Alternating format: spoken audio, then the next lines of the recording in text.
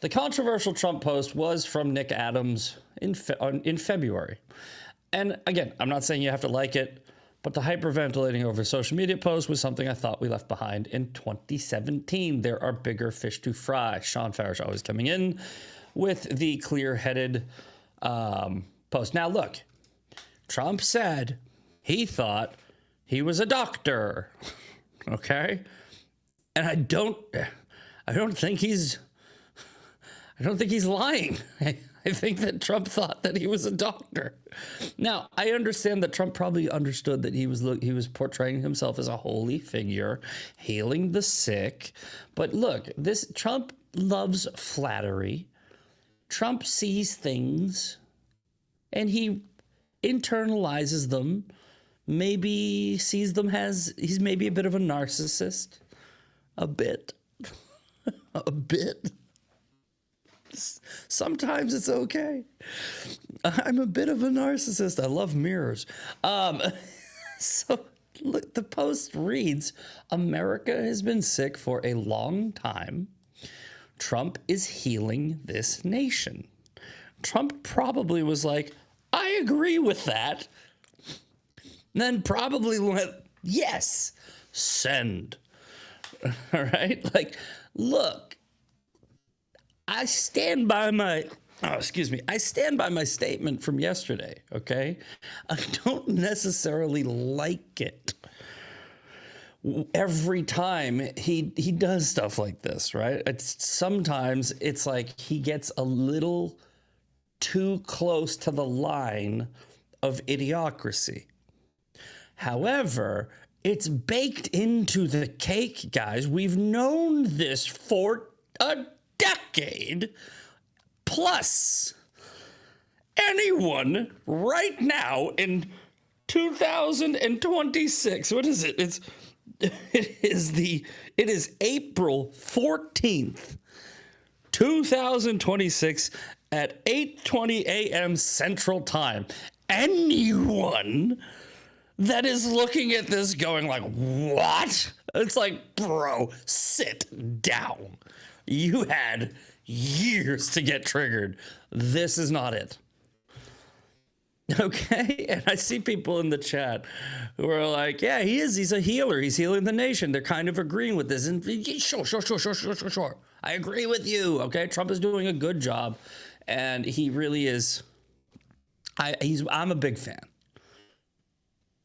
But the outrage all came from the same type of person, right? The outrage came from two different types of people.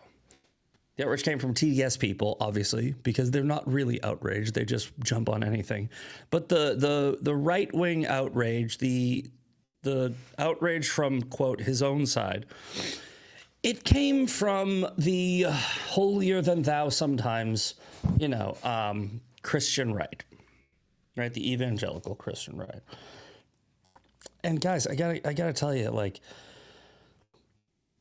it turns people off. And I'm not saying that you shouldn't, like I said, I'm not saying that you shouldn't lead in faith with your actions, with your podcast. I'm not saying that you should judge when necessary, because I think that you should judge people. Like, I think that people really mess up that whole judge not lest ye be judged quote. It doesn't mean you can't judge. It means you shouldn't be a hypocrite. And I just think that we need to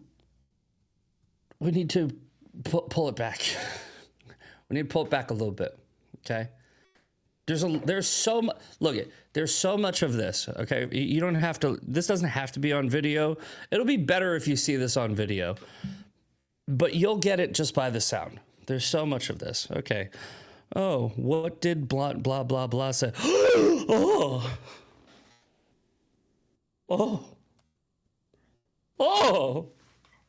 Oh my God. That's what you, shut up. You know for a fact when you saw that, you did not make that sound. You did not make that face. You went like this. Mm-hmm. Oh. And then you finished, I don't know, doing whatever you were doing.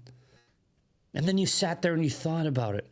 And you were like, how can I make myself look so good right now? How can I trash him so that I can remind everybody that I'm not that bad? Psh, shut up. Guy took a bullet for you. Give him a minute. Give him some grace. All right? Not all. Criticize him when you should. Okay? Trump, Pam Bondi, fire her, stuff like that. Criticize him when you should. Don't have fake outrage. And if your outrage really was real, okay, maybe I'm not talking to you. Okay? Don't lace up every shoe and wear it. I might not be referring to you in case you're about to get outraged at me, in case you're about to look at this video and go, oh, Misfit said to stop chastising people on the air. Shut up. Shut up. Shut up. Wasn't talking to you. Maybe now I am. You get it? Just a little more Bongino rule, maybe. A little more, wait. Maybe. You might be wrong on this one. Anyway. But this whole story actually came because Trump is not afraid to call out the Pope, right?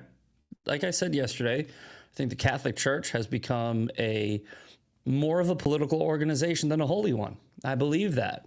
That's why I stopped going to Catholic Church. That's why I don't really know if I'm a Catholic, really. I mean, I'm still kind of trying to figure that out. I haven't fully abandoned it, but I'm pretty much out the door, right? When my mom passed away, we had a Catholic mass, Catholic service, and I took communion, and I've been a Catholic my whole life, so I didn't really feel any guilt for doing that. But the church itself, the man-made institution, not really down with that often. Anyway, this is Trump coming after the Pope. Okay, so everyone thinks that Trump, unprovoked, went after the Pope. Okay, here's the tweet that everybody's seen. Here's a 54-second clip from Trump taking questions. I don't think he's doing a very good job. He likes crime, I guess. He hit us. Think of it. He's worried about fear. What about the fear when the ministers and the priests and all of those great people that were arrested during COVID, and in many cases they're outside 10 feet apart and they were arrested. So we don't like it. We don't like a pope that's going to say that it's okay to have a nuclear weapon. We don't want a pope that says crime is okay in our cities. I don't like it. I'm not a big fan of Pope Leo. He's a very liberal person, and he's a man that doesn't believe in stopping crime. He's a man that doesn't think that we should be toying with a country that wants a nuclear weapon so they can blow up the world. So I'm not... Okay. So Trump has 2 points of contention here, okay? He's got a point of contention with the Pope's stance on crime from public statements that he's made. He's got a point of contention with the Pope's stance on, let's just call it Islam, right? Because that's what it is. And here's some proof that Trump might have some weight behind this criticism. This is a tweet from Pope Leo from yesterday. After all this, okay? Communion between Christians and Muslims takes shape under the mantle of Our Lady of Africa. Here in Algeria, the maternal love of Lala Maryam gathers everyone as children within our rich diversity in our shared aspiration for dignity, love, justice, and peace. Okay, just to be clear here, Muslims, shared aspiration for dignity, love, justice, and peace. Calm down. Don't worry. In a world where division and wars sow death and pain, living in unity and peace is a compelling sign. Living in unity and peace is a compelling sign. Okay, Muslims living in unity, shared aspirations, Christians and Muslims.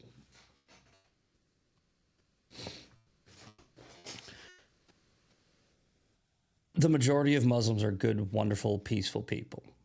And it doesn't effing matter. All right. Every day, you see the intro to this show where Tommy Robinson is saying the peaceful majority are irrelevant. Because statistically, this is backed up, right? The vast majority of them, Muslims, not Islamists, not terrorists, not jihadists, Muslims, will not turn on a Muslim brother, even if they are joining ISIS, even if they are committing acts of terrorism. They won't turn them in. Even if they're committing a rape, they won't tell on them because their religious doctrine says they can't. The vast majority of Muslims, vast majority, want to pose some form of Sharia law. You can't be in unity with that, right? Because we are a nation of laws. We are also a Christian nation based on Judeo-Christian ethics and Western values. All of these things are contradictory with Muslims. I do not hate Muslims. I hate terrorists. I hate jihadists. I hate the sin, love the sinner, okay? I hate the sin. The sin is the act of Islam, enacting it, okay? And the people who do that, I hate those people, yes. Following? We tracking on this? Okay. So,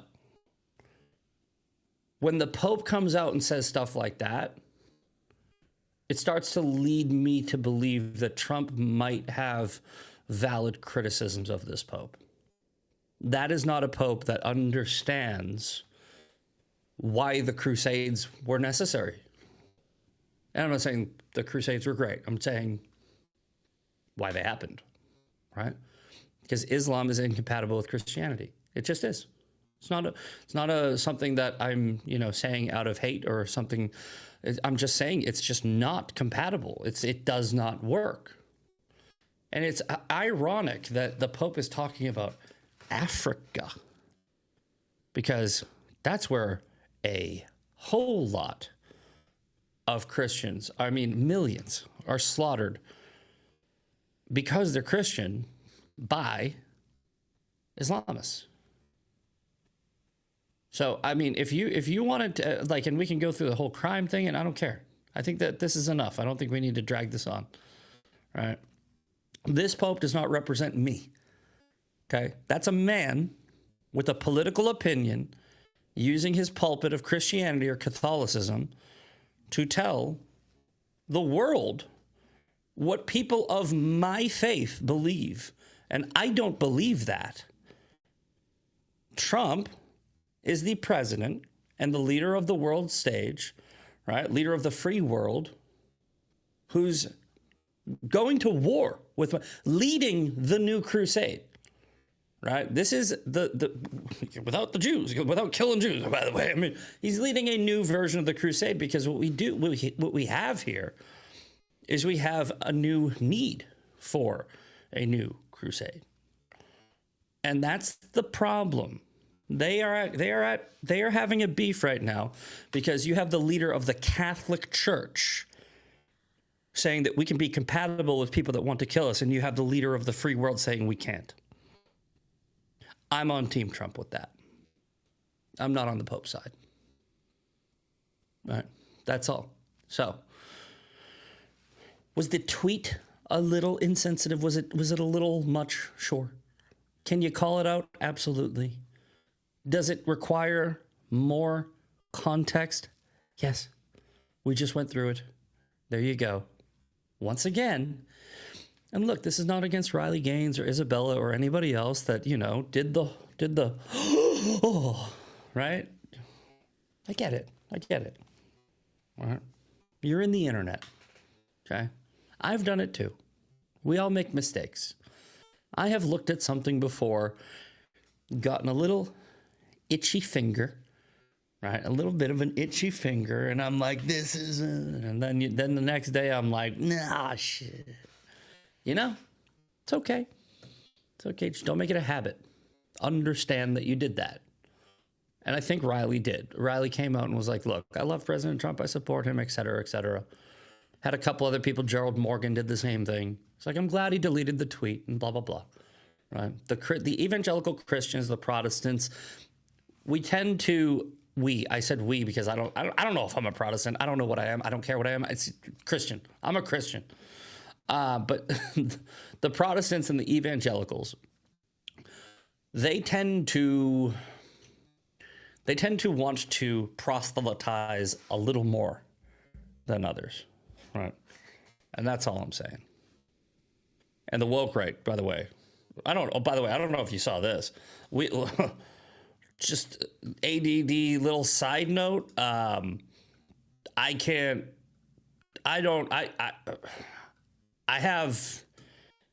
have nothing for this.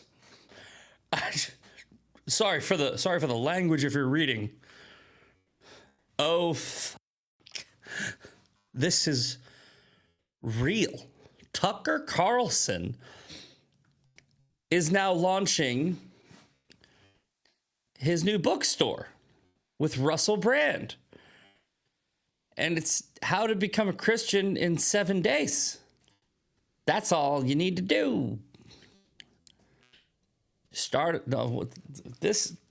By this time next Tuesday, you can be a Christian if you pay, I don't know, $20 or whatever it is for Tucker Carlson and Russell Brand's book. Russell Brand, by the way, I don't know if you guys know this. It's quite possible he's a rapist. I mean, I'm not saying he is. I'm saying it's quite possible he is. It's like very possible he's a rapist. Like, let's wait for the court things to come out, okay? It is a non-zero chance he is a rapist who is using Christianity as a shield so that you don't judge him harshly when the evidence of said rapes come out. Very similar to Eric Swalwell, who came out and was like, release the Epstein files. And then we all know how that went. You guys get it? It's like, you know, there's an ungodly amount of people who are in the combat sex trafficking industry who engage in sex trafficking. It's a well-known fact in the anti-trafficking community. They find out that a lot of people who are actually sex trafficking kids have run organizations that are aimed at combating sex trafficking. Because, well, who's gonna think I'm doing it if I have an organization where I'm literally preventing this? How dare you question me? This happens in the church community. Hey, who's ever going to suspect a priest of touching a little kid? Who's ever going to think that the Catholic Church would ever cover that up too? They did. It happened. I'm saying, guys, there's a book. Well, it's like 70 books. Ish. It's like between 66 and 72, depending on which Christianity you're part of. There's this thing called the Bible. Okay? You open that up, you read it, then you read it again. Then you read it some more. And you keep reading it. And that's what you follow. You don't follow Tucker Carlson. You don't follow Russell Brand. You don't follow me. You don't follow the Pope. You don't follow Trump. You don't follow any of us on Christianity. The church is for community, right? Wherever two or more may gather, that is where you find me. That is the quote from the Bible where Jesus is talking about what a church is. A church is just a gathering of people. The word is in that book. I'm not proselytizing here. I'm just autistically common sensing you on Christianity. Sorry. Now I'm doing what I just bitched at them about. So let's move on. But I think we got that, right? This is not, you cannot become a Christian in 7 days by reading a potential rapist book. That's bottom line. And we'll see. Maybe Russell Brand is innocent. Maybe he's guilty as hell.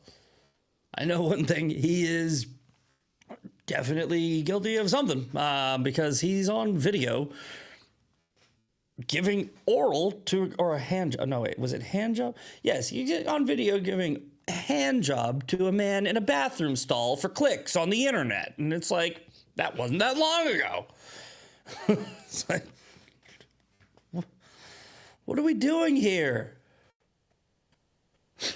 Let's get back to the news, I guess. Okay, we talked about this yesterday, so we don't need to deal with that. Middle East crisis. Is it? We'll get to that. Top U.S. Senate Democrats again try for war powers resolution as it happened. They can't just do their job. They have to try to stop Trump every day. Again, TDS. All right, let's move on from that. It looks like it's just Pope. Judge this. We're not going to be able to read this, but suit against the Wall Street Journal. Okay, Trump got a lawsuit dismissed from the Wall Street Journal that he filed against the Wall Street Journal. I don't care about world news today. Let's just, before we get to the story, actually, well, it's 8:40. If you guys aren't aware, just real quick, because it's all over the place. I don't need to pile on. Eric Swalwell resigned from Congress. Okay, that was kind of expected, right? The Democrats all turned on him all at once. We talked about why that happened yesterday. This was not about some moral dilemma between the Democrat Party. They wanted to get their guy in because they could not fathom California being run by a governor that is Republican. So if you look here, here you go. And there it is. Tom Steyer is now projected to win the California governor race after Swalwell drops out. Okay, right here. Okay, this is why they, and I mean the people who have been sitting on this information for years, this is why they dropped it against Swalwell. Okay, like they threw him under the bus and they don't care because they can replace Swalwell. Swalwell's just a useful idiot. He's just a cog in the machine. But Steve Hilton and Chad Bianco were going to win the top 2 seats in California, and California has a jungle primary where everybody runs, and the top 2 spots were Republicans. So if Swalwell was in 3rd place and he didn't overtake Bianco or Hilton, the primary would have been between 2 Republicans. That's how it works, right? Or sorry, the general election would have been between 2 Republicans. So they threw Eric Swalwell under the bus. They've known about all of his, shady ongoings for years. They have all the same type of stuff on Adam Schiff. They have the proof that Nancy Pelosi is, guilty of manipulating the stock market, insider trading. They have proof on everyone. They have all of the dirt.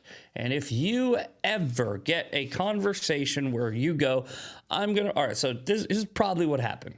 Eric Swalwell was like, I'm going to run for governor. And then somebody probably came up to him and was like, somebody in the Democrat Party probably was like, Eric, we need you to drop out because there's the field is too flooded, right? The field's too flooded, and he probably said no.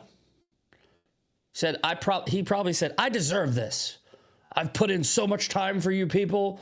I've towed the line. I've done all the things. I slept with a Chinese spy for sakes. And they probably were like, are you sure? And he was like, yeah. And they were like, okay. All right, good luck in your race. And then the next day it was like 4 women accused him of rape. They called all of them and they were like, okay, look, you know that guy that raped you? You remember when we covered it up? All right, we're gonna let you say it. Okay. Yes, and yes, we're gonna give you some more money. Yep, we gave you hush money. Now we're gonna give you talk money. We gave you the hush money. We're gonna give you the talky money. All those women that you see that are running around accusing him of rape, he probably raped them. But they also probably said, I'm okay with it. Give me money. And now they're gonna give them more money to be like, this is absolute. And you know what the Republicans need to do? Let it go. He's done. Let the FBI investigate it, obviously. I'm not saying let him get away with it. I'm saying, Anna Polina Luna, you, look at me. Shut up. Shut up. You're not a detective. Go do your job. Nancy Mace is going to come out any minute now. And she's going to be like, we need to make new laws because no. You need to pass the Save America Act and you need to get your ass into those seats in Congress and off of Fox News. That's what you need to do. How about you all just shut up and do your job? Let the FBI do FBI stuff. Let the cops do cop stuff. And you make laws. Fix shit. Get off of my television. Get off of my TV. Why am I seeing you all the time? You should be doing your job. Public servants, not reality TV stars or social media influencers. You don't know your jobs.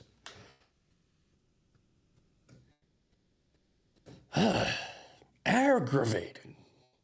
All right, 15 minutes left. Let's get into the meat and potatoes of the Trump effect, okay?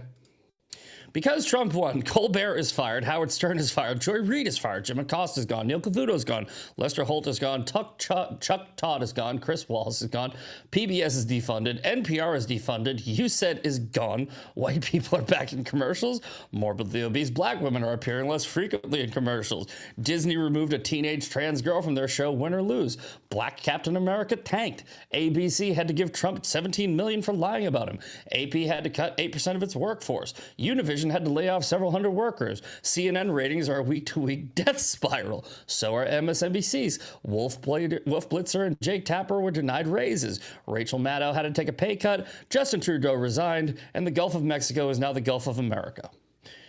That's the Trump effect. But what's the real Trump effect? Right? The real Trump effect is... Here, let's get rid of... what did I just do? I just got rid of something that I wanted. Hold on, let's see if I still have it. Either way, it's fine. It's fine. We had plenty to go off of. Okay, sorry. I just X'd out of something that I was going to use. The real Trump effect, right, is ignoring success. Okay? Ignoring the fact that he's not an idiot and that everything he's doing is actually working in your favor and hoping that he fails in those endeavors, right? Now, I've been telling you about what the war in Iran, what the operation in Venezuela was about, what the strategic chess pieces being moved around, even Greenland, by the way. Greenland's part of it. Going after Canada's part of it. There's so much that's all leading back to one place. Okay? And here's an amazing image If you're watching, I'll try to, or sorry, if you're listening, I'll try to describe it to you. But if you're watching, I want you to pay attention to this map, okay? This is from James E. Thorne. Food for thought. Yes, the new great game is unfolding. No nation stands to gain more from a closure of the Strait of Hormuz than the United States. That sounds a lot like America first. No nation stands to gain more across the short, medium, and long term. The logic is embedded in Trump's national security strategy, with the Trump doctrine now visible in practice. Strategically, China loses on multiple fronts with Hormuz closed. Have I been telling you that this is what it's all about for weeks now? Yes. Right? It's all about China. It's not about Iran. It's not about Venezuela. It's not about Cuba. It's not about freeing people. It's not about the drugs. It's not about this. It's not about that. It's all about China. Yes, it's about all those things, but why he's doing it is about China. And here's what I'm about to show you is a map of why. Seaborne Middle Eastern supplies are constrained just as Venezuelan crude oil is increasingly redirected towards the U.S. Gulf Coast. Holy shit! Isn't that interesting? Must be a coincidence. Not like Trump maybe did that on purpose before he did the other thing, which he was then going to do the next thing. Venezuelan crude is being redirected towards the Gulf Coast. The Strait of Hormuz is now being blockaded by the U.S. Navy. Not the oil coming through it, the Iranian ships, or not the Iranian ships, the Iranian-backed, I guess you could call it proxies, right? Trust me, Trump's not an idiot. At the same time, the Strait of Malacca, Malacca. Sounds like that's right. I don't know. And with it, the broader Malacca dilemma moves the center of gravity in parallel. The Sunda, Lombok, this guy knows a lot of words that I don't. Anyway, here it is. Okay, look. Land barriers. Okay, you have land barriers here in the blue. These are all land barriers for China. Okay? You have maritime routes and choke points, and you have the Strait of Malacca, and all of these routes. Basically, this is China's limitations. Okay, this is the limitations of China. Now, let's check out this. This isn't the Strait of Hormuz. This is the Gulf of America.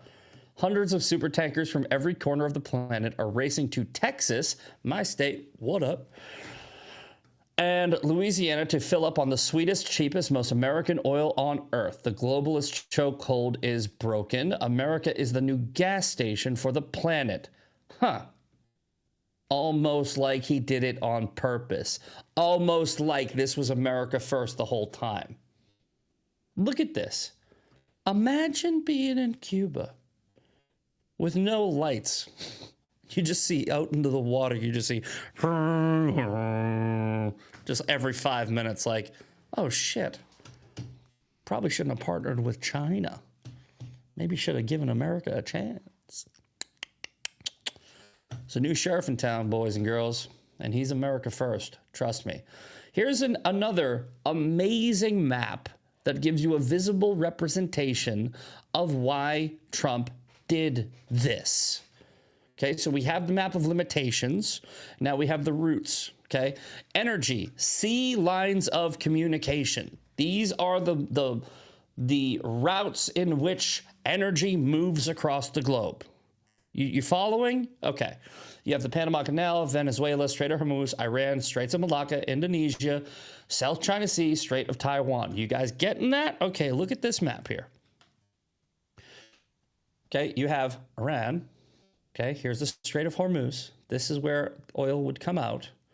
Okay, look, see how it goes here, down here, down here, over here, right? You have, remember those physical barriers. Okay, so it's not like Iran. It's not like you can go from here to here. That would make perfect sense, right? Wouldn't it be like advantageous for you to just go whoop, right? But we got these land barriers. You see? You get it?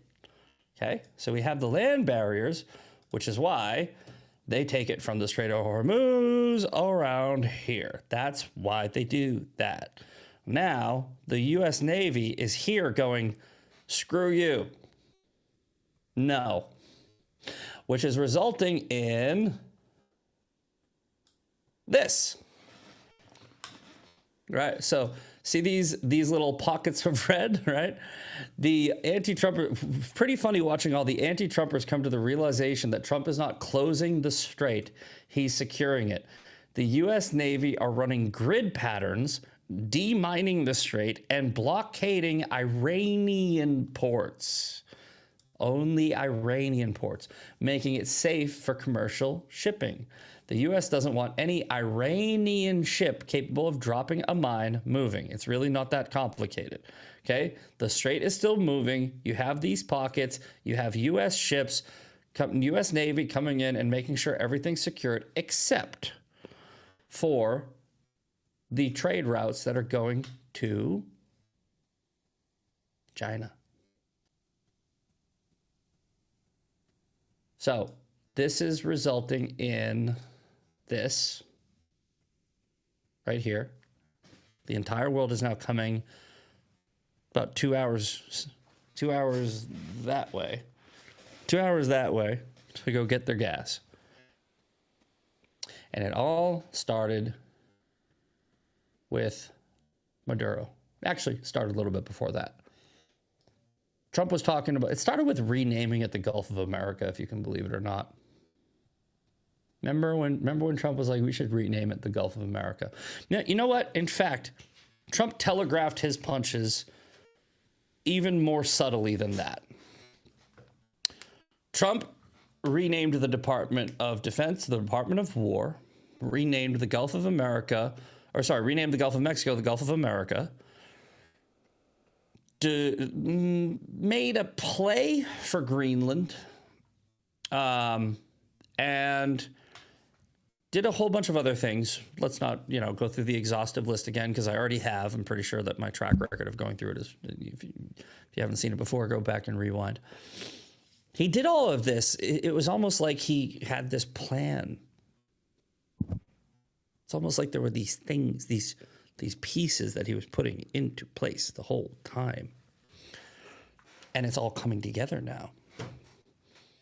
But meanwhile, there are still people that hope the plane crashes. Even though this flight is, the Wi-Fi works. The Wi-Fi works. Right? In fact, drinks are free. We're ahead of schedule. There's no turbulence. The only annoying thing on this flight is the asshole in the back with the blue hair that keeps on saying that they hope the plane crashes. That's the only part of this flight that sucks. It's also like people like Tucker Carlson and Megyn Kelly and the Hodgkins and all these other people. They're like, really hope this plane crashes. That's what they're doing. All right. That's what blackpilling and doomerism is. Right. It's just basically just a bunch of people saying this flight sucks. This plane sucks. The pilot sucks. Everything sucks. And it doesn't. Just trying to convince you that the reason why you're having a bad experience on this plane is the pilot, when it's really them. It's really just the annoying crying babies. That's why the flight sucks. So put on your headphones and we will get to our destination. But for the love of God, please, do not try and take the plane down, because they convinced you that we need to get into the cockpit and replace the pilot, because that's the next move. they will crash that plane. They will crash that plane with you on it, with them on it, with every one of us on it, because Trump derangement syndrome is not logical. All right? It's just like it's not logical, from the analogy that I told you earlier, to hate somebody because they did something to you, right? But they also cured cancer, right? You get it. Your ex cheated with your best friend, then cured cancer, and you're like, wish you didn't. You know, that's exactly what's going on. That's what TDS, that's why TDS Tuesday is we dedicate a full day to it. We dedicate most days to an ideology, right? Most days we dedicate to this woke ideology, right? The woke, the victim. We have Woke Wednesday, TDS Tuesday, and Fan Mail Friday.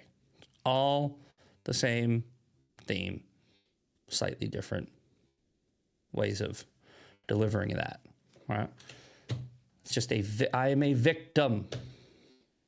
My life sucks, your life sucks, everything sucks, I'm a victim. You're not. Things are not as bad as you think they are. And everything will be fine if you just shut up. Maybe go get a job. Hit the gym. I don't know. Do something. All right, boys and girls. That hour flew by.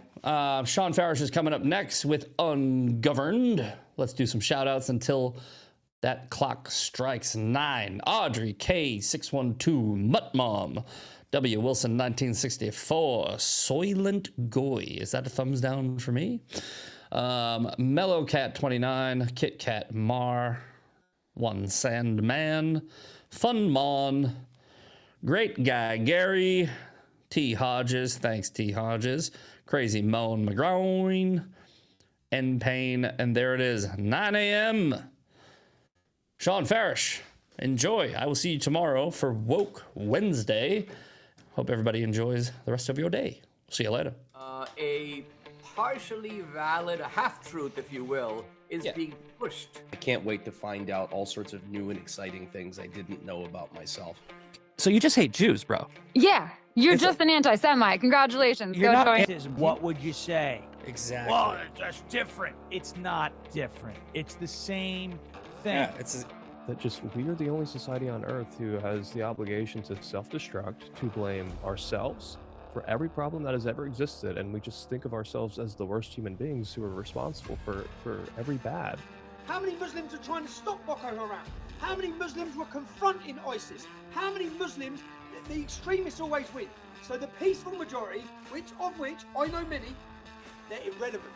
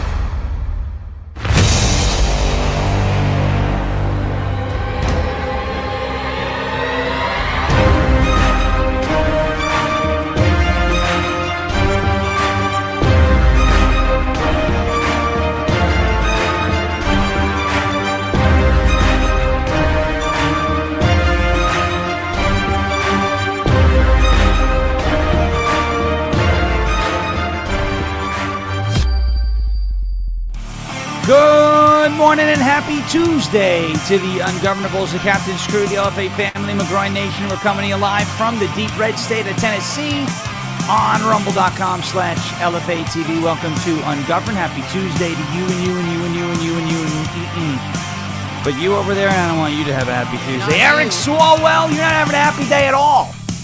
Nothing's good for Eric Swalwell.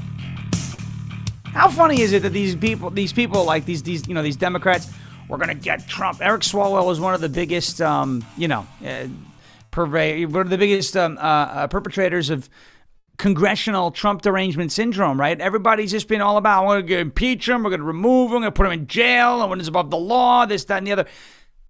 How many of these people are going to see their political careers end before Donald Trump? If you were to ask me, let's say a year ago, whose career in politics will end first in terms of holding elected office, Donald Trump or Eric Swalwell, I would not have said Eric Swalwell. Not because I think Eric Swalwell is such a great guy or necessarily an effective politician, but because he's younger and he's a Democrat in California. And if you're a Democrat in California, you generally have the advantage of, with the fact that there are so many Democrats in California, you have the advantage of, as long as you advance to a general in any election cycle, you're likely going to win, especially if you're running, in a statewide race where Swalwell was positioning to, run as the governor. He also has much better and a much higher and more widespread name recognition because of his anti-Trump congressional platform. And yet, Donald Trump will outlast Eric Swalwell. Matter of fact, Donald Trump has outlasted Eric Swalwell. Eric Swalwell resigned or suspended his campaign for governor in California over the weekend. And yesterday the news broke that Eric Swalwell is resigning from Congress. And of course, his whole thing is, well, the allegations are false, but if I'm going to be fighting these allegations, I'm not going to be able to serve the people in Congress. Fine, whatever. Goodbye. Don't let the door hit you where the good Lord split you, right? That's it. Out. See you later. See you later. Got an update on, remember we talked about it briefly yesterday, that the Department of Homeland Security was investigating Eric Swalwell for hiring a Brazilian national as a nanny. And she did not have, at least the accusation is that she did not have sufficient United States work authorization. There's now a little bit more to that story, which could hurt Eric Swalwell potentially on the criminal front. I say potentially because if you're looking for Eric Swalwell to go to jail, I have an indicator that I wouldn't get your hopes up. And I don't say that because I want to say that. I say that because I want to guard you against lofty expectations and an eventual letdown. So we'll have all that on the Eric Swalwell front. He resigned from Congress. He's resigned. That's it. He put a statement out. He's leaving Congress. That is it. Donald Trump and his political career has outlasted that of Eric Swalwell. And of several others. Liz Cheney and Dan Crenshaw. And, those are Republicans. But there are... If you were to ask me a year ago, I'd say, Swalwell's going to wind up a governor of California. But then all these things came out. Democrats wanted to take him out. He must have pissed somebody off. I think he was the easiest target. So we'll have that on Swalwell. Donald Trump said that China, you look at him, China wants the Iran war to end. Obviously, a lot of their oil that they import comes through the Strait of Hormuz. And right now, Iran is kind of holding the world hostage. We'll have more on that front. Tulsi Gabbard, Top Rope Tulsi, dropped some documents yesterday detailing the Trump impeachment hoax, number one, the Ukraine hoax back from Trump's first term. A lot of documents revealing a lot of things that we already knew, right? Things that we kind of thought we knew that are now confirmed that we know. We will have a story on an illegal alien, a horrific murder in Missouri, and the Department of Justice with some very important firings that have taken place to bring some justice, or at least start to resolve some of the injustices from Biden's term, what the Department of Justice did to some innocent protesters in Biden's term. So we will have all of that. We've also got a funny couple of Kamala Harris clips as well. Kamala Harris debuted 2 accents. One of them is new, one of them is old, at this event that she had with, I guess, she went to Al Sharpton's, whatever, NAN, whatever it is.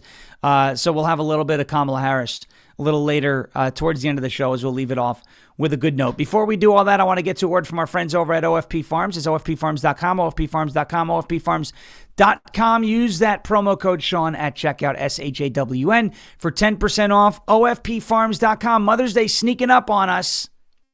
May 10th. Right around the corner. Surprise your mom this Mother's Day with a truly unique OFP Farms Mother's Day gift box.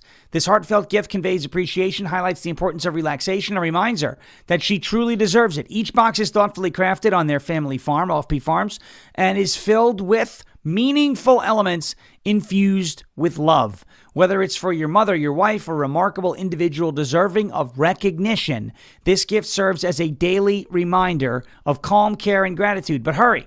This Mother's Day and their boxes are available in limited quantities and are selling quickly, as they do every year. Everyone loves the Mother's Day boxes. They're usually the biggest hit every single year. Here's some good news. Caramels are now in stock. The Mother's Day boxes are sweeter than ever, with caramel options available. Additionally, let's say you got, mom's not into the Mother's Day thing, but she loves America. Well, get her an America 250 gift box for Mother's Day. The America 250 boxes are incredible.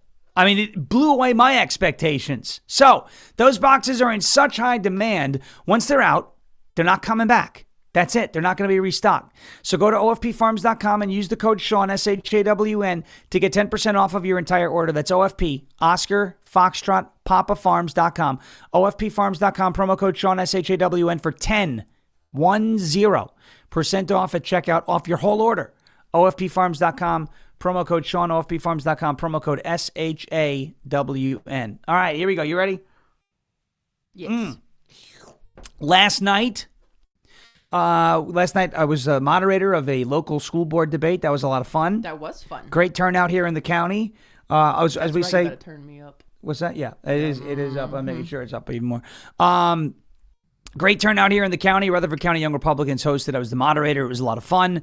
A big thank you to everybody who came out and all the candidates who came out and engaged in what was a respectful debate. While the debate was going on, a lot of fun it was for me as well to be able to moderate that. Folks, politics, the most important politics is local. The best way to form healthy habits and getting involved and staying engaged is to do so locally. Go from the ground up. You may not think school board is important. It is very important, especially if you've got kids in the public school system.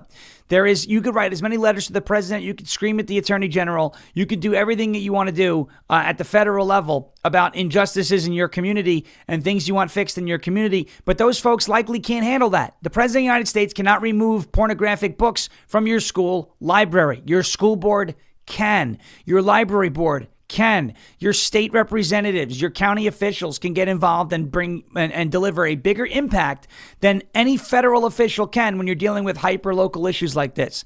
Get involved hyper-locally, form those healthy habits, and you won't miss elections. You won't miss primaries. This is the way to do it. We had a great turnout last night with the Rutherford County GOP, and looking forward to more events with that group in the future here, as we call Rutherford County home. So it was great to be a part of that last night. Let's move right on to Eric Swalwell. Eric Swalwell is resigning from Congress. He says, I plan to resign from Congress after the stream of sexual assault allegations and accusations. Folks, everybody is afforded the right of innocence until proven guilty in our process, even if we don't like them. Okay? Even if we don't like them. You understand what I'm saying? I don't like Eric Swalwell. There's a process. We must follow that process. However, I found this to be very interesting from this Breitbart article because Eric Swalwell obviously is a guy who does not live by his own standards because the left never passes its own test. This is the party of Elizabeth Warren. They don't like cultural appropriation, right? Except she pretended to be a Native American for the majority of her career to advance herself in various roles that she held. Eric Swalwell is resigning from Congress and is trying to play the victim here, as you would expect he would do. Okay. Now, again, innocent until proven guilty. We've seen a lot of these accusations. A lot of women come forward about what men are doing, and a lot of those accusations wind up being false. Trevor Bauer is a great example, right? The woman who accused him of raping her was actually extorting him, and he won in court. He's innocent. Still can't get a job in Major League Baseball, by the way. And if he was black, all we'd hear about is that, I'm being blackballed. I'm like Colin Kaepernick. Meanwhile, Trevor Bauer has the ability, but this baggage makes him unattracted to Major League teams. He's actually pitching for the Long Island Ducks now, Trevor Bauer. So it's quite interesting.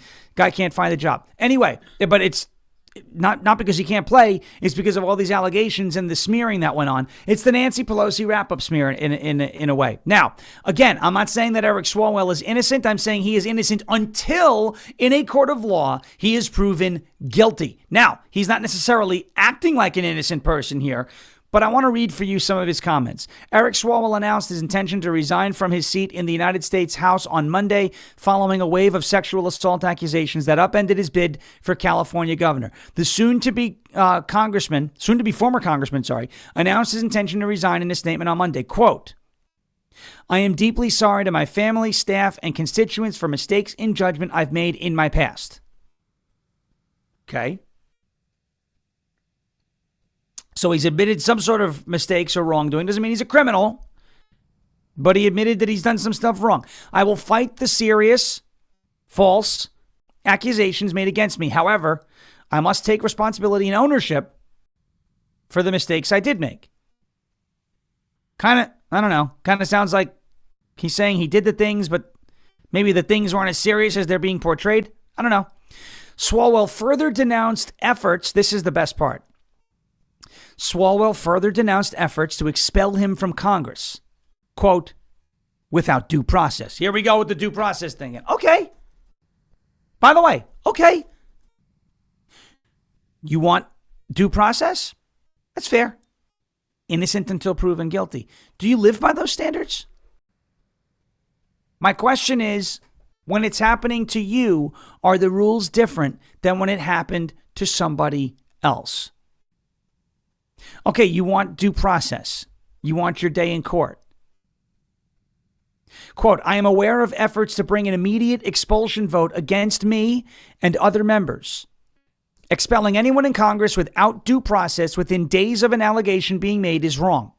But it is also wrong for my constituents to have me distracted from my duties." Okay?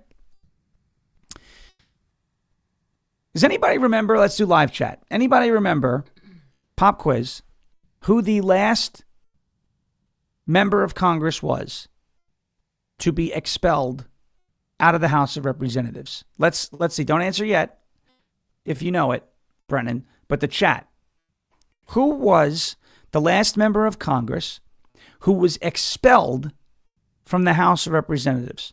Who was it? Do we remember? Do you remember? George Santos? Bingo. It was George Santos. Interesting, right? George Santos. The chat's got it too. It was George Santos. Good job. Everyone in the chat's got it, but perfect. George Santos was the last representative in the House to be expelled from the House. Now, Eric Swalwell is talking about due process, right? George Santos was expelled from the House of Representatives despite not being convicted in court yet. He was indicted.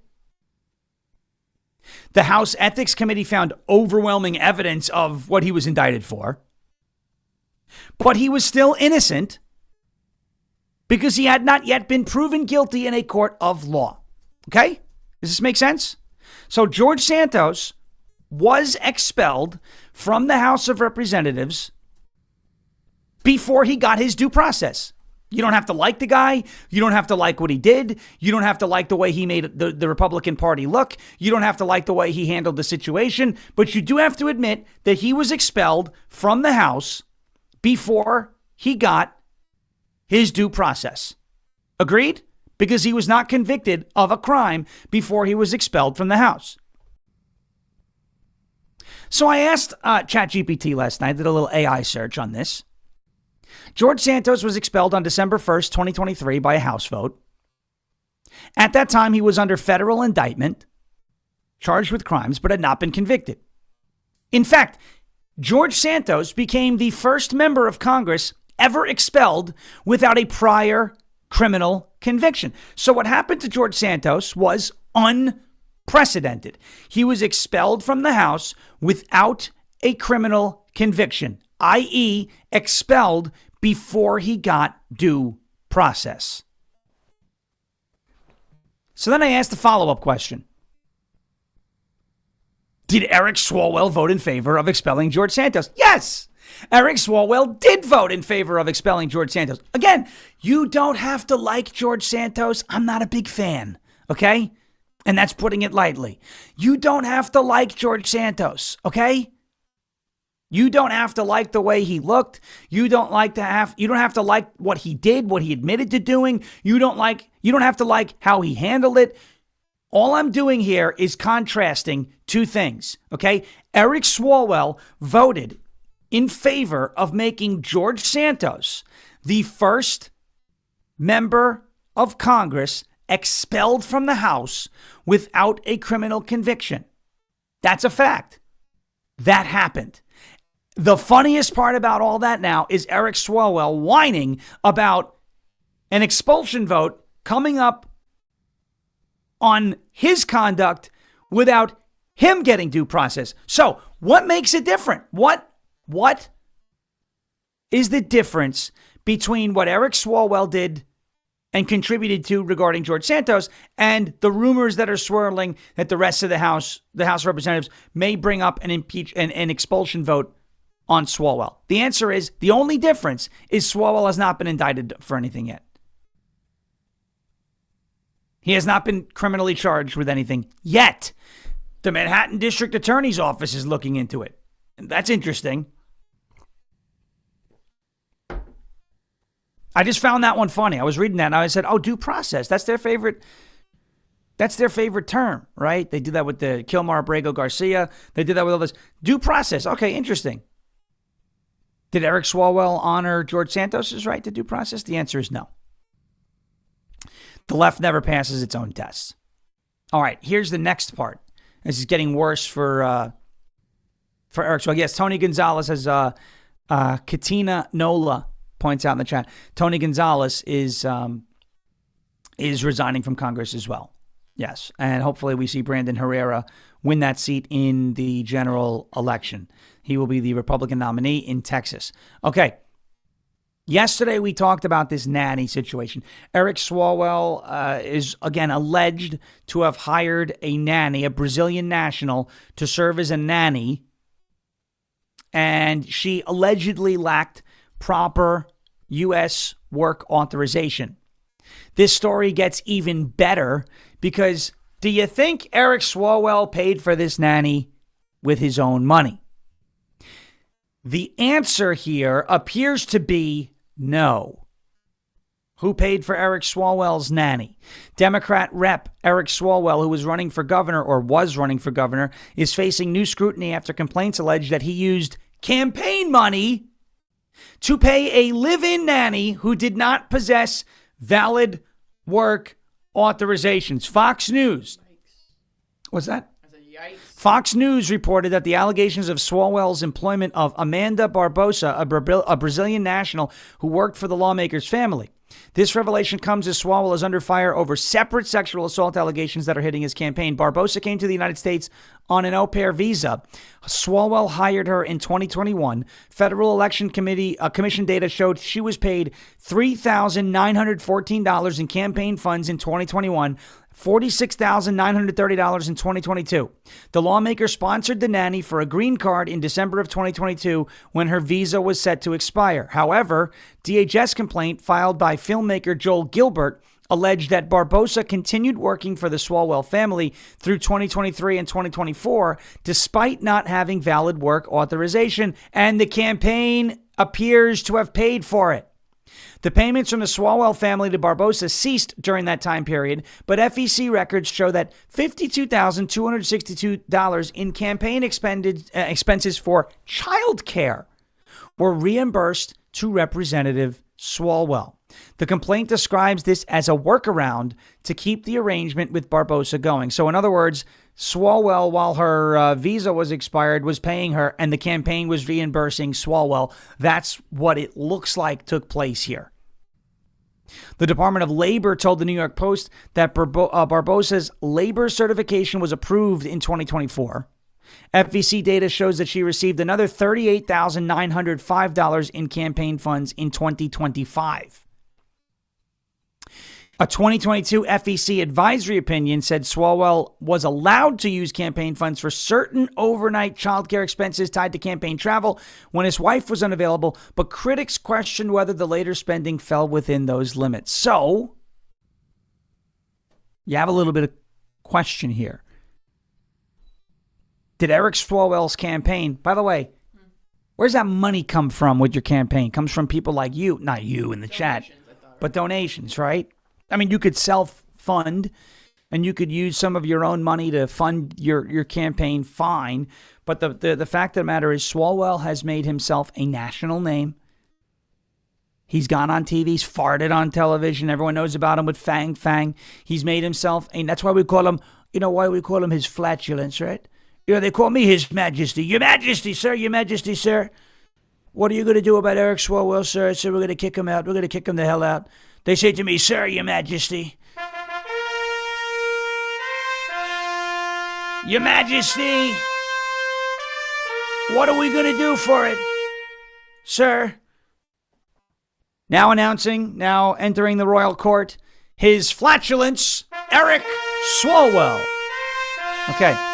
We call him His Flatulence because he, it appears in one of those videos, farted on live television. So we call him His Flatulence instead of His Majesty. Or His Excellence, right? So, where did Eric Swalwell... where did Eric Swalwell get that campaign money from? Where? Could some of it come from out of state? Could some of it come from within the state, outside of his state? It could have come from anybody. If I wanted to, I could have donated to Eric Swalwell. Does it make you feel better, Democrats? Does it make you feel better, even some of you moderate Democrats, that you essentially paid for his illegal alien Brazilian nanny? These people are all corrupt. All. I think, here's what I'm proposing. I think for congressional races, donations should only come from within the district. I think that's fair. Because if you're running, for example, in Tennessee's 4th congressional district, what interest, and I understand they're federal lawmakers, right? I understand they're federal lawmakers, so they do have a national interest in that regard. But their job is not to represent the nation. Their job is to represent the people within the boundaries of their district. I think donations in congressional races should be limited to within the district only. I think if you're running in a statewide race, for example, Senate or governor, those donations should only come from people who have residence, whether it's primary or secondary, in that state. So, in other words, I like Ron DeSantis. I think he's great. If I wanted to donate to Ron DeSantis' governor campaign back in 2022, I should not be allowed to because I didn't have any sort of residence in the state of Florida, whether renting or home ownership at all. I shouldn't have been allowed. I think that's fair. Well, but the governors have national implications. Sure they do, but their job is not to have national implications. Their job is to represent and to govern their states. Senators, if we want to get back to what the founders envisioned and we want to get back to the original intent of our system, our senators are supposed to represent those in their respective states. This is how we divorce the states from the national and federal government. It's a good way. It's a good thing. Yeah, well, Sean, you talk a lot about Thomas Massey, and you're saying you might go up to Thomas Massey's district and do some door knocking and all this about Massey. Sure, yeah, you're right. You're 100% right, and I should be allowed to do that, but I shouldn't be able to donate to him or Ed Galrine because I don't live in Kentucky's 4th Congressional District. I honestly think that donations in all of these races should be limited to those who are constituents or could be constituents. You have a second home in Florida, you can donate to your Florida congressional, Senate, gubernatorial race, as well as, let's say you live in New York. You'll be able to donate to your New York Senate, gubernatorial, and congressional race, whatever district you live in. You could donate in Florida because you have a residence there, and one of those two could become your primary residence at any time. Those should be the only places you could donate money. President, fine, anybody could donate to president. Although I would limit that to only domestic money. No foreign money, which I think there are some laws, but there's obviously a lot of workarounds. I think that's the way it should be. I think that would go a long way to clean up this disgusting, corrupt system. And to make some of these politicians honest. A guy like Eric Swalwell with national name ID has the ability to raise funds because he's a talking head that goes on mainstream media outlets and craps on President Trump and makes a habit of doing that, makes a brand of doing that, and people support him because he says things like that. Same with Pelosi, same with Maxine Waters, same with, any of these guys. Ilhan Omar, Rashida Tlaib, AOC. You're telling me all AOC's money's coming from the Bronx? I don't think so, but it should. It should. These are things that I'm saying now because obviously I think it's common sense. By the way, these are things that are never going to happen. Because once politics doesn't become, or once running for office loses its luster as being a lucrative endeavor, none of these people are going to want to do it anymore. So these people that would have to vote in favor of something like that or vote in favor of something like term limits will never do it. That's why I think if we're going to get term limits, it's got to be through the constitutional amendment process. But that's for another day. All right. I got to get to one more thing with Swalwell, but this may take a minute. So before we do that, I want to get to a word from our friends over at brand new sponsor. We debuted them yesterday. Brennan and I love this product. We just got one not too long ago, about a week ago. I set it up on Easter, I think. We set it up on Easter. Yeah. It is called Cove Pure. It is a water purification system, reverse osmosis. Now, this is different than a lot of reverse osmosis systems because what a lot of RO systems will do, pull all the minerals out of the water, and it gives you basically empty water, right? You have water that is stripped of everything, both the good and the bad. Well, this puts back the calcium and the magnesium back into the water, okay? So it's not empty water. This stuff is really good. It tastes good. Our tap water, it never used to bother me. And then we had the algae thing last year where the lake turns over. I'm excited to see what this does in August and September when that happens again. I'm fairly certain this is going to make our water great again, right? So this is it, Cove Pure. I don't take a lot of things at face value anymore. And I'll be honest, tap water was one of the last things on my radar. I came from Long Island. We had really good tap water until I actually looked into it. That is why I now purify all of our water. We use Cove Pure. Over 176 million Americans are drinking tap water with PFAs in it. They are man-made chemicals used in food packaging, nonstick cookware, firefighting foams. Scientists call them forever chemicals because once they're in your body, that's it. They're there to stay. They don't break down. They're linked to hormone disruption, immune damage, and increased cancer risk. But here's the part that stopped me cold. The EPA in 2024 set legal limits for PFAs in drinking water. But water systems have until 2031 to comply. That is a whole 5 years from now. Until that deadline arrives, a utility can be operating above the legal limit of PFAs and is not required to notify you. You're just drinking it because that's your water. The EPA knows these chemicals are harmful enough to regulate. They're not just making anyone act on it yet, though. That means it is on you to take matters into your own hands. Cove Pure was engineered exactly for this reason. Unlike the normal pitcher filters you get at the store, their clear wave reverse osmosis technology is certified to remove up to 99.9% of contaminants, PFAS, heavy metals, fluoride, and pharmaceuticals, filtering particles hundreds of thousands of times smaller than a single human hair. Take a look at this right here. Drink pure, live pure. This stuff, this product is awesome. The unit is great. You can set a custom amount for how much water you want to come out. It's quiet. This thing is great. The best part about Cove Pure is they make it so easy. It sits right on your countertop. You don't have to drill any holes or call a plumber. You just plug it in, you fill up the tank, and the unit does the rest of the work. Don't wait for 2031. Take control of your water quality right now. Head to covepure.com, covepure.com/Sean, and you will get $250 off for a limited time. That's Cove Pure,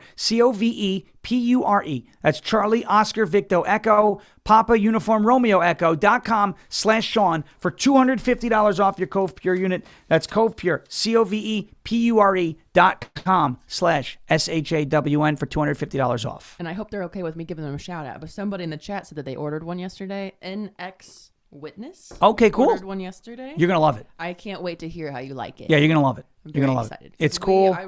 I'm very picky with water. Yeah, I haven't been drinking tap water since we moved to Tennessee. A handy tip, by the way, when you set it up, when you put the little filters in, twist the knob all the way to where it says close. Oh, yeah, I messed up. You have to lock it in or else it won't be able to filter. Yeah, I messed up for like 2 hours. I was like, this thing's not working, but it was because I set it up wrong. That's right. That's all right. But now it's working well, and that's what we did. So we got it. Yeah, click those filters in all the way. All the way. You got to, when you put them in, you got to twist it all the way to it's fully closed and locked in. Halfway on accident. Or else the system won't be able to purify and flush. Don't be like me. All right, that's right. Okay. Anna Paulina Luna. You guys know I'm no fan of hers, right? Anna Paulina Luna. This is why I said don't get your hopes up with Eric Swalwell. Anna Paulina Luna says he might go to jail, which means he's not going to jail. So anytime this woman opens her mouth and starts with the hopium, we've been down this road before. I am at the point now where whatever she says, I'm going on to Polymarket and betting against it. And I'm going to start making some money. As bad as Swalwell's scandal is, Anna Paulina Luna warns it's about to get much worse, which means it's probably going to get better. Eric Swalwell may go to prison. I hope I'm wrong. I hope she's right. Again, I don't think Anna Paulina Luna is on the wrong side of the issues. I think she's on the right side of the issues. I think she's just reckless with information, loves to get in front of a camera, and loves to do the old, dangle thing, the TikTok dance, right? This whole oh, it's coming. Something big is coming. Jerome Powell was supposed to be fired a year ago. What happened? She said it was imminent. What about the talking filibuster that she told us she got assurances for? What about Epstein Phase 2, FBI handing information to Pam Bondi? Pam Bondi's now been fired. Oh, you're being really harsh with her. What's the deal? I don't like people in positions of authority who are reckless with information. Okay? It's a big pet peeve. And when I say positions of authority, it doesn't matter if you're elected or not. If you have the trust of a large number of people and you are reckless with information, i.e., you make things up, Alex Jones, you tickle people's ear. Oh, this sounds sexy, and you have nothing to back it up. You just and act like you're in the know somehow. These hidden knowledge, Joe Kent types, Tucker Carlson types, Candace Owens, folks like that. If you do that, and you're reckless with information, and you're selling hopium instead of the truth, I consider you to be an enemy. I really do. The whole idea of taking power away from the mainstream media was that they were not grounded and guided by anything resembling the truth, but that we are guided by those principles. And we don't do the whole Rachel Maddow, I have the tax returns, we're going to read them, and then there's nothing, and you look like a fool. And it's not an Al Capone's vault situation where we say something big is happening and then you open the vault and there's nothing in it. She has proven time and time again that the things she says are clickbait and hopium. And I'm going to put this out there now. If she's saying Eric Swalwell might go to jail, I'm going to look at it and say he's probably not going to jail. Okay? That's what I'm going to say. Nothing personal. Professionally, I think she's an absolute disaster and should keep her mouth shut. Because every time she flaps her gums and says something and gives us all this, oh, look at this, oh my gosh, we wind up getting let down. All right, next. Let's move on to this one. Trump said that China wants the crisis in Iran to come to an end. Again, why does China want the crisis in Iran to come to an end? Because China is being negatively impacted, severely negatively impacted by the issues with the Strait of Hormuz. Trump confirms that China wants the crisis in Iran and the Strait of Hormuz to end. President Trump said that Chinese President Xi Jinping wants to see the crisis in the Strait of Hormuz ended in a ceasefire between the United States and Iran. Human Events Daily host Jack Posobiec asked the president about the impact. Again, I know there's a lot of people who don't like Jack. This is not about whether you like the guy or not. This is about what Donald Trump said to Jack Posobiec. And that's what's being reported. I don't like Jack. Okay, you don't have to like Jack. This is what Donald Trump said. Jack happened to be the guy receiving the comments. Okay? That's it. Trump said, we have a very good relationship with China. Xi would like to see this ended. He also wants it ended. He certainly wants it ended. I want to see it ended too, but we can't give a nuclear weapon to a group of people that have caused nothing but havoc for 47 years. Look, I'm the president that's done something about it. This should have, and many other presidents regret that they didn't. Posobiec posted after asking the question and said, President Trump just confirmed to me that Xi Jinping also wants the Iran Strait of Hormuz crisis to end as he prepares to visit Beijing on May 14th. Okay. Let me put this in perspective for everybody. Iran controls the strait, or they thought they controlled the strait. Now we control the strait. Now it's this, we're going to call it the Strait of America now because it's our strait. It's no longer the Strait of Hormuz, it's the Strait of Trump. That's what it is. It's the Strait of Trump now. Trump Strait. We have to do something about the gays of Hormuz too. We got to get rid of them. They threw all the gays of Hormuz off the rooftop. They threw them off. Now think about this, okay? Think of the. Let me take this. We're getting throaty here. You're getting throaty? Mm-hmm. It's getting bad. All right. Look at the issues that have been caused regarding gas prices, oil prices, energy prices, and what Iran has done in the Strait of Hormuz. They have floated the possibility that there are mines, that they put mines down in the Strait of Hormuz. They say they don't know where the mines are. Maybe they're free-floating mines. Maybe they're telling the truth. Maybe they're not. The fact of the matter is you have to at least take them at their word to an extent where you can't put it past them to put mines in the Strait of Hormuz, right? They're terrorists. You can't put it past them. The same way that every bomb threat in a school or on an airplane or in an airport has to be taken seriously. Because if you stop taking them seriously, the criminals and the bombers are going to know, all right, well, if there's a bomb threat called in, no one's going to take it seriously. That may actually be my best shot at success. So when Iran threatens that they've mined the Strait of Hormuz, i.e. they've planted mines in the Strait of Hormuz, they tell you they don't know where they are, right? To create this ambiguity. So maybe they are free-floating mines and they have no idea where they're at. You would think they'd know where the mines are at, but maybe they don't. Maybe they're telling the truth. You have to take their word to an extent, the same way you treat a bomb threat at a school or an airport or an airplane, et cetera, right? Or white powder in the mail. You have to take it seriously until you realize and confirm that there's no threat. But I want you to think of this. Look at the havoc, the chaos, the impact that Iran can have on the world by just threatening the possibility that there are mines in the Strait of Hormuz. Think about the leverage that that they have regarding this conflict, because they controlled for a long time the Strait of Hormuz. So if they have this much leverage with the Strait of Hormuz and mines, imagine how much worse it would be if they were negotiating behind the shield of a nuclear weapon.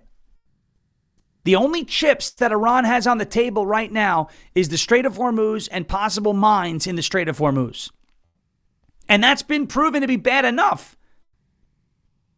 Oil prices, gas prices, energy issues. The world is like, what's going on with the Strait? Why did the U.S. do this? The Strait was open before they did it. Iran is playing their most powerful card right now, and that's the Strait of Hormuz and the ability to scare people from trying to transit the strait, because they're saying, well, we put mines down. We don't know where they are, but we put mines down. The mere threat of those mines is significant enough to cause major problems for the rest of the world. And this is just regarding mines in a waterway. Imagine the chaos. Imagine the extortion.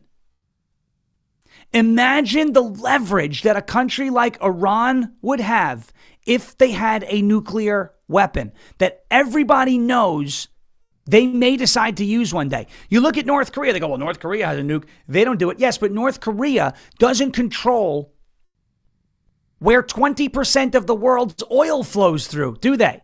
They don't have as much leverage. Sure, you're not going to want to piss off Kim Jong-un because he's unhinged and he may launch it too, but at least Kim Jong-un respects the idea of mutually assured destruction, and that kind of keeps him in line. These religious Islamic fanatics don't care about that. They don't care if they die as long as they bring down a ton of us with them. If you think the leverage that they have with the Strait of Hormuz is bad, could you imagine what it would be like if they had a nuclear weapon? The entire world would have to follow the commands of Iran, because you can't just discount the idea, oh, they're not going to launch that nuke. They will. They've said they will. No, they just want to take out Israel. No, they're going to take out anybody. I mean, they're commanded to behead the infidels. It's in their book. It's not just about Israel. This is why they can't get a nuclear weapon. They're extorting the world right now using the threat of mines in the Strait of Hormuz, which pales in comparison to the threat of launching a nuclear weapon. Can we agree? I think we can. So if they're this pesky and they are this dangerous and they are this impactful on the rest of the world because they control a waterway where 20% of the world's oil comes from, imagine how much worse it would be if they were negotiating with nuclear weapons on the table as a part of their hand. I don't think anybody, whether you're pro-war, whether you're anti-war, whether you're pro this war, whether you're anti this war, whether you want to see strikes, whether you don't want to see strikes, whether you're Republican, Democrat, Independent, wherever you are, I don't think anybody wants that country run by those crazy people to be negotiating with the leverage of nuclear weapons on the table. All right. Let's take a quick break and get to a word from our friends over at goldencrestmetals.com/LFA. It is goldencrestmetals.com/LFA. I'm sure by now you've heard that silver went up 160% last year, 2025. I bought this silver for $22 an ounce. It's now worth almost $100. And we and experts think that silver is going to get up to about $200 an ounce. Palladium and platinum were stuck at $900 an ounce for like over a year. or in that area. Now they're up over $2,000. Gold is approaching $5,000 an ounce. If you have ever thought about putting some or all of your retirement or nest egg or savings or just buying bullion in precious metals, now's the time to do it. goldencrestmetals.com/LFA. That's goldencrestmetals.com/LFA. Go leave your name, your email, and your phone number. Schedule a time to talk to the folks over at Golden Crest Metals. Get your free gold guide today, and make sure you tune in on Saturdays at 1 p.m. for the Crest Report, where we dive deep into precious metals, why they're doing what they're doing, and where we expect them to go. It is like insider trading. Nancy Pelosi knows about that. We don't. It's just inside information. It's not even really that. It's called knowledge. Get yours today and get a part of gold, silver, palladium, and platinum and diversify your portfolio today. goldencrestmetals.com/LFA.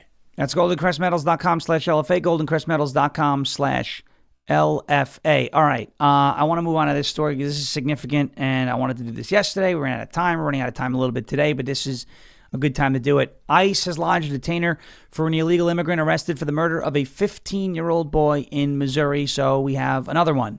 Honduran national Lfa Achaga Elvir, along with other suspects, allegedly lured Miles Young, a 15-year-old boy, into believing he was meeting a girl. ICE has lodged a detainer for an illegal immigrant accused of murdering a 15-year-old Missouri boy who authorities said begged for his life before being killed. This is sick stuff. This is sick stuff. Honduran national Lfa Achaga Elvir, along with other suspects, allegedly lured Miles Young into believing he was meeting a girl. 15 years old, the kid was. According to a prosecutor in the case, Achaga Elvir blocked Young's vehicle and then chased him on foot before allegedly shooting him. DHS said Young's final words were, "I just don't want to die." You need to watch what your children are doing online. It's that simple. There are people like this everywhere. Everywhere. On every social media platform. In every gaming chat room. They're everywhere. It's a real threat. That is why when I hear people say stuff about Dan Bongino and the FBI, nothing is happening. He didn't do anything in his position. Do you understand that there have been thousands of children rescued from situations like this? Now, I don't know if these illegals were a part of 764. I don't think they were. But they're doing the same thing. They're finding these, what type of sick, depraved individual goes online, goes hunting online for a 15-year-old boy, tricks this 15-year-old boy into believe he's meeting a girl so you can lure him out of his home and kill him? Why? What other motive do you have other than you are a sick, disgusting animal? There is no other motive. When you hear about the FBI and the work they did with 764, it's people like that. And I'm not saying these illegals were involved in 764, but it's the same type of behavior. They go online, they find these kids, they tell them, murder your pets, cut yourself, carve 764 into your arm, torture yourself, torture your animals. It's sick things that these people do. And thousands of kids were saved from that network.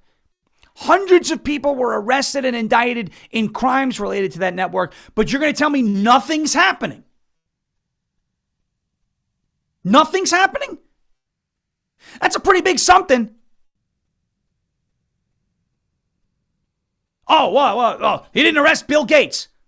Oh, well, then you join the FBI and you arrest Bill Gates. By the way, tell me what crimes Bill Gates committed that you have evidence that will hold up in a court of law. I'm not saying the guy's innocent. I don't like the guy. You got the evidence? You got the goods? Go build the case. It's stories like this that piss me off because it's still happening. This one's at the hands of an illegal. But you've got people out there. They exist, guys and gals. People like this exist. These illegals, this guy who murdered the 15-year-old Miles Young, went online, tricked this kid into believing that he was going to meet a girl out of his home for the sole purpose of killing him. This is like next level evil.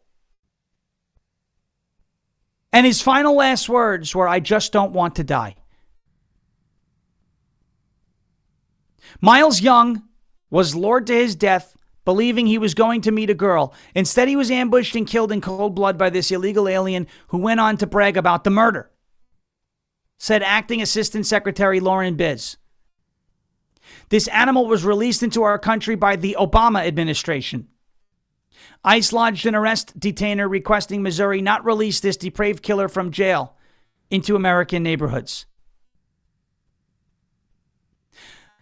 DHS also cited a probable cause affidavit alleging that Archaga Elvir made a braggadocious phone call over the killing. Bragged about it. These people are everywhere. Whether it's an illegal alien, whether it's 764, whether it's a lone wolf that wants to terrorize your child or kill your child or victimize your child, they're everywhere. Please, this is why I tell you, like, I've gotten to the point where I don't like social media. I'm being serious. Like, oh, but you make the funny videos. You know, the fun of social media has been taken away because of how bad people have weaponized it. I'm not saying we're giving up and we're leaving it. No, social media is quite literally the devil's playground. There are bad people all over these platforms. So if you're a parent with a young child and you do nothing else today, please make sure you know who they're interacting with on these apps, whether it's Instagram, Snapchat, Roblox, Minecraft, whatever it is. X, TikTok, Facebook, wherever they're at. Please make sure you've got safeguards in place so that your child does not become the next Miles Young. Because this is a tragedy that very well could have been prevented on a number of occasions at two levels. Number one, the guy should not have been in our country, should not have been released into our country. That is first and foremost. But number two, the parents have to get a better handle on what their kids are doing and who they're talking to online. You may piss your child off. I don't need to be. You do. You do need to supervise, and you do need to know, because this could happen to anybody, especially a little young man, who's 15 years old and the hormones are changing and, I'm going to go. Kind of sick person does something like that. Just disgusting. All right. Let's take one more break. Get to a word from our friends over at Silent. It's slnt.com/Sean, slnt.com/SHAWN. Let's face it, ladies and gentlemen, your phone is a tracking device. We're just talking about phones. Between big tech, corporate data brokers, even those pesky cyber criminals, everybody is fighting for a piece of your digital footprint and your data, and they don't ask, they just take it. That's why Silent exists. Silent makes Faraday gear that blocks all wireless signals, including cellular, Wi-Fi, Bluetooth, GPS, RFID, and near-field communications. No signal means no tracking, no remote access, and no breadcrumbs. It's the same technology trusted by special operations teams around the world, used to block signals, avoid surveillance, and secure communications wherever the mission leads. And right now, it is available to you, so you could protect your family, you could protect your freedom, and you could secure your digital footprint. Just drop your phone in a silent Faraday sleeve and it is off the grid, completely silent and invisible to the outside world. From their backpacks to their sleeves to their crossbodies, Silent's patented technology gives you total control of your privacy. Just visit slnt.com/Sean. Get 15% off and free shipping on qualifying orders. That is slnt.com/Sean. Protect your rights, secure your data, and stay one step ahead. Silent.com, slnt.com/Sean, SHAWN, silent.com. Silence the chaos. Go silent today. slnt.com/Sean, slnt.com/SHAWN. A little bit of good news here. Acting Attorney General Todd Blanche of the Department of Justice has fired some of the attorneys who weaponized the FACE Act against pro-life protesters under Joe Biden. So this is a positive development. Again, it's not a cure-all. It's not a fix. It's not it's not total vindication. But it is a step in the right direction. Why did it take this long? Firing personnel at the government, at the federal level does take a long time, but this is a positive story. I want to send you off with a fun note. Kamala Harris. Here's her black scent is back. Her black scent. Here she is talking to Reverend Al Sharpton about potentially running in 2028. This is like them HBCU brothers and sisters. Watch this. So are you going to run again in 28? So, okay, I tried to be subtle, but I just figured I'd go right well, at it. that's as subtle as Reverend Al Sharpton could ever be. We love you for many things, but not being subtle. Listen, I might. I'm thinking about it. We love you from all things, but not being subtle. She's trying to be a sassy woman. She's being sassy. But here's an even better one. She did a mob boss accent while trying to impersonate Donald Trump. You take the Western Hemisphere, I take the Eastern Hemisphere. Listen to this disgrace. He kind of Rev acts like a mob boss. So then he's kind of like, well, you take Eastern Europe, and I'll take the Western Hemisphere. And then you over there, you get Asia. And we'll just divide it up. Why does it sound like she's straining to poo? I've never heard a mob boss that sounds constipated. It's very interesting. So there's Kamala Harris. I can't imagine having to spend any time with her. I know. I don't know how Doug Emhoff does it. Like, my gosh. He's got to be on some sort of drugs. Like, some people are wacko and they're like, oh, that's a fun wacko. But she's wacko and she's like, oh my gosh, keep me away from You think she this sits one. at home, like, with Doug, and she's like, Dougie, is my mob boss accent good? You take the Western Hemisphere, and I'll take the Eastern Europe. Stupid. All right, a couple things today. At 3 o'clock Eastern time, I'm going to be on with Viva Frey on Rumble. He wants to have a discussion after things went a little badly for him in his comment section the other day on X. Again, I don't, ratio, this is this. But he tagged me in one of my posts criticizing Lindsey Graham and said that it aged badly. And I said, how? I still don't like Lindsey Graham. And then he asked me, so you disagree with Trump's endorsement? And I said, yeah. He said, so you can disagree with Trump and not be called a black pillar? And I said, yeah. There's a difference between being critical of the administration and offering feedback and offering your opinion and getting hysterical about it and calling for the 25th Amendment over social media posts. Yes, there's a big difference. So we're going to be having that discussion today on Viva Frey's show at 3 o'clock Eastern time on Rumble. So you can check that out. Honk that honk. Okay, we're going to honk. We're going to honk the hog.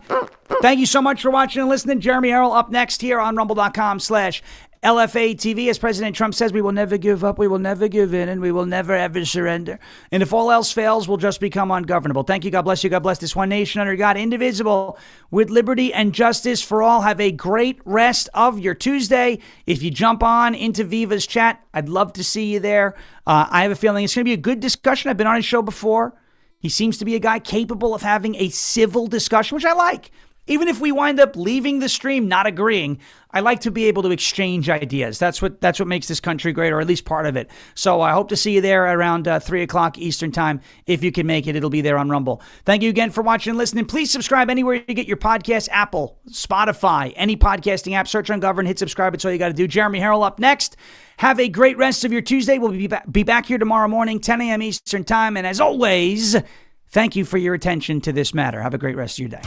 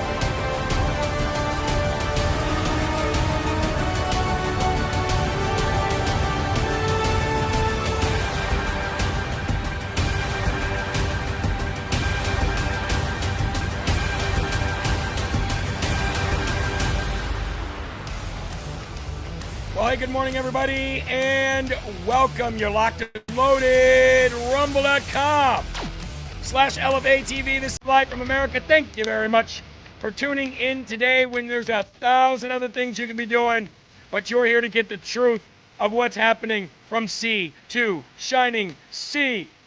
I am the host of the show, the ever so humble, God-fearing hip-hop patriot himself.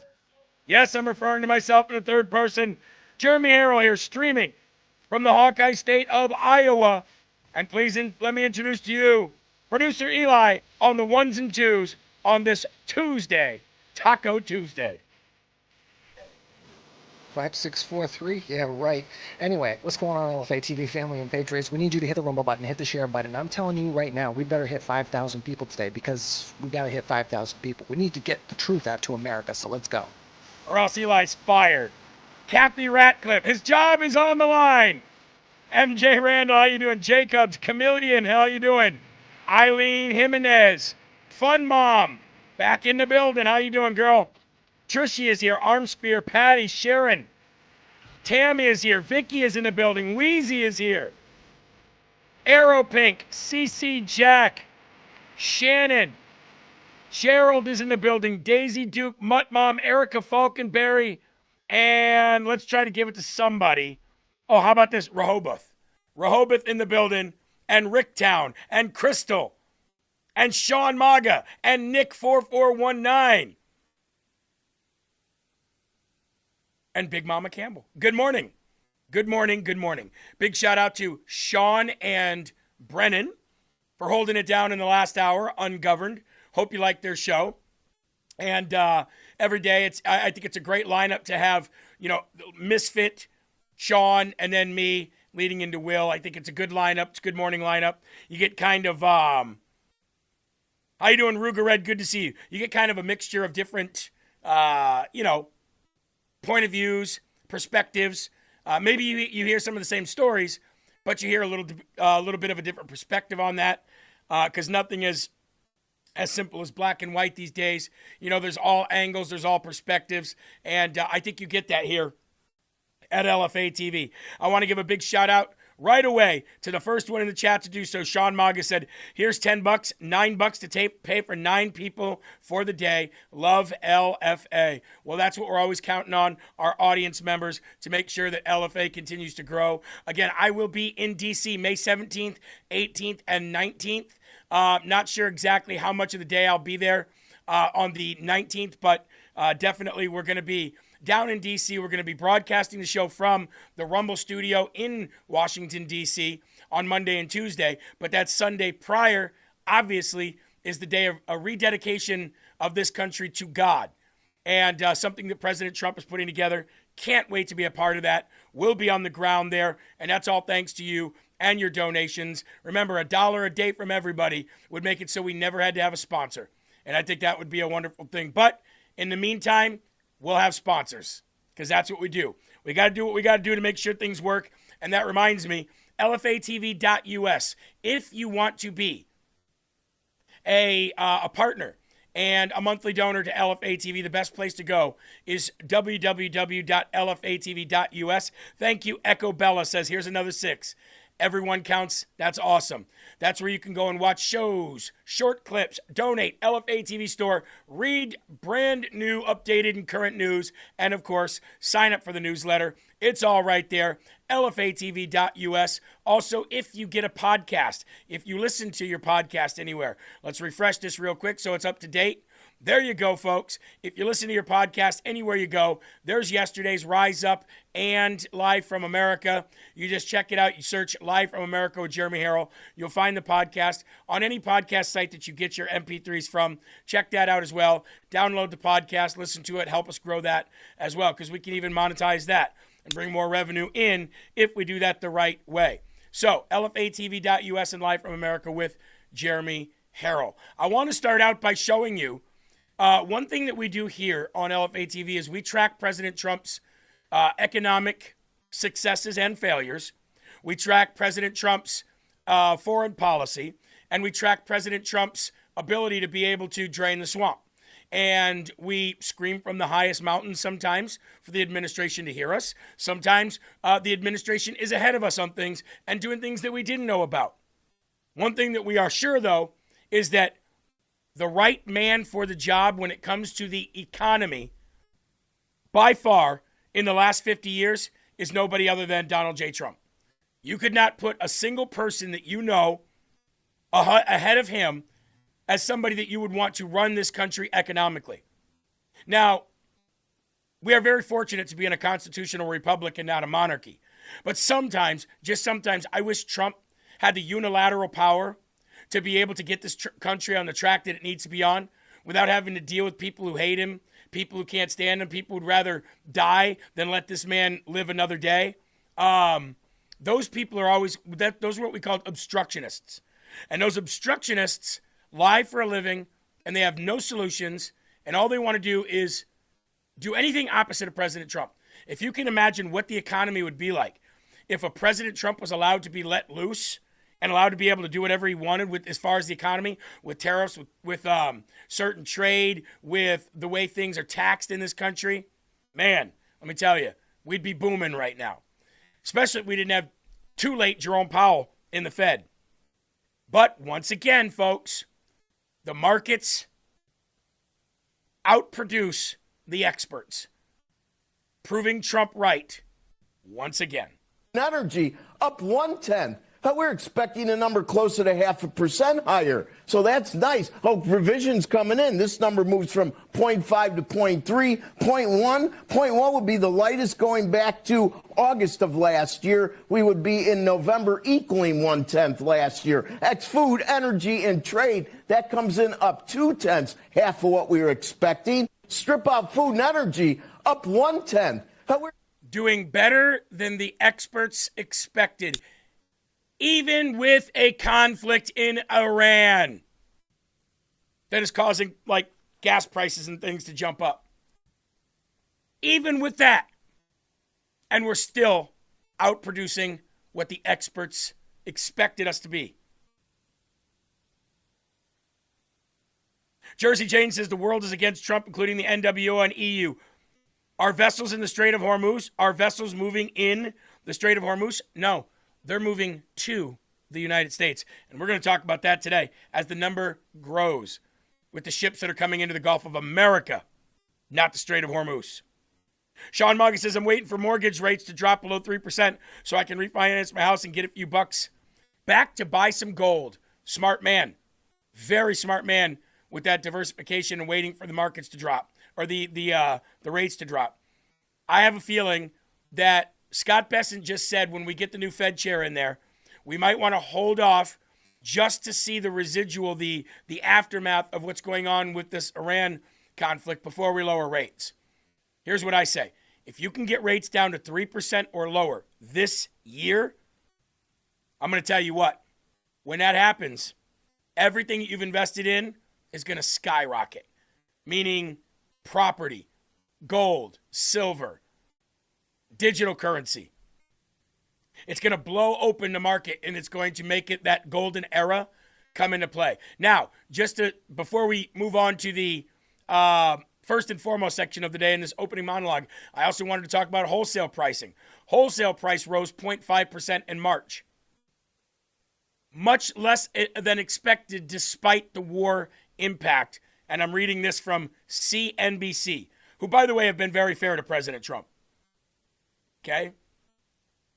Now, the key points here. The Producer Price Index, a gauge of pipeline costs for final demand for goods and services, increased a seasonally adjusted 0.5% for the month, well below the Dow Jones consensus estimate for 1.1. Excluding food and energy, like that gentleman just said in that video, the core PPI was up just 0.1% against the forecast 0.5%. On an annual basis, the all items PPI accelerated 4%. The biggest 12-month gain since February of 2023. The core PPI posted a 3.8% annual gain. This is with a 2-month conflict or war going on in Iran. So what does that tell you? That tells you that what President Trump said in the beginning of this excursion or this military strategic operation, Epic Fury, he said the economy is stronger than the experts are saying. At its core, the foundation blocks of this economy are so strong that even if I go and do this for the 3 months that I have a legal right to do so, our economy is going to stay strong. Yes, you're going to see a little bit of pain from here and there, but the economy as a whole is going to stay strong, which means that when we come out of that 3-month operation, that everything is going to explode in the good way, not the bad way. And these numbers right here, because math doesn't lie unless you believe in Common Core, these numbers prove that. So, awesome, awesome news when it comes to the economy. Before we get started today, I would like to remind you that right now over at CB Distillery, they're offering up to a 60% discount on all items.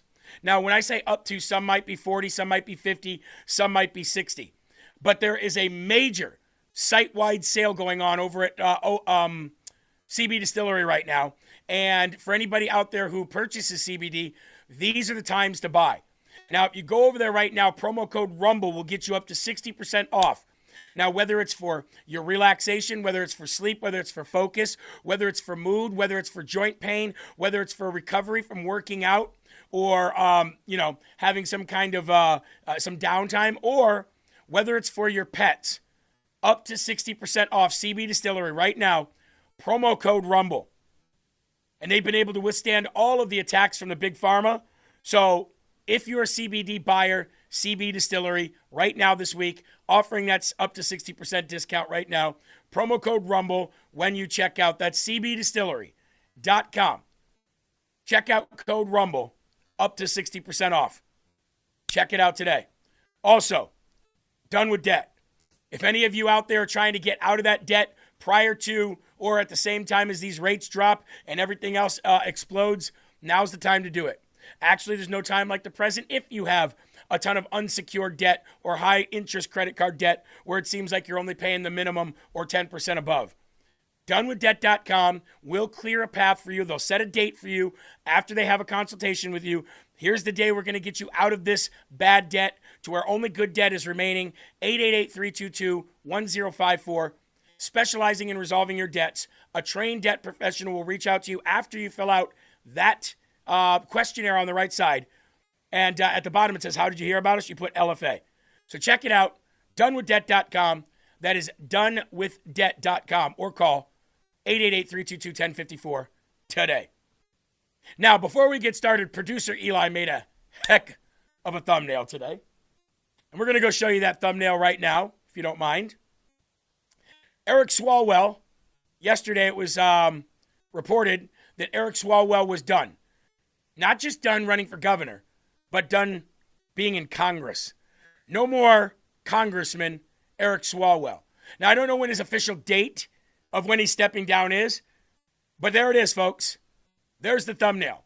I thought it was fitting, since we play that soundbite here pretty much every day.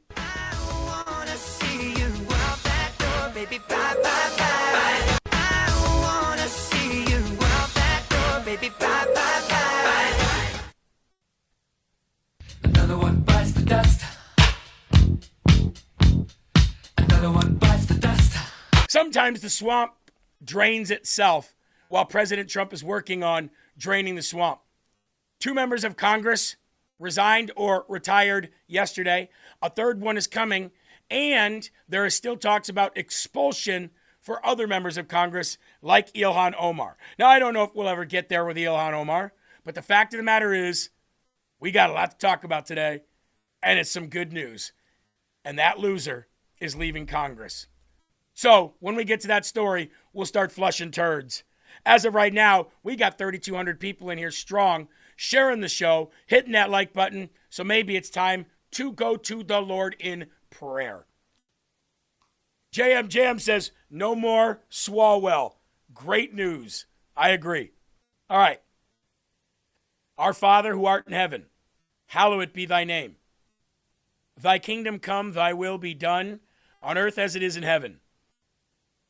Give us this day our daily bread and forgive us our trespasses, as we forgive those who trespass against us. And lead us not into temptation, but deliver us from evil. For thine is the kingdom and the power and the glory forever. In Jesus' name we pray. Amen. You know, I was thinking about this meme yesterday. And you guys all know my stance on this meme stuff, right? You guys all know my stance on the whole Trump meme, you know, healer, Jesus, Hebrew, you know, anointed God, all of that. Here's my question.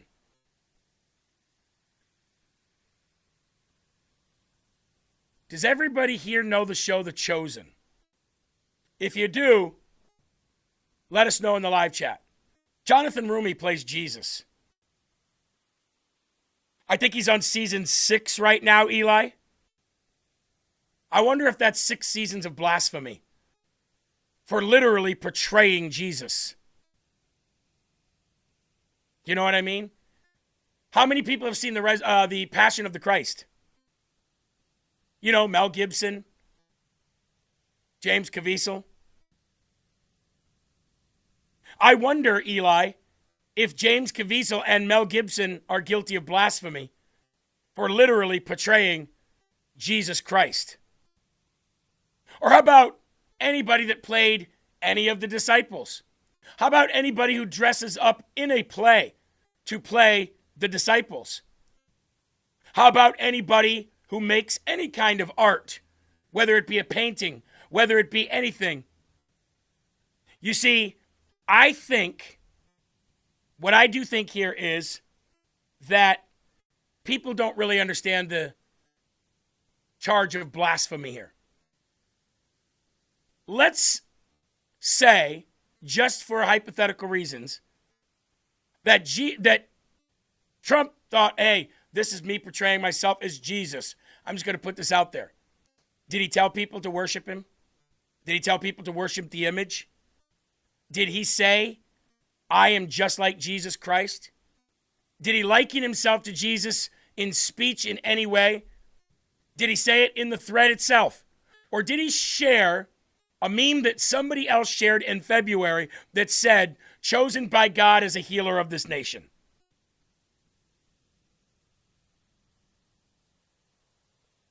Belinda says, not comparable. One is entertainment, one is propaganda. Can you tell the difference?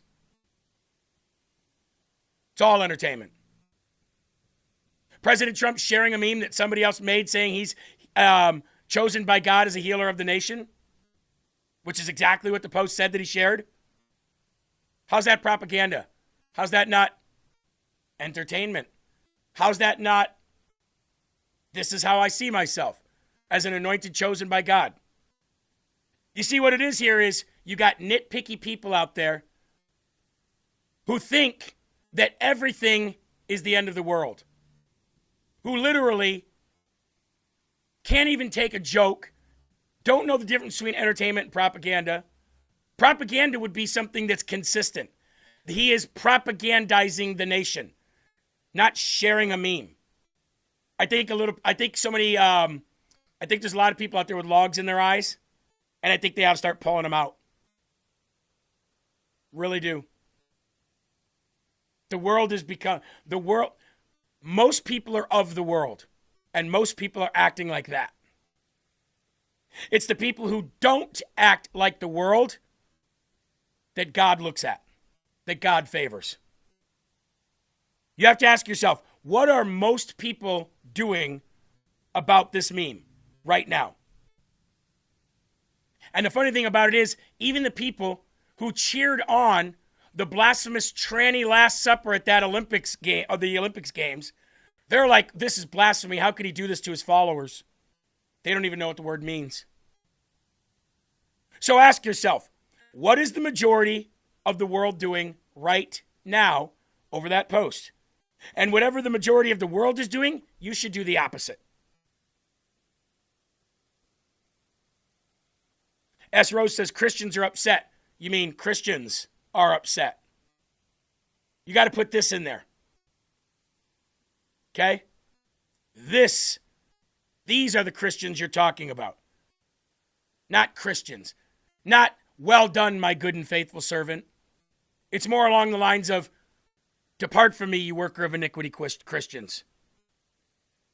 So whatever the world is doing, I will do the opposite. Time for the first and foremost section of the day.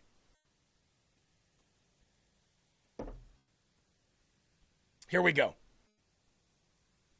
Make sure I pull your guys'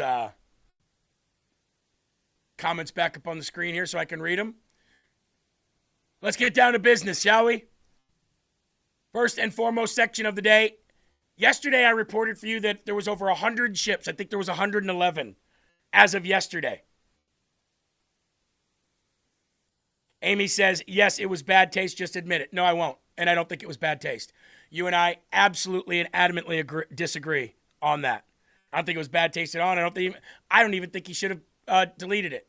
He did that to ease people's cries. He's not running for re-election, so there's no reason that he had to delete it. He's not running for re-election.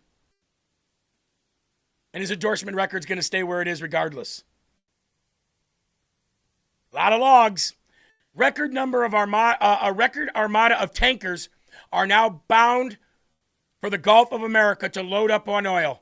Yesterday, I reported for you there was 111. As of today, that number is over 170. Looking like it might be 180 by the end of the day as more people are sending their tankers to the United States of America. The United States of America is now, ladies and gentlemen, exporting almost 6 million barrels a day. Shipping data posted by maritime intelligence company Windward shows, as of this morning, 171 crude tankers are bound for the Gulf of America to load up on crude oil, which compares with about 110 in a typical month. So we are up, as of this morning, 61 more than we have been in the last couple months. And if that goes up even higher, do you think those people are ever going to start buying oil that goes through the Strait of Hormuz ever again? Jersey, Jeremy, the BBC said today that yesterday only 4 ships made it through. We're not talking about the Strait of Hormuz. We're talking about the Gulf of America. The Strait of Hormuz is blockaded right now. We could care less about what goes through there. As a matter of fact, Trump is blockading it on purpose. Why? Because people need energy, and they're rerouting their ships to go fill up in the Gulf of America, not the Strait of Hormuz. Nothing is flowing except for out of America right now. The surging vessels traffic comes as nations throughout Europe and Asia grapple to secure energy supplies and regional prices skyrocketing. Germany is providing emergency fuel relief to its citizens right now, while officials in the Philippines recently declared a national emergency as the world looks increasingly to the United States to replenish the well-starved oil and gas markets. It's almost like this was, I don't know, done on purpose. Shannon nailed it. Trading in U.S. dollars. Nailed it. Yesterday, U.S. West Texas Intermediate crude futures advanced 2.6% in one day to settle at 99.08 per barrel, while international benchmark crude settled at 99.36 a barrel, so we were cheaper. By the way, that was up 4.3% from the day before. Eileen said, planned? ? Yeah, like global reset plan. Oil markets research from Kepler estimated that U.S. crude oil exports in April will reach 5.5 million barrels per day, up 1/3 from 3.9 million barrels a day in March. And that was reported by the Financial Times last week. North Carolina-based Kepler analyst Matt Smith described the great volume of incoming ships as an armada of tankers heading this way. Trump this last Saturday remarked that the U.S. oil output is more than the combined total of Saudi Arabia and Russia, the next two largest producers, and we have more than them combined. And the president promised a quick turnaround for the arriving fleet. Shipping data shows approximately 28 very large crude carriers, which can hold about 2 million barrels of oil, have been contracted to load up with U.S. crude in May compared to the monthly average of just 5 prior. Trump shared a post on Saturday by oil market researcher Rory Johnson that read, "Very cool seeing a wave of empty tankers heading to the United States to pick up some desperately needed crude for the Hormuz-starved markets," to which the president responded, "Great," with 4 exclamation points. You understand what's happening here, folks? The world will need what America has once again. The world will once again rely on America production. Real American Scotsman 77 in the live chat said, "Trump is the effing man," and then some. And then some. I want to give a big shout out to the people watching over on YouTube right now. We got Rick Town, CG Sands, Shy Lathiel, and Mary B. Big shout out to you guys over on YouTube as well. So, America first. For all the Nick Fuentes tards out there, what do you call this? What do you call what's happening right now? Is this not America first? Is getting the world to rely on the United States of America in order to stay energized, is that not America first? And one way or another, we are going to subsidize the rest of the world forever unless this happens. So we either pay $1.50 to $2 more at the pump for a few months and shift the way the world works forever or for years and years to come, or we continue to subsidize the rest of the world, have low gas prices, but all of our dollars go to them ultimately. Do you understand? RD Comp, Jeremy, will this bring gas prices down in the U.S.? Absolutely. Absolutely. Now, instead of selling all of this oil, Trump could be refining this and putting it in the American market. But why would he do that? Then he couldn't achieve his objective. If he put it back in the American market right now, we could have $1.80 gas. Oh, sure, 100% we could. $2 gas.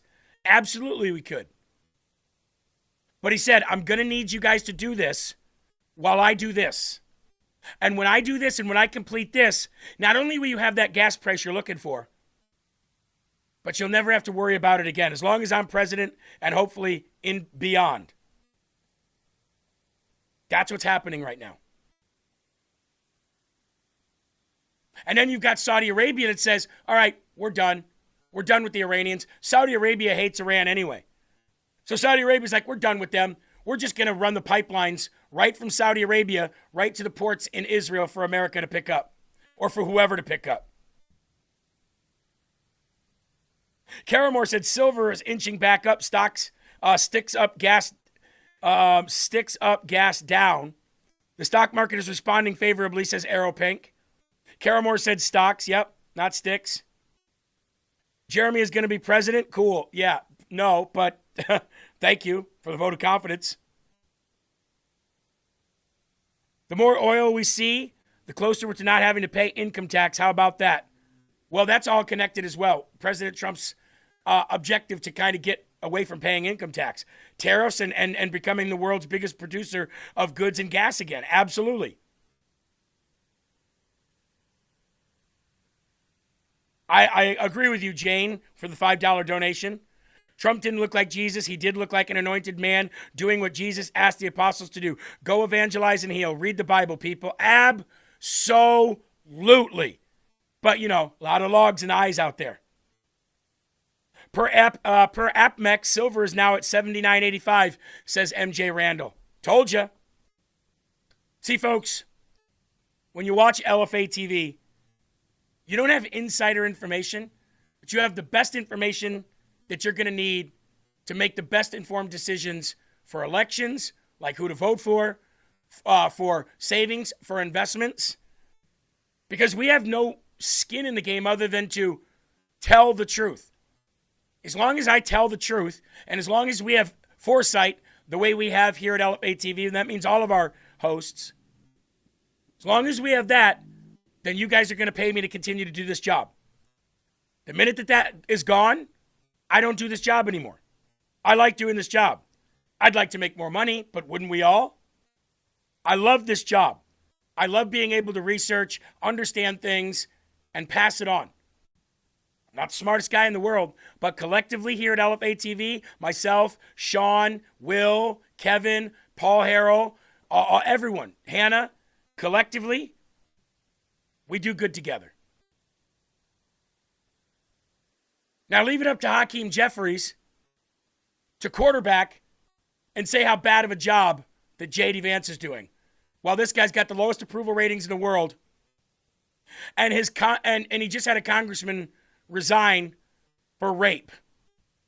Really falling apart for J.D. Vance and the extremists. This guy is ordered to go negotiate a peace agreement in this reckless and costly war of choice. That peace agreement that he was negotiating completely collapsed. Then the guy that J.D. Vance campaigned with, Viktor Orban, this far-right dictator and authoritarian, got crushed in the elections in Hungary yesterday. And then J.D. Vance wakes up this morning and sees that his boss, that would be Donald Trump, brutally attacks the Pope, of all people, the head of the Catholic Church that J.D. Vance belongs to. So? And who do you think J.D. Vance is going to side with? The Pope or his wannabe king? We know the answer to that. J.D. Vance is having a horrible, no good, really bad week. And I'm here for it all.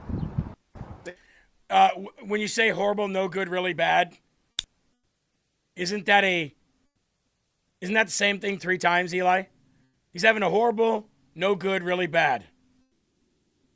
Okay, well, you speak eloquently, number one. Number two, why would anybody agree with a fake pope with a fake accent who's from Chicago? Why would anybody agree with any of the popes? Most Catholics do not agree with this pope. At least here in America, anyway. I don't know about the rest of the world. But Eli, a really horrible, no good, bad week J.D. Vance is having. The Vice President of the United States.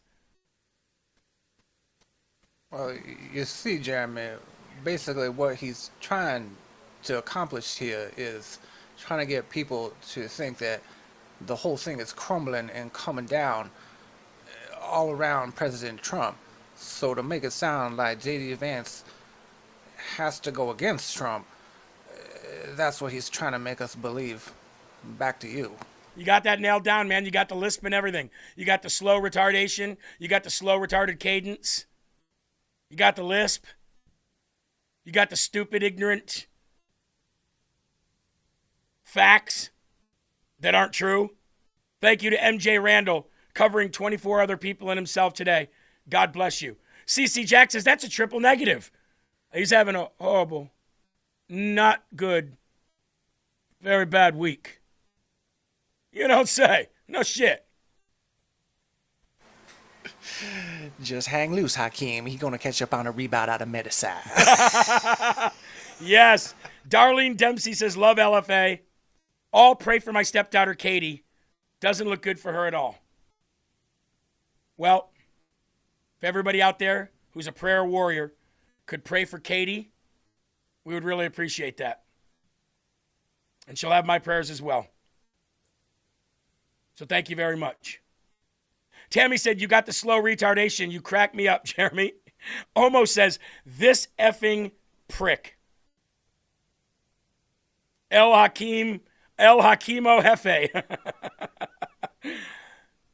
So yeah, he says J.D. Vance is doing a horrible job over there. He said J.D. Vance would not side with the Pope, knowing that no respective person would side with any of the recent popes, especially one from Chicago who seems to have a fake Italian accent, which is weird.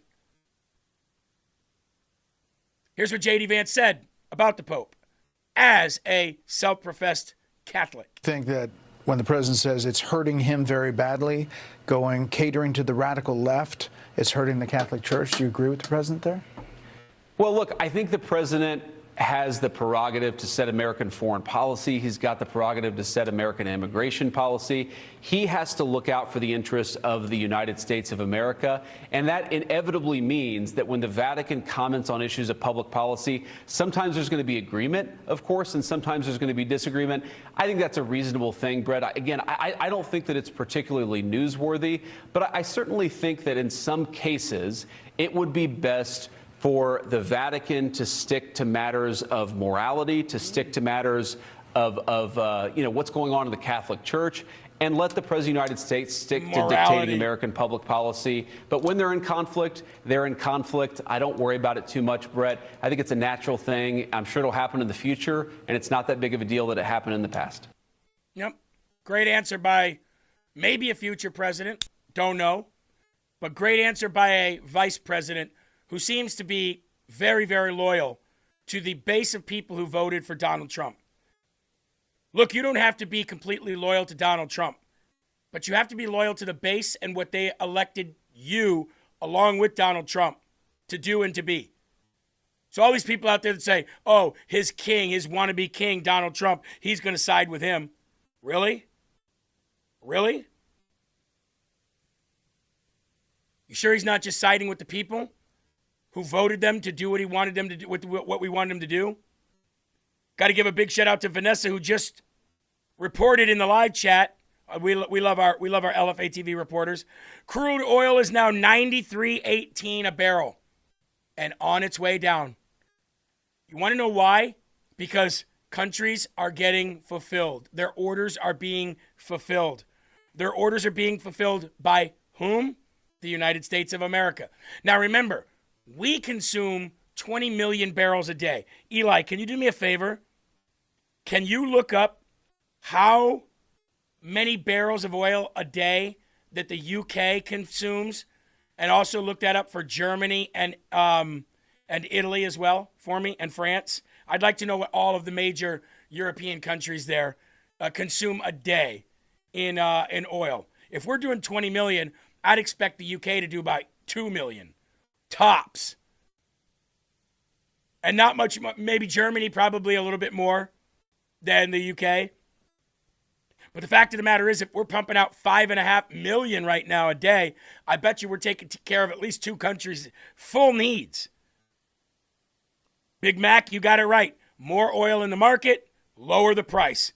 Absolutely. Thank your president for that, because it's going to hit us. Now, it may hit us last, but it'll hit us biggest. We'll have the biggest reduction than anybody else in the world. Eli, what do we have there for some info? United Kingdom consumes approximately 1.3 to 1.4 million barrels I was close. a day. Germany, 2.05 to 2.37 million. Yep. Italy, 1.24 to 1.26 million. Wow. And France, 1.36 to 1.5 Okay, million. so there you go. What we're exporting right now a day can cover all of those major European countries that I just said. Every one of those major European countries, the UK, Italy, Germany, and France, consume what we're pumping out a day for them to buy. That's 5.5 million barrels, 6 million barrels a day that they don't have to buy through the Strait of Hormuz. They get it quicker, they get it cheaper, and they get better. Where do you think they're going to consistently buy their oil from in the future, if that's the case? Where do you think they're going to buy it from, guys? You think they're going to continue to buy down there through the dirty, disgusting, rat-infested Muslim countries? Or you think they're going to buy from the good old US of A? Here's the thing, too. Trump will force them to buy from the USA. That's what he's doing right now. If he's doing it right now in the beginning, what makes you think he's not going to be able to do it throughout the rest of his presidency and beyond? And then you know what's going to happen? They're not going to go back. This was all planned. So when people say oil was flowing through the Strait of Hormuz before Trump's the one who stopped it with his actions. Yeah, we know. That was the plan, dummies. Folks, we're almost at 4,000 live viewers. If everybody could do a round of sharing right now, we'd appreciate that. Keith says, I want better, quicker, cheaper. Who doesn't? Who doesn't? Kendall says, that's a lot of dead dinosaurs. I love that joke, by the way. I said the same thing. Aeroping says, plus our oil tastes better. Absolutely it does. Shannon says, Iran can hold 2 weeks worth of oil in the wells, and the wells will have to shut off. Some of the wells already are. Real 23 says, Trump is awesome, baby. By the way, everybody over on YouTube, if you guys could share to your social medias, we're trying to grow over there as well. We'd appreciate that. So we supply enough to give all the major European countries the oil they need. And, by the way, we're ramping up production down in Venezuela. Right now, we're getting about 600,000 barrels a day flowing to the United States. President Trump wants that to 3 million plus. So imagine if we're getting 3 million plus from Venezuela a day, and we're selling 5.5, 6 million a day from our own. Boy, let me tell you, that puts the United States in a very, very strong position to be the strongest nation on earth for decades to come. Now, Bucklebreast said, send him the dirty Venezuelan oil. Well, that's just the thing. The dirty Venezuelan oil is getting cleaned up quite a bit right now, thanks to Chevron, thanks to President Trump, thanks to Marco Rubio. Their oil is going to be just as nice as ours. Everybody's going to want oil from the Western Hemisphere. Nobody's going to want to get it from the Middle East. Nobody. Bigger, better, cheaper? Come on now. Now, twice failed presidential candidate Hillary Clinton also bashed J.D. Vance and his skills, his negotiating skills. Twice failed presidential candidate Hillary Clinton trashed Vice President J.D. Vance after his marathon negotiations with Iran fell through. By the way, it's better that they fell through. Who's to say that it didn't happen on purpose? Let me ask you that question. What's better? A deal with Iran to get oil flowing to these countries that we're selling to right now, or no deal with Iran, cripple China, cripple Iran in the process, and then sell oil to these countries and make billions? Which one is better for us? It's almost like our demands were so much that we knew the Iranians weren't going to accept them. So either way, we win. That sounds like a Trump negotiation to me. Doesn't it to you? Let's set our demands so high that if they accept it, great. Everybody wins. All boats rise. But if they decline it, guess what? We win. They decline. They die. Thank you. Isn't it amazing? That's a Trump negotiation right there. So it's almost like Hillary Clinton doesn't know what in the she's talking about, does it? I mean, clearly she couldn't make president. Hillary Clinton bragged about her role in the disastrous Obama-era Iran nuclear deal, where they sent $1.7 billion in cash.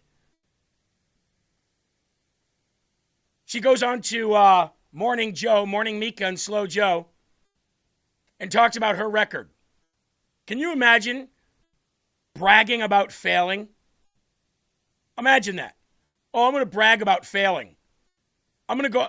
Imagine being a twice failed candidate and still going on news stations wanting the American people to know, think that you know what the fuck you're talking about.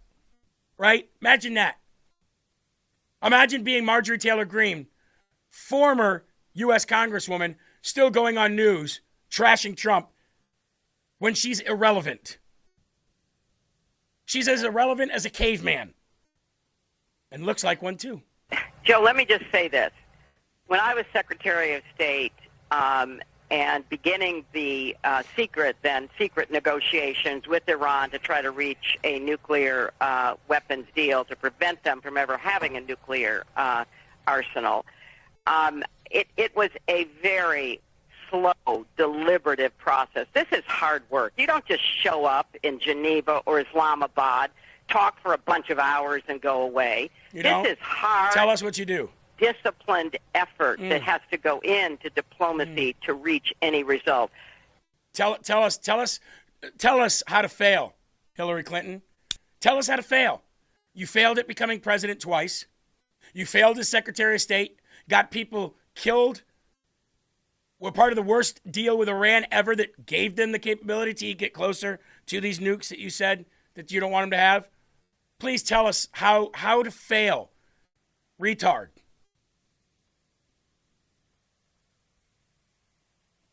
When I was Secretary of State, what? What happened? Benghazi? Huh? Well, what happened? You deleted 33,000 emails, smashed servers with hammers, used bleach bit? When I was Secretary of State, what happened? Did Seth Rich die? Was Seth Rich murdered in a botched robbery, even though nothing was taken out of his wallet? When I was Secretary of State, what? Crossfire hurricane? Lied to a FISA court? Spied on an incoming administration? When I was Secretary of State? When you were Secretary of State, the United States was at risk daily. Dumbass. But nobody expected Hillary Clinton to be smart or accused her of it. And neither her redneck retarded husband. I did not have sexual relations with that woman. When my wife was Secretary of State, she did a hell of a job. That's right, she did. When Hillary was the Secretary of State, she got those fellers down there in Benghazi killed. But I mean, she didn't. She did the best she could. And I supported her the whole way. Me and Monica. Monica was under the desk supporting me. I was supporting Hillary. It was like a train. Choo-choo, baby. Give me that cigar, Monica. Choo-choo. It's the Clinton choo-choo train, everybody.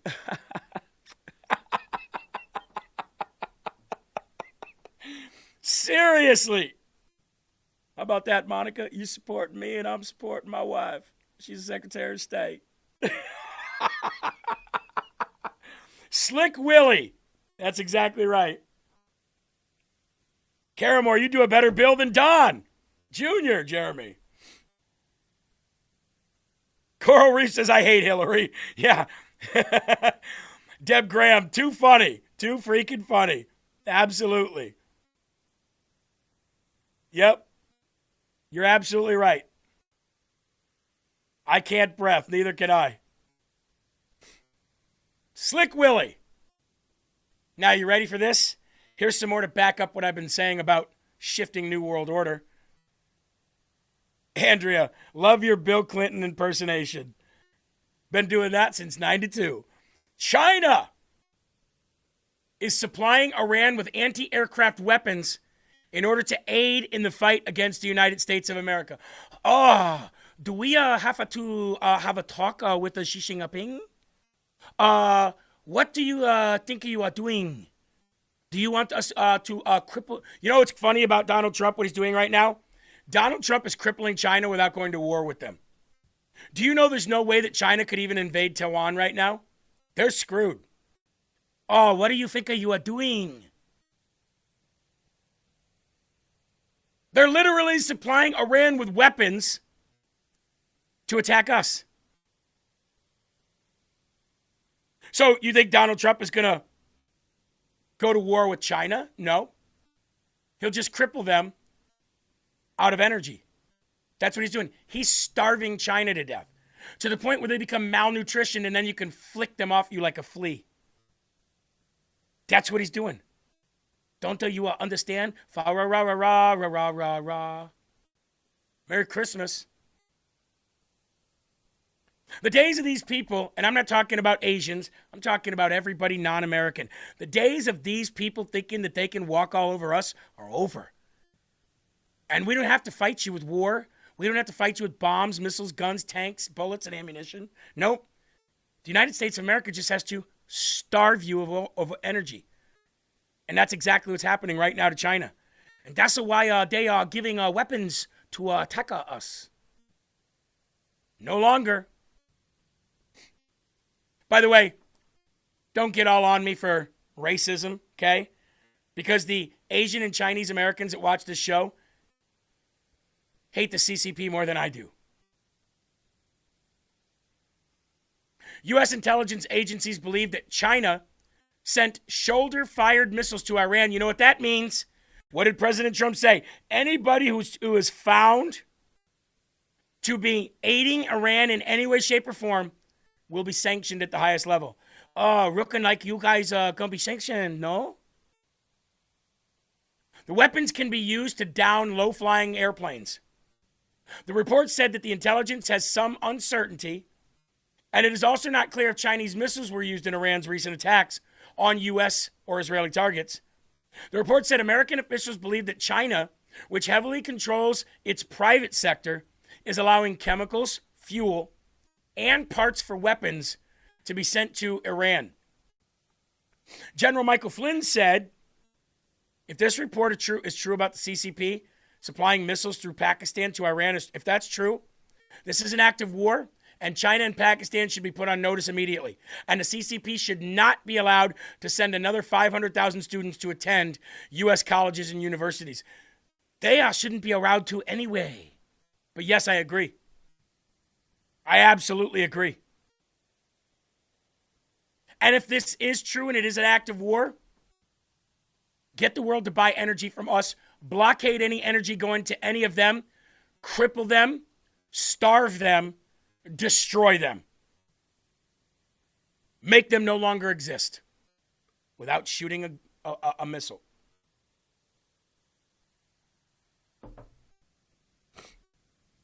Shannon, that's funny. David said, stop all China shipping going there. Absolutely. You know what else that would do? Imagine how fast that would force manufacturing back to the United States of America. Imagine how fast people would start building plants here in America to produce things, to avoid tariffs and any kind of disruption or BS. By the way, right now we are right behind Real America's Voice News. They have 4,160 live viewers. We have 3,650 folks. Let's nail them. Let's get above them. Badlands Media is right above that.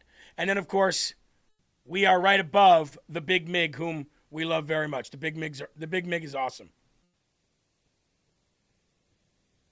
And big shout out to everybody over on YouTube as well. So here's my question to all of you in the live chat, and we'll pull up the live chat here to confirm what you say and show the world what you say. Do you think,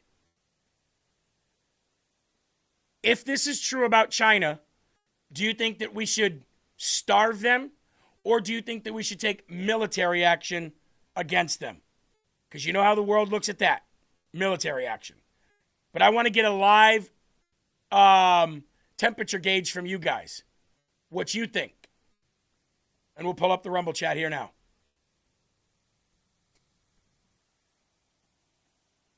K-Watt says, so Pakistan is holding peace talks but also providing weapons to Iran. That's the story. Helping China. Starve them. Starve them. Let's see. Cut them off completely. Chap says, oh no, there goes my Dollar Tree. LOL. Starve them. See, I think this is the right way to do it. Ban Chinese everything. Yep, starve them and then tariff them out of existence. Absolutely. I don't think you've got to send a missile. I don't think you've got to send a troop, let alone many troops that would result in a ground attack of China. Break them financially, said Troy. That's exactly right. You starve of energy and you tariff them into non-existence.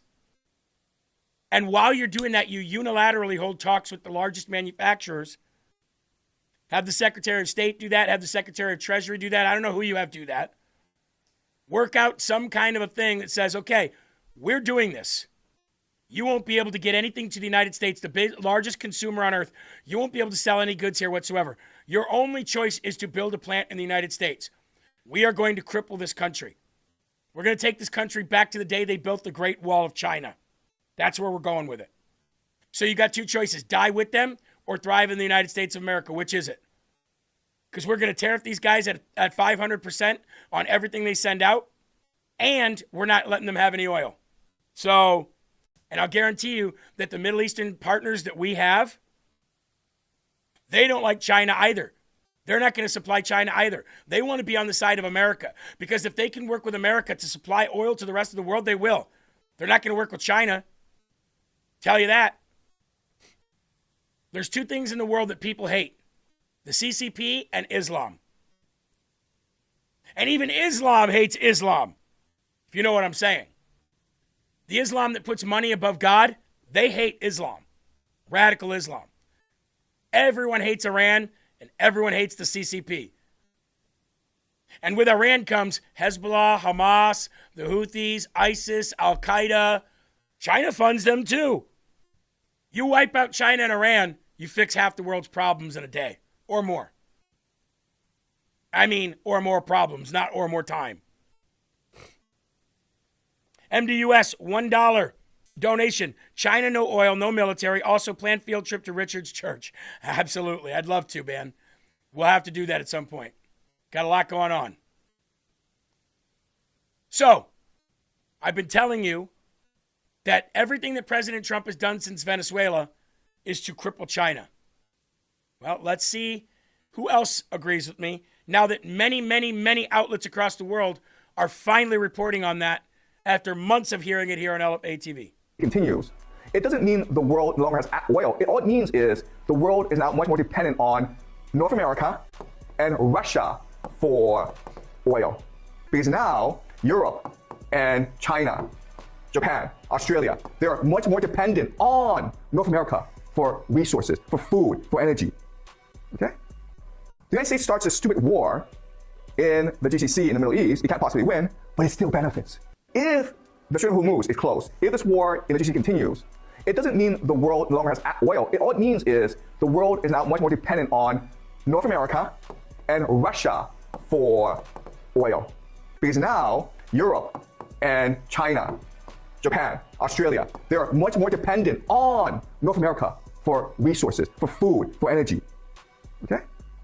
The United States starts a stupid war in the GCC in the Middle East. It can't possibly win, but it still benefits. See that?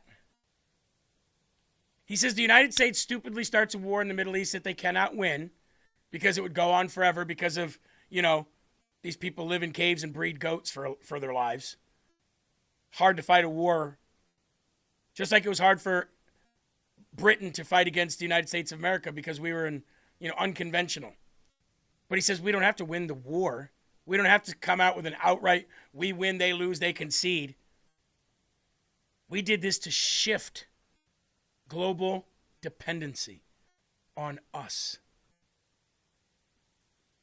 So how else is this affecting China? Well, Jesse Waters talked about it last night. Way to play like Hines and catch up, Fox News.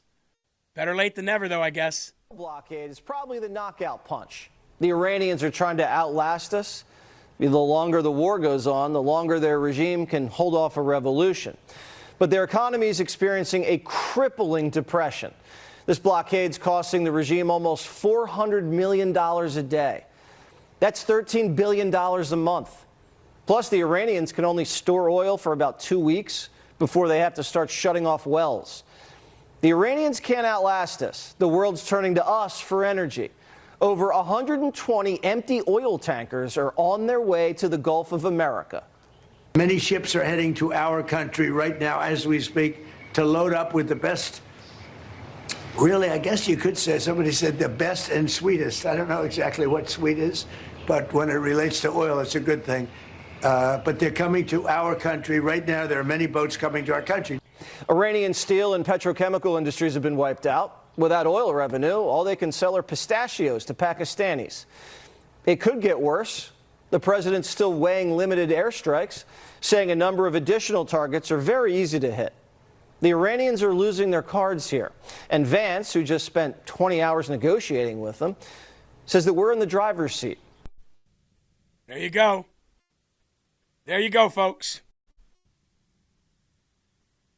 So for all those black pillars out there, the Owens and the Alexes and the Megans and the this, that, and the other, tell me again how Trump is a puppet of Bibi Netanyahu and doing what Israel wants? I'm sorry. Where in this story over the last 2 months of me explaining this to you, did you hear anything about Iran I mean, Israel selling oil to the world. Where in this reporting over the last 2 months have you heard me tell you that what we're doing benefits Israel on a global scale outside of beating up one of their bullies? Tell me again, who benefit? Let me see. Is this what Donald Trump is doing with this major shift? Is that Israel first? Or is that America first? Look, I don't want to give you all the answers. Meaning I don't want to influence what you say. But again, let me ask you, is shifting dependency on where the world gets energy and to where they're shifting it to, is that Israel first? Or is that America first? Who's the biggest beneficiary there? Let's pull up the live chat. Let's see what you guys think. You guys have big brains. I don't have to influence anything. I just have to ask a question. Let's see. America first or Israel first? Going to wait for the chat to catch up here. Sometimes it takes a good 20 seconds from when I say something. Razoo says low gas prices is America first, and it's coming. Arbedmo says black gold, Texas tea, per Jed Clampett. USA says B hops. America says Bays Helen. Shannon, a bunch of red, white, and blue flags. Freedom Bobby says America first. Automan Robot says America. Snelly. Claire T. Collins, America. Look at all the American flags. America first. America, baby, says Gina. So, when I have been railing against these people who have been crying that Israel controls the United States of America, it's because I saw this writing on the wall that everybody else is starting to see months ago. No, I'm not a genius. Far from it. No, I don't have the highest IQ. Far from it.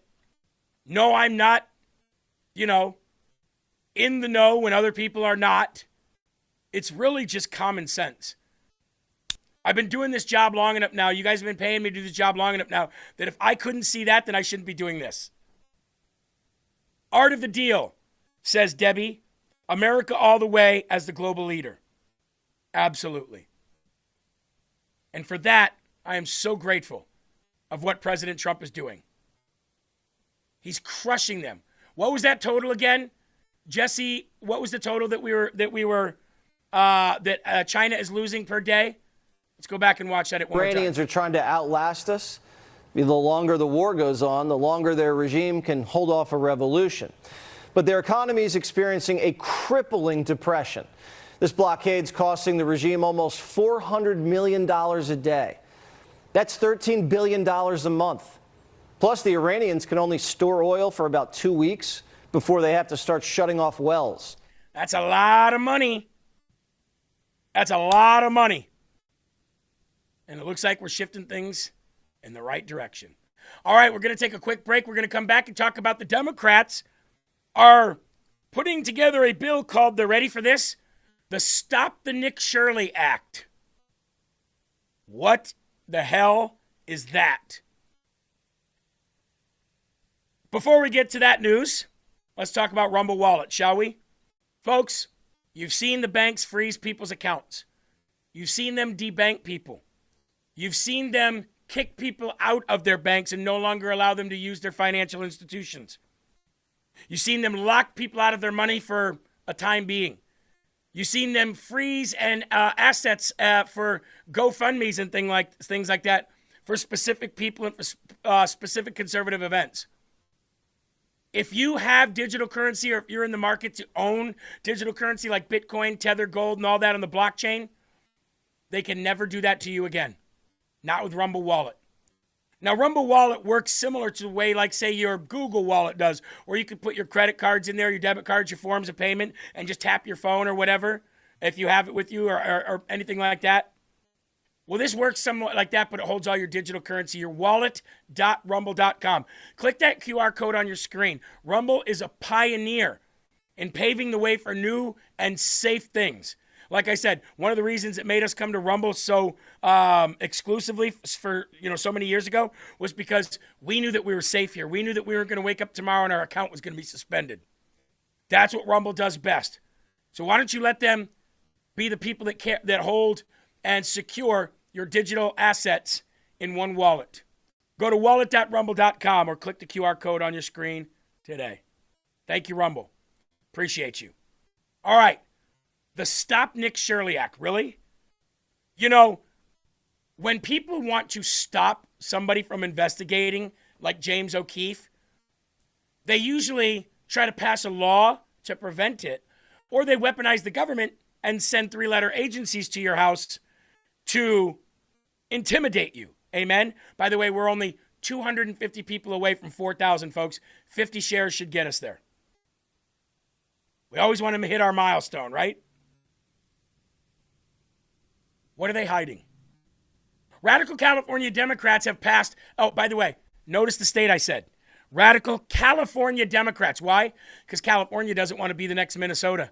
Because when California gets fully exposed, they're not just going to be the next Minnesota.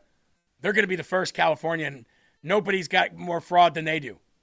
Radical California Democrats passed the Stop Nick Shirley Act to criminalize investigative journalism and shield massive immigrant services frauds from scrutiny. Oh, yes, folks. Oh, yes. Razoo says, I call it the Stop the First Amendment Act. It'll be illegal. They won't be able to do this. But it'll have to work its way up through the courts for it to happen, because California legislation will pass a bad act. California legislation will pass a bill into law that's against the law. So does New York. Look what they did to try to give President Trump 34 felonies. Look what that wretched Queen Kong did. In a move straight out of the totalitarian playbook, the California Assembly Judiciary Committee voted 11-2 yesterday to advance AB 2624, the so-called Stop the Nick Shirley Act, a disgusting Democrat power grab designed to make it illegal for brave journalists like Nick Shirley to expose the rampant fraud bleeding the California and American taxpayer dry for illegal alien services. This is nothing less than an all-out assault on the First Amendment by the radical left in the People's Republic of California. Might as well be the Republic of China. The bill authored by a far-left Assemblywoman, Mia Bonta, wife of Attorney General Rob Bonta, well, that's weird, would slap investigative reporters with a massive civil sanction starting at $4,000 minimum if a fraudster from one of these illegal alien service centers decides that they don't want to be caught on camera committing scams. The crook can then run to court for an injunction banning the journalists from filming or exposing them on camera for up to 4 years. If the journalist refuses to take down the original video, triple the damages, $12,000, just for telling the truth. In the worst cases, if a journalist is accused of doxing or creating an imminent threat by simply reporting the facts, they could face criminal charges and $10,000 in fines. The bill classifies legitimate investigative journalism as harassment when it targets these so-called immigrant service centers. You know, the fake Somali daycares and the Leering centers, the Los Angeles hospice operations that Nick Shirley and James O'Keefe have been exposing courageously. California State Assembly member Carlo DeMeo is among those raising urgent concerns about the legislation, warning that AB 2624 represents a dangerous escalation in government efforts to control investigative reporting, and that's the way that appellate courts will look at it too. Old Dog said, make Nick Shirley an FBI agent then. Wow. Deputize him as an FBI agent, and then he's just doing his damn job like he's doing now.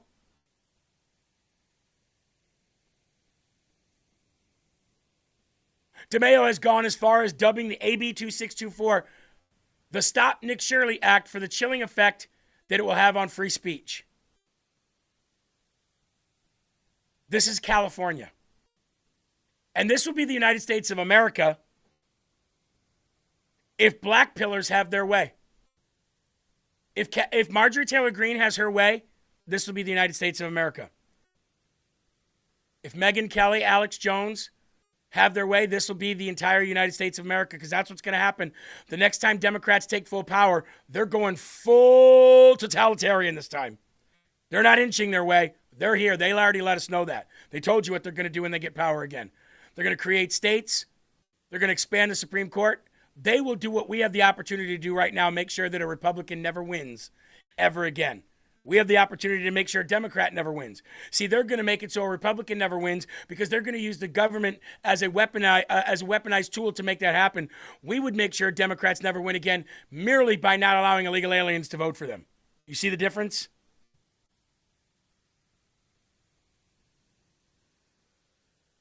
If Nick Fuentes, the Hodge twins, Dave Smith, Ian Carroll, if all of them have their way, Candace Owens, this will be the way the entire United States is, not just California. They're literally out there campaigning for you not to vote Republican. How's that going to work out?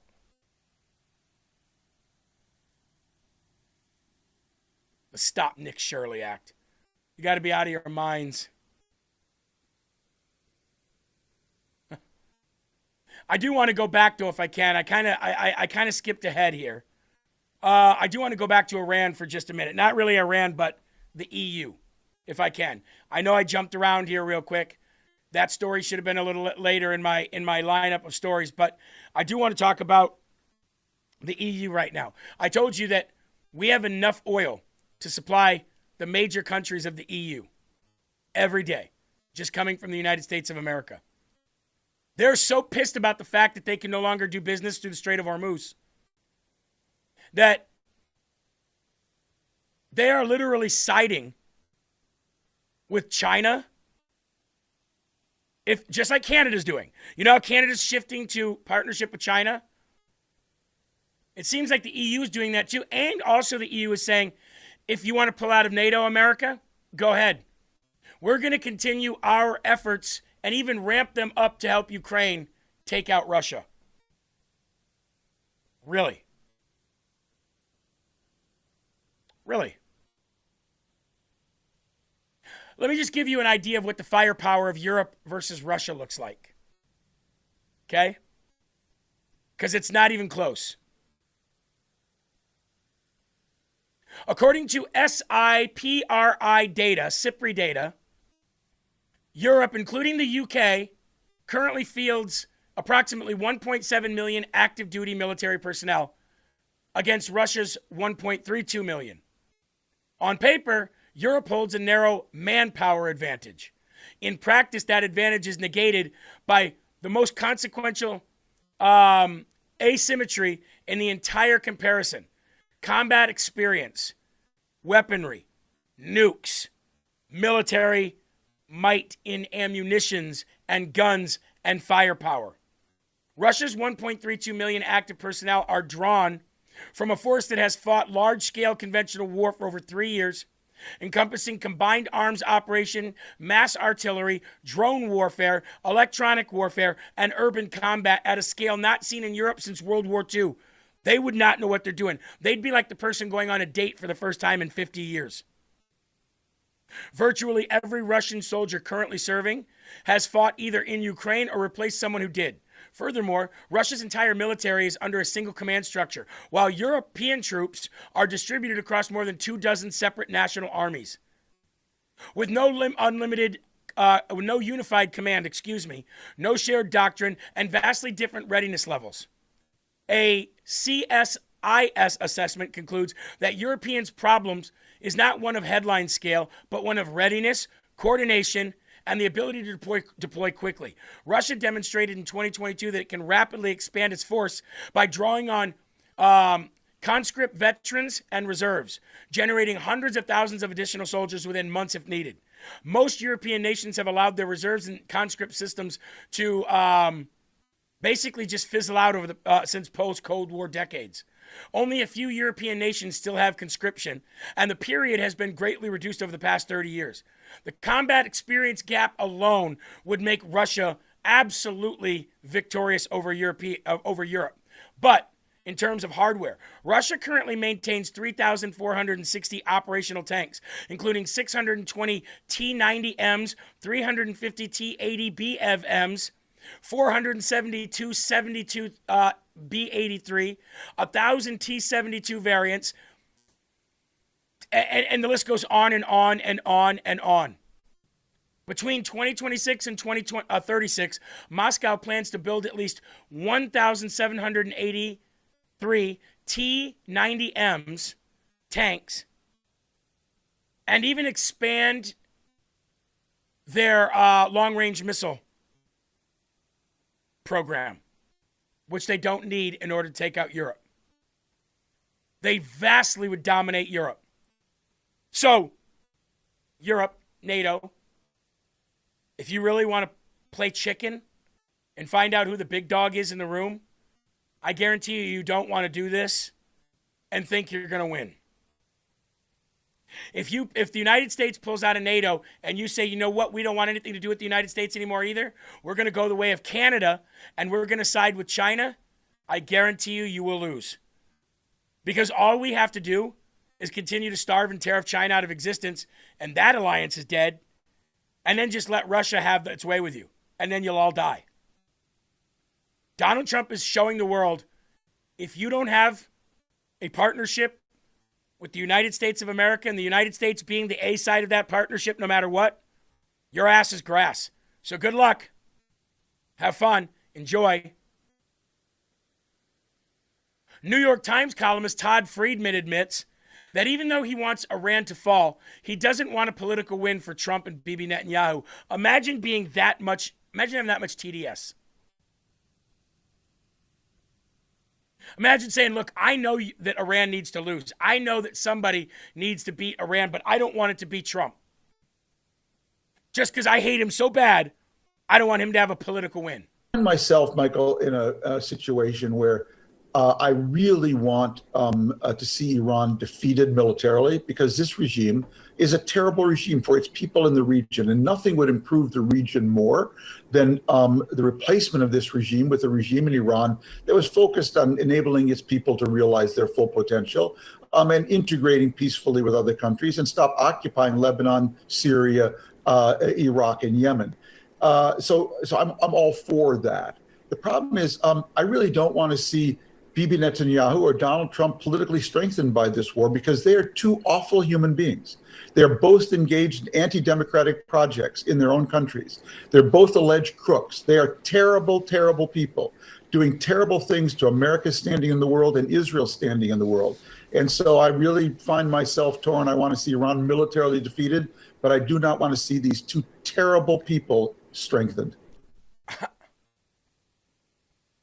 I do not want to see these two terrible people strengthened, but I desperately want to see Iran defeated. Tell me you are a TDS-ridden scumbag without telling me. That means that you hate Donald Trump worse than you hate the Ayatollah of Iran. That means that you think Donald Trump is a bigger threat to the world than the people that say, we're going to kill everybody the minute we can. Think about that. That's Trump derangement syndrome. Tim Burchett came out talking about the United States sending millions of dollars to the Taliban every week. Now, you know what really pisses me off about this more than we're sending money to the Taliban every week? After we gave them billions of dollars of equipment? What really pisses me off is, where's the anti-Israel crowd when it comes to funding the Taliban? You know, this anti-Israel crowd also hates Donald Trump more than they hate everybody else. And they're siding with Islam like crazy. Look at Tucker Carlson. If we're sending the Taliban millions of dollars every week, but you're not okay with sending an ally $3.8 billion for the year, you might be retarded. Today's NGOs, so-called non-government organizations, have like 1,000 of them. Then you add the United Nations, and it's gotten a little more complex, but it's the kickbacks. I mean, you saw it in Minnesota, $14 billion are stealing, and nobody's even talking about it because we were like, once again, our messaging stinks, and we've allowed the narrative to be changed. We are still sending 40. I saw Secretary of State yesterday at the White House, and he helped me. And now it's moved through the Senate committee. It's going to the Senate floor. And as soon as Leader Thune brings it to the floor, I suspect, and that would be a good messaging bill for Republicans because Democrats are opposed to it. They're opposed to it. And I would think that would be an easy sell. Why are Democrats opposed to $40 million a week of your money going to the Taliban? A week. And I have a memo on my desk from the State Department. Look, I ain't no fan of the State Department. They need to go. But they even said it's over $5 billion that has gone through these transactions. The State Department says that. So.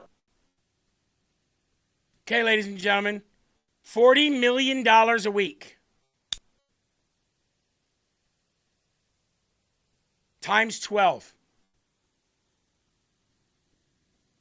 $480 million a year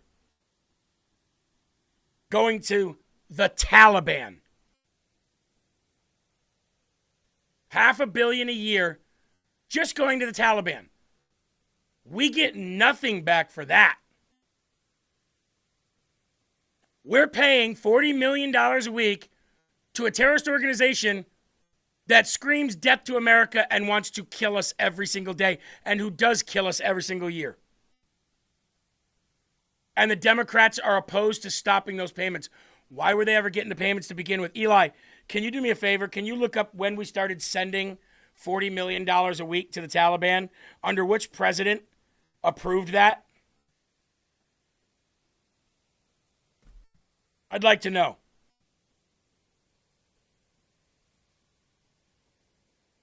Oh, yeah, $40 million a week. By the way, that's wrong. I should have done, my bad. Sorry on the math on that. $480 million or $40 million a week is times 4 times 12. My fault. It's $1.92 billion. My fault. $1.92 billion. I didn't times it by 4 first and then times it by 12. I was thinking a month. So $2 billion. We give the Taliban $2 billion a year. And if you do that by 52 weeks, it's even more than what I said. But I just did it by the month. We give them roughly $2 billion a year. We get nothing back except for death of Americans. But these same people aren't gonna cry about that, but they're going to cry about $3.8 billion to an ally who turns around and uses that money to buy ammunition from us and get intel for us. Like, hate Israel all you want. But if you're okay with giving $2 billion to the Taliban and you're not making videos daily about that, you might be a retard. Eli. I hope this is right. What I Googled was, when did America start sending $1.2 billion a year to the Taliban? So the overview says, since August 2021, the U.S. provided over $2.6 to $3.8 billion in humanitarian and development aid to Afghanistan to support Afghan people. While not directly funding to the Taliban, watchdogs warn that at least tens of millions or up to $2.9 billion in cash flow into the country may be diverted to or taxed by the Taliban-controlled government. So, it started under Biden, according to Eli's research. Started under Biden. And he also gave them $80 billion worth of military-grade equipment, including helicopters, Humvees, and tanks. Wow. You're okay with that, Ryan Matter? You okay with that, Tucker Carlson? Because I haven't seen a video. I haven't seen a damn video from the "we need to stop giving Israel money" people. That's the only reason I've ever fought on the side of Israel on this issue, was because of hypocrisy. That and that alone. Which is the perfect segue, ladies and gentlemen, into my next video. And I'd like to thank my friend Toria Brooke for sharing this on Instagram. She said 4 minutes straight of Megyn Kelly flip-flopping on Iran and everything. Watch. With me on stage right now are all transgender kids who want others to know it is possible to transition socially with love and support and acceptance within a family and a community. We hope to communicate by sharing our story with you and with folks is that this is real and it's cool. A perfect example of the beauty that happens when a child is loved and fully embraced for who they are. Thank you all for sharing your stories. It's an honor to know you. It is beyond time to stand up to the trans lobby that means to deprive women of their spaces and rights. But I am fascinated by the protection of women and understanding what we're getting in the Oval Office. Another woman who has alleged groping, unwanted groping, by Donald Trump is with us back now with 3 of the 16-plus women who have accused President Trump of sexual misconduct. Trump is on record as saying he did this. And you are... People with me on stage right now are all transgender kids who want... Hold on. There's more. Hollywood tape. I thank you so much for coming on and telling your stories. Thank All the you for best to having us. You bet. I don't give a shit about Trump getting handsy with somebody 20 years ago. That was the only reason. I It's have this contractual. crush from afar on Mark Levin. I've always loved him. best. I agree with Sean that he's the great one, but I secretly from afar am like a Mark Levin stalker. It's truly an honor. It's like there are certain people, and it's a very small list, who I consider appointment viewing. And it's like, whenever I see you, I stop. Whenever I see Mark Levin clip, I stop. Whenever Mark Levin has a book, I read. It's just, there is such a small collection of people who are truly brilliant and honest. So I want all of our listeners, I'm sure they already know that, but pay attention. You're going to learn something. I mean, this is like a 70-year-old man. He's in his like mid to late 60s or 70. Senior citizen with the show on Fox News on the weekend. He never made it in the prime time. All familiar by this point with... Spend 5 minutes watching his show. You'll see why. He was not primetime material. We used to laugh at him behind the scenes of Fox. She's supposedly 9 months pregnant in the hospital room. Here's the problem. We don't like you, Meghan Markle. And no amount of posting videos that you think are going to humanize you will make us like you. Candace is a young mom of like 3 young kids. It's my prerogative if I say to myself, that is not someone I wish to attack. So truly, you do get in trouble if you are a white person who puts on blackface for Halloween, or a black person who puts on whiteface for Halloween. Like, back when I was a kid, that was okay. They both have actually worn blackface repeatedly in Jimmy Kimmel's case, and the worst kind of possible blackface you can imagine in Sarah Silverman's case, minstrel show blackface. Look at this. This is so offensive what she's wearing. Anyone could see how deeply wrong this is. Iran is an enemy of the United States. Iran has been the number one. Spend 5 minutes. State sponsor of terror against the United States for the past 46 years. Iran is not just theoretically chanting death to America, as some absolute fools have been suggesting over the past few days. They have actually been causing death to Americans for decades now. I love Tim Dillon, and here he is saying it like no one can on where our heads are at. I don't give a fuck about Iran. Barack Obama, Bill Clinton, George W. Bush have all said that Iran cannot get a nuclear weapon. They can't. It's just this president, forgive me, but he had the balls to actually do something about it. Who made him do this? And the answer is Benjamin Netanyahu and the man in the mirror for President Trump, his own hubris. I mean, honestly, like the president, 3D, yes, shut up. Fucking shut up about that shit. You state sponsor of... Is there any more? You don't threaten to wipe out an entire civilization. We're talking about civilians just casually. I mean, honestly, Trump could drop a nuke and I'd still vote Republican. You don't threaten to wipe out an entire civil.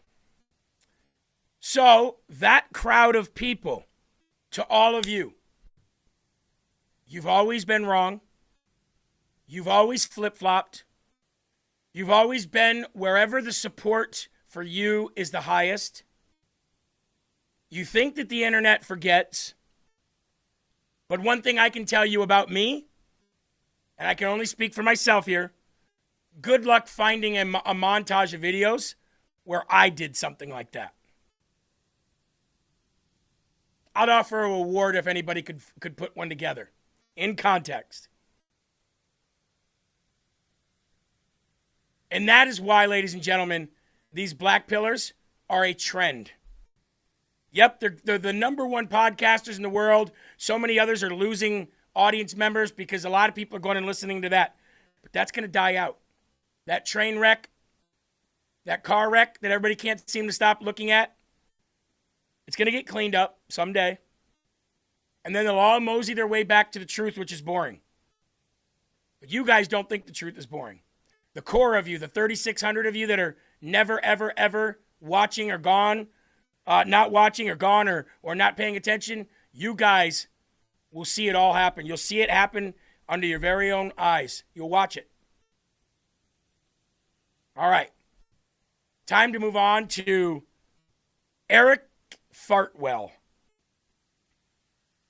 Yesterday, before he put out a statement of resignation from Congress now, Eli, I saw, by the way, before we get going, I saw a meme that said, breaking, Eric Swalwell resigns from everything. From governor, from Congress, from being a husband, from being a dad, he just resigns from life. I mean, at this point, he might as well. Quick little note. Kevin just gave us a note, and I found it on YouTube, and I sent you the link.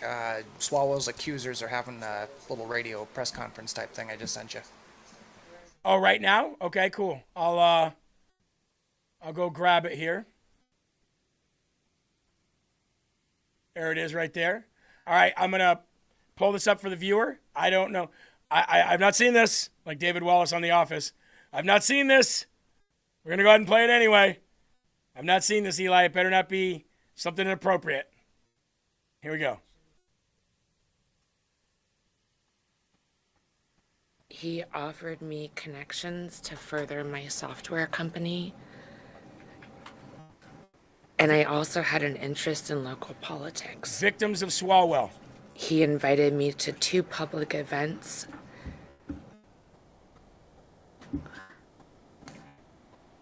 I knew he was married at the time and that his wife was pregnant.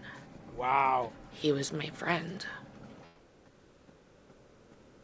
On the 3rd occasion, I believe he drugged my drink. I only had 1 glass of wine.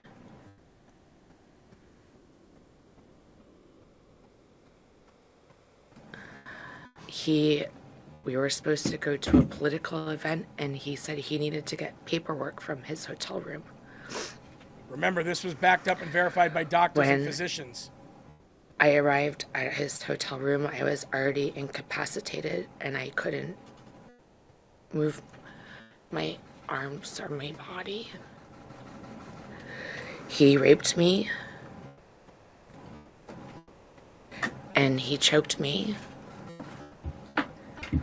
And while he was choking me, I lost consciousness. Wow. And I thought I died. I did not consent to any sexual activity. Although I did not undergo a rape kit at the time, I disclosed the assault to the people closest to me. I also recorded these events in my handwritten calendar.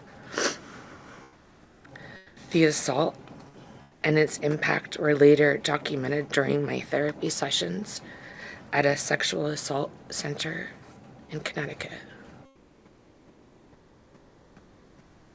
It had a profound impact on my mental health. I self-medicated in an unhealthy way. I did not want to live anymore. I cried all the time for years. At the time, I was in a dating relationship with a boyfriend I was fully committed to. I've never cheated in my life, and I would never have engaged in a consensual sexual encounter with Eric Swalwell. That reality further underscores the non-consensual nature of what occurred. It was a politically unusual and intense time in Beverly Hills, and I was considering a run for city council, which placed me in proximity to political figures and events and added to the pressure to remain composed and silent. Eric was aware I owned a software company, and he spoke repeatedly about his ability to make introductions in Silicon Valley, referencing his political representation and influence there. I was not interested in him romantically, but I was interested in the business relationship and professional connections he offered to provide. My delay in taking action against Eric was driven by fear, not doubt. Fear of his political power, his background as an attorney, and his family law enforcement ties. I have never doubted what happened. I stand with the other women who have come forward, and I will be making a report to law enforcement shortly with my attorneys.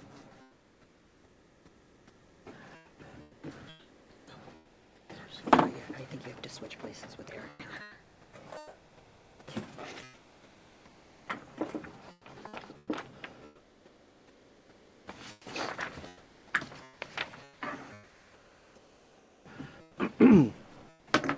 Hello, my name is Eric Fudali. I'm a partner and I'm the managing attorney of the Bloom firm, and I'm very proud here to represent Lana.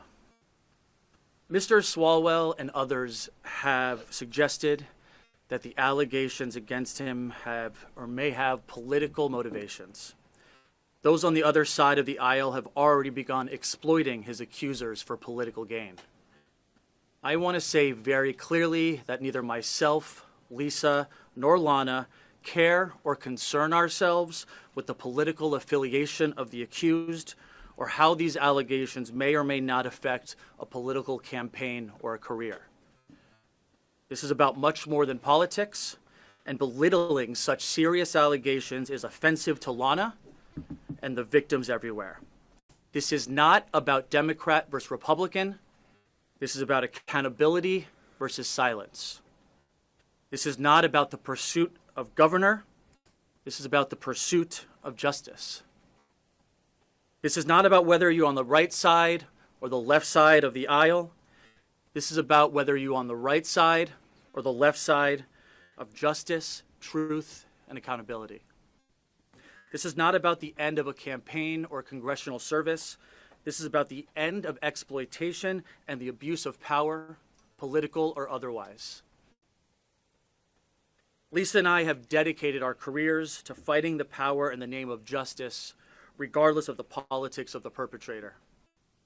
My hope is that this message both encourages others who are suffering in silence to stand up and fight, and also I hope this encourages the grossly politicized American public and politicians to put politics aside when it comes to allegations like these and stand up for what is right and not what is just politically convenient.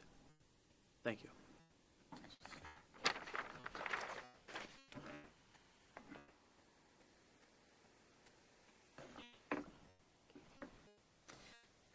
Hi, I am attorney Lisa Bloom, and I'm very proud to represent the very brave and strong woman sitting next to me today, Lana Drews. Lana deserves what all women deserve: autonomy over her own body. Every minute of every hour of every day of her life, her body is hers to control. And no man, no matter his position of power or station in life, ever has the right to make that decision for her. As her attorney, I have advised Lana of her legal rights. Immediately, we will be filing a police report with the Los Angeles County Sheriff's Office, which is the law enforcement agency that has jurisdiction over incidents that happen in West Hollywood. Lana is committed to fully cooperating with law enforcement, and we will do everything possible to assist and support her in that. We will be providing all of her evidence there, including text messages, journal entries, photograph, and witness information. We will encourage the Los Angeles County Sheriff's Office to fully and promptly investigate her complaint. We will also cooperate with any other law enforcement agencies who are investigating Mr. Swalwell. For example, the Manhattan District Attorney's Office, which we understand has already opened an investigation. Because Lana and our law firm are here not just for her, but for the other women, to be helpful in any way that we can. We will not rest until we get justice for Lana. I want to say something now directly to Mr. Swalwell. Your recent statement that you are just not perfect, you are not a saint, is just blather and spin. Stop it. Your statement that this is all just a matter between you and your wife is laughable, if not for... Listen, it's called Connect Team, and it's insane. I don't do schedules or timesheets manually anymore. And it works? Oh, like he would... Your statement yesterday that you just made, quote, mistakes in judgment is defensive and minimizing. Stop it. Own your behavior.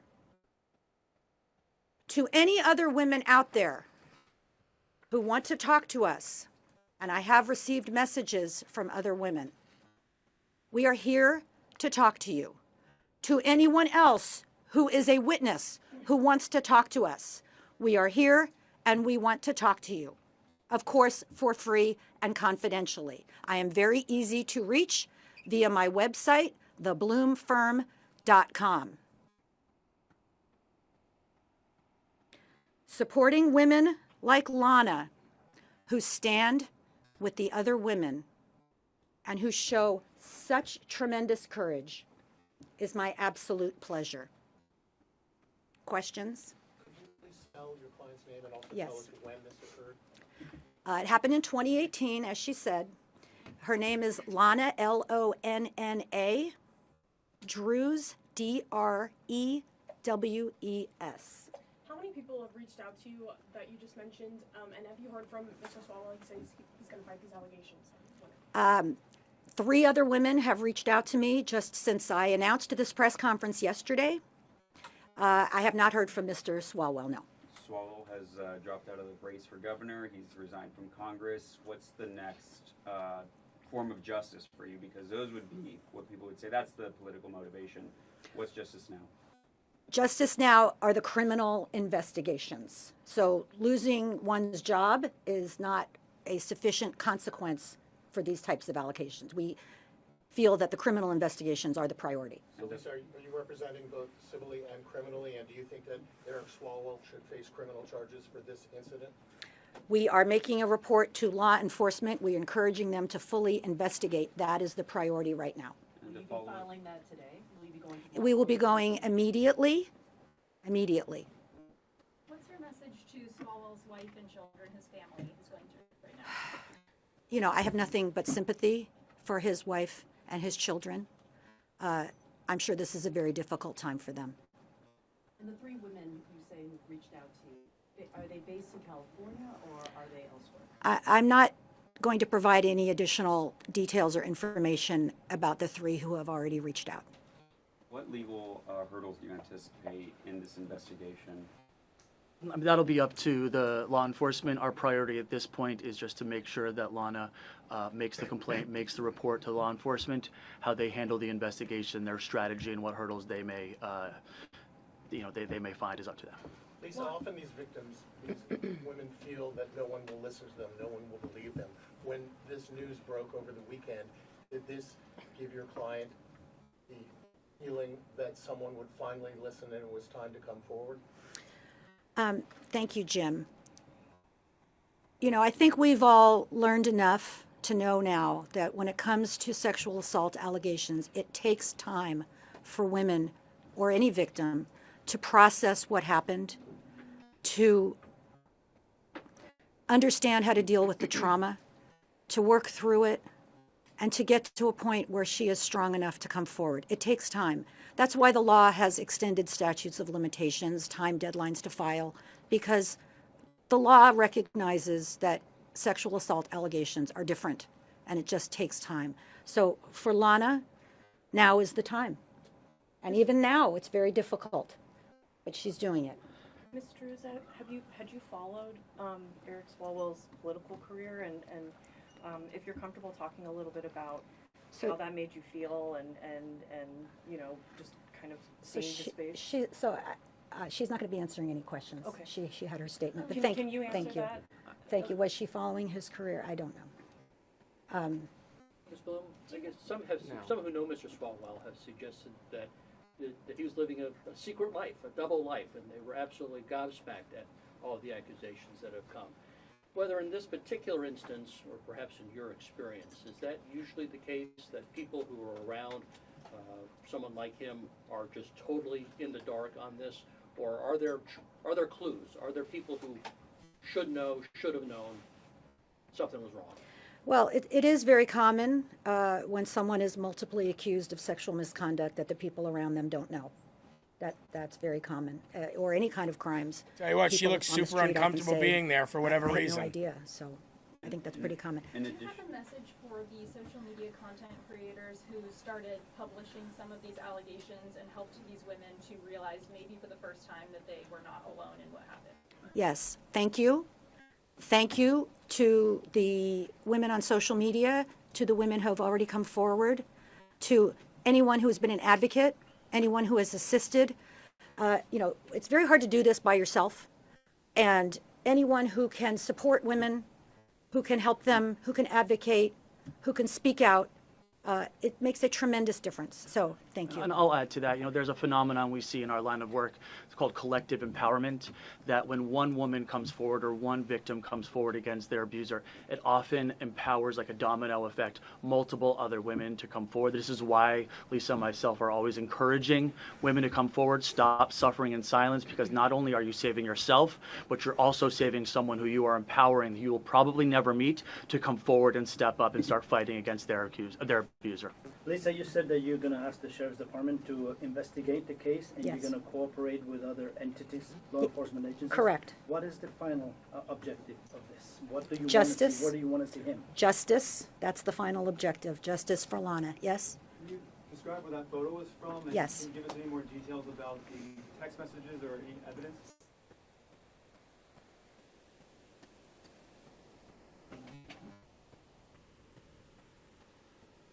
So this is a photograph that we've enlarged, obviously.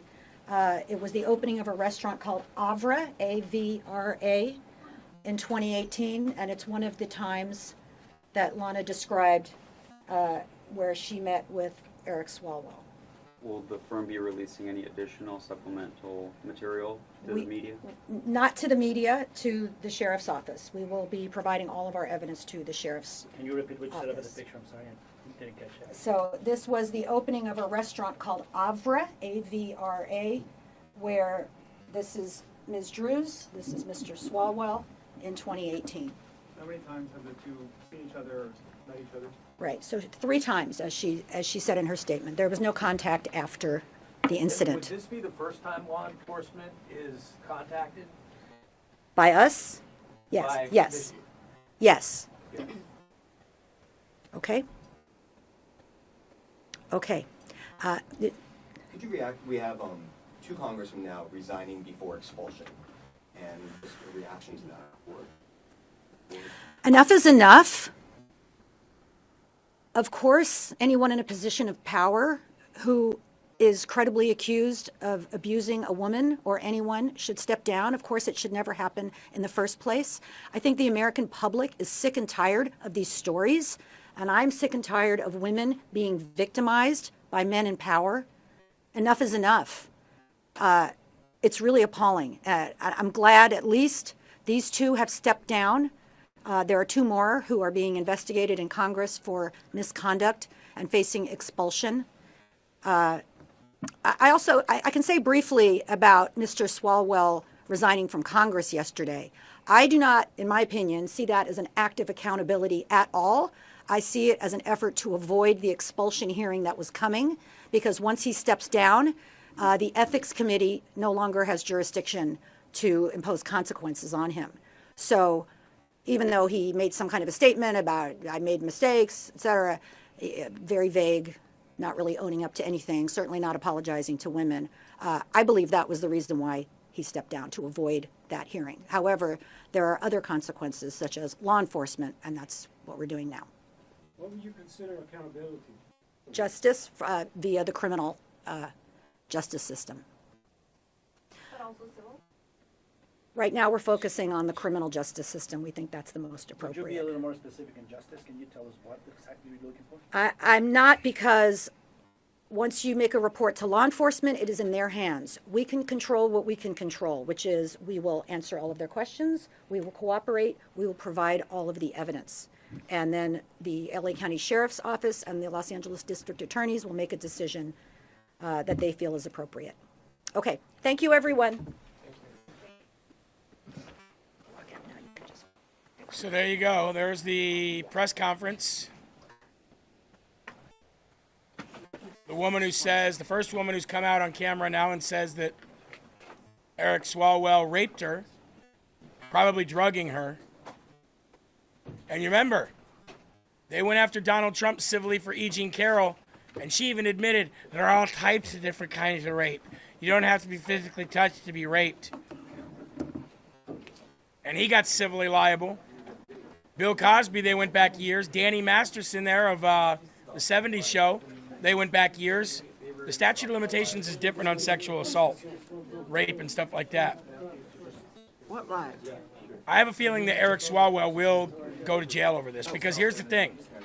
That same place, that same district in which held Donald Trump civilly liable for E. Jean Carroll is the same district that's now on the hook for this for criminal charges. They can't necessarily they can, I guess, but doesn't look very proper to go back on that now and switch up the way you do things.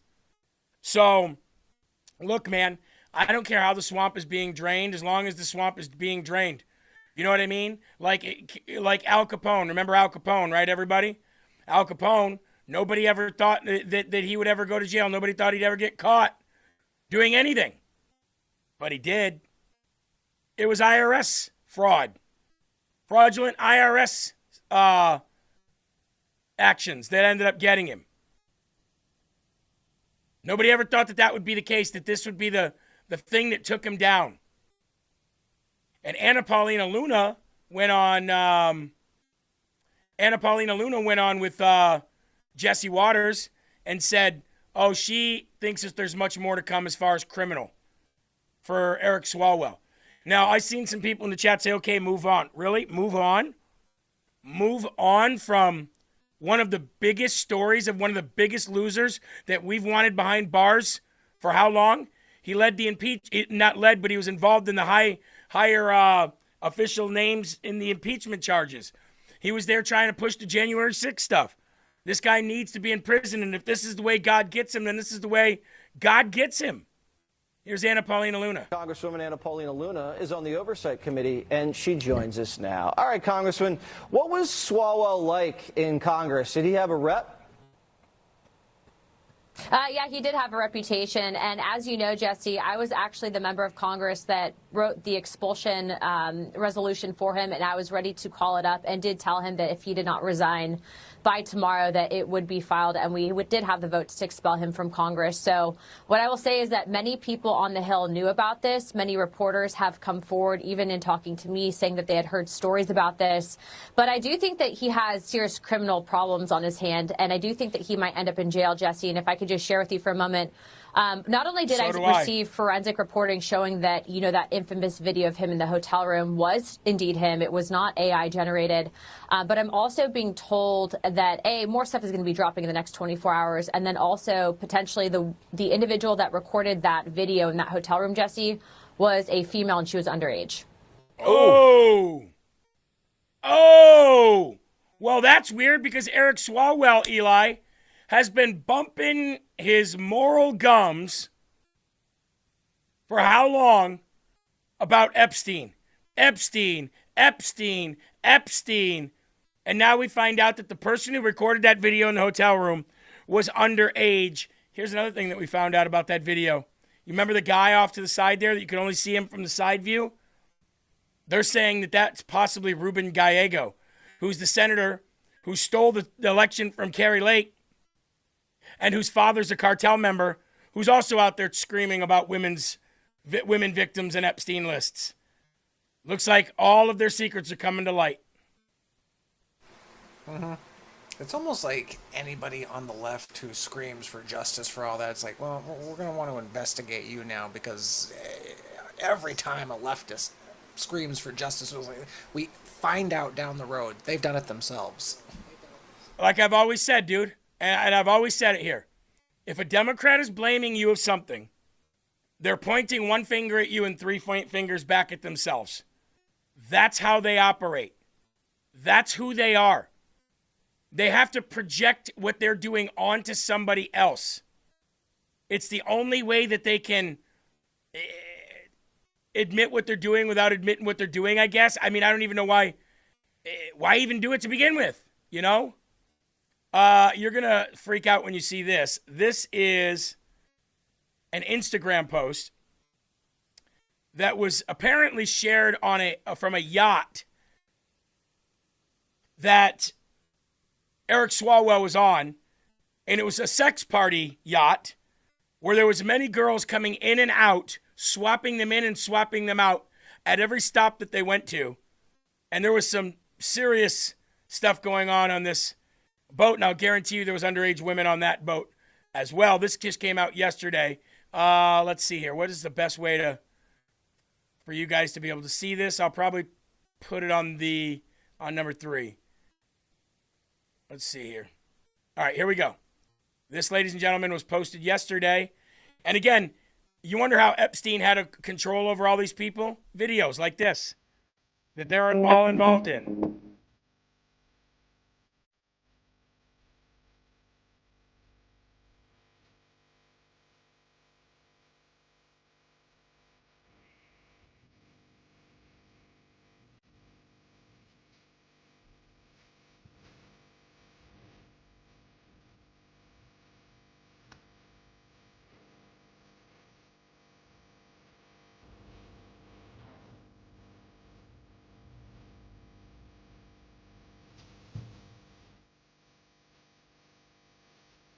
My yacht trip with Swally, it says. And apparently that girl that was in the hotel room with him was on this.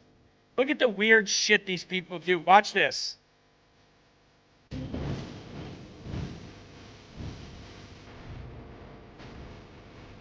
What the hell is going on there?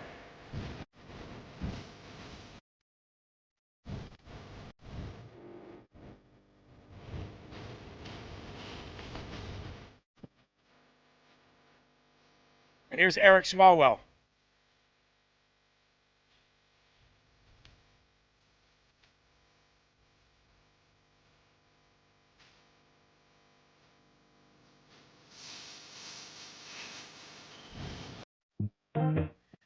These people are going to burn in hell for a very, very long time. For a very long time. Remember how smug Eric Swalwell has been on camera with his people following around D.C. with those stupid cringe videos like this one? Congressman. Hey, what's happening? You're everywhere, man. Yeah. What the fuck is going on with the SAVE Act? Oh, you mean the Save the Republicans Ass Act? It's the only way to win elections is by making it absolutely impossible for people to vote. the SAVE Act would make it impossible, be a ban on married women from voting. Why?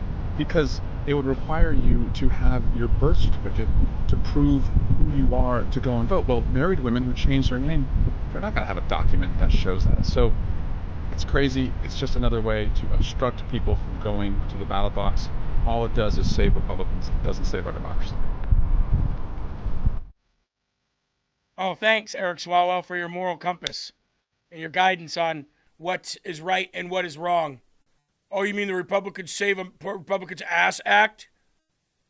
I have a few videos here that I want to play about people's reactions about this, what they think is coming next for this guy, because I do believe that this might be the first deep state congressman, deep state elected official, corrupt official that might be going to prison.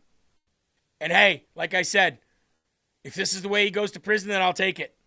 Because we've known these guys are guilty of so many things. And by the way, Madison Cawthorn blew the lid off this stuff, and Kevin McCarthy had him annexed, had him ousted.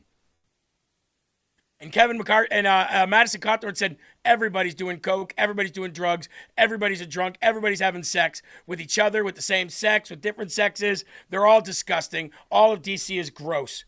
I imagine you go down anybody's past and get into anybody's life, you're going to find a lot of this stuff out by most of them. That's what I would guess. I think what's happening with Swalwell is so cynical, Elizabeth, because the rumors about him were swirling for a decade at least. I've seen reporters talking about knowing these things for a very long time, and yet it was comfortably swept under the rug until it seems to me the Democrats felt that he would be better off not on the ballot than on the ballot, and then that hook came from, Pelosi, just like it did with Biden, to pull him off stage, because I think they thought that it would be better for them to consolidate when you have two Republicans performing so well. It's just so deeply cynical. One more point, Elizabeth, very quickly. Polymarket now predicts that Tom Steyer is in the lead, meaning that the Democrats, the No Kings Party, the anti-oligarchy party, just once again circumvented democracy to get a billionaire elected to office. It's truly tragic. I do think what's happening. So the Democrats, remember I asked you yesterday, I wonder if Katie Porter was behind this. Remember I asked that question? I was like, I wonder if Democrats are behind this for whatever reason. Maybe they knew this was coming down the pipeline and they wanted to get him out. Maybe they didn't want him as California governor and they wanted somebody else. I know Adam Schiff endorsed him. All these people endorsed him, right? Nancy Pelosi had something else to say. She says there was nobody that had any clue. Really believe that? Some Republicans and others are saying that Democrats turned kind of a blind eye, that they knew what he was up to or what the allegations were. That is absolutely positive. It's true that they may say that, but it is absolutely not true. You had no idea? None whatsoever. Yeah. None whatsoever. I didn't inside stock I trade had none either. Whatsoever. What happens in California now? He was in many of the polls, the leading candidate. Yes, he was. That's gone. There's an army of candidates out there. And California has this quirky law, because it's ranked primaries, right, where you could end up with 2 Republicans on the ballot. Well, it is. How does that? I agree that it is a quirky law. I do not agree that there'll be 2 Republicans at the top. Donald Trump will not be president. And you can take that to the bank. Remember that? You can take that to the bank.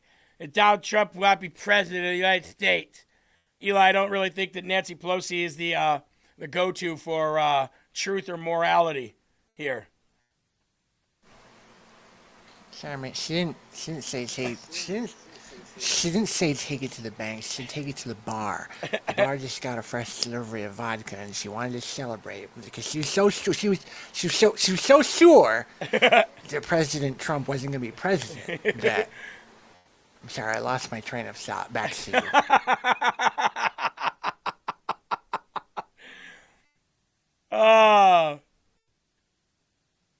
Humpty Dumpty Brian Stelter.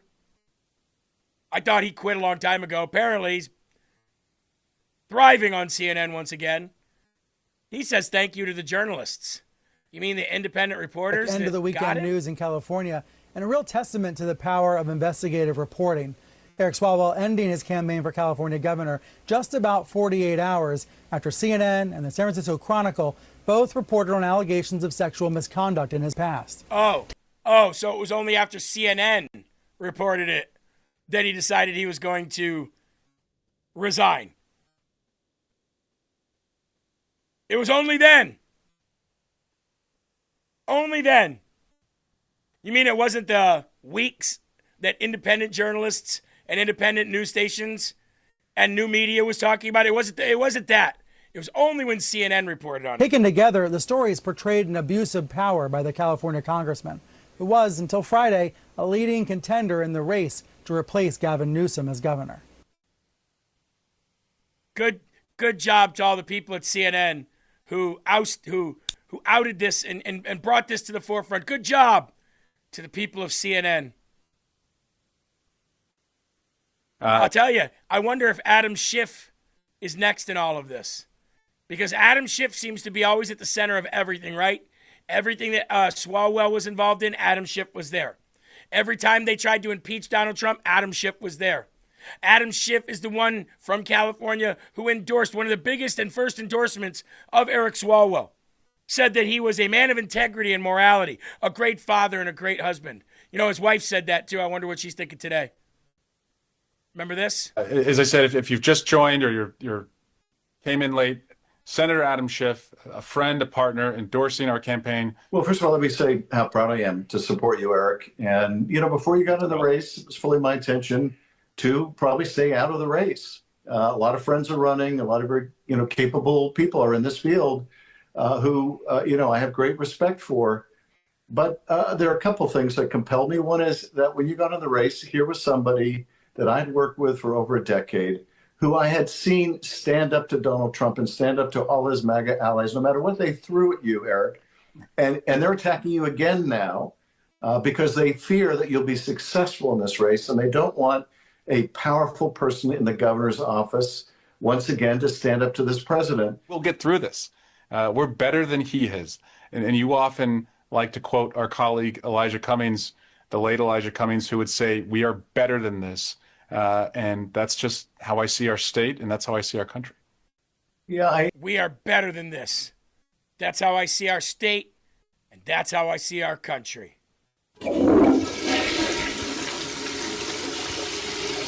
There's one turd. There's the second turd. And this is for both of the dipshitiots.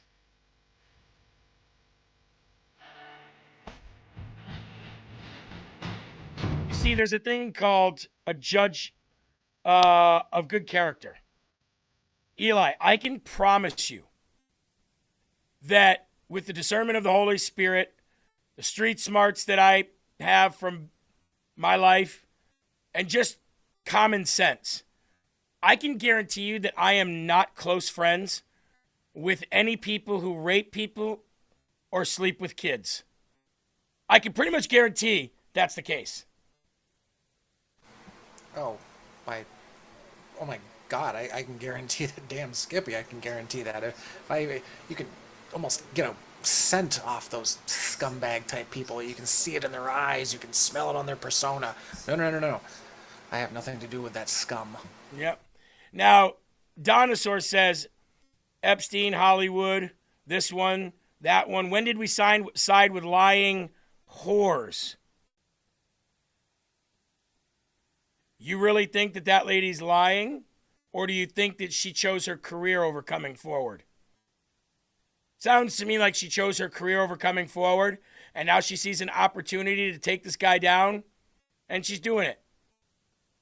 Right? That's what I see. Now, I agree there's a lot of lying whores out there. I'm not saying there isn't. But I don't think that's the case here. I think this guy is a lying scumbag. I think he drugged women. I think you're going to see text messages, more videos, more proof, more emails from this guy to prove that he is exactly who she says he is. Should she came out about it 8 years ago? Absolutely. Should she have went to the police about it? Absolutely. 100%.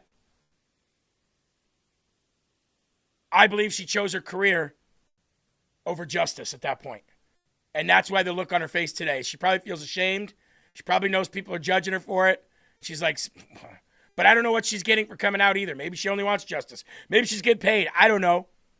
I say when this happens to you, go right to the police right away. But, you know, I've never been raped either. You, Eli?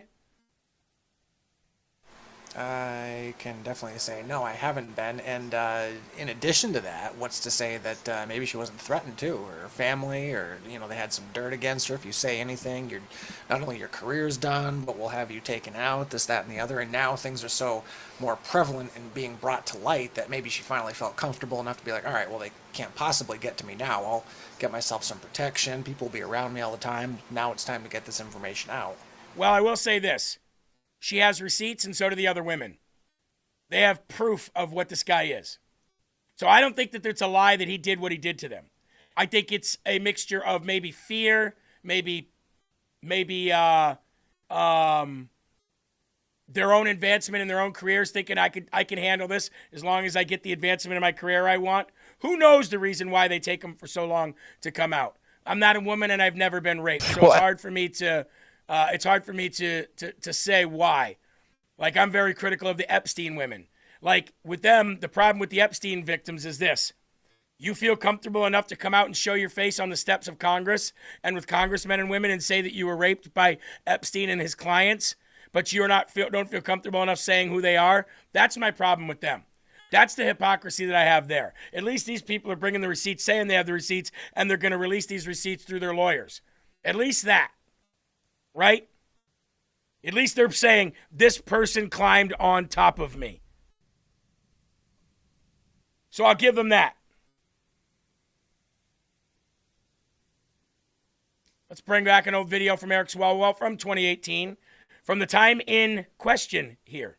I don't want this to be about politics, and I worked as a prosecutor. I want this to be about people who are assaulted feeling comfortable in any part of the country, in any state, red state or blue state. The Bay Area lawmaker facing serious allegations from multiple women, ranging from sexual harassment to claims of rape. However, these are claims he strongly denies. New reports that there are new allegations being probed by the Senate regarding Judge Kavanaugh. Good evening, Ari. I saw continued demeaning of victims of sexual assault, people who deserve to be heard, who deserve for their allegations to be investigated. These allegations of sexual assault are flat false. They are absolutely false. They did not happen. They have never happened. And I will fight them with everything that I have. Nicole, this is the biggest case of, are you kidding me? Are you really kidding me that you're going to continue to allow George Santos to hang around Congress because what? You're so obsessed with denying women? The 45-year-old Democrat has been accused of sexual misconduct by 4 women. Allegations include one former staffer who says Swalwell sexually assaulted her on 2 occasions. Swalwell has repeatedly denied these claims. That's like a Comedy Central roast you have going there. Yeah. Well, I don't want this to be about politics. Just like Megyn Kelly, the internet never forgets, and we can go nail these guys everywhere. So here's the question. Was Ruben Gallego in the video? A lot of people are saying that they believe that Ruben Gallego was the guy in the video. Here's Ruben Gallego talking about Eric Swalwell. A lot of people seem to and it seems impossible that they didn't have some sense of what was going on. I think there are a lot of people encouraging Swalwell and saying a lot of these people at the time didn't have a sense that something was going on. I mean, the man led a double life, and for many, more than 20 congressmen, people that served with him for a long time, we had no clue. And look, unlike whatever's happening with Jeffrey Epstein, because as soon as we knew, we all asked for accountability, and we'll continue to ask for accountability. And the victims deserve justice. But he literally led a double life and tricked many of us into thinking he was something he was not. Do you have a sense of... So he says he lived a double life, Eli, and he tricked all of us. He lived a double life, and people that he served with for 10 years, he tricked all of us. We just didn't know. So that means you're shitty judges of character. So that means you're close to what he's doing, and you still had no questions, still had no concerns. means you're either blind as a bat, dumb as shit, or guilty of all of it as well. I have a feeling it's the latter. I was going to pick D, all of the above. Yeah. Yeah, well, he tricked so many of us. We had no idea. How dare we be such fools? We didn't know. This guy was that good at tricking all of us. What are we going to do? These people in Congress know exactly who's involved in all of this. They know exactly who's involved in Epstein. They know exactly who's doing this currently and who did it in the past. And you know what's happening? Think about this. We are 1 month and 3 days away from rededicating America back to God. Where? Washington, D.C. Donosaur says, why is this cuck censoring me? First of all, you've not been censored yet. Keep bumping your gums like that, and you'll be muted for the rest of the live stream. So shut up and start acting like a normal human being, or you can watch and not talk too. Then I will silence you. I'm sick of crybaby pussy adults like you. Knock it off. Nobody cares about you when we're talking about this. Eli, keep an eye on that retard. Evil in D.C. is running rampant. You know it and I know it. How many videos did we see of gay people getting railed inside the Senate chambers or inside an office? How many stories have we heard that have come true from Madison Cawthorn about how everybody in Congress is? What happened to Madison Cawthorn after he told what happens in Congress? What happens in D.C.? 1 month and 3 days away from President Trump's administration rededicating this country back to God. Under God. Sounds to me like God is purifying the evil place before the celebration, before the rededication of this country back to him. That's what it sounds like to me. Sounds like we got some purification going on in a very dirty and disgusting place. That's what it sounds like to me. What about you? You feel that same way? Anyway, to end the Eric Swalwell segment here and move on, figured I'd play this. I do not suggest to you in any way that I'm perfect or that I'm a saint. I have certainly made mistakes in judgment in my past. But those mistakes are between me and my wife.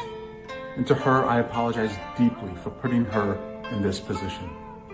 I also apologize to you if in any way you have doubted your support for me. But I think you know who I am. That's more like it, right?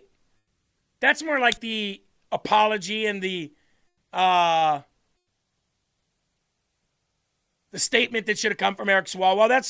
That looks a little bit more authentic to me, right? Some members of the Democrat Party are actually happy. Why? Well, not because justice is going to be served. Because they want to get people like this off their scent for their wrongdoings and their crimes, like Pramila Jayapal. Everyone, I just wanted to take a minute today to talk to you all about the incredibly serious sexual assault and sexual harassment allegations that we against didn't know both anything Congressman about. Swalwell and Congressman Gonzalez. Obviously, they have both just announced that they will resign from Congress. It sounds like immediately, and I'm very, very glad that they are doing that. Had it come to a vote on the House floor, I would have voted to expel both members. Serving in Congress is a privilege, not a right. It is a sworn oath to protect our Constitution and our country, and members of Congress are subject to laws that govern or to rules that govern their behavior in Congress, one of which is that you are not allowed to have sexual relations or sexually harass, sexually assault any staff member. And in both these cases, these men were charged with assaulting and having sexual relations with staff members. In both cases, hey everyone, I just wanted to take a minute today to talk to you all. First of all, what is wrong with your face, woman? Second of all, You really want justice for the women? Or are you just talking out one side of your mouth because you know that the scent is on all of you? I would agree with it's the second one of those. They don't care about the victims. This story that none of us knew anything about. Oh yeah, get out of here. Get out of here. You know, Matt Gaetz got accused of sexual assault of people 17 years of age. He resigned from Congress before the House Judiciary Ethics Committee could have a hearing, so that they had no jurisdiction to have the hearing. Now, he had already got cleared lawfully, but he ran to OAN and bounced. Right?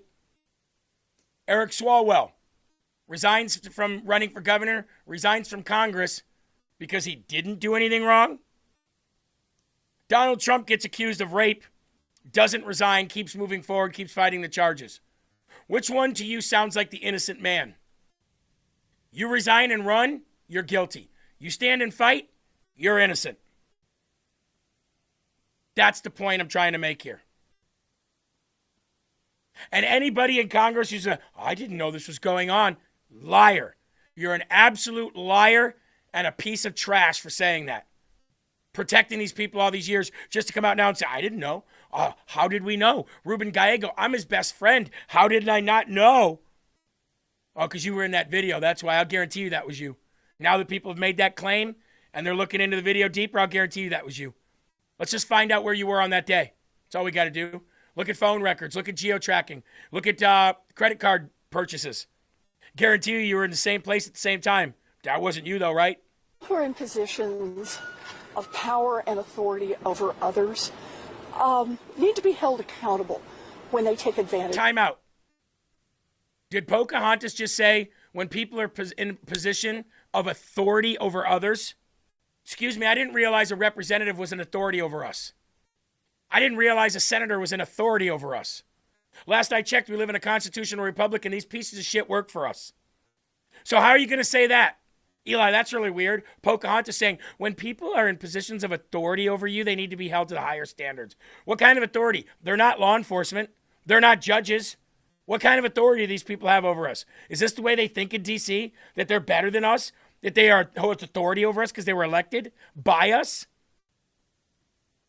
That's exactly how they think in D.C., and I'm so sick and tired of it, dude. They do this crap all the time.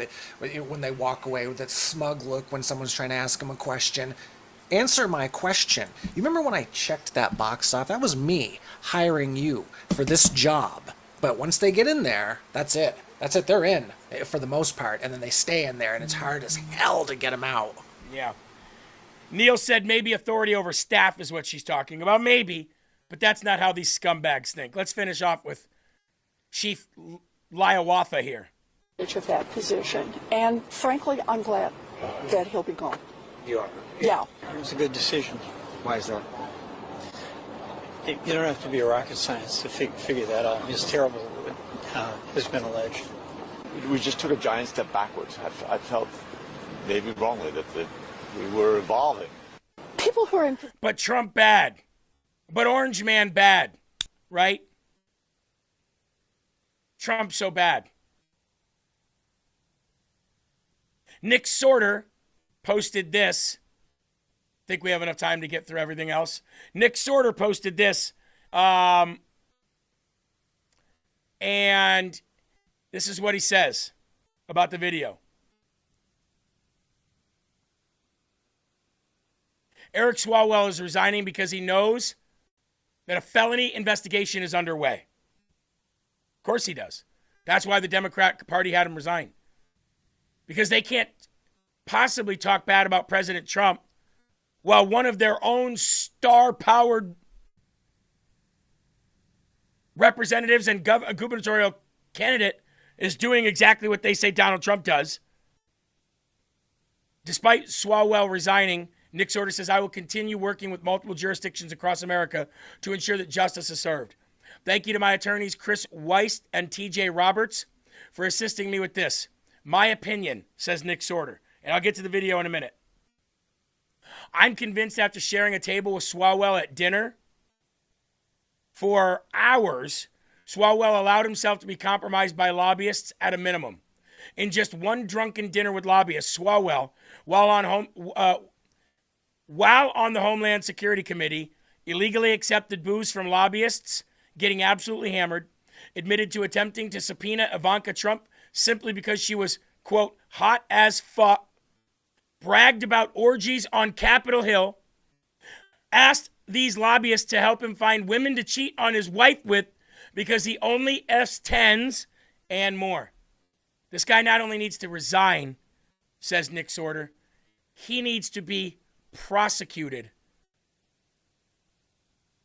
to the highest extent of the law because his crimes go further and beyond what we've seen in the last few weeks. And I would imagine that's for most congressmen in D.C. on both sides. Let's watch this. This is Nick Sorter having a second phone recording this.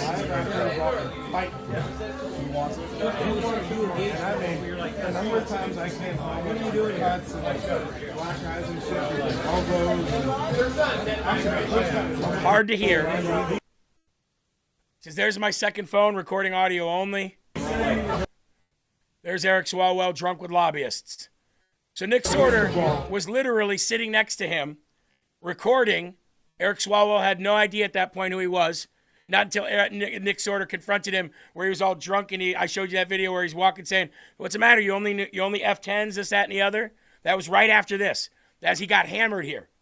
He said this whole conversation right here was about what Nick Sorter said.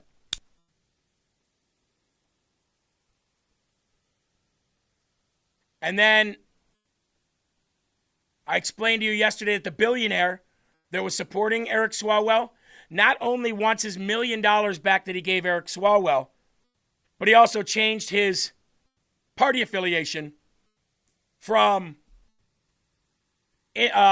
Democrat to, I think, independent or libertarian. It says he might even vote Republican. But the Democrat Party is lost and he's done with them.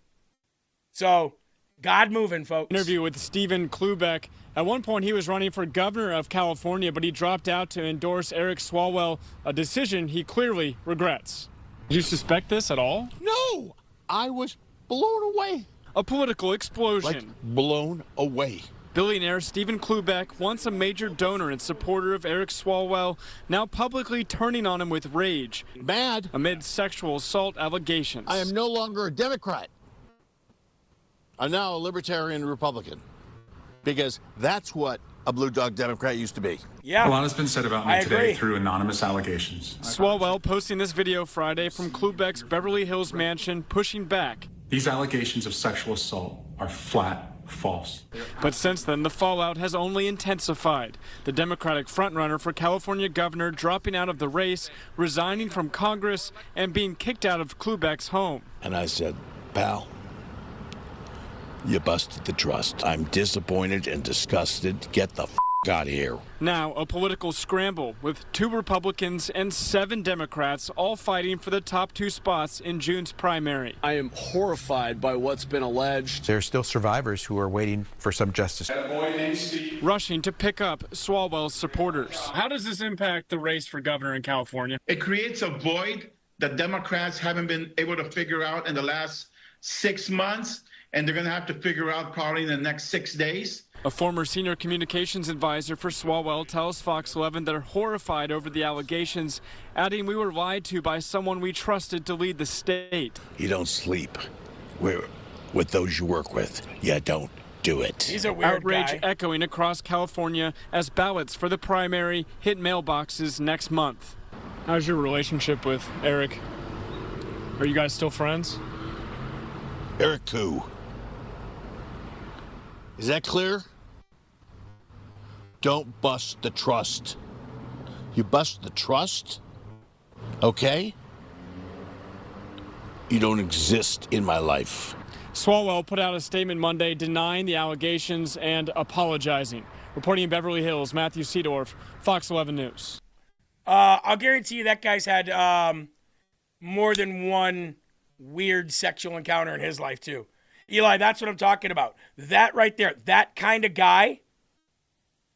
Hold on. Simply because you don't censor yourself and you will say retard on air. Love me some LFA. N. Brooks says, thank you. God bless you and the entire LFA family. And gave us a $10 donation. Well, thank you very much. We appreciate that so very much. Also want to thank the guy who gave so many people a month of subscription here on Rumble. They don't have to get any commercials. So really awesome. Eli, that dude, that billionaire, I would not be friends with that guy.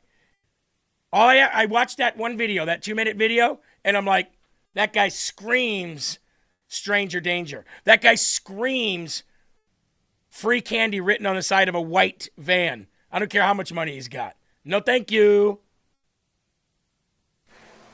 Jeremy, you know who he kind of reminded me of? He kind of reminded me of Tom Waits. You know, it was that guy that Heath Ledger based his Joker off of. He's got that deep, gravelly voice, but somebody in here said super pedo, and I'd probably have to agree with that.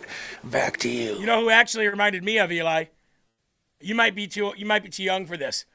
Excuse me, sir, but he reminded me of Columbo.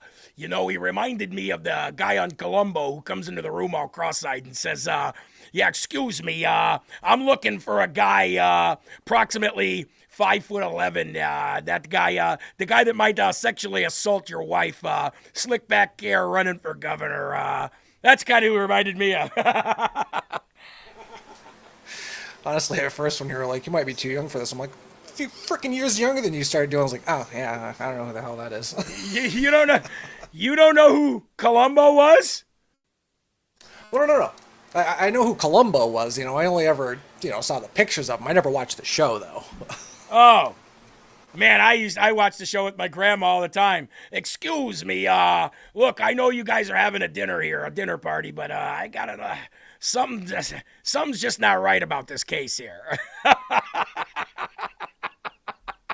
47 Michelle says stop. Excuse me, you said there was 3 girls, but it seems to be that there was 4 girls in the mix here. Yeah, I don't know. I'll tell you what's not right is the fact that you're doing that impression so well. I didn't even see the show, and I can tell by that Google AI, you're killing it. Peter Falk, baby! Peter Falk! Yep. Glass-eyed Columbo. Tony Gonzalez also announced his retirement from Congress as he faces expulsion over affair with staffers who ended up taking her own life. Remember that story? Yeah, he's going to retire now. Yeah. Columbo. Oh, excuse me. I do got just one more question. That's right. Just one more thing. I'm going to lay it all on the line here, and I'm going to put out all the proof, and you're going to go to jail for the rest of your life with the one more thing. Just one more question about exactly. So, shortly after Eric Swalwell resigned from Congress, GOP Representative Tony Gonzalez also announced his retirement. Good. Representative Gonzalez was also facing expulsion from Congress after it was revealed that he was having an affair with a staffer who died by suicide. Or did she? That's, Eli. I wonder. When you hear this story about a senator or a Republican, or a congressman sleeping with a staffer, and then that staffer killing themselves, could very well be true, right? Can't deal with the pain, can't deal with whatever they went through, whatever it is. But the first thing that I think of? Oh, they killed her. He killed her. That's the first thing I think of. Now, I don't know if that's why that makes me think of that, but these people are so corrupt that that's what I think of. Maybe it's movies that make me think that. It's very conceivable that she killed herself. But that's what I think of, is that, oh, they murdered her. He murdered her, whoever. Oh, yeah, absolutely. If I was having a conversation, I wouldn't even skip a beat when they were like, oh, yeah, she resigned. I'd be like, why did you kill her? Yeah. Did she scream when you killed her, or did you choke her silent? Like, that's the question I would have. If I was reporting in D.C., Eli, and there was all these reporters around, right? And the congressman was there, and they were talking about how this woman committed suicide. And were you surprised that she committed suicide? Why did she commit suicide? Did you have any insight on this? I'd say, did she scream when you killed her, or did you choke her silent? That's my question. See, it would actually be perfect to have somebody like you there, because while you could trip them up, while everybody else is like, oh, she committed suicide, oh, she committed suicide, did she say this? And then when they cut to you, why'd you kill her? Well, I killed... whoops. Yeah. Why'd you kill her? Well, she just wouldn't shut her mouth. She just wouldn't, shit. Now here's this. I don't care if you're a Republican, and I don't care if you're a Democrat. I don't care if you're a libertarian, an independent. I don't care if you're a lesbian. I don't care if you're an LGBT, a queer, or whatever you are, a straight, a white, a black, a gay, a brown, a blue. I don't care what you are. If you're breaking the law and you're living these lives where you are pretending to be one thing and you're doing something completely the opposite of what you are pointing fingers at people and criticizing them for doing, I want you gone. Either off this earth or in prison, period.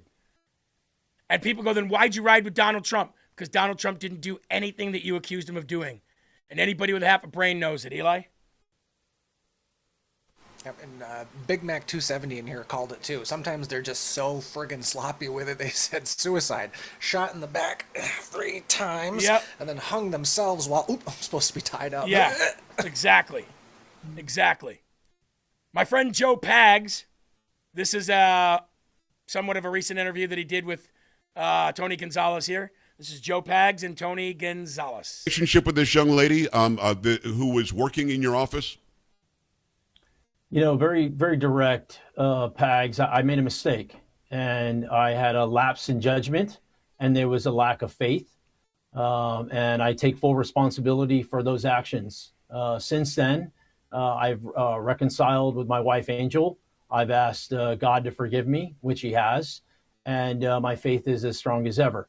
When you make mistakes like this, you know, it's never easy. It humbles you, but it's important to kind of work through it all. You know, I look forward to the ethics committee starting an investigation. I appreciate the opportunity to be able to provide all the facts and all the details that lead to exactly what occurred in the entire situation. It's the first time we've heard you respond to that. A relationship with this young lady? All right. Eli, can you do me a favor? Can you find out, Carla said, who is this? This is Tony Gonzalez, who just retired because of the sexual relationship that he had with staffer or staffers, one of which who killed herself. Not too far, pretty recently. Eli, do me a favor. Can you find out if a congressman is eligible for a lifetime pension? And if so, how long do they have to be an elected official to get it? Like, I wonder if that's the reason why this guy retired rather than resigned. KWA says Trump used his own Miss America. If he was half the perv or pedo that they say he was, there'd be hundreds of claims from that time. Exactly. Exactly. Do you have any info on that? Sorry, what was the second part of the question there, bud? So, just like not only are they eligible to receive like lifelong pensions, but how long do they have to be in service in order to be eligible for it if they are eligible? Now, T. Mitchell and B. Hop say a 5-year term. Now, I think that's why I think Marjorie Taylor Greene was right around that 5-year mark, which is why, you know, she wanted to get there and get out. She made her millions of dollars. What do you got, Eli? Yes, members of Congress are eligible for a lifetime pension if they meet specific age and service requirements, typically requiring at least 5 years of service. They are not eligible after only one term, 2 years for House members. Retirement eligibility generally requires being age 62 with 5 years of service, age 50 with 20 years of service, or any age with 25 years of service. So you have to meet the age requirement and the time requirement? And can you repeat those again, that last part? Retirement eligibility generally requires being age 52 with 5 years of service, age 50 with 20 years of service, or any age with 25 years of service. You said 52 or 62? I said both. You can be age 62 with 5 years of service, age 50 with 20 years of service. So the younger you are, the longer you have Yeah, no, you said 52 the last time there, so I thought you said 62 the first time. Can you do me a favor? Can you find out how old Marjorie Taylor Greene is? Because there's no way she's 62 years old. So there's no way she's getting a pension for 5 years of service. She'd have to have the more years of service at that age. Marjorie is 51 years old. So she's not getting a pension for life. Not according to that, anyway. She's not getting a pension for life. Eli, can you find out how old Tony Gonzalez is and how long he's been in service? I'm trying to get to a point here. I'm trying to find out if this guy's getting a pension for the rest of his life and if resignation versus retirement has anything to do with it. So it sounds to me like she's not getting a pension for life. According to that anyway. But she made millions of dollars somehow as a congresswoman. So I guess it really doesn't matter. So now we're going to find out, is Tony Gonzalez, what age he is, how long he's been serving. Eli? He is 45 years old. He's served as a U.S. Representative for Texas' 23rd Congressional District since January 3rd, 2021, totaling over 5 years in office. He announced his resignation yesterday. Okay. So I wonder, once you get to 62, if you then get the pension after that. You know what I mean? Like, I'm wondering if you're only 55 and you resign after 6 years, you've put your 5 years in, I wonder if you can still start collecting once you hit 62. I wonder if the 5 year is the only threshold, but 62 is the age you start getting it once you get to that age. I'm wondering if that's the case too. I think that's the case. I think once you turn 62, then no matter what age you were when you served, as long as you served 5 years, then you would get that pension, which means it sounds to me like Tony Gonzalez would just have made it, and it sounds like Marjorie Taylor Greene would just have made it. And when they turn 62, they'll start receiving their pension. Yep. Sounds about right. Yep. So not only do these guys come in and rob us blind and do incest long enough to get their stupid little pensions when they turn 62, then there's this asshole, supposed to be a Republican, still has the Ukrainian flag up on his post. Another former, by the way. Democrats demand their people resign from Congress. Republicans elect them to president. What a faggot. What an absolute faggot Adam Kinzinger is. I can't stand this gay bitch. I really can't. Little pipsqueak gay bitch with a loud mouth. Perfect to get his ass beat. Sorry, but I'm on one right now. I want the swamp drained of all of these people. And you can't tell me that this faggot Adam Kinzinger wasn't in Congress doing the same stuff. Democrats demand their people resign from Congress. Republicans elect them president. No, Democrats demand that they resign from Congress because they're actually guilty. Republicans elect the people that you coin as guilty but are actually innocent, you loser former. Shut up, former. You and Marjorie Taylor Greene, you think the world has to hear what you have to say. Nobody cares. Anyway, I want to say thank you to Lean Weight Loss. Lean Weight Loss, ladies and gentlemen, by Brickhouse Nutrition is a perfect way for you to drop those 10, 15, 20 pounds that you just can't seem to drop. Maybe you've dropped 20, maybe you've dropped 10, maybe you've dropped 30, but there's a last few pounds that you just can't drop. I'll tell you what. Went to the gym last night, as I do every day now except for one day of the week. A day and a half. We do like a half a day workout on Saturday. I went to the gym last night, and it was the first time that I had ever burned 350 calories on one machine. Okay? I went from doing a half-hour workout at the gym to now a 2-hour workout at the gym. I'm doing a mixture of calisthenics and weights. I'm counting my calories and I'm eating correctly. I'm eating less than 1,800 calories a day, and that is with the reduction of working out. So I'm not even making up for it. And I'm losing weight slower now than I've ever lost it in my life, and it makes me so mad.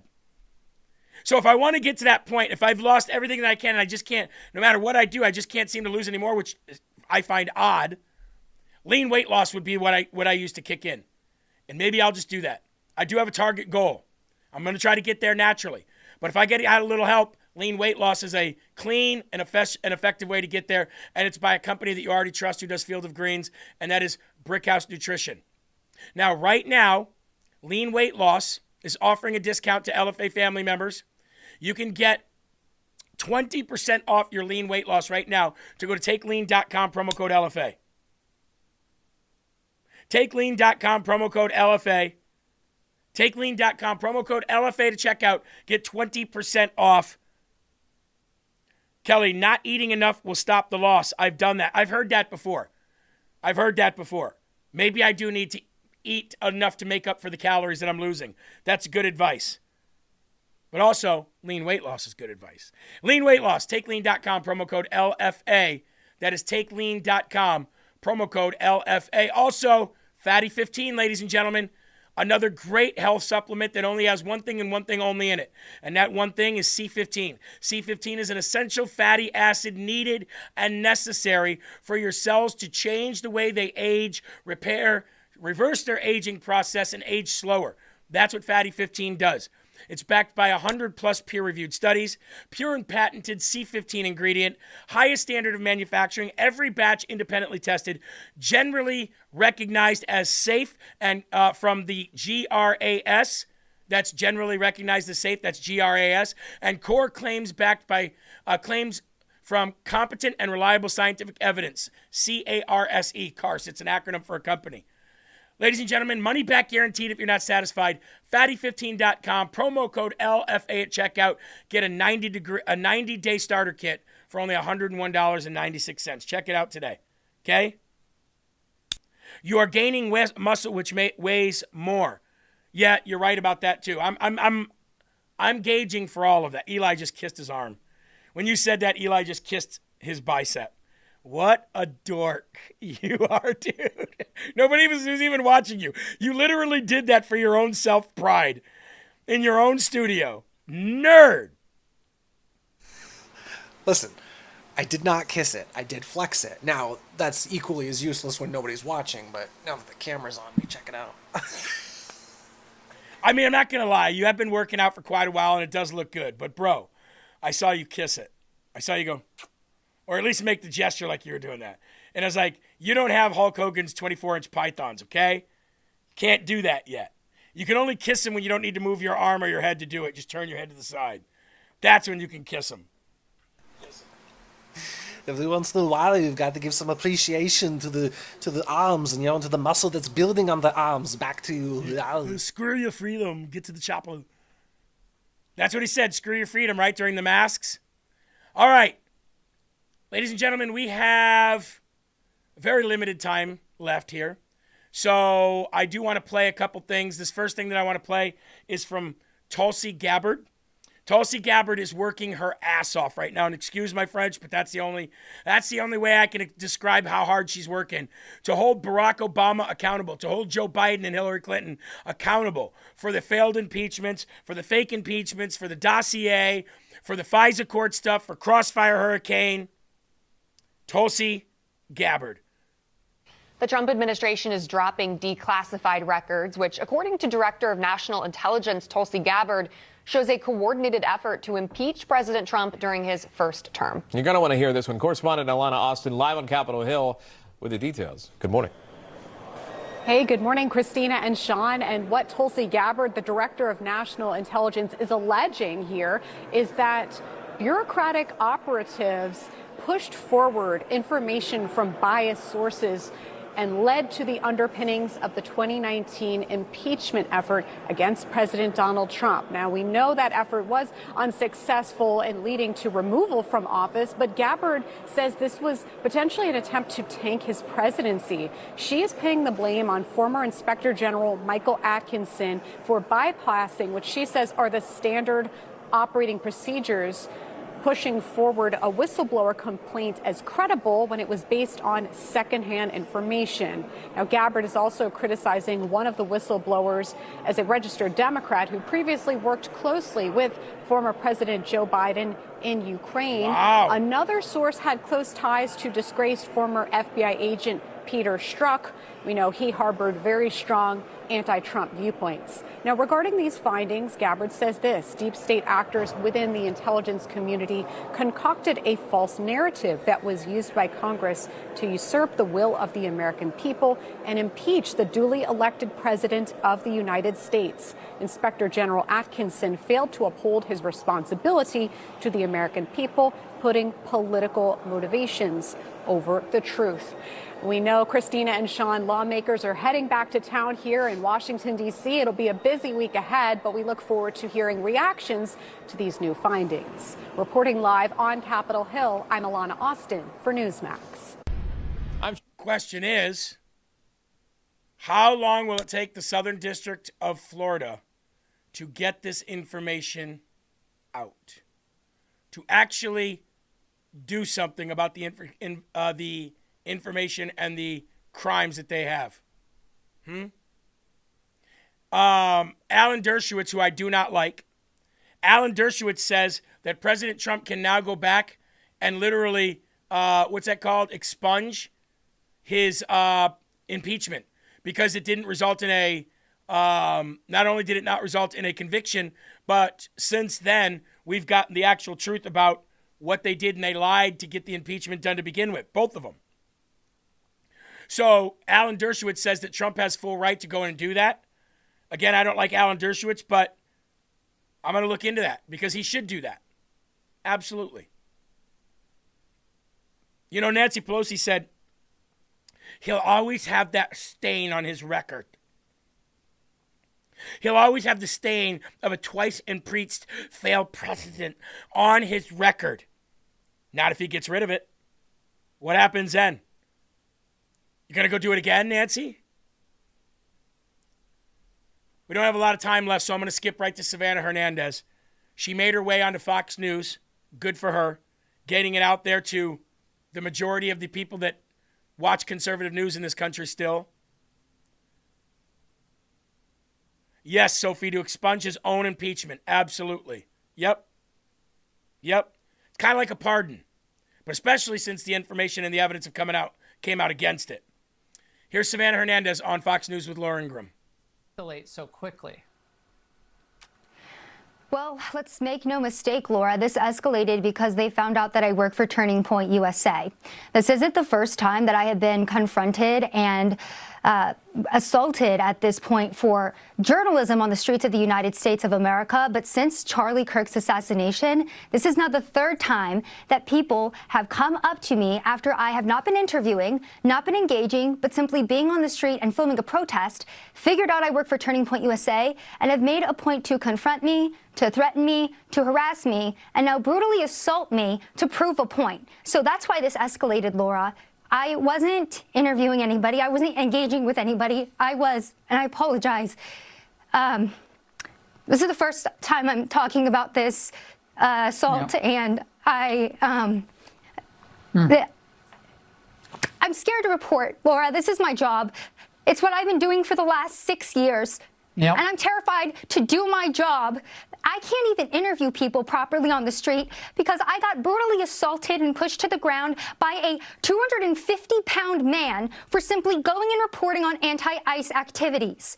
I made a point not to engage, Laura, because I know the left wing is violent. They assassinated Charlie Kirk last year, and now they're coming for each and every single Turning Point USA employee because they know they can get away with it because the local jurisdictions aren't going to charge them.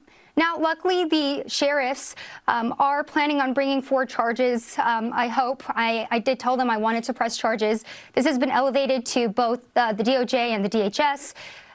They are opening an investigation as well. But I'm horrified, Laura. I'm horrified.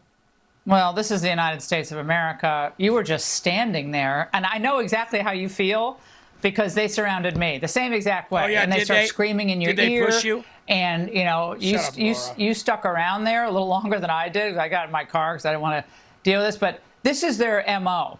They don't want anyone there because they don't want anyone knowing the truth about how many of them are paid, how this is organized, who's funding it, and what they are really all about. They don't want anyone to know. If they were proud of their movement, they'd be like, welcome, we'll be happy to talk to you. But they don't want that. Absolutely, Laura. And this attack was so horrific that you now have the radical left-wing streamers and left-wing activists coming out and denouncing this attack, saying, oh, we shouldn't touch women. That's probably a bridge too far. But again, I was targeted because I work for Turning Point USA, because I'm a brown woman who thinks the wrong thing, because I am a Christian. They were mocking me for my religion. They were mocking me for my political views. They, like I said, they told me that I had no right to be on a public street, and they made sure to run me out and brutally assault me multiple times as I was trying to leave. So that's the United States of America in 2026. And my main question is, how was this allowed to happen in President Trump's America? So, well, Laura, the Hennepin County Sheriff's Office better do its job here, because if there was a message from on high, this will not be tolerated, then it wouldn't have been tolerated. And the feeling here is that it's okay to do this. Don't you like how Laura said, I know exactly how you feel. They surrounded me too, but I didn't stay long enough. I got in my car and got out of there. Then you don't know exactly how she feels, Laura. Then you don't know exactly how she feels. Did a 250-pound man shove you in the back like a linebacker, giving you whiplash? Did that happen to you, Laura? Like, I appreciate you bringing her on, but you really don't give a shit. Laura doesn't care. Fox News wants the ratings. Now, good for Savannah Hernandez going on there and getting the biggest bang for her buck. But this video right here shows Chris Osterushko, the dad, telling the daughter exactly what to do prior to any kind of confrontation. Where's the whistle? It's in the car.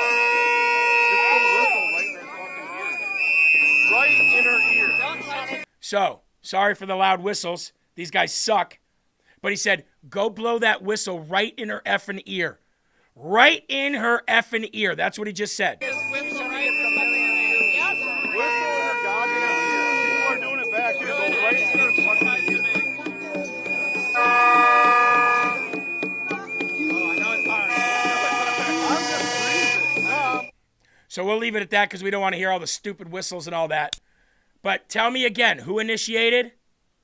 Now, since we're expelling people from Congress, by the way, and since we're getting rid of the do-nothing trash in D.C., I want you to see how much this woman thinks of what they're going to do to her. Man should know there is no way that they are denaturalizing and deporting Mamdani or me or any of the people that they're constantly telling their base they're going to do that. And it's so embarrassing that they say that, and what is even more embarrassing is that their base is not smart enough to know that they're being lied to. Man should know there. Come hell or high water, you nasty, disgusting Somali rat piece of shit, we will get you out of this country, one way or another. Whether it be, you know what, I'm not even going to say it. One way or the other, Eli, we'll get her out of this country. Yep. I've been seeing a meme being shared around of that retard with the beard sitting there next to her, too, saying, oh, I hate Republicans. Oh, do you? What are you going to do about it, Scooter? Nice army jacket. Yeah, the woke farmer. Yeah. Anyway, ladies and gentlemen, before Will Johnson comes on here, we got about 1 minute and 59 seconds left. I do want to show you this video as the Catholic Church starts piling on President Trump on 60. When the Catholic Church stops being the largest NGO of illegal immigration, funding the illegal alien invasion of our country, then I'll care what the Catholic Church actually has to say. And the Red Cross. Oh, the Spanish people are afraid. Maybe they shouldn't be breaking the law. You should know what the Bible says about respecting the law and people and people in authority. Enforcement. Right ways and wrong ways, ladies and gentlemen, but there's only one Yahweh. So stand up tall, keep your shoulders back, keep your chest out, keep your head up high, because you are a child of God and no weapon formed against you will ever prosper. Keep your families, your friends, your pets close, keep a smile on your face, and no matter what, never stop spreading the actual gospel. Don't be one of these kind of Christians. I love you guys. God bless. Will Johnson coming up next. Peace. I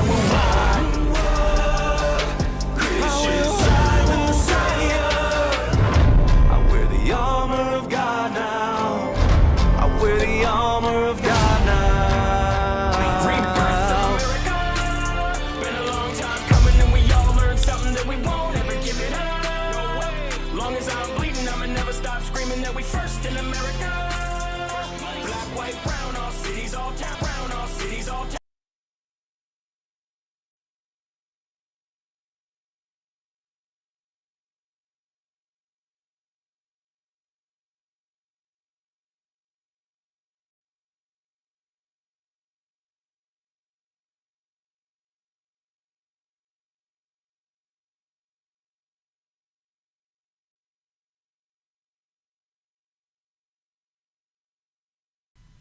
What's going on, everybody? Thank you so much for tuning in. My name is Will Johnson, and this is The Culture Wars.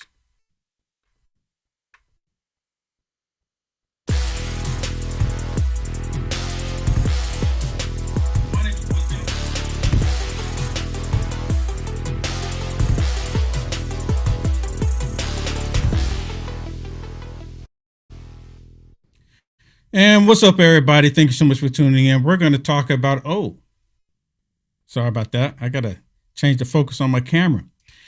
We're going to talk about President Trump and this meme that President Trump put out. And I got to talk about it. I have to talk about it. Okay. We're going to talk about this, and I'm going to show you how they're reacting to President Trump. And our great producer, Eli, created this beautiful thumbnail for us as well. Let me put this back up here really quick for you. You see that? Beautiful thumbnail. And false prophet attacks President Trump. That's exactly what we're seeing taking place. And I know a lot of people are really in their emotions about this. A lot of people are really trying to figure out, how do we address this issue? How do we fix this? And you know what? I don't think it's you can't undo what's been done. Now, the reason why I put these two pictures here, what you're looking at, on the right hand side, you see President Trump, and he's touching the guy like he's healing the guy, right? And on the left side of the image here, you can see this is an image from the Vatican. What do you see? What do you see? Starting from the very top, coming down, what do you see? Now, of course, when I first saw this image of President Trump, when he put this out there, and President Trump did not create this, let's be clear, President Trump did not do the AI. This picture's been out there for a while, and President Trump saw it and posted it, and then he deleted it. But with that said, the image on the left, none of the people complaining about the image on the right had any issues with the image on the left. If you look at the image on the left, you can see a viper, a snake at the top. You can see the two eyes and the fangs. And then beneath that, what do you see? It looked like demonic. It looked like hell. It looks like evil, demonic spirits. This right now, ladies and gentlemen, is at the Vatican. This is straight up at the Vatican. No one sees an issue with the one on the left, but they clearly say there's an issue with the one on the right. Main reason why is because those on the left, those people that saw President Trump in this image, they came unglued. Now, President Trump didn't do this because he was trying to be blasphemy. President Trump was not trying to be blasphemy. And the reason why President Trump put it out there is because he was basically trolling the Pope. He was 100% trolling the Pope. And the Democrats, they don't care that President Trump was trolling the Pope. They only care about getting President Trump. Now, listen to this clip with Representative Speaker Mike Johnson, where he is asked a question about President Trump putting this meme out there. And I've gone into deep detail on this. I did a little video earlier about this, but I want y'all to listen to what Mike Johnson has to say. He said the exact same thing that I've been saying, and I haven't even seen this video until like 4 minutes until I came on here, and I had to grab it really quick just so I can share it with you. Listen. And I might be just a little second behind. I'm going to fix my camera.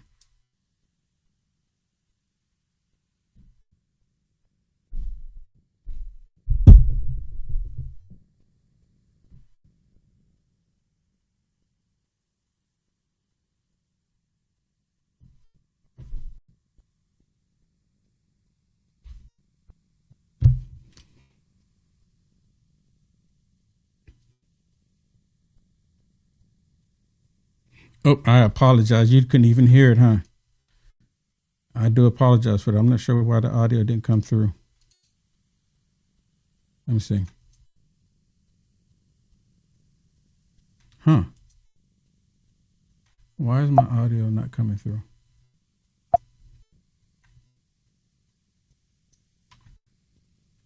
You can hear me though, right? Yeah, I can see my audio is coming through, but my audio for nothing else is coming through. I don't know why it should be coming through. Oh. Technical issues always chaps my hide. It's like the worst thing ever.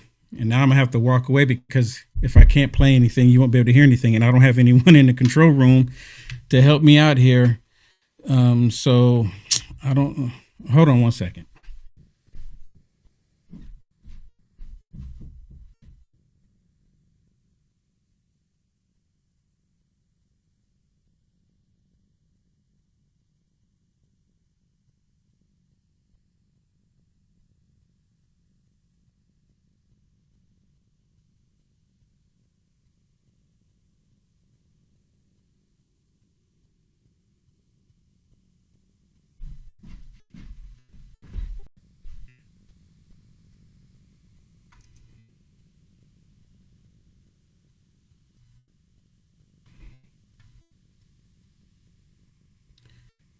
This is so bizarre. I guess maybe I'm gonna have to just talk to you the entire time. I don't know why it's not coming through. And I can see it playing. Okay. All right, well, just come to me and I'm gonna share this with you. So, before I came on here, I actually did a video on social media telling everybody to come over to LFA. I was telling a whole bunch of people to come over to LFA because I have all this stuff that I want to share with everybody. And naturally, the daggone system is not working. And I don't know why it's not working. But anyways, so while I was on there, I was talking about President Trump putting this post out there. And sure enough, there's people upset with me on my stance on President Trump. And I've made it clear that President Trump putting this post out there, when I first saw it, I'm like, yeah, you know what? This is not going to come across the way I think President Trump is putting it out there. President Trump put this post out there wanting people to know that he is basically mocking the Pope. And before I say some of the stuff that I want to say to you, I want to make sure that I'm clear. I have family members that are Catholic. I'm not trying to bash Catholic people, not at all. But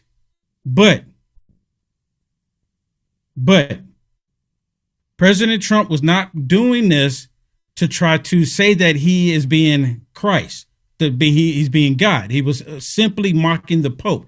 The Pope many times have declared himself to be God in the flesh throughout history of the Catholic Church.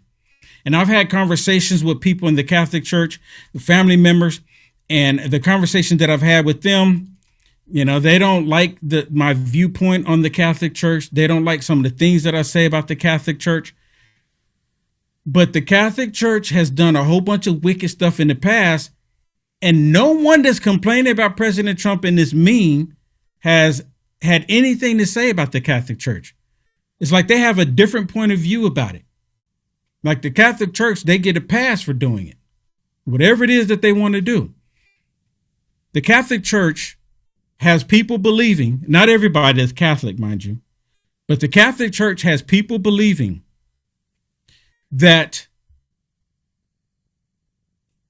your prayers are not heard by God unless you tell a Catholic priest. Unless you tell a Catholic priest, your prayers won't be heard.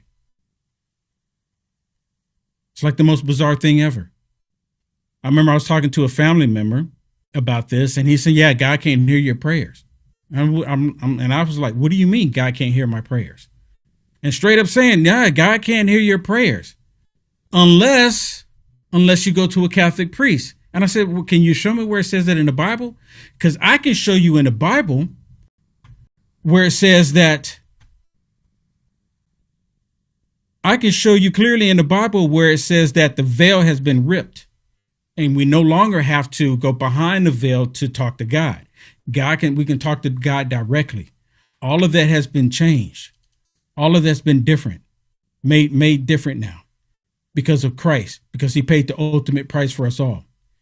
But a lot of people don't understand, and a lot of people, because they believe that the Catholic Church is the only way to God. Even they said that you can't even get to God unless you go through the Catholic Church, when the Bible tells us the only way to God is through Christ. The only way to God is through Christ. But they would have us believe otherwise.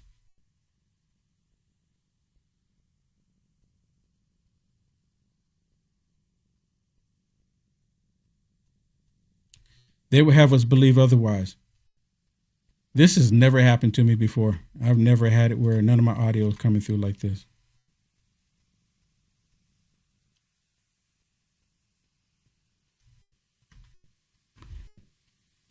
So it's never been that way. The only time it was that way before, when they were doing the sacrifices in the temple, where they were calling on people to do these sacrifices with the lambs and different things, these animal sacrifices. And they would do this to saying that they believe in God. But none of that takes place after Christ paid the ultimate price for us all. None of it. None of that takes place. And of course,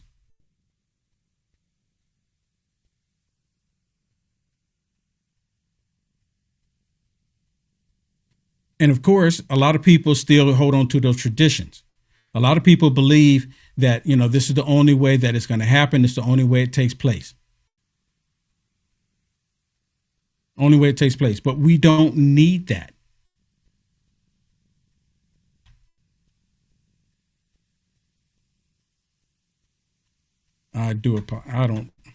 Man, this is like so irritating, because I had this whole lined up so I can show people. And I promoted this show everywhere. Not that I don't promote LFA everywhere, but I was promoting it, telling people come over and watch so I can share all this information with you about how the Catholic Church is doing, how there's this battle between the good and evil.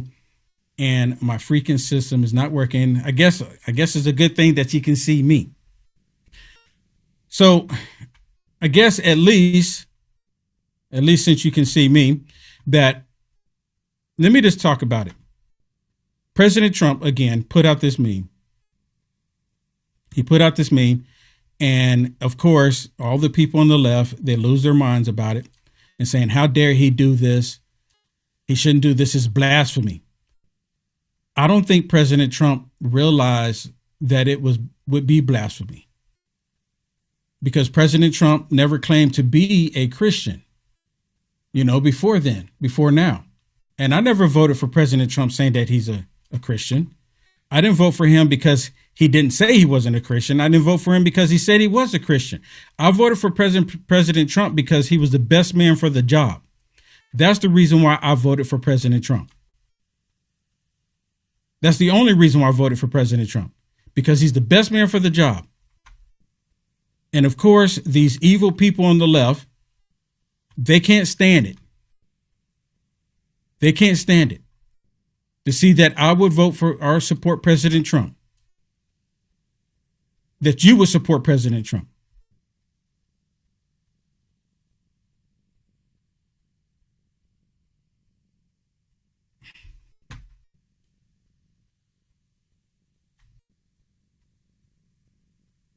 Hold on. Oh. Okay, I'm going to at least show it to you, or at least I'm going to attempt to. I'm going to show you what I'm talking about here, and I'll just talk about it. I do apologize.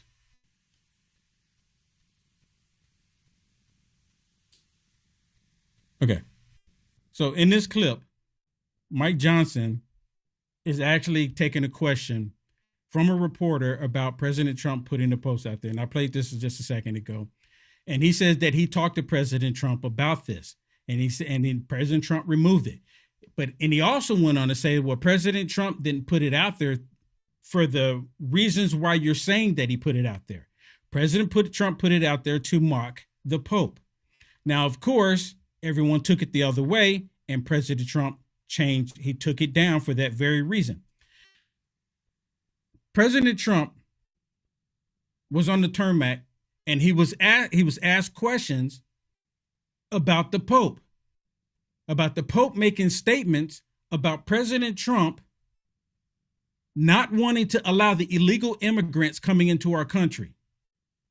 President Trump doesn't want allow the illegal immigrants coming to our country, and the Pope wants to interject himself and say something about the illegal immigrants coming into the United States of America.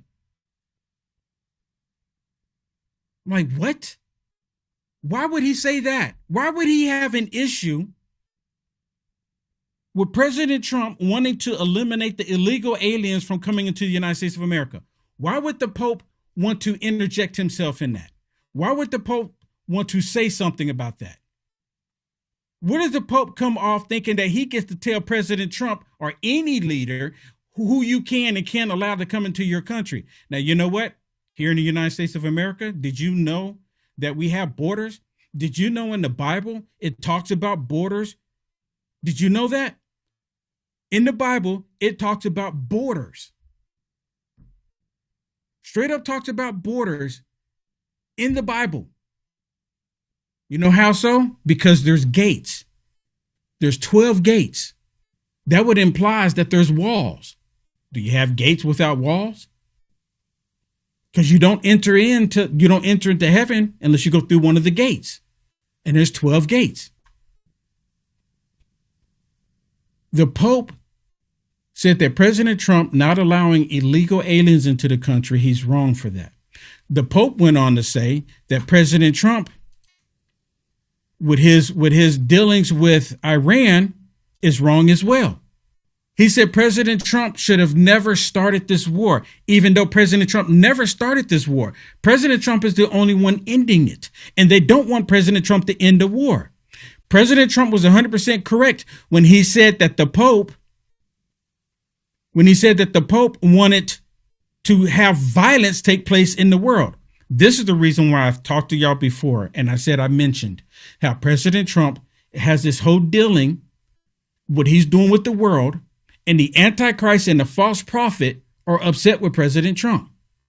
The only reason why the Pope is saying something because he's upset with what President Trump is doing. The false prophet and the Antichrist, they're supposed to be the ones that's bringing peace. I told y'all just the other day, yesterday, matter of fact, that President Trump, he's bringing peace to the Middle East. They don't want peace in the Middle East. They want to be the ones who bring this false peace. They're the ones wanting to do that. So, of course, the Pope, he was on the airplane. He's on the airplane, and President Trump talking about what President Trump just said about him on the airplane. And the Pope was saying, well, you know, President Trump, he's saying this thing, and the Pope is trying to come across like he's trying to do the work of Christ. He's doing what Jesus would do. I don't believe this dude at all. And now there's this going back and forth between the Pope and President Trump. This whole going back and forth now. And of course, who does the left side with? Who is the left side with? The left is siding with the Pope. You know why? Part of the reason why? Because this Pope is okay and open with homosexuality. This Pope is okay with the perversion of homosexuality. I said it again. He's made it clear, saying, and it's not even this Pope. The Pope before this has made it clear that homosexuality, they call them, there are brothers and sisters in Christ. No, they're not. I know a lot of people probably don't want to hear that. A lot of people don't like it, probably don't care for it. But they're not. And he's on here bashing President Trump, our president. And then, of course, there's videos where they're talking about how how they're like, completely against, President Trump, how they're completely against President Trump when it comes to the border crisis, and how he's against President Trump when it comes to this war. The Pope is against President Trump ending the 47-year war, and so are the Democrats against President Trump for ending this 47-year war. Why would the Pope not side with the person who brought Jesus into the White House? Joe Biden didn't. Joe Biden never had any. Joe Biden's never had anyone praying over him in the Oval Office in the name of Jesus. Never happened. Never happened. And you remember the Catholic Church, they had all this episode with them molesting little kids. And instead of them getting rid of these priests that were molesting little kids, what did they do? They just moved them from one location to another. Huge scandal. And it had been going on for years. And again, all they did was move her from one location to another. That's all they did. One location to another.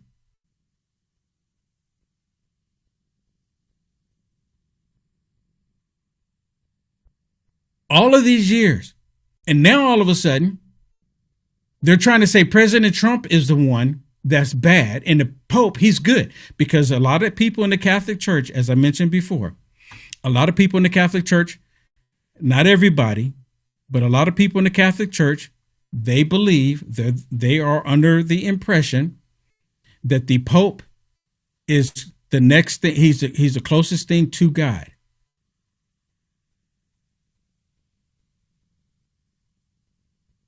They believe the Pope is the closest thing to God.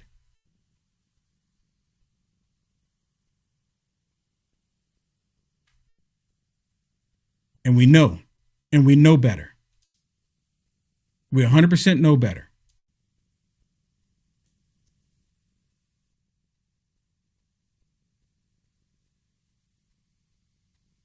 Which brings us to, again, this meme here. The video I did earlier, I was telling everybody in a short film, the short live that I did, promoting to tell everyone, come here and watch my show, is that this meme, I said, I agree when I first saw this with President Trump putting it out there. He shouldn't have put it out there. When I first saw it, I was like, oh, this is not good, because as a Christian, when I look at it, this is only going to feed into everything that they've said about President Trump. And they're going to come back and they say, oh, I'm willing to bet now that you're not going to support President Trump. See, the Democrats, they've all rejected Christ. They reject Christ every step of the way. This is the same Democrats that's telling little boys to cut off their genitals and become a little girl, rejecting God. The same Democrats that are all for abortion, killing the innocent child in the womb. They're all for that. Every last one of them. For killing the unborn child. So we know that they're for killing the unborn child. And you can't be a Christian and for abortion. It's an oxymoron. You can't do both. It doesn't happen. It doesn't exist. These are the same people saying, oh, look at President Trump. He's trying to be like Christ, right? They've been rejecting Christ all this time. And the reason why they're going, oh, my goodness, this is blasphemy. Christians, are you going to support President Trump now? Catholics, with the Catholic Pope, are you going to support President Trump now? There's videos where they're saying that great majority of the youth, they are going to the Catholic Church. They're saying this. And they're using this to their advantage because of the dispute that President Trump has going on with the Pope. They're saying that you should not support President Trump because he put out this meme trying to say that he's Christ. And that's not the reason why President Trump put it out there. I know this. But most people are going to look at it and they're going to be like, well, I think he's trying to say that. And they want us to say, okay, we're no longer going to support President Trump. He went too far. This is what they want. The same thing with the Hollywood sex tape. Right? The Hollywood sex tape. When President Trump said that he's going to grab the woman by the cookie, grab him by the cookie, all of the left that rejects women, mind you, Eric Swalwell, we'll talk about some of that too, but all of these people that reject women, all of them that reject women, they said, oh, are you going to support President Trump after he said grab him by the cookie? Y'all remember that? Knowing good and well they didn't have any issues with President Trump and his lifestyle before then. They only tried to act like they were against it to get you and I as Christians not to support President Trump. That's the reason why right now they're trying to act like they're against the meme when they've done horrible things. They got people going up and down the street showing the perversion, the sexual perversion, just evil, demonic stuff up and down the streets.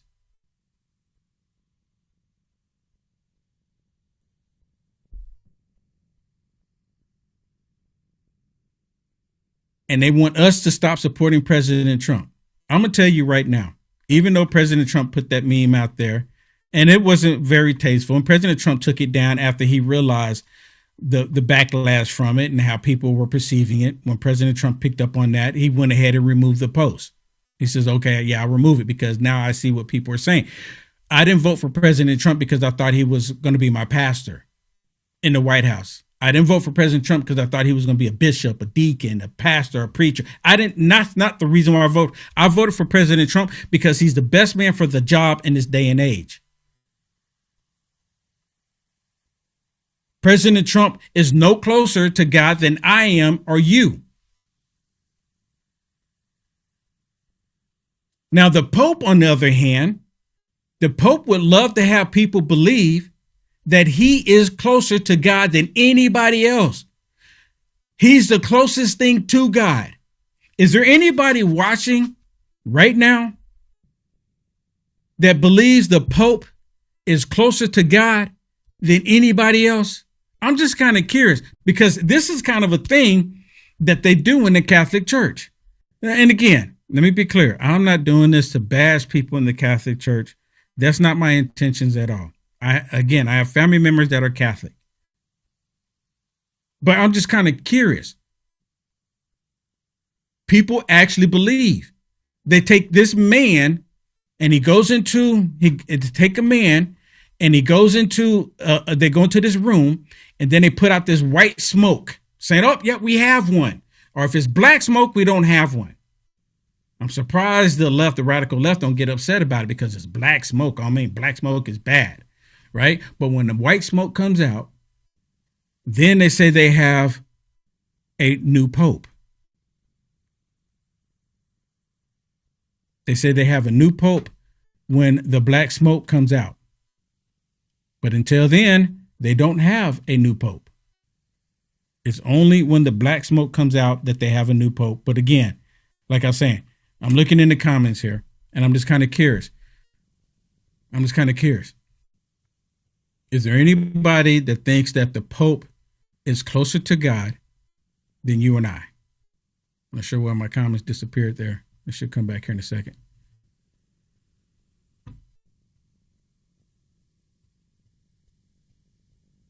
Right? Is there anybody that think that the Pope is closer to God than the rest of us?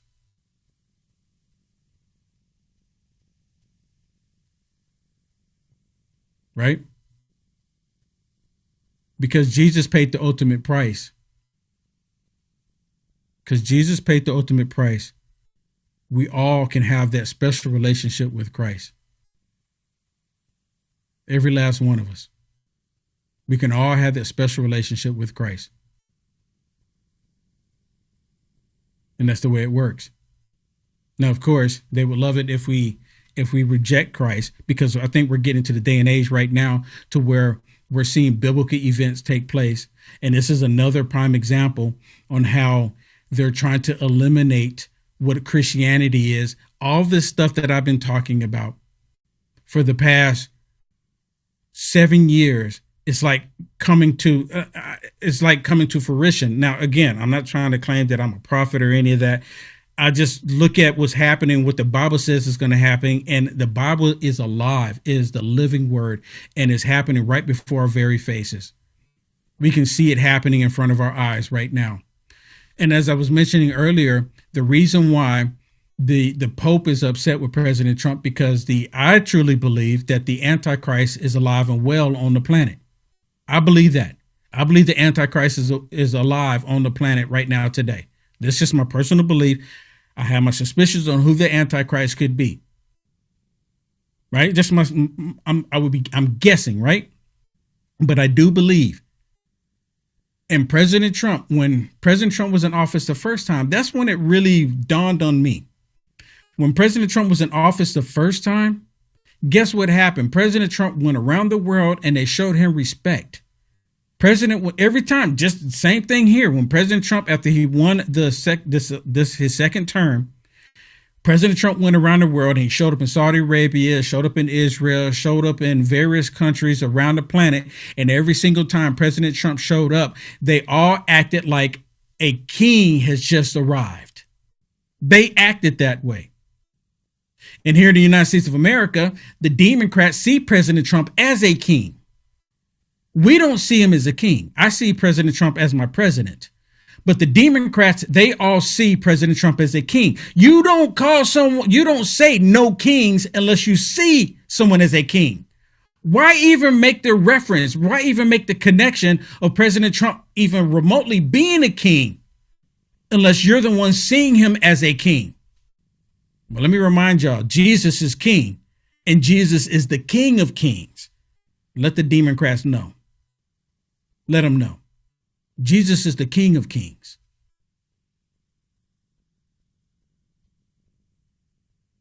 But when President Trump was in office the first time, he set foot in North Korea. President Trump was bringing peace.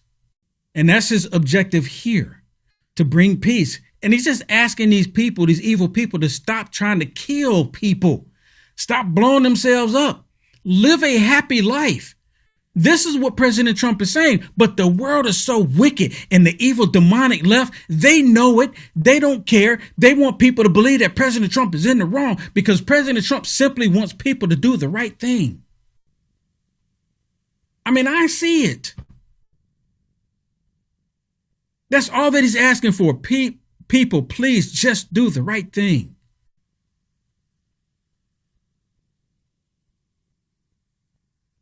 But these people can't help themselves. They can't bring themselves to do it. Doing the right thing for these people is like a big no-no because they're wicked. See, the wickedness in this world, and I think someone typed it in there, good. What was once considered good is now considered evil. And what was once considered evil is now considered good. And we see that in our faces today.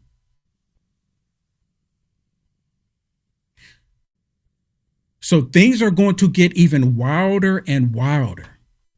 I'm telling you right now, things are going to get crazier and crazier because they can't help themselves.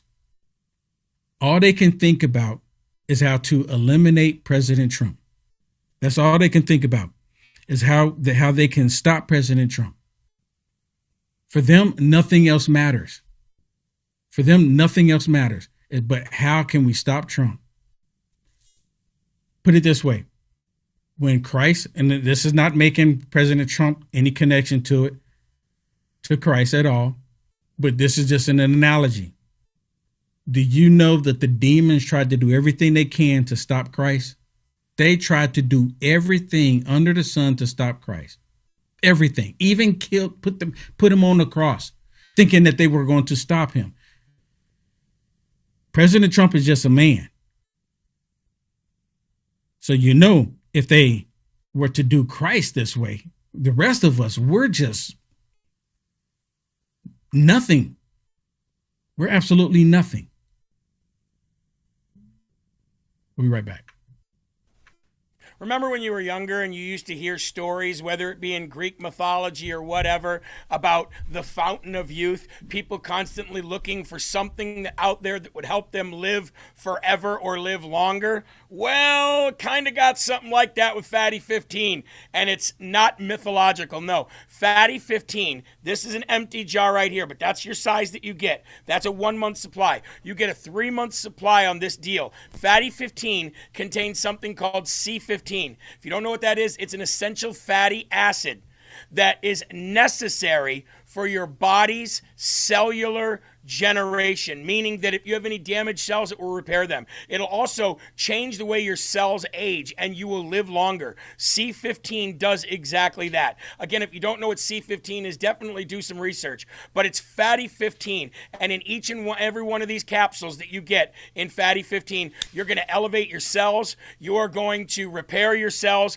and you're going to live longer. That's what it does. It slows down your aging process for healthier hair, healthier skin, balanced metabolism, deeper sleep, and 3 times more cellular benefits than omega-3 fish oils. Fatty15.com/LFA, promo code LFA. Save 15% now. That's fatty15.com/LFA, promo code LFA. Thank you very much. Back to the program.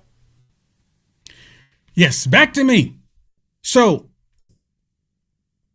President Trump, he's not going to back down just because we have the evil radical leftist lunatics trying to convince all of us not to support him. He's not going to back down. President Trump is not going to stop. And I don't want him to stop. I don't want him to stop trolling these people. I don't want him to stop what he's doing in the Middle East with Iran. I don't want him to stop. I don't want him to stop supporting us on the border. I don't want him to stop.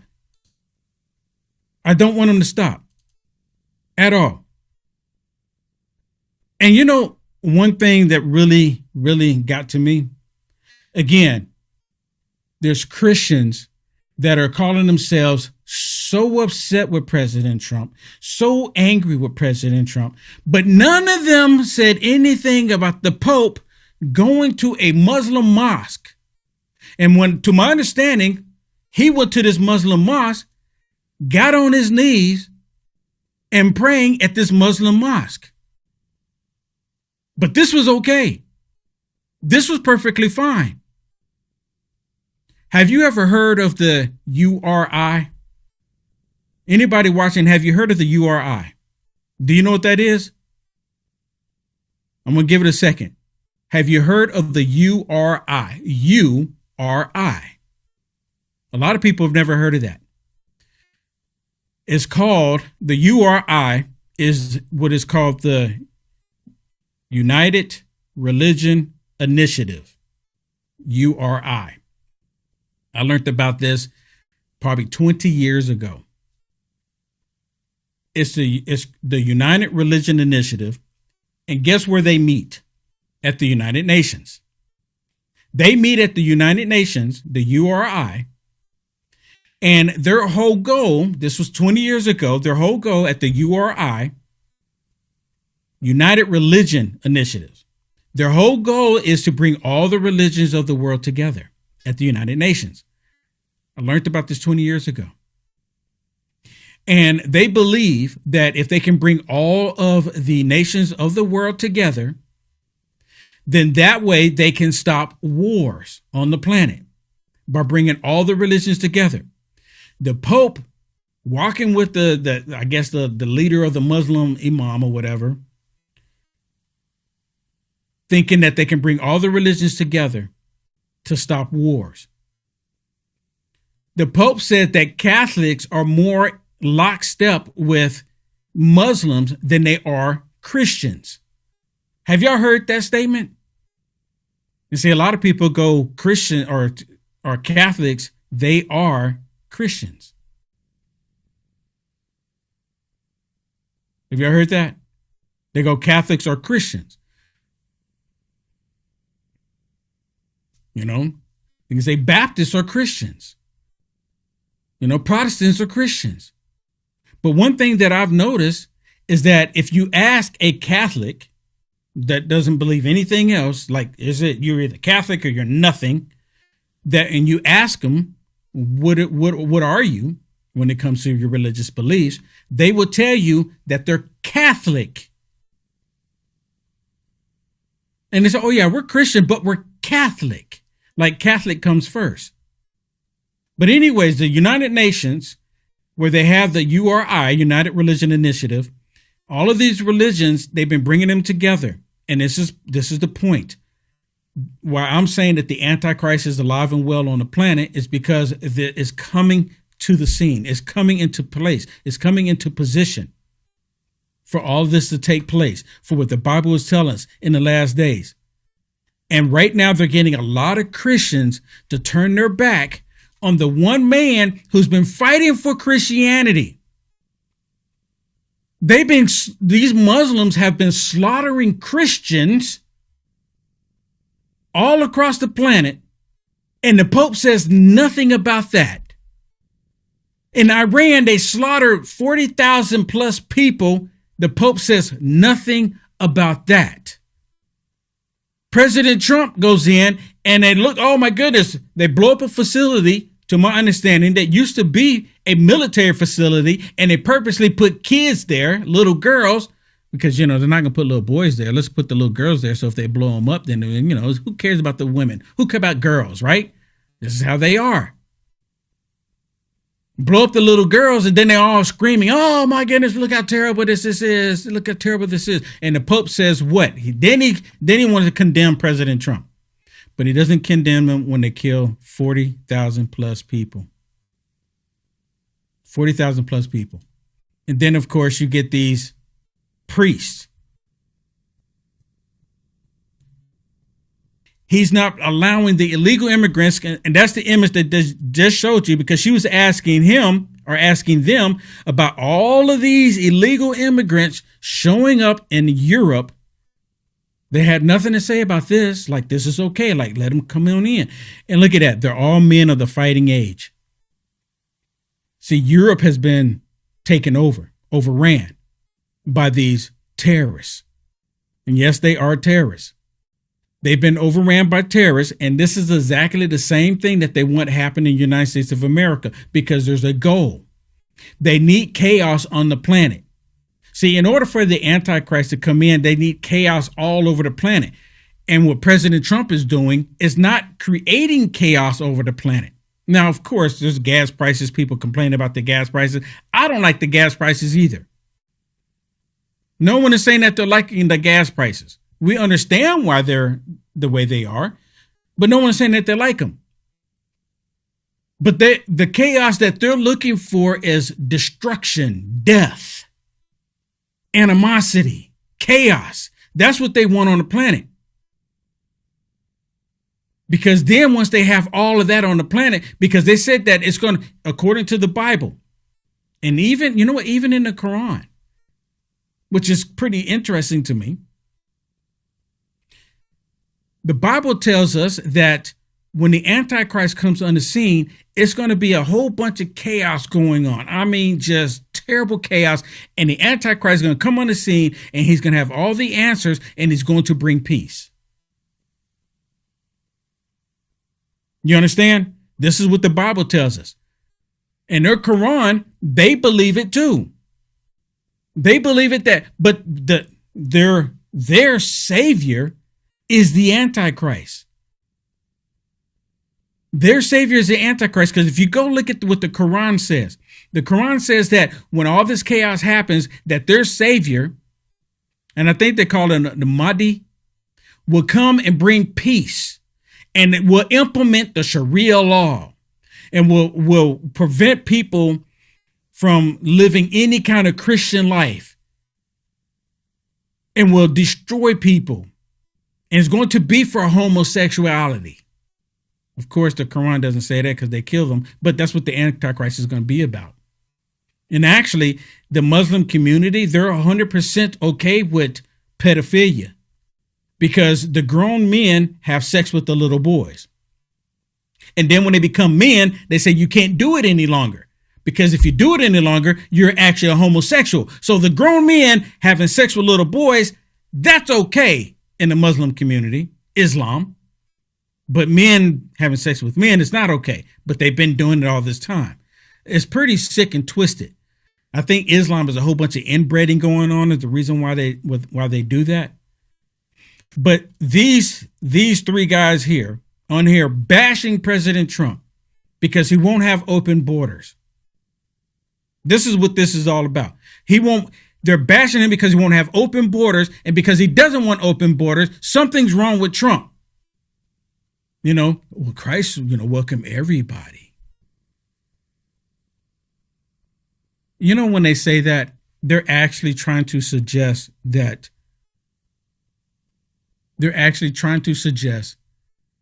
Christ would be okay with people violating the law. That's what that means, right? The Bible tells us that we're supposed to be a nation of laws. We're supposed to follow the law, follow the law of the land. But they don't want to do that. They reject everything that is considered good. Why do you think that in the United States of America, we have these people on the left fighting so hard against President Trump? So hard when it comes to securing our borders. They say nothing when an American citizen is brutally raped and murdered by an illegal alien. They say nothing about it. And actually, there was just another one just the other day it took place. Just the other day it took place. They say nothing about it. Nothing about it. Like it doesn't exist, like it doesn't happen, like it's not important. You should ignore it. That's who they are. That's how they are.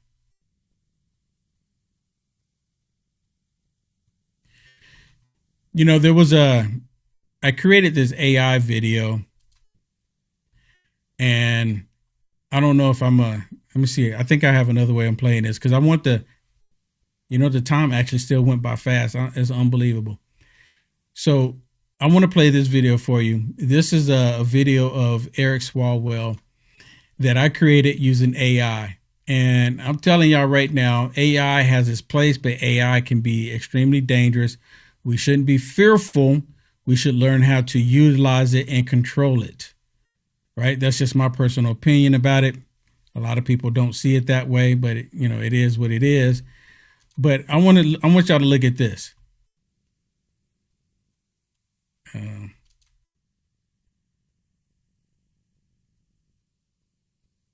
If it'll let me show it to you.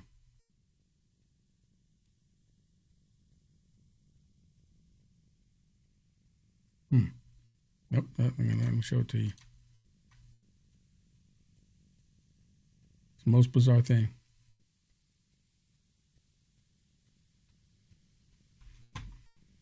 I'll show it to you this way. So this is Eric Swalwell with whom? Bill Cosby. I mean, you can't make this up, people. I mean, you really can't. You can't make it up. I mean, here's Eric Swalwell and with Bill Cosby. And the only reason why I created this AI video, put them together, and is because of what just took place. They had a press conference with Eric Swalwell, and while Eric Swalwell, he didn't want to show up to the press conference. Why would he? There's had another female, and they're all talking. These females are coming out saying that they've been roofied, that they've been drugged, they've been hit up with drugs, and next thing they know, they've been raped by Eric Swalwell. And I got to thinking, I'm like, where does this story sound so familiar? So I took this image of Eric Swalwell and Bill Cosby and I ran it through AI. Listen to this. I ran it through AI. All I said in the AI, the prompt for the AI, I said, have the two men in the images here, have them laugh uncontrollably, right? Just have them laughing. I didn't tell them to have them say anything. I didn't tell it to have them, do anything other than just laugh. Well, the AI spit it out and said, and Eric Swalwell in the AI video, Eric Swalwell says, and I'm kicking myself because my system's not working. I don't know why the audio's not coming through, but nonetheless, Eric Swalwell, he, in this video, this AI where I did prompt it to have it say anything, it says, I've been an admirer of your work. And Bill Cosby says, oh, thank you. He says, I've been an admirer of your work for many years. And in it, Bill Cosby says, thank you. And I'm like, dude, I didn't tell it that. And I'm wondering, did other people, did they have other things where they were saying that? I mean, it's really bizarre.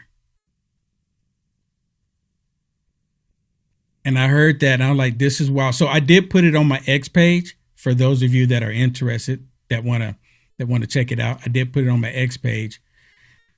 And it's kind of wild that the AI picked up on that and put it out there.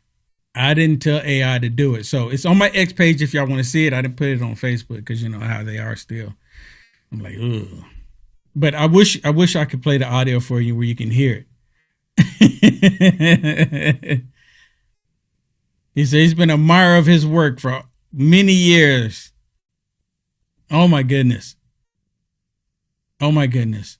So go to my X page on X. All you have to do is I changed my handle on X. My handle on X now is Will the Real Deal. I'll type it in the chat. Will the Real Deal on X.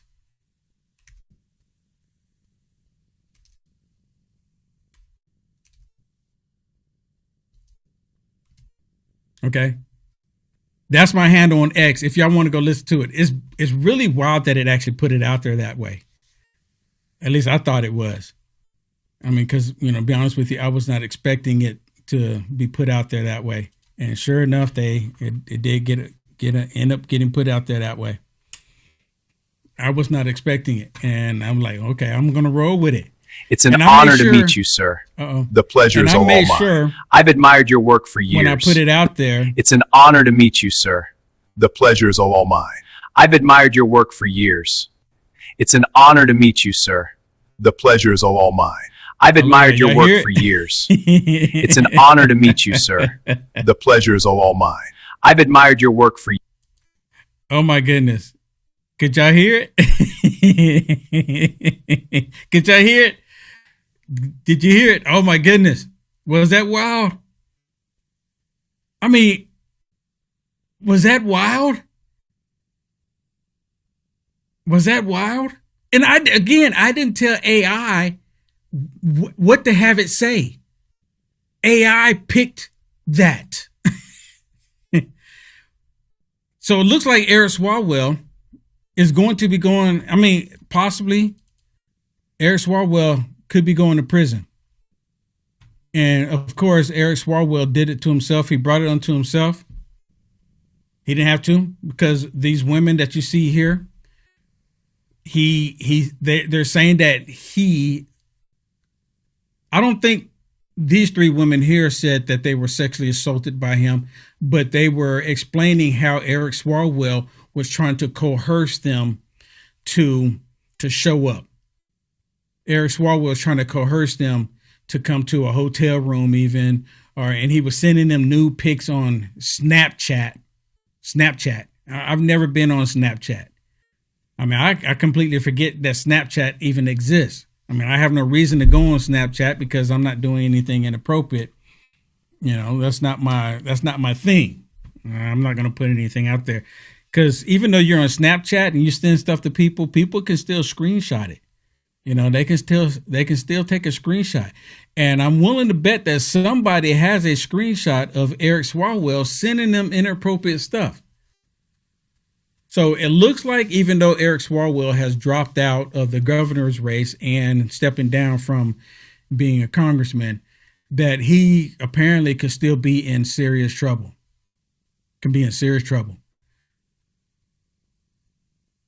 And it's kind of interesting also because they have this whole thing with the slush fund. Y'all heard about that? Did y'all know Congress has a slush fund? Did y'all know that? So the slush fund that Congress has is that if they sexually assault somebody, they just go into the slush fund and pay the person off. So our tax dollars are going to pay off people who's been sexually assaulted by congressmen and women. They just dip into the slush fund. Here's $100,000.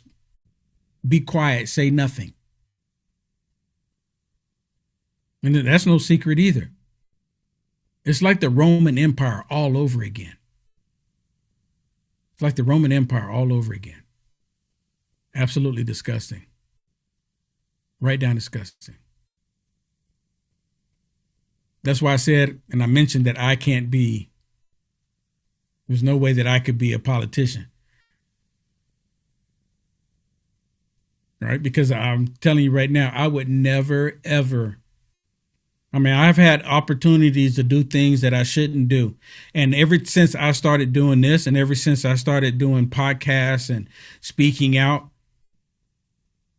stuff has been thrown at me left and right, and I've rejected it.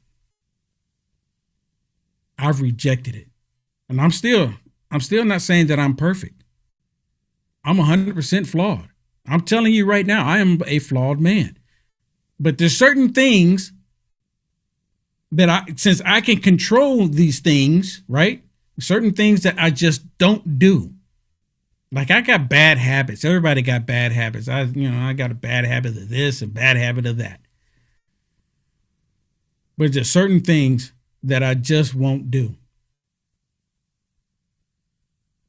Certain things I won't do. So I'm telling you right now, regardless, I know there's some people like, oh, Will Johnson, you're doing something. Of course I'm doing something. I'm alive, aren't I?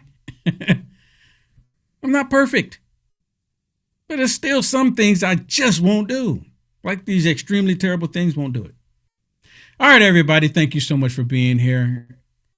God bless you all. I'm still surprised that the time just flew by. To be honest with you, I still wish I had another hour with you. Kevin Smith is up next. See you tomorrow in the Working Culture Wars. God bless.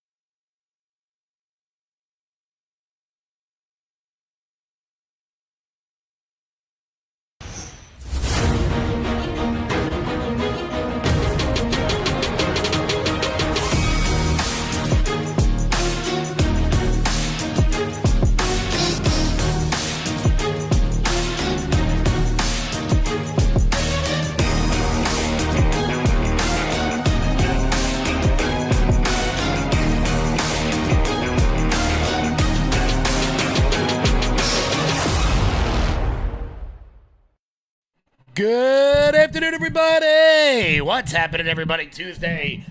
What do we got? April 14th, 2026. My name is Kevin Smith. Thank you so much for tuning in to Loud Majority Live. We got a big-ass show for you guys today as the Eric Swalwell accusers are speaking out. One in a sit-down interview with CBS News. Well, three in an interview with CBS News, as well as a press conference that seems pretty on point, pretty on the nose. She came out and told her story in about a 25-minute long press conference with her attorneys. This as Eric Swalwell is resigning from Congress at some point today. Also, we've got Republicans stepping down amid more sexual allegations that are even weirder. Very odd stuff happening today. Democrats flee Eric Swalwell when it is convenient, because that's what Democrats do. Even Democratic donors out in California are jumping ship on Eric Swalwell. Also, we got a wild story. A bill in California apparently would make what Nick Shirley is doing illegal. But just what he's doing. Also, Savannah Hernandez speaks out after her brutal assault in Minnesota. We're going to show you guys that one, and it really bothers me to see that Savannah has to do this. Savannah's just a good person. Savannah's just a good person, and I'm sorry to see she's going through this crap, but we will let her speak for herself. Also, one of the strangest stories I'm ever going to read to you guys ever out of Indiana. And an Amazon worker in Oregon dies on the floor of the warehouse, and the workers are told to keep working. So when you get your package in 3.5 hours, just know people are quite literally dying to get you, your mayonnaise or whatever the hell it is you get from Amazon. Before we get started, guys, do me a favor and hit that thumbs up button. Share the video out all over the place. We are rocking. We are rolling here at the 3 p.m. hour. Rumble.com/LFA TV. Let's get the live chat up there. Markets have boom rebounded. Giddy up. Let's go. I no longer have to jump off of a cliff, which is exciting. News. So for those of you who don't like me, just know now that the S&P 500 has virtually completely rebounded since this war started, I'm not going to kill myself. So that's very good. That's very, very good, with the Dow Jones being up about 0.5 point. The NASDAQ up almost 2% in total, with the S&P at 1% up today, almost reaching its all-time high, the S&P 500. Very good stuff, and it's good. It's good. Yes, Eli. I don't know why mayonnaise came. I don't know why that was. I don't know why that was the first thing that came to mind. I really don't. I don't know why I did that. But whatever. Very good stuff. On the financial front, I want to make sure I get this in early, because while we are seeing tremendous market gains, just know there is so much more room for improvement, with crude oil still being above $90. And with Fed cuts coming, we're getting a new Federal Reserve chair next month. I'm very excited about a new Fed chair. Hopefully, Tom Tillis can remove head from rectum and get on board and vote for this guy so we can get some Federal Reserve cuts. It shouldn't come as a problem, because he was sworn in, or he was elected to be the Federal Reserve chair last time with unanimous consent. Nobody voted against him. So we'll see how many people vote against him this time. But let's dive right on into the top story of the day. Eric Swalwell's accusers have now come out in public. One of them, a very prominent left-wing activist, Ali Samarco, I believe her name is. If you're on X, you're probably familiar with her. She's a huge voice on Twitter and on TikTok and among the Gen Z crowd. Her and two other accusers sat down today with, I believe it's CBS News. Here it is. The fact that he has now dropped out of the governor's race and resigned from Congress, is that justice in your view? No, it's just the beginning. It's just the very beginning. And I know personally that we're not walking away from this fight. For me, justice won't be until he can't ever harm a woman ever again, and he has faced the consequences for the women that he has harmed. I think in regards to the governor's race, he never should have ran for governor to begin with, knowing the kind of history and receipts that are out there. So that's a non-starter. And then in terms of Congress, I think he absolutely should have resigned. I think we just prevented another 30 to 40 years potentially of him harming people if he were to stay in Congress. Yeah. So in that sense, I think we have served justice for his future victims. Wow. That won't exist anymore. Now look, goes without saying, every victim has the right to be heard, and you know, I have no reason to doubt the things that they're saying. Obviously, Eric Swalwell is absolutely a creep. That is not, you know, that's not without question. There's been videos out there of him shit-faced with lobbyists. You know, anybody that acts like that in public, it is not shocking that he would, you know, get a bit aggressive, thinking who he is. And I think the arrogance of it is something that really can't be understated when it comes to Eric Swalwell, is that he knew that there were these allegations in the past. Now, look, I want to be very clear. There is a big difference, a monumental difference between the levels here. All right, look, the guy's a piece of shit, cheated on his wife. Okay. Got drunk, got a little handsy. Not good, shouldn't be running for governor. And then there's this. And I want to make sure that I differentiate, because these are allegations that once they are made, they never leave you if it turns out not to be true. Now look, if these allegations against Eric Swalwell are true, I really mean this. I hope they execute him publicly at the 50-yard line of the Super Bowl. I think that is the penalty. I think that ought to be the penalty for rapists. But if that's what our penalty is going to be, we better be damn sure when we make the accusation. Here was Eric Swalwell's most public accuser in a press conference earlier today. And I also owned a fashion software company. I had contact with Eric Swalwell on 3 separate occasions after meeting him socially. He offered me connections to further my software company. And I also had an interest in local politics. He invited me to 2 public events.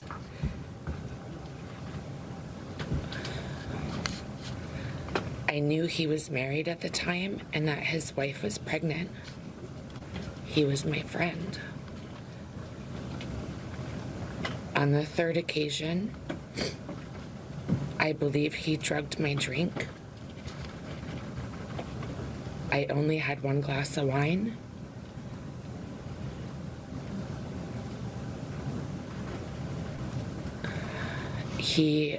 We were supposed to go to a political event, and he said he needed to get paperwork from his hotel room. When I arrived at his hotel room, I was already incapacitated, and I couldn't move my arms or my body. He raped me, and he choked me.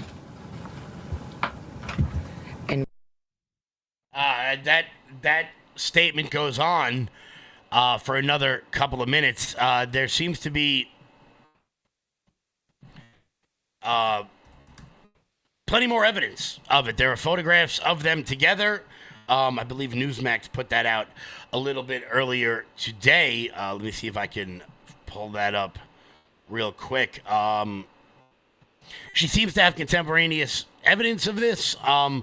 Like I said, when it comes to the guy, I have no problem believing it. Just, if we're going to make this kind of allegation against somebody, we better be damn sure.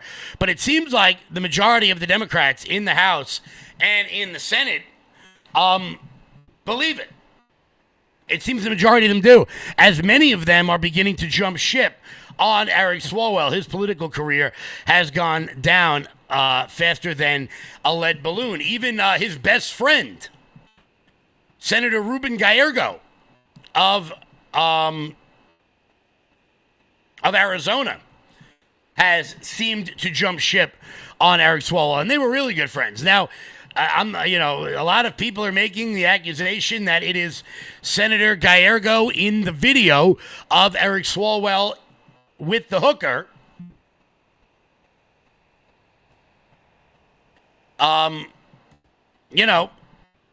Obviously we don't know whether or not that's him. I will say they obviously hung out an awful lot together. If you need any more proof of that, here's Eric Swalwell and Ruben Gallardo shirtless on a camel together. I had to see it, so you have to see it also. I've had friends for a very long time. Also, I love the little guy down at the bottom. I've had friends for a very long time. I've never ridden on a camel with them shirtless. I don't know. Maybe we just don't have that kind of a relationship. But even Ruben Gallardo is turning his back on Eric Swalwell. Thank you so much. Swalwell have called you his best friend.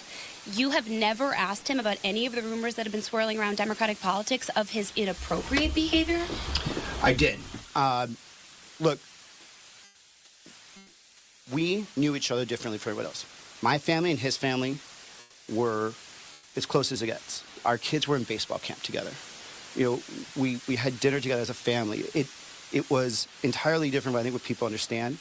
But when there was rumors going around a couple of weeks ago, not of the folks in whatever in San Francisco Chronicle, I did ask him, and he lied to me.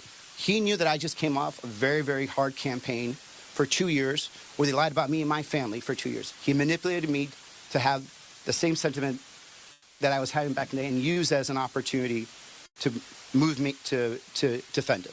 A couple days ago. How did you not know about the allegations? So considering you chaired his presidential campaign, wouldn't some of this have come up? Some of those allegations predated when he ran for office. Again, this man led a double life. He lied to us. He lied to his family, lied to his constituents. Some of the most powerful people in this country, even before he ran, he was trusted with some positions that normally we would never think someone like this could do if they're leading that double life. And again, I was manipulated, I was lied to, and everyone else was too. All right. Okay, hold on.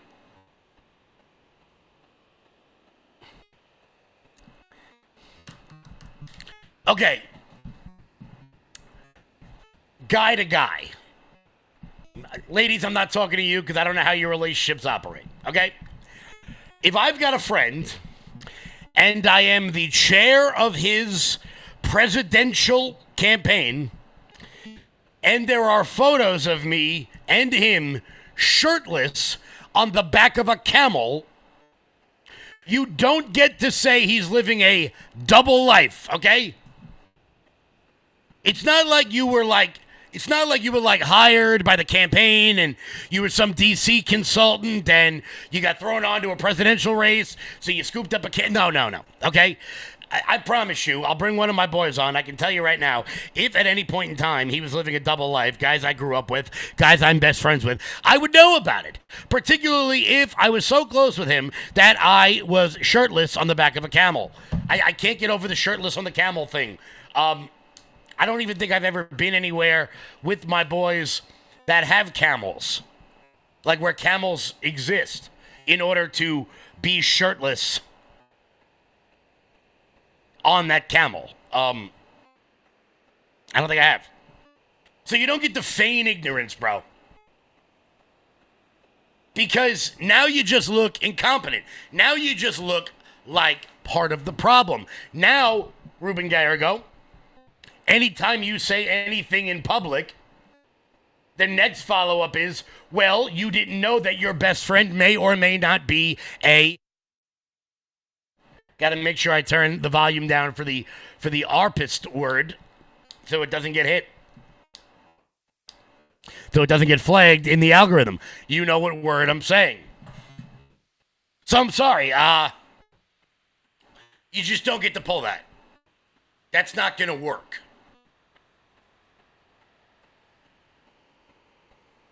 Yeah. The Dalton in the chat. I didn't know anything about the guy.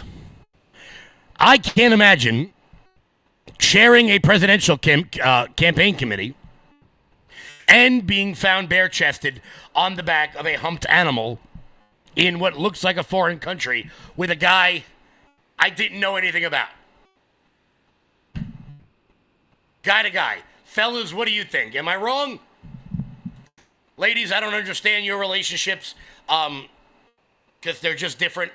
But I think I would know.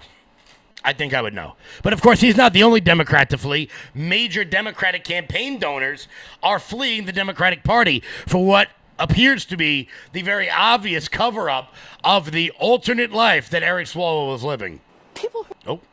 First say you're mad. I mean, mad? Yeah. I am no longer a Democrat. I'm now a libertarian Republican. Because that's what a blue dog Democrat used to be. Okay? Mm-hmm. It's called executing, being accountable, enforcing, respect, responsibility, and results. Knowing what your job description is. Delivering results. Unifying. Making this country great. The great brand we have, okay? California Democrats continue to flee over the Swalwell scandal. Basically, every high-powered Democrat in the Senate is also jumping ship. Here's Elizabeth Warren and two people you've probably never heard of. People who are in positions of power and authority over others need to be held accountable when they take advantage of that position. And frankly, I'm glad that he'll be gone. You are? Yeah. It was a good decision. Why is that?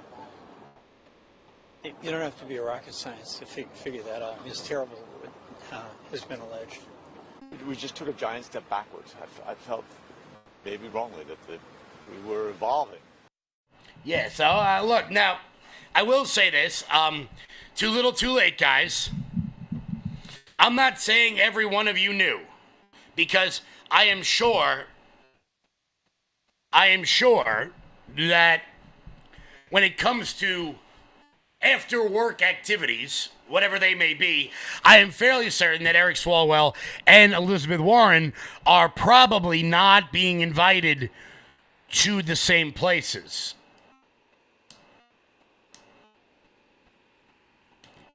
I mean, you know, if I was going to cheat on my wife in a hotel room with hookers, I'm probably not calling, you know, Elizabeth Warren. Hey, Liz, you want to come on and join us? So, you know, do I think everybody knew? Probably not. Do I think there were mutterings? Do I think there were rumors? For sure. Particularly among the California Democrats. You're not going to tell me that Schiff didn't know. You're not going to tell me that Pelosi didn't know. Anybody who works in a local government entity, in a local GOP like that hangs out as often as these people do at state conventions and at county conventions, they knew. They knew. And the fact that Nancy Pelosi, God King Nancy Pelosi herself, didn't have the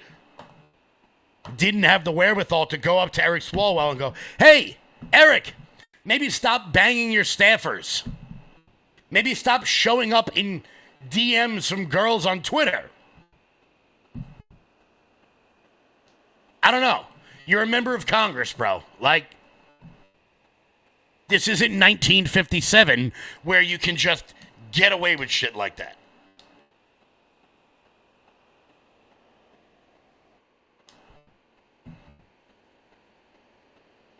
I don't know. But of course, that's not the only member of Congress who is in a world of hurt for putting their papay in places where it doesn't belong. Rep. Tony Gonzalez of Texas he has also resigned from Congress over a sex scandal. We'll get to that in 1 second. Before we do that, Mike Lindell. I'm excited to announce that we're having our first ever mega sale on overstock clearance and brand new products. For example, save over 50% on this season's flannel sheets. Queen size only $59.98. Kings only $69.98. They sell out fast every year, so order now. Save 20% on our brand new My Crosses. They're designed in the likeness of the one I've worn every day for over 20 years. They come in men's and women's, and they're made right here in the USA. Get our 2025 six-piece My Towel sets for only $29.98. Our initial quantities are extremely low, so get them now before they go. And our best-selling standard My Pillows, just $14.98. So go to mypillow.com or call the number on your screen. Use this promo code to take advantage of our first ever mega sale. But wait, remember that $75 free shipping rule? Well, that ship is sailed because right now, every order ships absolutely free. Guys, head on over to mypillow.com and use promo code LOUD. That's mypillow.com, promo code LOUD for up to 80% off everything on the website. That's mypillow.com, promo code LOUD. Rep Tony Gonzalez, someone you guys may not have heard of up until a little while. This is actually really funny. This is a wild story about Tony Gonzalez. So, little background on him. He was sleeping with one of his staffers. Just put it out there, guys. If you're in Congress, and you cannot keep your pay where it doesn't belong, then hire men in your office or old ladies. Maybe don't hire, 25-year-olds fresh off the farm to work in your office if you know you are one of those guys whose pay seems to find their way out.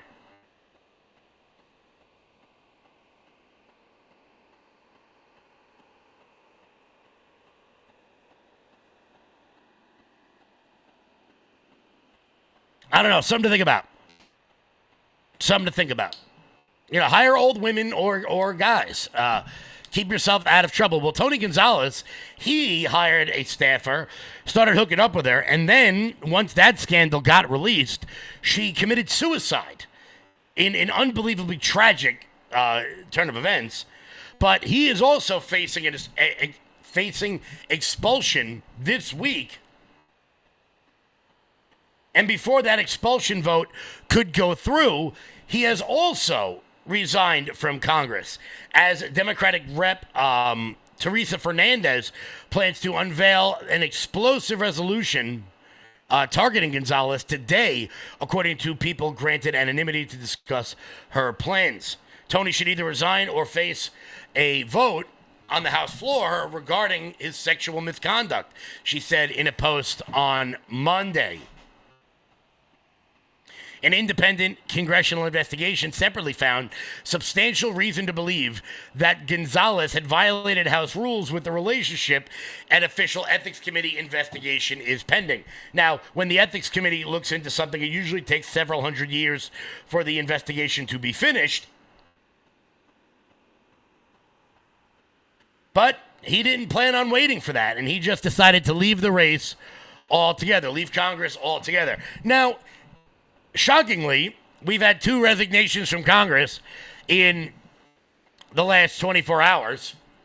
That is not the only person set for expulsion or potential expulsion in Congress. There's another member down in the state of Florida who apparently has funneled some $5 million in disaster relief fund directly into her congressional campaign, and expulsion proceedings look like they're going forward on her as well. He was Mike Johnson.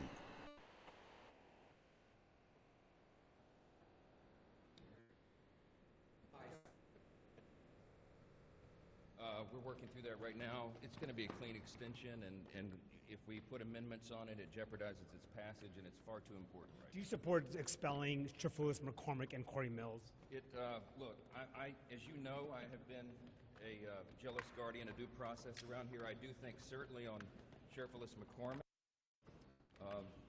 The Ethics Committee has gone through all of its processes, and they've found some alarming facts. I think the facts are indisputable at this point, and so I believe it'll be the consensus of this body that should be expelled. I mean, that certainly rises to the level that's needed. What about Mills? With regard to Mills, I'm not sure the status of the Ethics Committee investigation, and that's one of the things I'll be looking into today. So. When does Gonzalez?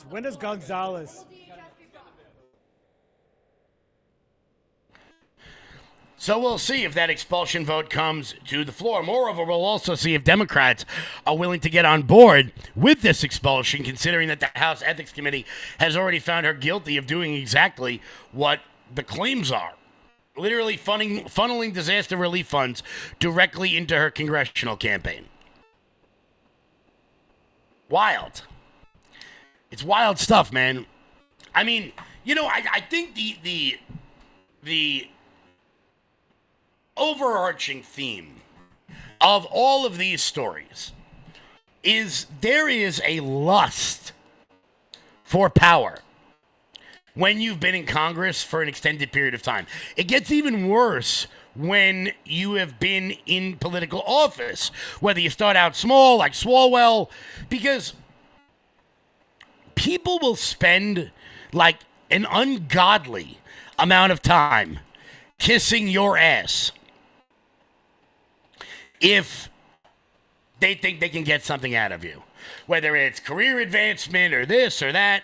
No one will tell you no. And I think that if you've been in power for so long that that sort of thing happens, then you do think you're untouchable. A guy like Eric Swalwell knew he was doing this shit and still thought he could run for governor of California because it never dawned on him.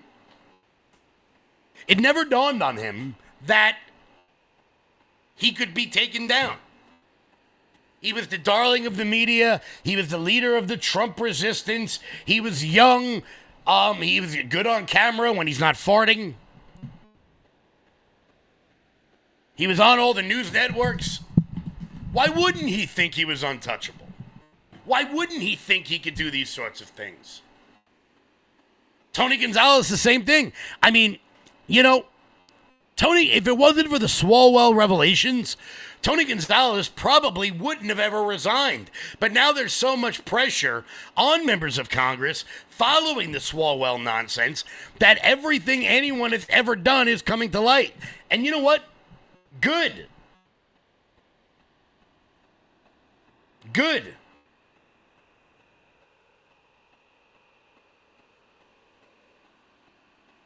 I mean, do I expect members of Congress to be saints? Of course not. They're human just like the rest of us. And the majority of them are dumb. Like they're only where they got because either somebody picked them in their local party, or they went to a fancy school, or they had a rich father. Like, they're not impressive people. But would I expect them to be decent human beings? Like, I don't know, not rapey? Maybe I'm asking a lot out of them. I don't know.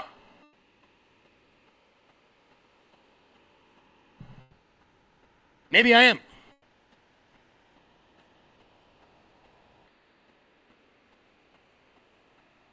I don't think so, but because you know what it comes down to is that when you see these sorts of things, when you see people like Swalwell do stuff like this, all it really does is stop good people from wanting to be in politics. And when we live in the current media landscape that we are living in right now, you get the worst of the worst in Congress. Because good people are going to go, why do I need this shit in my life? Where things just get made up about you in the press. So what do? You get the bottom of the barrel. You get the people who don't care, who don't have any moral fiber whatsoever. In Congress, in elected office. Because all the good people are saying, I'm getting the hell out of here. To hell with this. And then you get the bottom dregs of society like Eric Swalwell. Of course, the irony also of the entire Eric Swalwell thing is that this was the line too far for the majority of elected Democrats. Banging a well-known Chinese spy, Fang Fang, no big deal. They don't see any problem with that whatsoever. We'll overlook that one. Hey, sometimes you bang a Chinese spy. Who hasn't, who hasn't quite literally lived the life of the Austin Powers movie, The Spy Who Shagged Me? Who hasn't there, Just another Tuesday in California Democratic politics. That wasn't enough to get rid of him. This was. Traitor to the country? No big deal.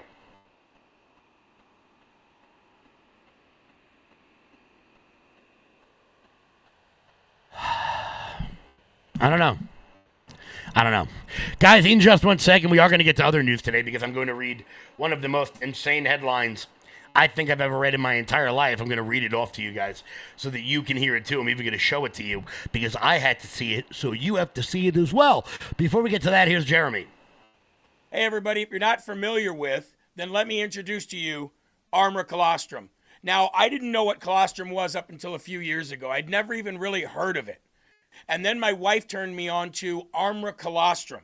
And what colostrum does is it helps regrow your hair. Not gonna lie, that's the reason that I started looking into it. But then I started noticing some other things that I could benefit from. I used to get acid reflux very badly. I used to bloat very badly. It felt like I was 10 or 15 pounds heavier than I was until I made Armor Colostrum a part of my everyday schedule. And now things have changed so very much. Let me introduce to you what Armor Colostrum actually does and what it looks like. In a study measuring immune cell response to toxin, Armor Colostrum performed 32% stronger and faster than other colostrum companies. 400 plus bionutrients activated in your life, in your body, to help regrow hair, strengthen your gut health, regrow your nails, toenails, and fingernails healthy, get rid of fungus, stop bloating, and more. And now you can get yours right now for up to $18 off each and every purchase at tryarmra.com.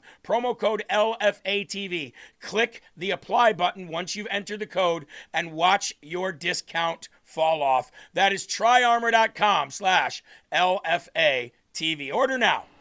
Guys, head on over to tryarmra.com and use promo code LFATV. That's tryarmra.com. Use promo code LFATV. Alrighty, from Bill Malugin. Eric Swalwell and Tony Gonzalez have both officially just resigned from Congress. The House clerk just read off both of their resignation letters. Adios. Arrivederci. Au revoir. I don't know how to say it in Arabic. Later, bro. See you guys later.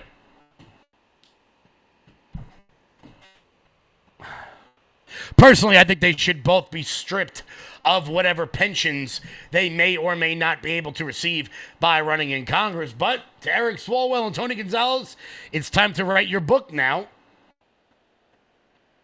I'm sure Simon & Schuster or Penguin House will give you guys a gigantic advance. I'm sure they will. But let's move on, because I'm sick and tired of talking about sexual deviance.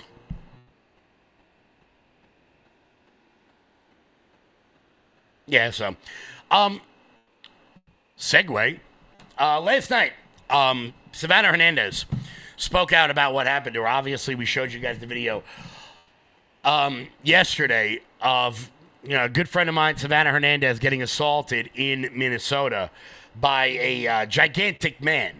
A gigantic man. Look, you guys may not know her. You may not have met her. Savannah Hernandez is she's a really sweet kid. She's really nice. She's very warm. She's very welcoming. She's not aggressive in any way. But look, don't get me wrong. Eventually, will there be some video of me out there getting punched in the face? Yes. When that happens, I don't think any of you will be shocked by it. I can be a little rough around the edges. I'm a little aggressive. What are you going to do? But to see it happen to Savannah, not only a very small person, like in stature, someone that a grown man should never, well, grown man should never hit any woman, but like, just like, I don't want to say meek because she's actually one of the strongest people I know, but like, you know, it bothers me. It bothers me in a very serious way. Seeing this. So Savannah spoke out last night on Laura Ingraham. Why did it escalate so quickly?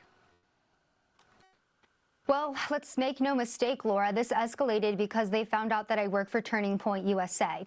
This isn't the first time that I have been confronted and assaulted at this point for journalism on the streets of the United States of America. But since Charlie Kirk's assassination, this is now the third time that people have come up to me after I have not been interviewing, not been engaging, but simply being on the street and filming a protest, figured out I work for Turning Point USA, and have made a point to confront me, to threaten me, to harass me, and now brutally assault me to prove a point. So that's why this escalated, Laura. I wasn't interviewing anybody. I wasn't engaging with anybody. I was, and I apologize. This is the first time I'm talking about this assault, and I'm scared to report, Laura. This is my job. It's what I've been doing for the last 6 years. And I'm terrified to do my job. I can't even interview people properly on the street because I got brutally assaulted and pushed to the ground by a 250-pound man for simply going and reporting on anti-ICE activities. I made a point not to engage, Laura, because I know the left wing is violent. They assassinated Charlie Kirk last year, and now they're coming for each and every single Turning Point USA employee because they know they can get away with it because the local jurisdictions aren't going to charge them. Now, luckily, the sheriffs are planning on bringing forward charges. I hope. I did tell them I wanted to press charges. This has been elevated to both the DOJ and the DHS. They are opening an investigation as well. But I'm horrified, Laura. I'm horrified. Well, this is the United States of America. You were just standing there, and I know exactly how you feel because they surrounded me the same exact way, and they start screaming in your ear. And, you know, you stuck around there a little longer than I did. I got in my car because I didn't want to deal with this. But this is their MO. They don't want anyone there because they don't want anyone knowing the truth about how many of them are paid, how this is organized, who's funding it, and what they are really all about. They don't want anyone to know. If they were proud of their movement, they'd be like, welcome, you know, we'll be happy to talk to you. But they don't want that. Absolutely, Laura. And this attack was so horrific that you now have the radical left-wing streamers and left-wing activists coming out and denouncing this attack, saying, oh, we shouldn't touch women. That's probably a bridge too far. But again, you know, I was targeted because I work for Turning Point USA, because I'm a brown woman who thinks the wrong thing, because I am a Christian. They were mocking me for my religion. They were mocking me for my political views. They, like I said, they told me that I had no right to be on a public street, and they made sure to run me out and brutally assault me multiple times as I was trying to leave. So that's the United States of America in 2026. And my main question is, how was this allowed to happen in President Trump's America? So, well, you know, Laura, the Hennepin County Sheriff's Office better do its job here, because if there was a message from on high, this will not be tolerated, then it wouldn't have been tolerated. And the feeling here is that it's okay to do this. And that's the important point that Laura points out at the very end, right there, is that these people are emboldened. They know, or at least they think, nothing is going to happen to them, which is why they act like this. That guy, I'm sure when he did that, really thought that there is... No, and look, here's the crux of it. I mean, do I think Savannah's going to stop what she's doing? No, I don't. I don't think she has it in her to stop. Truthfully. She's a fighter and she's braver than I am, I'll tell you that. But it just makes everything more complicated. Now when she goes out on the street, Turning Point has to hire security guards. They have to up the insurance costs. It just makes things more complicated. That's why so many podcasters, no matter who you listen to, you know, they start out doing man on the street stuff and they're out in the neighborhoods. And then they eventually get so big that they can't do it anymore. And it's up to smaller people, I don't want to say smaller, but less known people to continue to do this sort of stuff. So for Savannah and Johnny Cho and Nick and Nick Shirley and Nick Sorter and Cam Higbee and many friends of mine, you know, they put their life on the line about it all the time. Because if this stuff, I worry. I do. Because if this stuff continues, someone's going to get hurt. I mean, I spoke to someone who spoke to Savannah yesterday. You know, she's a little banged up, a little sore, headache, and the whole works. But is she okay? Yeah, she's okay.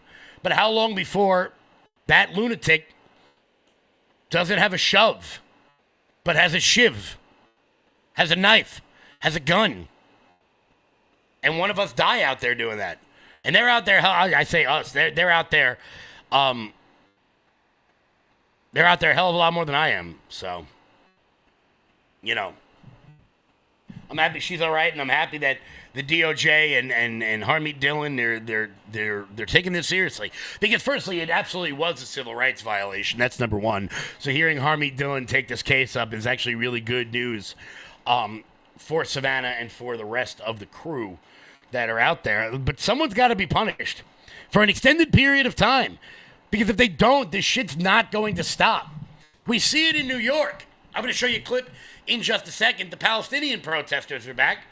But because nothing ever happens to these people, they just feel emboldened. It's no different than giving into a kid who's stomping his feet in the candy aisle. It's no different.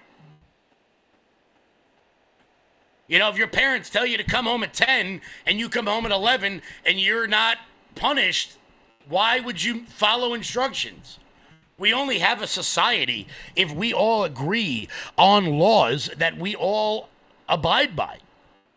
And it's so funny because, look, I do events like this. I do protests all over the place for a myriad of different reasons. And left-wing reporters are never afraid at my events because they know damn well I'm A, we would never do that, but B, and for those of you who have been to my events, chime in. You've seen the reporters there. They know nothing's going to happen. A, because we are not like that, but B, moreover, the leader out there should be keeping their people in line. That's not how we act. But the leaders are the ones out there revving these people up to blow whistles in people's ears and to be fat Tim Walz lookalikes who are going to push some little girl to the ground a little. You guys know what I mean. Real brave, bro.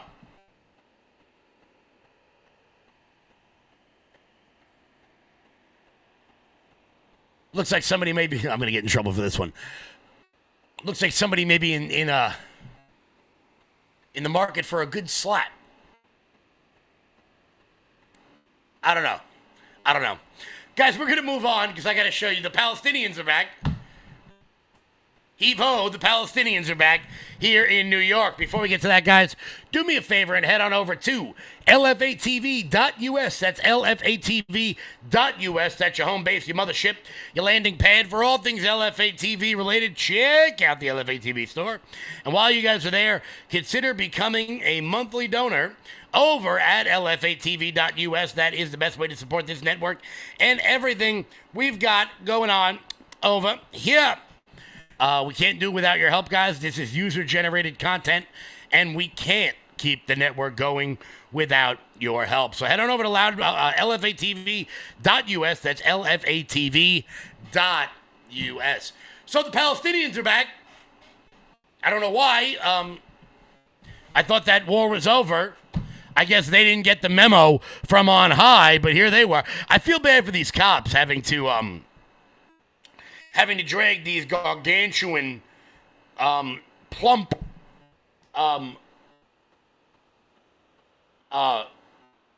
protesters out of whatever area it is that they're trying to take over. Fight like hell! Stop the bomb! End the killing! Fight like hell for the living!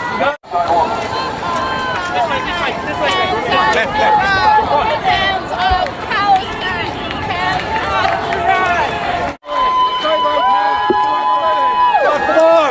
the killing. Fight like hell for the living. Rock the bombs and the killing. Fight like hell for the living. The bombs and the killing. Free Palestine! Free Palestine! Free Guys, gotta back up. Free Palestine! Free Palestine! Free Palestine! Free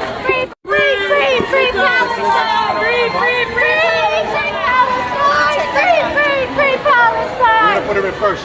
Free Palestine! Fight like hell for the living! Stop the bombs and the killing! Fight like hell for the living! Stop the bombs and the killing! Fight like hell for the living! Stop the bombs and the killing! Fight like hell for the living! Stop the bombs and the killing! Fight like hell for the living! Stop the bombs and the killing! Fight like hell for the living! Fight like hell for the living! Stop the bombs and the killing! Fight like hell for the living! Stop the bombs and the killing! Fight like hell for the living! Stop the bombs and the killing! Free Palestine! Free Palestine! Free Palestine! And the problem here is that, just like I said about the Savannah situation, these people know that nothing is going to happen to them. They're going to be out there with their professionally made T-shirts to say "No war, no ice, free Palestine." You know, what other demands do you have? No war, no ice, free Palestine, trade Francisco Lindor. I don't know. What else? What else do you have out there? Had to make sure I threw that one in. Now that's a protest I would sit in on, just in case David Stearns and Steve Cohen are listening. We got to come up with a little song. It's good that they're back. It's really good that they're back. The chants are getting better, Goose. You're right. Absolutely. But I will tell you this, though, about the Free Palestine people. You know, it's nothing a shower wouldn't cure. It's nothing a shower wouldn't fix, I can tell you that. They should maybe consider it. Just something to think about. Just something to think about. Also, very good news on the Attorney General front. On the Attorney General front. Very excited. Todd Blanche, former Democrat, up until about 10 minutes ago, is out there what I would call wiping the slate clean. Now, what do I mean by that? Well, over the last couple of days, Todd Blanche has certainly gone out all over the place, announcing just about everything. Fentanyl prosecutions are up. Deaths are down. Human trafficking. He's doing everything he possibly can to, quote, wipe the slate clean. But why? Well, I think, just my opinion, I think he is opening the door for someone new to come in with a fresh start. Why do I think that? Well, why else would he go on Fox News and bring up the fact that we've already released all of the Epstein files that we have? The authority to go ahead and release more, do you not?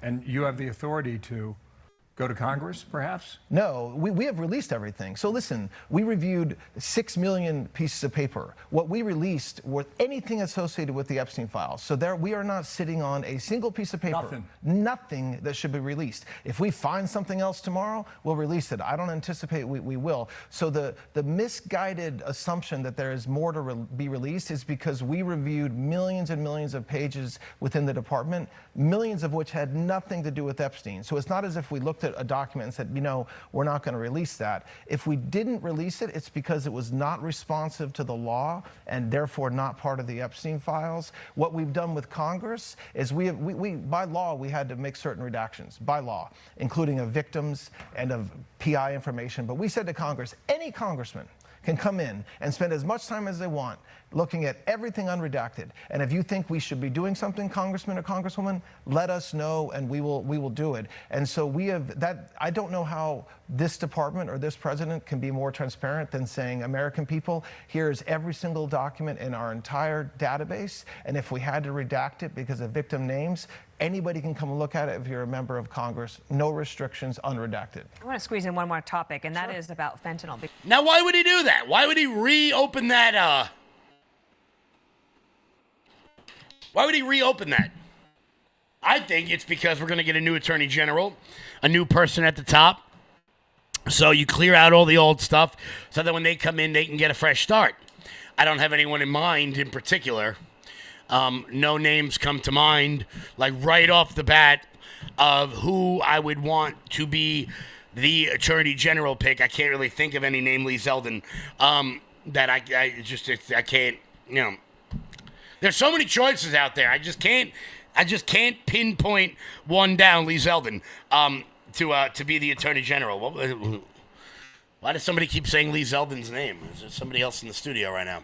I don't know.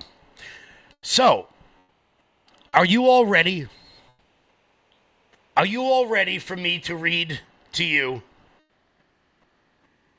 one of the most ridiculous headlines I have ever read while hosting this show? I've been hosting this show for about 4 years now.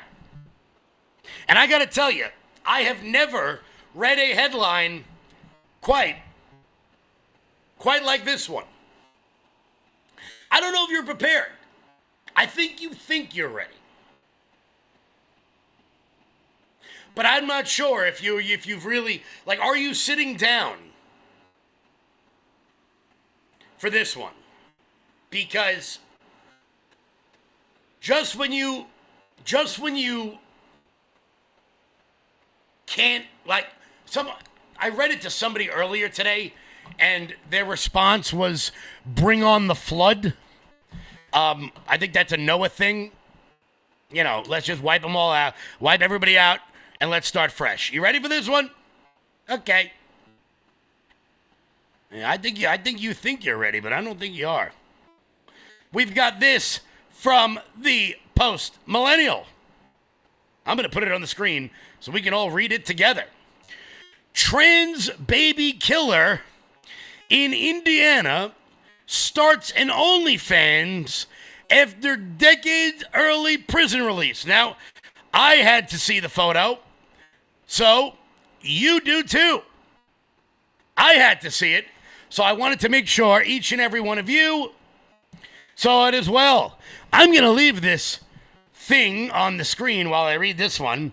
Following his quiet December release from prison, which was revealed in late March, Jonathan Richardson, a trans-identified male who went by Autumn, has launched an OnlyFans account. Richardson had been released from prison decades early in his 55-year prison sentence for murdering his 11-month-old stepdaughter. Since being released, Redux has reported that Richardson has started an OnlyFans page where he is selling pornographic content of himself. Just in case you missed it, pornographic content of himself. Now, I mean, I gotta tell you, I mean, you know, there are some things in this world that you just can't resist. Cookies, you know, snacks. Dawn Bryan, I'm curious what you thought I was talking about. Never thought I would have trans baby murderer released from prison decades early starts an OnlyFans. Elon, take me to Mars with you and get me off of this planet. During Richardson's deposition, he said that he had been briefly married to the mother of the child that he killed while he worked at an adult bookstore as a janitor. Now, look, let's just be clear. I have no problem with janitors. I have no problem with people who own adult bookstores, even though I didn't know they still had adult bookstores because it's not 1987. However, I do have a very big problem with janitors at adult bookstores. It's like people who like ice cream and they like cake, but they don't like ice cream cake. No problem with janitors. You want to work at a dirty bookstore, you have yourself a party. However, I do have a serious problem with the guy who cleans up the dirty bookstore.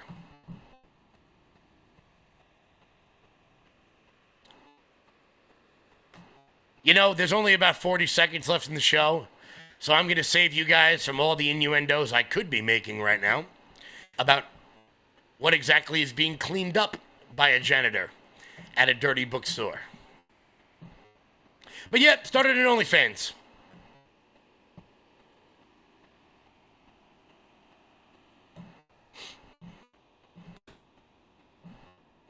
Elon, get me the hell out of here. I will go to Mars with you and your robots and your influencer children and get me the hell out of here. Guys, it's 4 p.m. I want to thank everybody so much for tuning in. Head on over to loudmajorityusa.com. That's loudmajorityusa.com. You guys can use promo code RUMBLE when you check out. We just dropped a whole bunch of new 250th anniversary gear. You guys are going to want to pick that up today, so you are the best looking person at your family barbecue this 4th of July. You're damn right, guys. Hannah Faulkner's coming up next right here on this network. I'll catch you guys back live tomorrow. Until then, everybody, stay loud.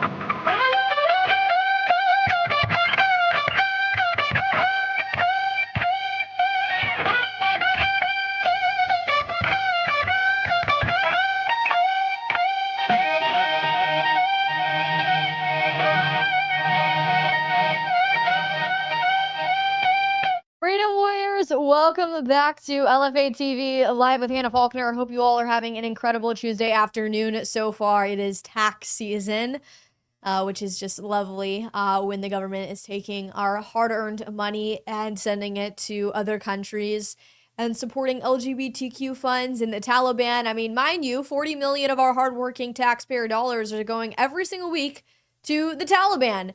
So don't you just love when tax week comes around? And I'm officially 18, which means I'm participating in this theft of our hardworking money that is going to countries we do not want to be going towards. But anyways, I digress. Thank you all so much for joining us today. We are going to be getting into all things data mining, crypto mining, farmers and ranchers, farms are really the reason why we get to have food on the table. Our farmers and ranchers are really the backbone of this great country. And frankly, it's been a long time since I've talked about our local farmers and ranchers, But I truly do not believe, I truly believe that they do not get as much credit as they deserve. They do not get as much recognition as they deserve.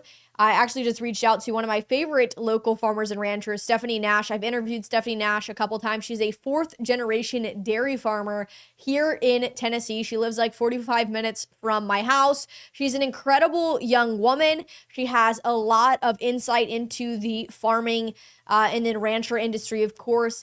And the fact that our food is owned by foreign entities. About 85% of big food is owned by, large corporations, and half of that percentage is owned by foreign entities, not even companies and corporations in the United States of America. This is a massive problem. So we're going to be getting into all of that. These data mines, data farming centers that are literally taking over our local farms and ranches. And it's going to have a significant impact on the future generations and the future of this country. No farms, no food. It's really that simple. So we're going to be getting into all of that today. Make sure to hit that subscribe button. Make sure you're following us here on Rumble. Make sure you're following our X page, LFA TV US. My X page is Hannah F1776. Make sure to subscribe here. And then, of course, my Instagram is Hannah Faulkner1776. Now, I want to go ahead and play this clip before we get into any of the data mines or the farms and ranchers, and I'm going to showcase a little bit of an interview that I did about a year ago with Stephanie Nash. I don't think you guys have ever seen this interview, actually. But I want to showcase this clip. So yesterday, President Trump obviously started kind of backtracking on his statements, or not really even his statements, but his post on Truth Social depicting himself. What he says, he was depicting himself as a healer, as a doctor, which, by the way, like, where are your scrubs? What doctor looks like Jesus and is wearing, like, Israeli, like, Hebrew ancient garb? Like, give me a break. Come on, spare me, please. You thought you were Jesus. It really isn't that complicated. It's really dangerous, too. Well, everyone with a brain, everyone with common sense came to the internet, quickly went on the internet and said, this president needs to be humbled. He needs humility. And he's going to face the King of Kings and the Lord of Lords, and he's going to be held accountable for his actions. And I don't believe that he's saved. I don't believe he's a Christian, and that might offend a lot of you. Riley Gaines even said this, and Riley Gaines has been a longtime supporter of President Trump.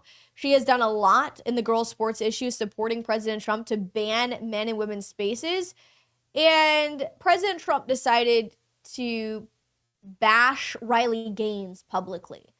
And listen, I support President Trump. I'm grateful for a lot of things that he's doing, but he needs to be held accountable where he needs to be held accountable. He needs to be criticized where he needs. That's a part of being a patriot. Being a patriot is not loyalty no matter what. No, being a patriot is defending your country, defending the heritage and the values and the principles that made this country great, not defending some president no matter what.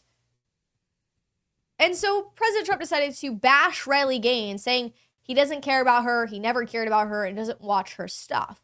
I mean, who do you think you are? It's like pretty low when you've reached that point that you're attacking random podcasters on the internet, like Alex Jones, Candace Owens, and then, I'm not a huge fan of Candace Owens because I think she's a flat-out feminist. Same thing with Megyn Kelly. But Candace Owens 110% is right that the First Lady of France is a dude, okay? It's a dude. Come on. Candace Owens is onto something when she says that the First Lady is a dude.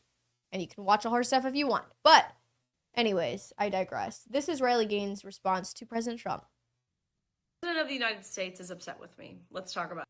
Deal with the ongoing genocide of The President of the United States is upset with me. Let's talk. Deal with The President of the United States is upset with me. Let's talk about it. I know you guys saw the post. The AI-generated photo posted to President Trump's Truth Social account depicting him as Christ healing someone. This was me, a lifelong Bible-believing Christian conservative this morning when I saw the post. Like, come on, President. I love the president. I support the president. I'm always in his corner. I think he's like a master troll, if you will.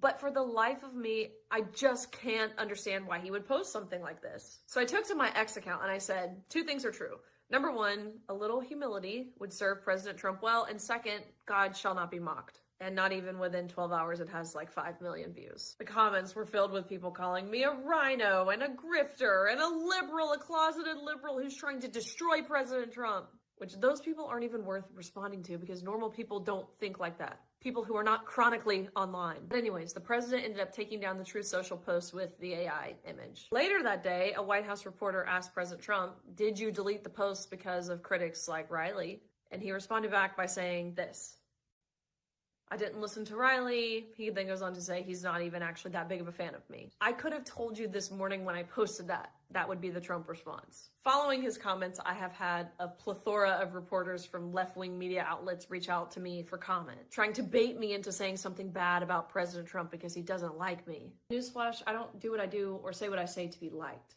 If that were the case, I would stick behind the slogan of trans women are women. I do what I do and say what I say because I have moral conviction, which seems to be a foreign concept to some people. Here's my response to the reporters from CNN, ABC, CBS. I love the president, and I am so grateful and glad that he is in the Oval Office. I will continue to support him and the America First agenda. At the end of the day, I do nothing for the approval of man, no matter who that man is, including the president. Our main purpose on this earth is to glorify the Lord, our creator, our savior, in everything that we do. That Truth Social post missed the mark. It's now deleted. Amazing. We are imperfect people. I know I am an imperfect person. I do not get my feelings hurt easy. And again, I know with the president, it's not personal. We've had our tiffs before. I just know that I want to spend eternity in a very real place called heaven. And I would love for the president to be there as well. Like one old big eternal party in the clouds. Jesus is the way. He is the truth. He is the life. I am going to keep doing my part by speaking the truth and doing my best to lead people to Christ. And supporting the America First agenda, which in turn means supporting President Trump. The President of the United States is upset with me. Let's talk about it. I know you guys saw the post. The AI generated. So that was Riley Gaines and her response to President Trump's comments about her basically he just despising her statements about what he did.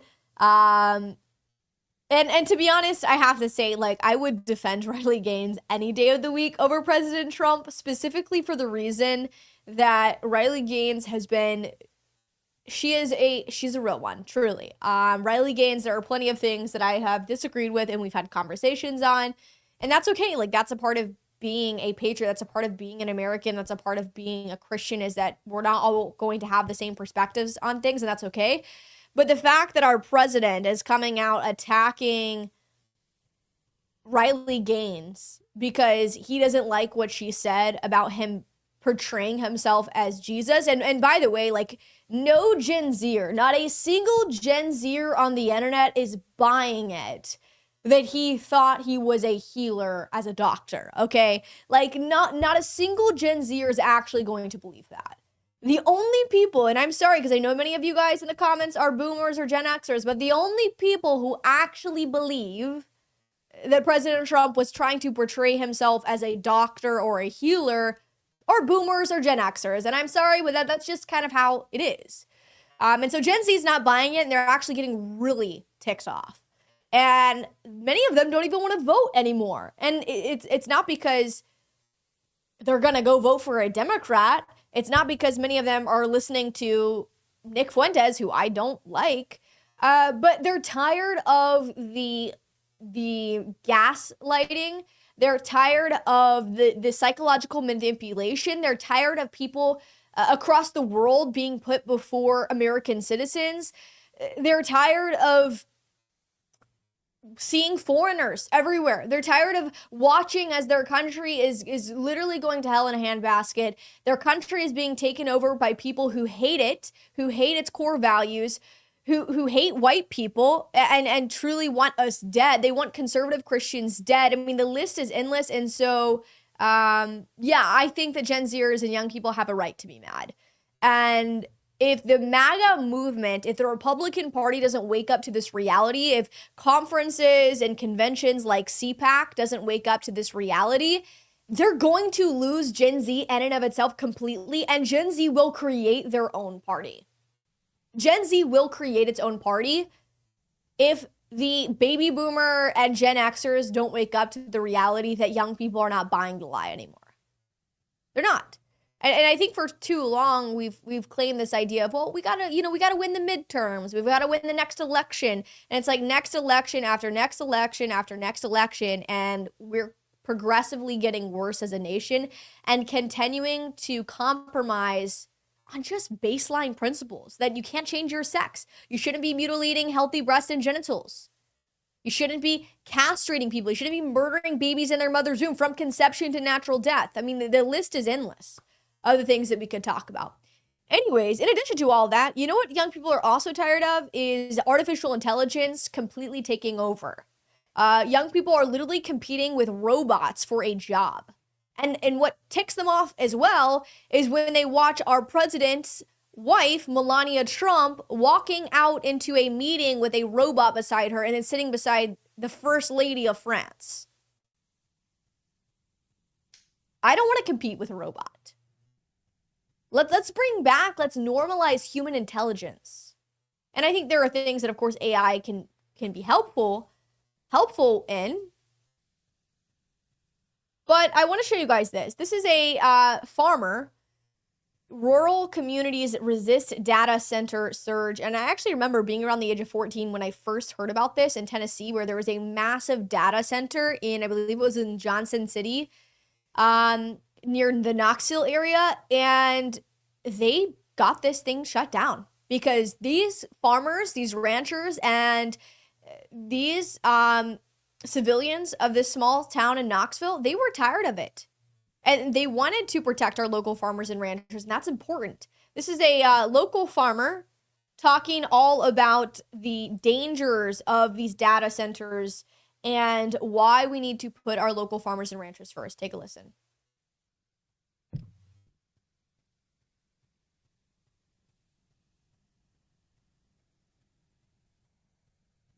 Thirds of planned data centers set to be built.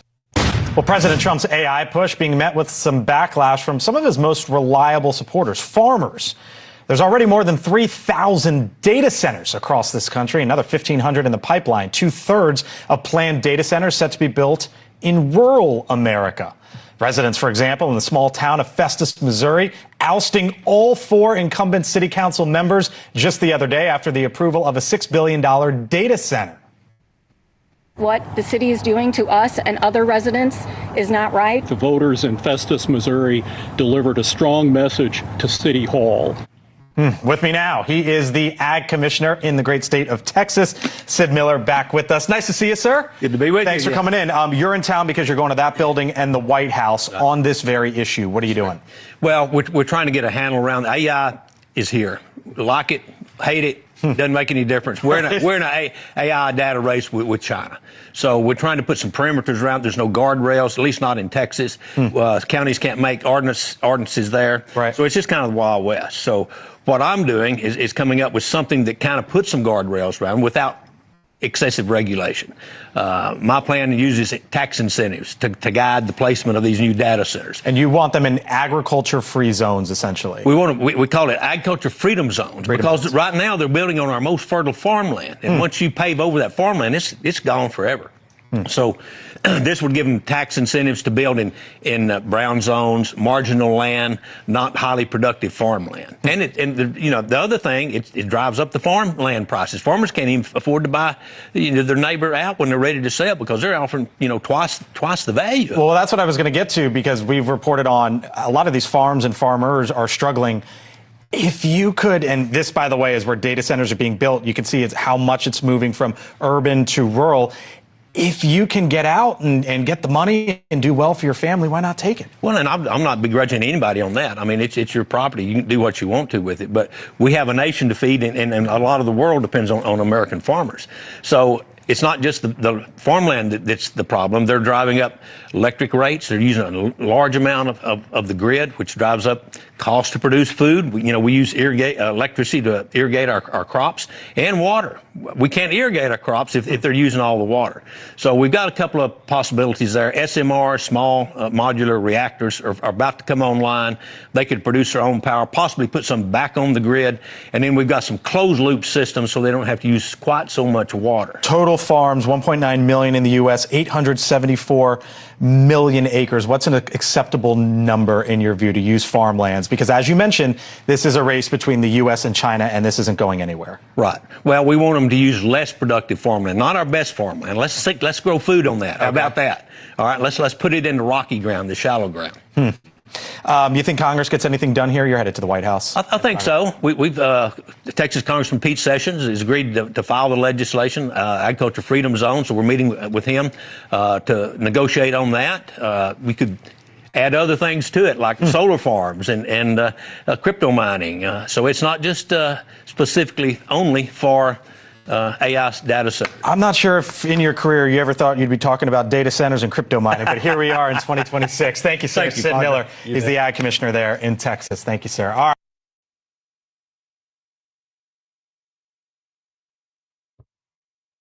So that is a farmer who is standing against these AI data centers. And like you said, this hasn't even scratched the surface. You've got, of course, AI data centers being built all across the country. And local farmers and ranchers are being offered a ton of money to sell their farms, their ranches, for data centers, for AI mining centers. And thankfully, many of these farmers are saying, no, I'm not going to accept millions of dollars because I recognize that it is the men and women like me, it's the farmers and ranchers like myself across this country that feed this nation. No farms, no food. These people are the backbone of our great nation. And if we continue to sell our land off to China, a nation that hates us, the Chinese Communist Party, we continue to sell off our farms and our ranches to data centers, to AI corporations, we're going to lose this country. I want to go ahead and actually play this video. Frontlines TPUSA did an entire little mini docu-series on the price of meat. If you go to the grocery store, meat is extremely high. Meat prices are literally higher than they've ever been. And you think, wow, these farmers and ranchers must be getting rich off the fact that meat is absolutely out the wazoo. A pound of meat is like $7 these days. Especially if you get organic meat, it's even more expensive. And you have to wonder, okay, are these farmers and ranchers getting a lot of money? I mean, look at milk. Milk is extremely expensive, especially the organic milk from Walmart. And again, you ask yourself, are our farmers and ranchers and our dairy farmers getting a lot of money? No, they're actually getting less money because these massive corporations that own big meat, that own the dairy, are actually getting all the money. It's disgraceful. I want you guys to watch this it's like 10 minutes long, this mini documentary that Frontlines TPUSA did, interviewing local farmers and ranchers and really getting to the bottom of who is actually benefiting off of the skyrocketed prices in meat and dairy. Take a listen. So what is your opinion about the actual beef prices right now? They suck. Beef prices are skyrocketing, up nearly 15% in just 1 year. The culprit? America's cattle herd is the smallest since 1951. Sky-high feed costs and strong demand have ranchers selling more cattle than they are breeding. Well, the beef prices are expensive right now everywhere. It's just the same thing as the gasoline. The gasoline's going up and up. But it's just time. With our pre-checks, even our Social Security, like I said, it does up going up. They said at McDonald's they DNA'd a hamburger and it had like several thousand different DNA in it. What are we eating? We don't even know. Like USDA, we don't know where our beef's going unless you raise it yourself. And so the American consumer's straight up being lied to. I have to buy what's available, unfortunately, but... When you go to a market to buy your food, to buy your meat, you're not getting anything from an American company that are selling meat from their farm. The cowboy industry, the cattle industry, they just want to destroy it. Us ranchers are just the last independent people that can take care of ourselves and take care of our friends and family and our friends in town. If we get into a situation where there's a shortage of beef, you guys are going to call me. I'm going to provide beef for you. So they got to get rid of me so they can control you guys. This industry is dying not by one thing. It's death by 1,000 cuts.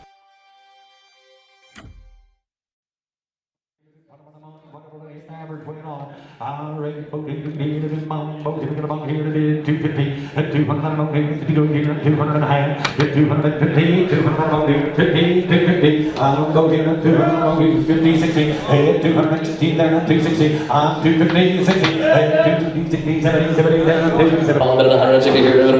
got 157, need 160, 162, 162, 162. What is actually the process of a cattle auction? How does this work? You bet. What you're seeing here is kind of a wholesale market. So the cattle are being sold today to buyers that are going to then move this cattle to the retail market, to the slaughterhouses, and then it'll become at your grocery store, your steaks and hamburger. So that's what you're seeing. It starts out on this level, on the wholesale level, and then obviously there's an upcharge once it gets packaged and slaughtered and cut, and so like any other commodity. Yeah, everyone wants a piece of the cake. Everybody gets a piece of the pie, that's right.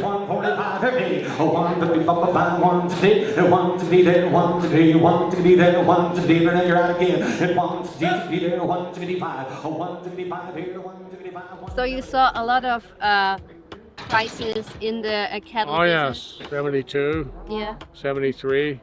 Sold calves for 35 cents, steer calves, 35 cents a pound, 25 cents a pound on the heifers. And now we're selling them up here at $6. I had some calves sell this morning that were the highest calves I've ever sold. Where do you think comes those high prices? Who do you blame?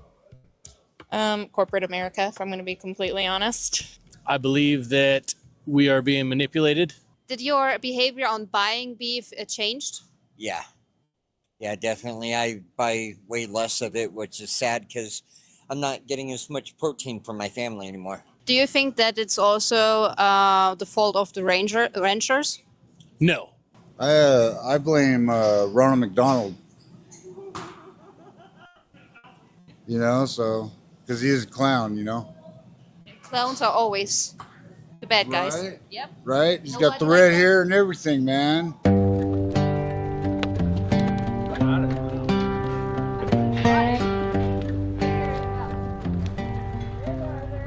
When you think about America, it's always like cowboys riding cows and all that stuff. So do you think this shift is destroying a little bit the American way of life?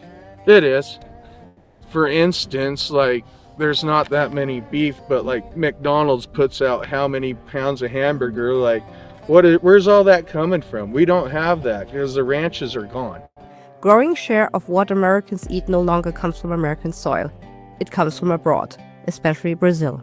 If you reduce the numbers of cattle, so you have to import meat. Yeah. And this is even also a point what I think is an obstacle for the ranchers in America to compete with the cheap prices for foreign meat. Yeah, foreign meat that's raised in places that we don't even know how it's raised. And we know Brazil, for a fact, have gone to prison and paid huge fines for fraud, for paying off meat inspectors to ship tainted beef. We know that they're using not only slave labor, but child slave labor. We know that they're removing the rainforest to run more cattle. Look at all of the recalls. Look at the child labor. Look at the payoffs and settlements. Investigating whether Brazilian inspectors were bribed to clear tainted meat for export. Price fixing allegations, wage fixing allegations, environmental desecration allegations. Two of the largest beef companies are operating in the US today are Brazilian controlled. GBS, National Beef, now embedded inside the American food chain. We're talking about a real cartel. We're talking about criminals. So everyone knows in Brazil they are corrupted.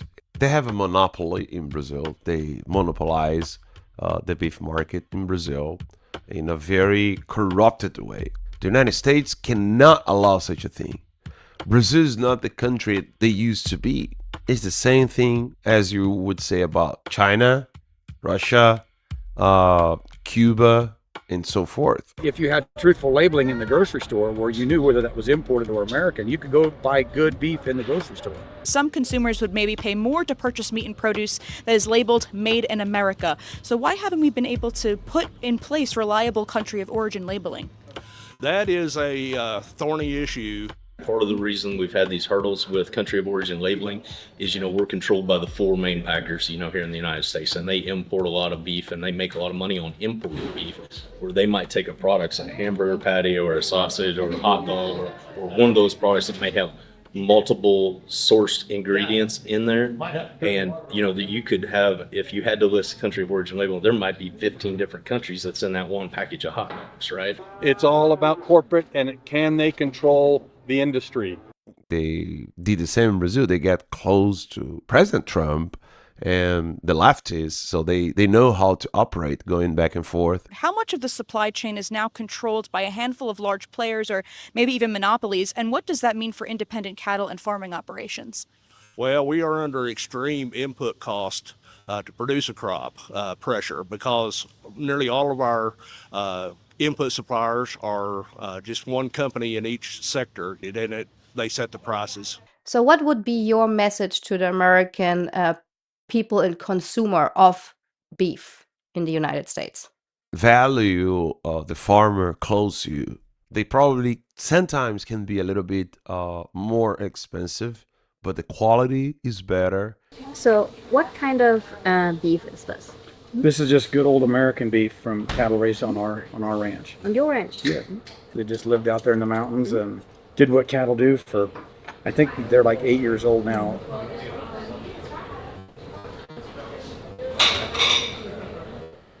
Best burger I had. You think so? Mm-hmm. You're not just... No? No? No? I'm German, so Okay. I would say that. Yeah. Yeah, and the fluid what comes out, that's like...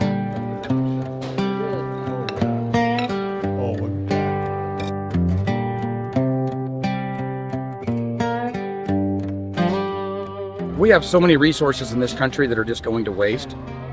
What we would like to see is increased production in America. It's going to fuel these local economies like Fallon, Nevada, and we won't be reliant on these other countries. Because if we're reliant on another country for our beef, and we have a pork strike or a war or something like that, it'll be like COVID. I mean, the grocery shelves will be empty. But when you start looking at everything through food control, which is population control, which is control of people, then it all kind of starts to make sense. And you're like, okay, so all this is intertwined, all this ties together. And I think it'll get worse until something somewhere is done. Used to, everybody's grandpa had cows, or my uncle had. Everybody you talk to, but now it's not the case.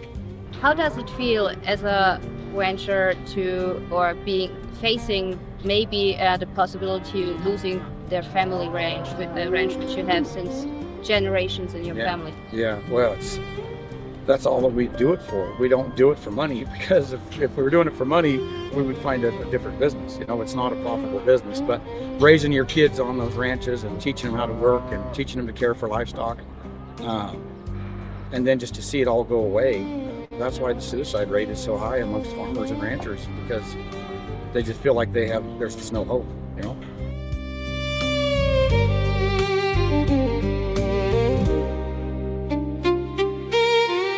If American ranchers disappear, America doesn't just lose an industry. It loses control, because food isn't just a commodity, it's power. And the question is no longer hypothetical. Who controls? Let me just say that again. 85% of our United States beef is owned by foreign companies. 85%. And someone in the chat just said you cannot program farmers. And that's what I love about our local farmers and ranchers is they don't play games. They don't beat around the bush. They just tell things exactly how they should be. Again, they are the backbone of a strong nation. And so I want to go ahead and play an episode that I did with Stephanie Nash. She is a fourth generation dairy farmer. She is incredible. Her story is absolutely insane.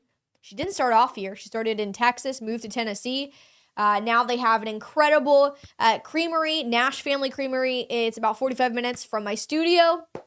She does great work, great activism. She actually was one of Tucker Carlson's favorite dairy farmers on his show when he had a show on Fox News. And so I want to go ahead, play a bit of this episode. She's going to talk about how the Green New Deal, how all of these green policies and climate change, all of it is absolutely horrible, not only for our environment, but much more importantly, it is so detrimental to our local farmers and ranchers. Again, no farms, no foods. They are the backbone of this great nation. If we do not put them first, we're not going to have food to eat, and we're going to be eating bugs.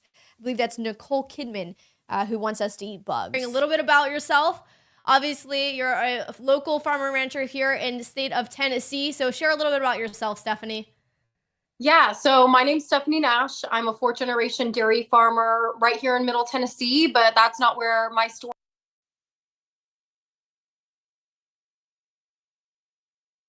began. My family and I moved from Central California, San Joaquin Valley in 2013.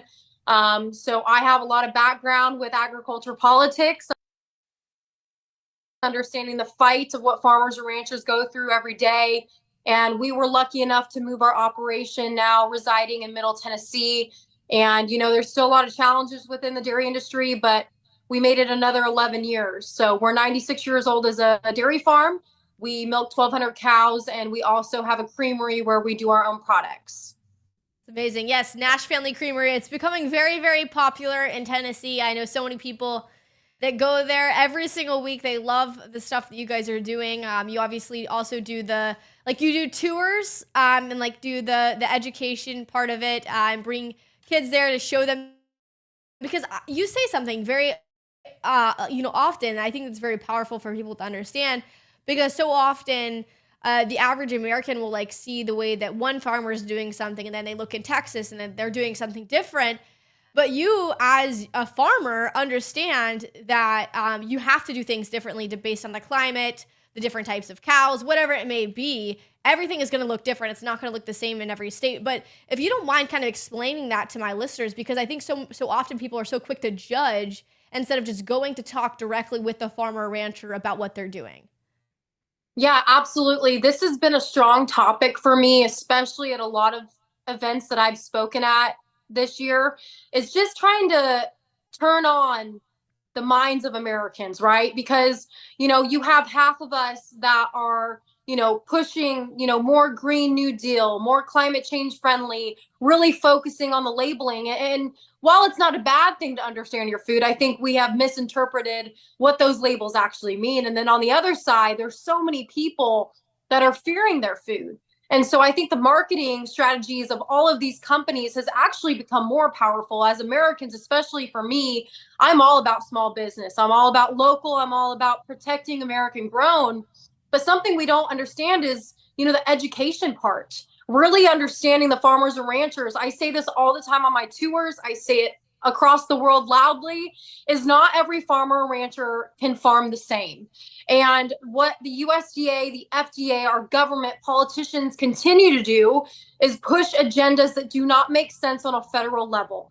And so I try to bring consumers down from being scared of their food or thinking one thing or looking at, a social media post of a mom that's doing a certain trend. I try to bring them back to reality, because that's what it is. Our food supply can be and has been used as a weapon. And so we have to understand that if we support our local communities, if we get to know their practices, if we understand their animals and their land and their resources, and every state has different regulations that we have to follow under and standards, we might open our eyes to see that, oh, hey, maybe Montana probably can't do grass-fed because they're in a drought. Oh, maybe New York isn't the best place to do organic because it gets cold, hot. Same here in Tennessee.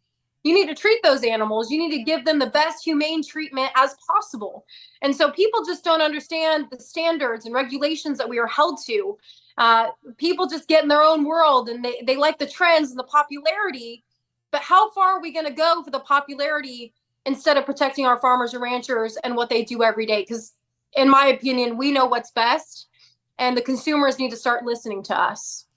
So there is something that you say often about the whole mRNA vaccine, because a lot of people, like Americans, and I haven't done like extensive research on this. I've listened to you and other farmers and ranchers saying, you know, what they're saying, because we have a lot of companies out there saying, oh, well, our cows aren't, they don't have the mRNA vaccine, all of this stuff, which is like freaking American citizens out. They're like, oh my gosh, like doesn't have this, you know, they're just freaking out. And you have a perspective on this, and I mean, obviously you're in it. I mean, what do you say to those people that are kind of just over arms about the whole mRNA vaccine in our cattle? I mean, what is your take on that? Yeah, it's very frustrating to me. And I'll tell you, you know, I had a conversation with a consumer a couple weeks ago. We were in the same place, but, you know, there's so many people that are in fear of their food and they read things on the internet. I'm just going to tell you right now, it's propaganda. It's being pushed like by people like Bill Gates and Bezos and all of these guys. And we're feeding into it. And the thing about the mRNA vaccine, which I think is hilarious, is it has not even been approved in beef. We are not using it. It's not accepted by a vet. It's not out there.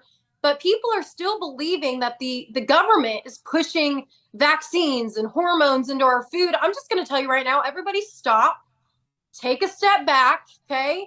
Because on our side, you know, if we're conservative, I really think they're doing an awful job at continuing to push the fear propaganda. I'm going to admit it. There's a lot of conservative companies that are taking just fear in Americans and buy local, and we're the only ones doing it. Sorry, you're not. Everybody is held to standards. There's testing. There are guys that come on your farm 2 to 3 times a year to make sure your facilities are clean and held up to standards. Everybody is under an umbrella. You are not special because you have all of this money to do this marketing to push the American consumer. And so I personally get fired up about it because 96% of our country is still family farmer owned. We forget that. Even though they're shipping to Costco and Walmart and Aldi, you know, we still need those farmers. We still need those contracts to support our food supply. We shouldn't be bashing them because they have that contract. If you can support local and you want to make your own products, if you have that capital and that financial gain, great. Buy local, but not everybody has that luxury in the farming and ranching industry. And we have to remember that. So if we stop supporting agriculture altogether because we are fearing our food and you think one is better than the other, then we're all wrong and we're all losing and we're giving into the propaganda. And so that's something that's extremely harsh and has been very destructive to the agriculture industry and farmers and ranchers across the world is fear magna. Yeah, that's right. Fear mongering. And that's, well, and the biggest piece that I think, and it's so funny because like, we as conservatives tend to be like, oh, if anything's coming from Klaus Schwab, the World Health Organization, Bill Gates, then we should stay clear of it. But then when it comes to this issue, we're now accepting their advice and kind of moving forward with it and now pushing it as our agenda as well. It's crazy. I think there's a lot of hypocrisy within that. And I don't think Americans and even conservatives are awake to that just yet. I'm hoping and I'm excited that, you know, through voices like yours that they will be awake. But, you know, another issue, I was just telling you this off air, is the whole milk propaganda. Because not only do we have, obviously there's this raw milk side of things. People are just freaking out over milk. But then you've also got that aspect of people calling oat fake milk, oat water. Let's just call that, because it literally is like oat water. You've got them saying, you know, this is milk, almond, whatever, soy, you know, the list goes on. And we were watching, my siblings wanted to watch the Despicable Me movie, and I go, because I'm like, what kind of propaganda are they going to push? And the one thing that I do remember is the dad, Gru or whatever, went to the grocery store to get milk, and the only milk that the grocery store sold at that time apparently was fake milk, right? They didn't sell whole milk anymore because that was something bad. So they're pushing this propaganda to this next generation, you know, seeing that whole milk is no longer good for you, whether it's raw or whatever it may be. But before we talk about the raw milk issue and people just freaking out, I do want to talk about this whole fake water, fake milk stuff, people claiming it as milk, really pushing that, you know, whole milk in the grocery store is horrible for you. I mean, what do you see from that as a farmer? So going into it, this is kind of like I said earlier, take a step back, take a deep breath, okay? Just because Nancy and her 5 children in Wyoming are drinking raw milk does not mean the whole world needs to drink raw milk. There's a lot of organizations, again, conservative, and I've been very vocal about it, that I do not agree with the fear propagandas, right? Raw milk, okay? back in the 1890s, this amazing guy found out that bacteria is bad for newborns and for humans. And so there's a way now that we are further along in technology to be able to pasteurize the heating of milk at a certain temperature to kill bad bacteria that could eat up your intestines and make you sick. There's something beautiful about it. It's called pasteurization. It doesn't mean it's bad. We're not adding hormones and antibiotics into it like everybody believes we are. It's just the heating so it can kill bad bacteria. So it's a safer product for us as consumers, because guess what? Not everybody has the luxury to go down the street and grab it from Uncle John and take it home. We're not used to raw milk like we were 20 years ago. And unfortunately, because of the dairy industry drastically falling because of financial difficulties and other aspects, again, we don't have that luxury. So we have to make the smartest decision and listen to our dairy farmers and listen to scientists that have actually done the work and actually support the dairy industry and want us to thrive. Because if we don't, we're just, again, giving in to fear. We're giving into, if you don't have this product. And it's crazy because I meet these people all the time. They thrive off of it. And they're like, it's like an addiction to them, honestly, the raw milk push. And I'm not bashing you. If you want to drink raw milk, great. I was on Newsmax the other day. The guy was not having it. And I talked to the nutritionist after, and he was like, you were spot on. You know, there is things called E. coli, Listeria, Salmonella, but people don't want to believe it. And I'm a dairy farmer. It amazes me that they're going to listen to an influencer over a dairy farmer. But unfortunately, we live in that day and age where social media is a powerful thing. And so I could talk about this for the next 30 minutes, but, you know, again, I get choice, and America is all about freedom, but we also need to think about our farmers and ranchers and how they're protecting us and how they're protecting our food supply and why things are initiated in the first place to protect consumers. That's right.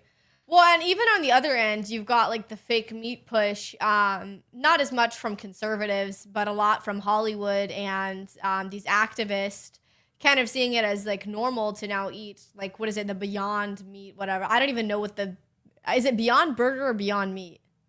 Yeah, so the first company was, you know, the Beyond Meat, and they dropped in stocks, 30-40% because people realized it wasn't healthy for them.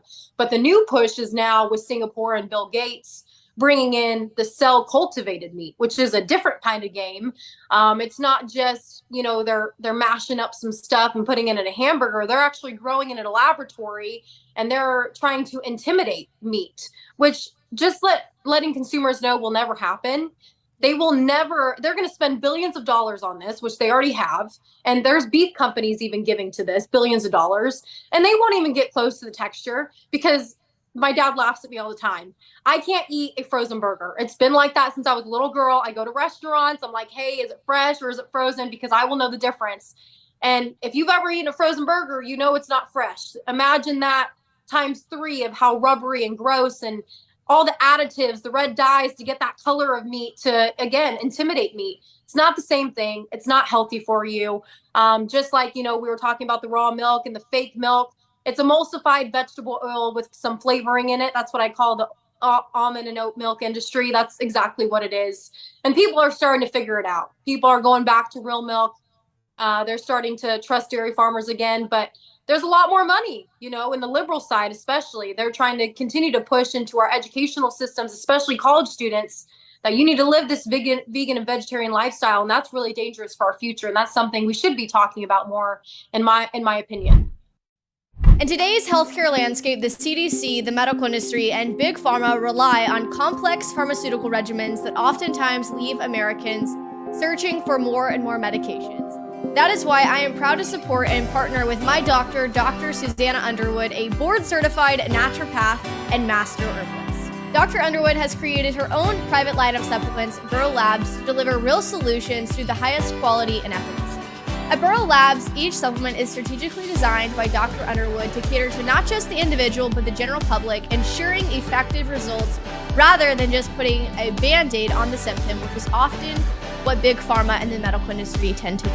It's time to stop settling for subpar health solutions and start experiencing the benefits that come from supplements that deliver real results. Visit burrowholistichealth.com to learn more.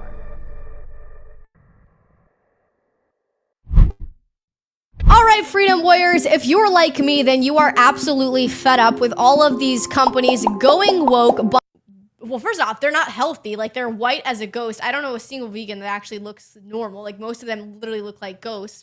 They're very pale. They're struggling. They're weak. They cannot like live normally. Have you heard of the lion diet? I haven't heard of that one yet. Okay, well, basically, I don't know. Maybe it's just like some, nuanced name. But basically, it's just where you eat meat all the time. Like, you don't eat anything but meat and salt. Like, salt, water, and meat. I think Jordan Peterson does it. It's where you basically just eat steak, beef, and chicken, I think. I don't know what all. But basically, yeah. Regardless, they're just saying that, like, people talk about all of these cleanses and detoxes and all these things that they need to do. When in reality, you should just be eating more beef, because beef is the best thing. This is what our body was designed to eat. Like, God gave us cows. He gave us these animals to eat for a reason, not to just sit there and look at. Like, yeah, it's nice and all, but we are supposed to eat that. Our bodies crave this meat. Our bodies crave beef. Like, we need it. But I mean, talking about just more so on the education aspect, because you have been to our church World Outreach, you've done the education with these students, you do the tours. How important is it for you going into this next generation? Because we see Hollywood really pushing out this whole fake milk idea, the whole fake meat idea, all of this propaganda about farmers and ranchers and what they're doing with the vaccines, all the propaganda to this next generation. I mean, how important is education to you to get out to this next generation on what farmers and ranchers actually do and care for the American people? Yeah, absolutely. I mean, I say it everywhere I go that I think the one thing we are missing in our country is education, and that's through the farmer and rancher. And I'll say it again and again. I'm not for the social media push of what's popular. I'm not for these big conservative companies or liberal companies putting fear into our children. I'm so over it. I'm really personally disgusted. I just talk to these consumers on both sides, and both are clueless. Both are scared. And so agriculture is kind of in the middle, trying to push out, we're pushing this way to, like, hey, trust us again. Stop piling on top of us.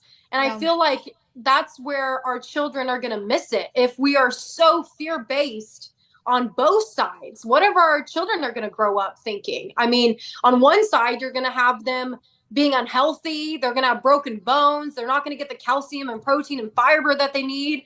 And on the other side, they're going to grow up fearing everything in the grocery store. And I don't think that's healthy either. And so when I come into these places and when parents entrust me with their kids, they know what kind of person I am. They know I'm out there. They know that I'll educate their kids properly. And I'm not pushing anything into their minds. I'm not forcing them.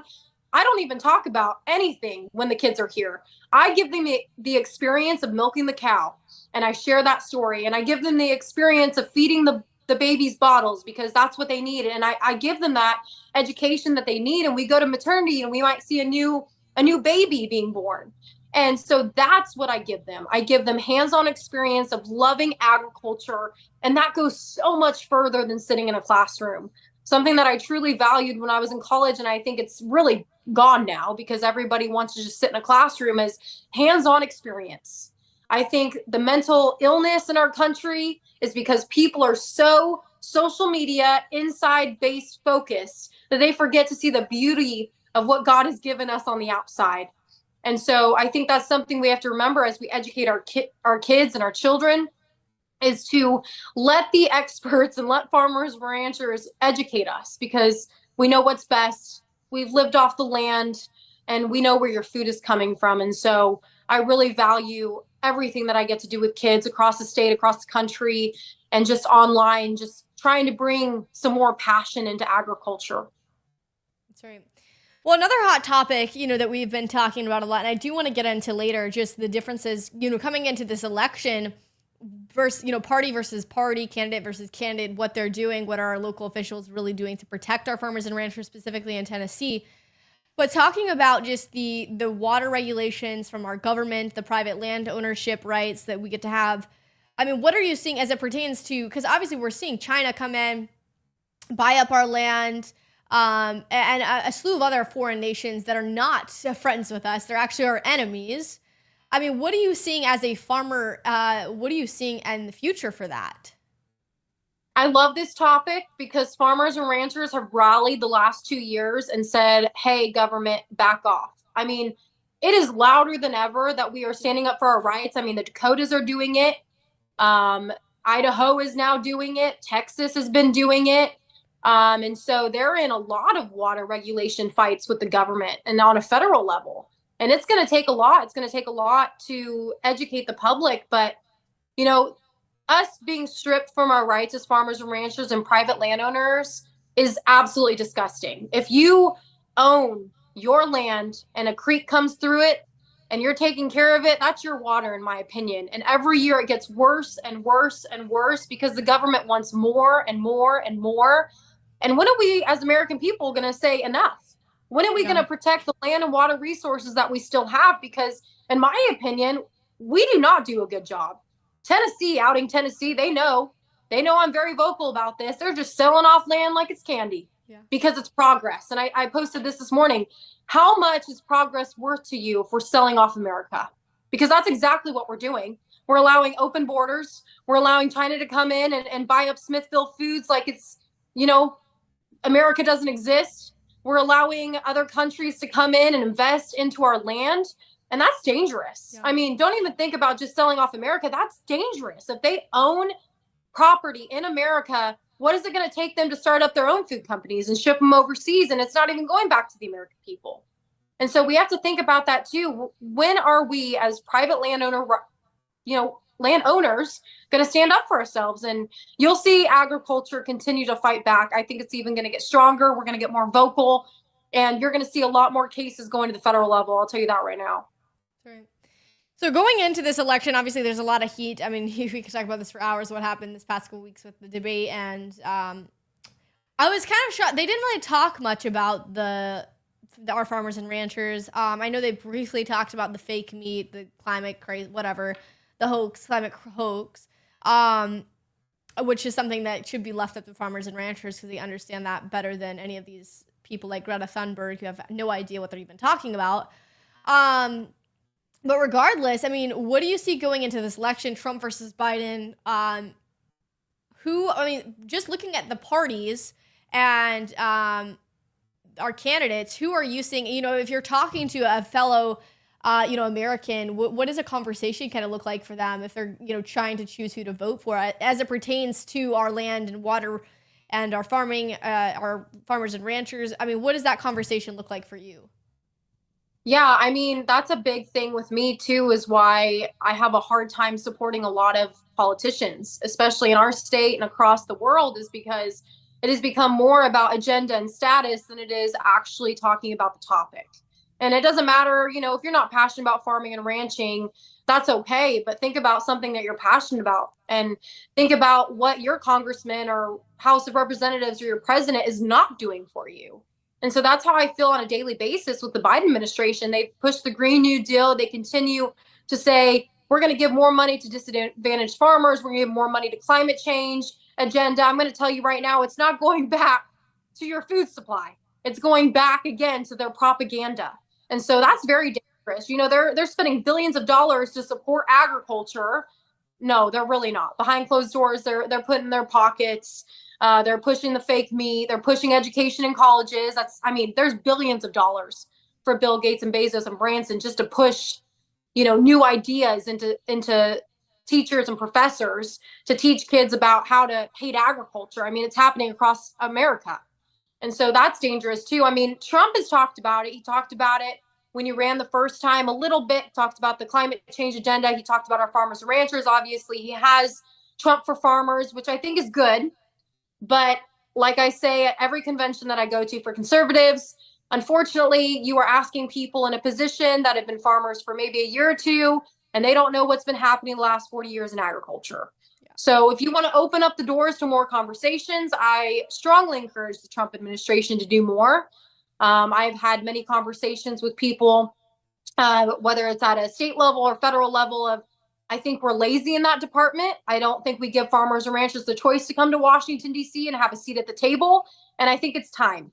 If you really want to protect the American economy and the food supply and our future, you have got to get farmers and ranchers in Washington, D.C., to have the hard conversations that the EPA, the FDA, and the USDA do not want to listen to because they are not on our side. I'm just going to tell you that right now. It doesn't matter who you put in position. It doesn't matter how many years he's been in a Farm Bureau president or agriculture president of a company. They are not for agriculture. The people that are for agriculture are the guys and women that are out at the farmer and ranch, and they are taking care of their cattle. They are taking care of their land every day. And we have to understand that. And I truly believe that. We have no representation in Washington, D.C. because we have not had a seat at the table. If you want to invite farmers, what I think we should do is we should invite one farmer or rancher from each state as a representative that the other farmers or ranchers in the state trust, and go talk about state regulation and what is happening in our state. And then you have the conversation on a federal level of what can be done better. I think that would strengthen our American economy. I think it would support farmers and ranchers from not selling off their land to China and government, entities, and it would make us stronger. It would bridge the gap from consumer and farmer and rancher. I truly believe that. And I know it's a lot of work and it's asking a lot from administration, but that's what needs to happen. Because if we continue in this direction, farmers and ranchers will continue to die off, and we will never have a voice and a seat at the table. Right. What would you say to Americans listening? Because I think people are going to be watching, wondering what they can do going forward to help and support our farmers and ranchers here in America and even have a voice. What would you say? And maybe even like a message to this younger generation that's watching this unfold, that's seeing upfront and personal what the educational system is doing to them. And alrighty, everybody, I wish that I could continue playing that interview that I did with Stephanie Nash, but we only have a few seconds left in today's show. If you guys want to check her out, she has an Instagram. It's Stephanie Nash, No Farms, No Food. She's an incredible dairy farmer, 4th generation dairy farmer, and she does incredible work. She's done a lot of work with President Trump in his first term. She did a lot of work with President Trump. And of course, she's done a lot with Tucker Carlson. If you don't like Tucker Carlson, whatever, but he has supported our farmers and ranchers more than a lot of other political commentators out there. And I really appreciate that he had her on his show while he was at Fox several times, actually, because she truly is such a great voice in the farming and ranch community. So definitely don't forget to thank a farmer or rancher next time you see them, because they are the backbone of this great country. We have to say no to these data farms, these data, artificial intelligence mines. We have to protect our farmland, protect our homeland, America first. You guys are awesome. We'll be back here tomorrow, 2 p.m. Not 2 p.m. Central. I'm interviewing Alex at 2. 3 p.m. Central, 4 p.m. Eastern. Stay tuned for the next host. He's up next. God bless you guys, and we'll see you guys back here tomorrow, and have a great rest of your day.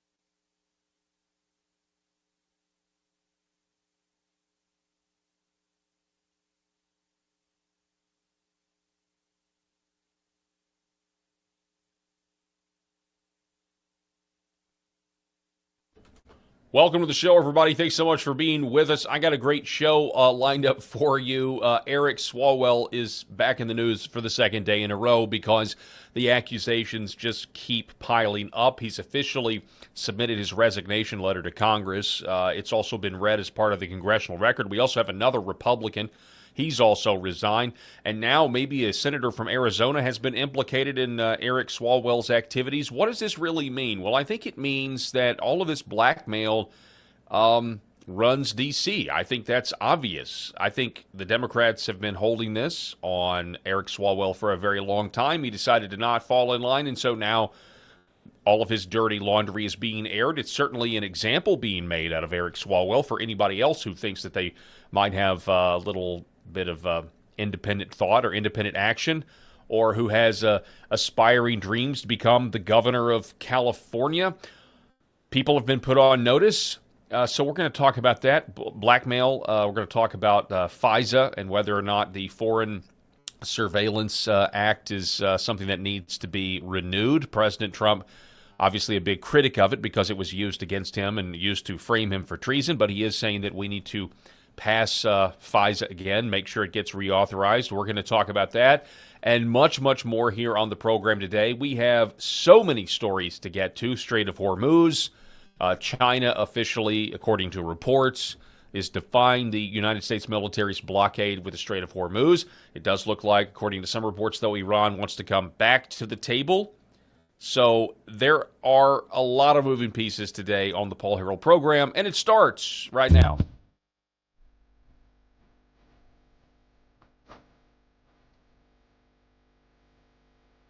The Paul Herrell program.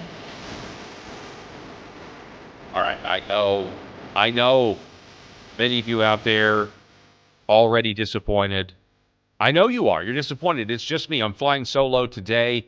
Rob was scheduled to be here, but, people have got things to do that are sudden. They've got day jobs.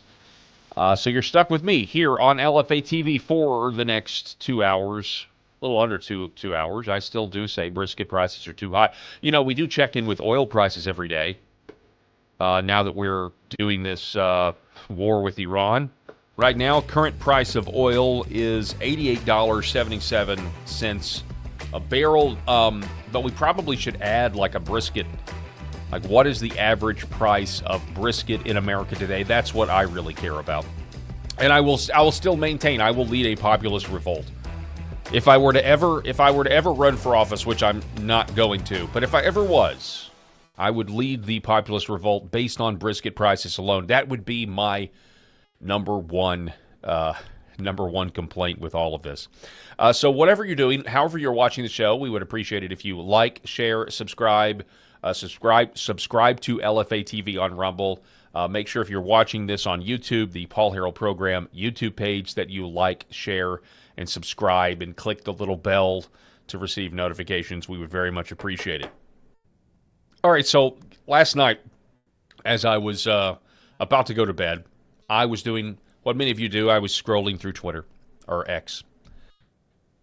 And I kind of thought this Eric Swalwell story, I mean, I'm not that interested in it, but it's kind of one of these stories that's fascinating to me because it does raise a lot more questions than answers. But there was one particular portion. So a new layer to this story that I hadn't considered, and it has to do with a billionaire in California who was allowing Eric Swalwell to live at his mansion.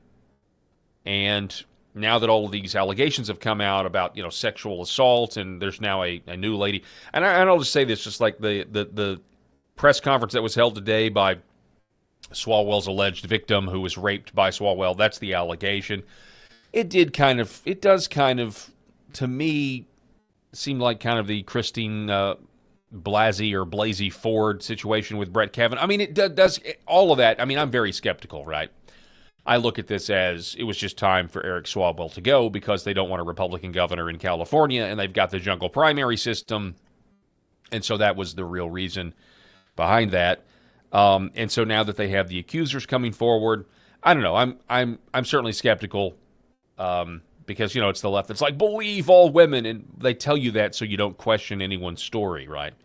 But I have no doubt that Eric Swalwell's a sleazebag. Please don't Don't mishear me. I have no doubt that he's a sleazebag at all. But it is fascinating. I think this, if anything, to me anyway, just confirms the gargantuan amount of blackmail material that they have on all of these guys. Not just Democrats, not just Republicans. We're going to talk about TMZ, the tabloid news outlet that is now focusing its attention on Washington, D.C., and they're starting to treat these guys like celebrities. TMZ is now, the paparazzi, they're now starting to treat Washington, D.C. congressmen and senators like the famous people they really want to be. You know, the ones that, you know, aren't good looking enough for the silver screen, but they really want to be, but they'd rather be famous and pull the strings of power. So they're starting to follow these guys around, including Lindsey Graham, and they're starting to dig into their personal lives. They're putting an office, I believe, in D.C. Now, keep in mind that you have this massive United States Congress, whether it's the House or the Senate, they have a massive slush fund to pay off the victims of sexual assault, or the women or men, probably a lot more men than you would think, that make allegations against congressmen over, you know, sexual assault. They have a big slush fund to pay them out. You know, make the allegation, you get sign the NDA. We would know, if it wasn't for this slush fund, we would know a lot more about these allegations. But it's been used to pay off, to buy people's silence, and you just really wonder, why don't they care about us? Why does Congress and the D.C. establishment, you know, have such a terrible track record when it comes to actually taking care of the American people? And when I say taking care of, I mean, I'm not talking about endless welfare programs or anything like that, but you get, they don't care about, well, it's because they're bad people. It's because many of them are sexual deviants, right? We had that conversation. I mean, you know, think about it, you know. You've got former Homeland Security Secretary Kristi Noem, and her husband, she's, you know, allegedly she's carrying on with some, you know, affair. Then you find out, well, one of the reasons why, or at least one of the things she's probably told herself, is that, well, her husband has a bimbo fetish and wishes he had, you know, giant comically sized breasts, and has been chatting with women online. You know what I mean? Like, it's odd that these are the people that get elevated into positions of political authority, making decisions on our behalf. So to say that Kristi Noem was a potential had a potential national security problem because the possibility of being blackmailed when your husband is doing these things is very, very high. So, but all that to be said, I was scrolling X last night, and this was the video that I saw that had me literally laughing out loud last night. So apparently Eric Swalwell has a now former billionaire contributor. He was one of Eric Swalwell's largest campaign donors. The guy's name is Stephen Klubeck. Now, Stephen Klubeck has himself run for governor of California. Wikipedia now says that this guy, sorry, I didn't even have his face up there. Wikipedia now says that this guy is a libertarian now. But, you know, he was a Democrat. And he gets asked by a local reporter, like, hey, Eric Swalwell, you know, there are all these allegations now, sexual assault. And he does this interview. And this was something, I don't know, I don't even know. This was something out of like a Judd Apatow movie or some sort of Will Ferrell. You kind of wonder, what is this guy on? That's the first thing, is this guy sober? Is this guy giving an interview sober or not? I want you to listen to this. How's your relationship with Eric? Are you guys still friends? Eric who? Is that clear? Don't bust the trust. What? You bust the trust? Okay? You don't exist in my life. Oh. You don't bust the trust. It's all about having integrity. Integrity. Okay? I shake your hand, you shake my hand, we make a deal. We work together. We all have to make California the best it can possibly be. A couple of days. He reminds me.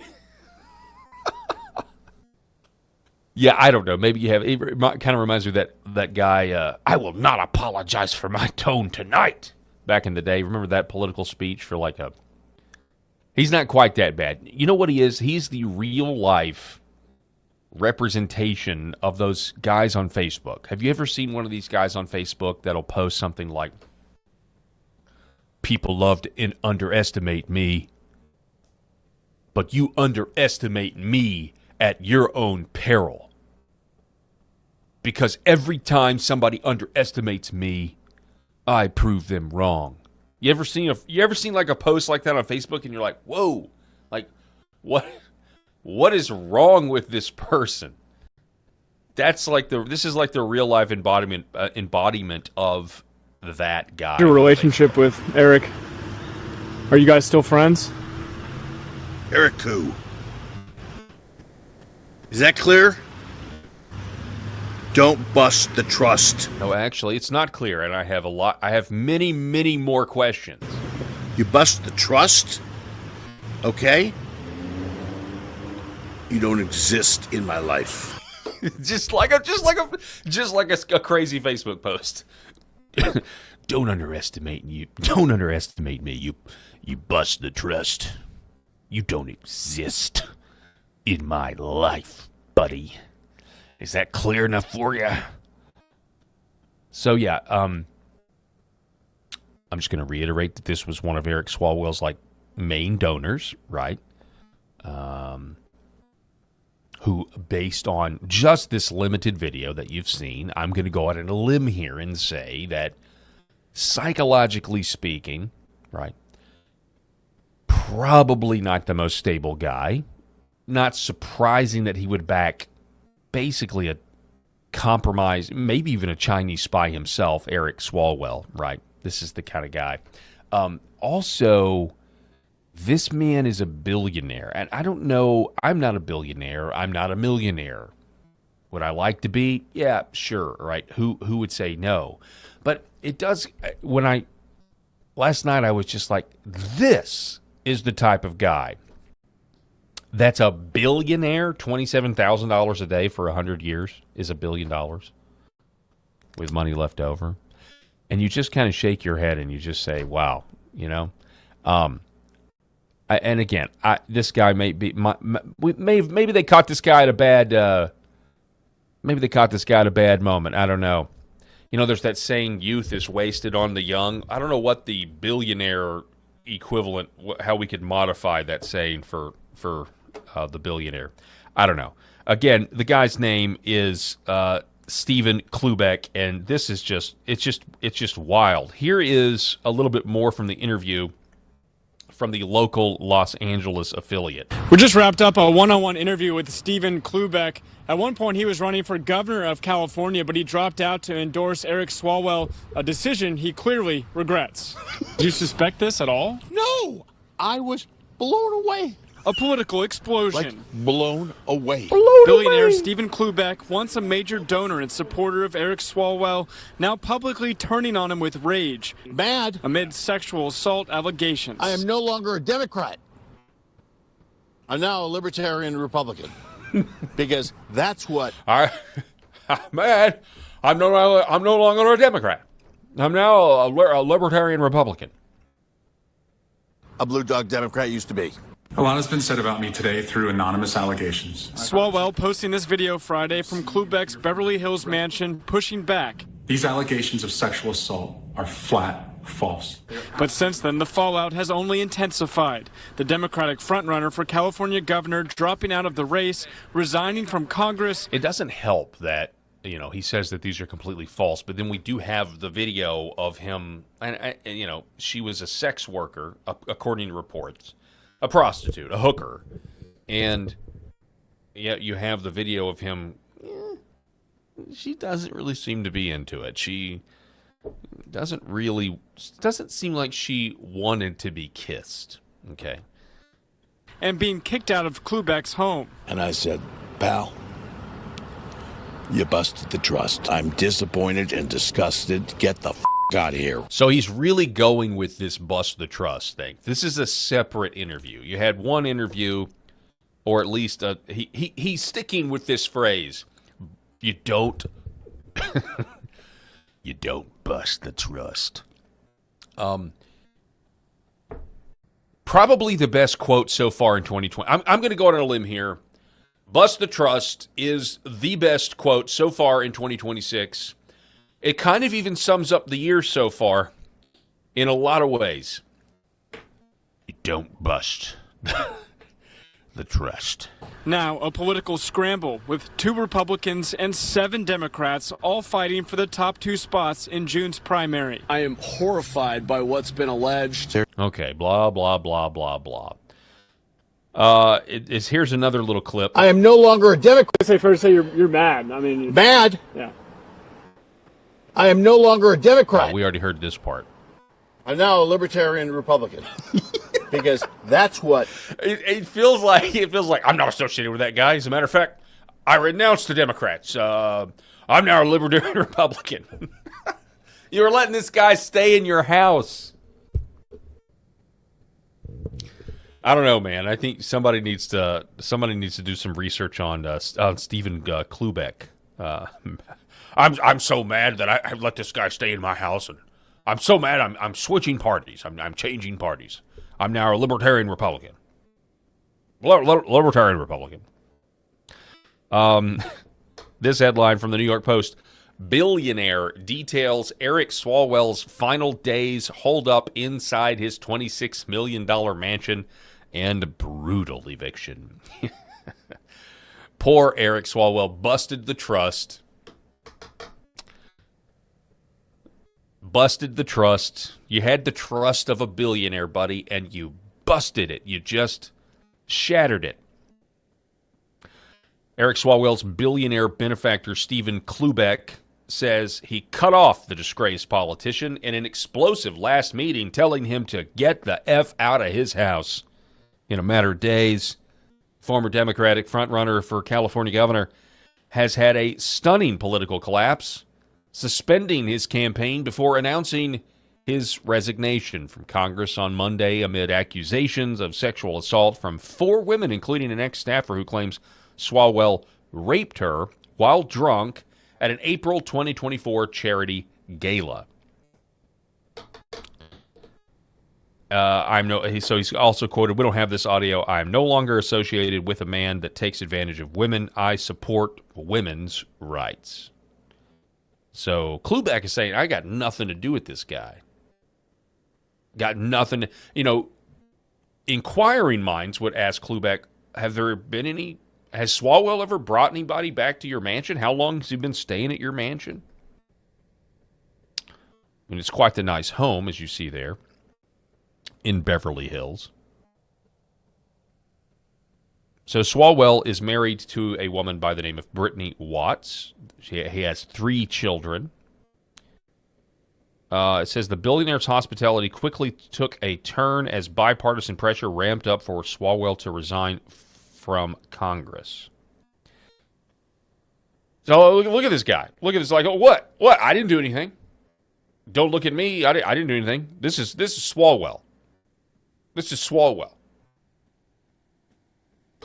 I got a feeling. I mean, guys, you feel free to weigh in. I got a feeling that this guy has a lot of threads around him. He does not want anybody pulling. He wants to be left alone. A few comments from Lfa TV. We have Sherry Z says, Paul, you remind me of a good friend of our family. Well, you're welcome. I'm glad that I remind you of a good friend. But what I want to know from the LFA chat, when we hear this guy talk, does he seem like he's compensating for something? Does this guy seem like he may have some skeletons in his own closet? Honest question. I mean, maybe I'm reading too much into it. Maybe the guy just had a bad day when he's just, like, woo! What was it that he said in that second one? We just wrapped Klubeck out to clearly. I was. Do you suspect this at all? No! I was blown away. A political explosion. No! I was blown away. I didn't expect anything. It just seems like this Klubeck guy is got some issues. Yes, okay, thank you. So Sophie Ping, 1916, says, seems very odd. He seems very odd, like he's hiding something. Yes. B Hops 1 says, that's not difficult body language to read. Yes, none of us here are body language experts, but we all see this and we say, this is a red flag. So, I'm just glad that the chat is there backing me up and that you guys... Sherry Z says, high-pitched means line. Elmo sounding line POS.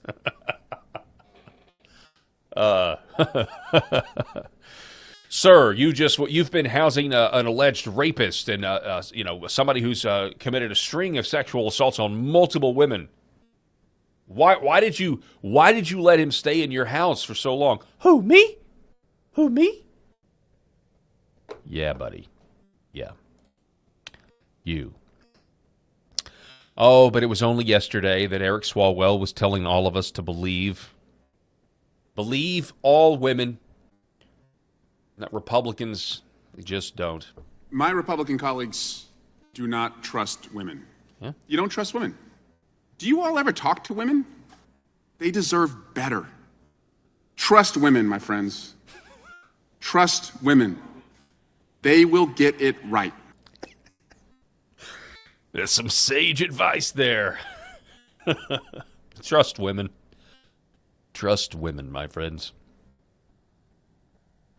So the Federalist Eddie Scarry has this headline: Democrats turned on Eric Swalwell because he was in the way, not because they have morals. Now, we all know this.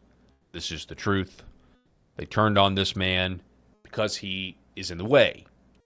They don't want, with the jungle primary system, it was conceivable with the jungle primary system that after the primary concludes that the only two choices on the ballot that people have to pick from are Republicans, which would have been hilarious. But he says California Democrat Eric Swalwell, who until Sunday was running for governor of his state, will now be one of those cautionary tales his party likes to use in claiming that, unlike Republicans, Democrats are too concerned with principles and decency. It's a pathetic coping front for what really happened with that sick party, which once again is living by the destructive anti-American standards they've tried imposing on everyone else.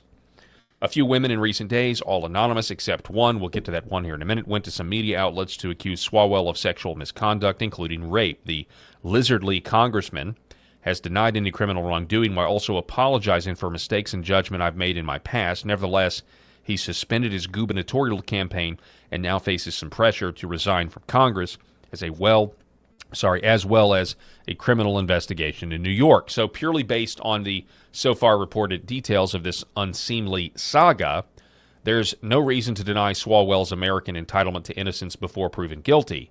As is routine in these Me Too episodes, the accusations are mostly just that, accusations, and the supporting evidence is limited to friends and family of the alleged victims who attest to their validity.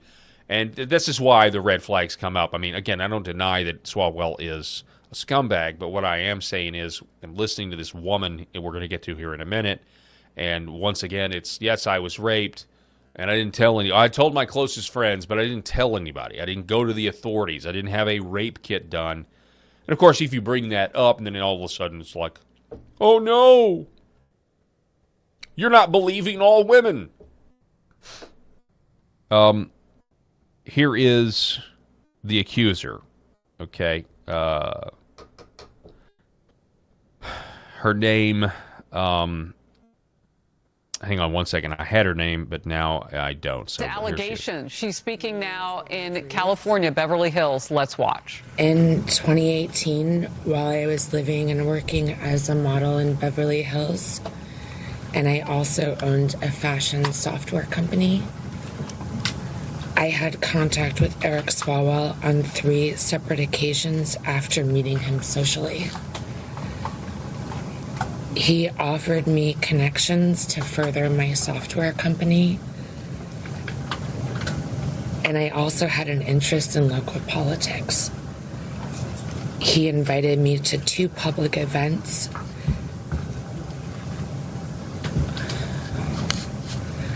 I knew he was married at the time and that his wife was pregnant. He was my friend. It's all too familiar. On the 3rd occasion, I believe he drugged my drink. I only had 1 glass of wine. So this is the accuser's name is Lana Drews. Is her name Lana Drews? We were supposed to go to a political event, and he said he needed to get paperwork from his hotel room. When I arrived at his hotel room, I was already incapacitated, and I couldn't move my arms or my body. He raped me, and he choked me. And while he was choking me, I lost consciousness. And I thought I died. I did not consent to any sexual activity. Although I did not undergo a rape kit at the time, I disclosed the assault to the people closest to me. I also recorded these events in my handwritten calendar. The assault and its impact were later documented during my therapy sessions. Okay, so she says she's got therapy sessions. She says she's got written documents of the event where, like, I guess she journaled or something. Look, it's again, the Democrats decided it's time for this guy to go. He's had this reputation for a while, which may end up, who knows, this may end up taking out the political career of this Democrat senator from Arizona, which we're going to get to here in just a moment. But another question to the chat. When you watch that video, you believe her?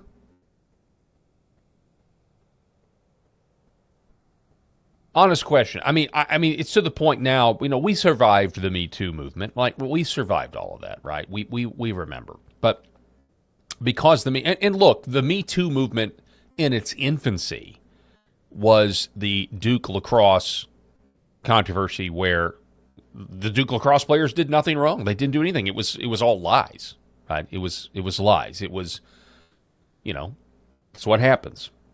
It's nothing new. Potiphar's wife did it to Joseph in the Bible. This is not a new idea, not a new thing.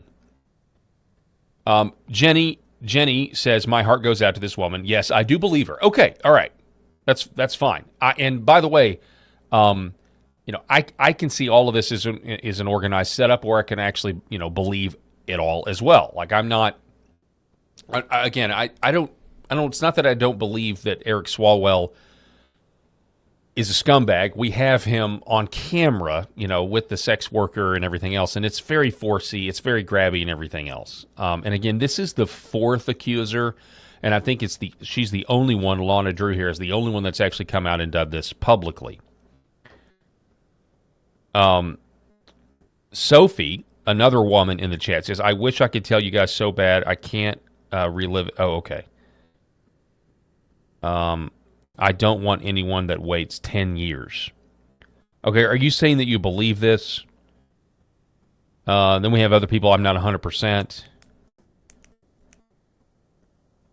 Jenny J. Congress has a sexual slush fund for this very reason. Yes, we're about to get into that here in just a minute. Sherry Z says, nope. So again, it is what it is. He has been selected, Eric Swalwell, for whatever reason. I mean, let's be clear here. This guy was on the Intelligence Committee sleeping with a Chinese spy. Okay? If that doesn't get you run out of D.C. and put in handcuffs, then that is a much more severe thing in terms of national security, in terms of you've been sleeping with a Chinese spy. So the fact that he's getting taken out by this Christine Blasey Ford type situation is just suspect to me. And it really shows you that this is theater. What you are watching right now is theater, and the people are done with Eric Swalwell. So I think it's healthy to look at politicians like they have a shelf life, right? But so do the puppet masters. And it is Eric Swalwell's time. He refused to get out of the way. And it very likely could have resulted in a Republican governor in California. Here is Congresswoman Anna Paulina Luna on Jesse Waters last night. Yeah, he did have a reputation. And as you know, Jesse, I was actually the member of Congress that wrote the expulsion resolution for him. And I was ready to call it up and did tell him that if he did not resign by tomorrow, that it would be filed, and we did have the votes to expel him from Congress. So what I will say is that many people on the Hill knew about this. Many reporters have come forward, even in talking to me, saying that they had heard stories about this. But I do think that he has serious criminal problems on his hand, and I do think that he might end up in jail, Jesse. And if I could just share with you for a moment, not only did I receive forensic reporting showing that, that infamous video of him in the hotel room was indeed him. It was not AI generated.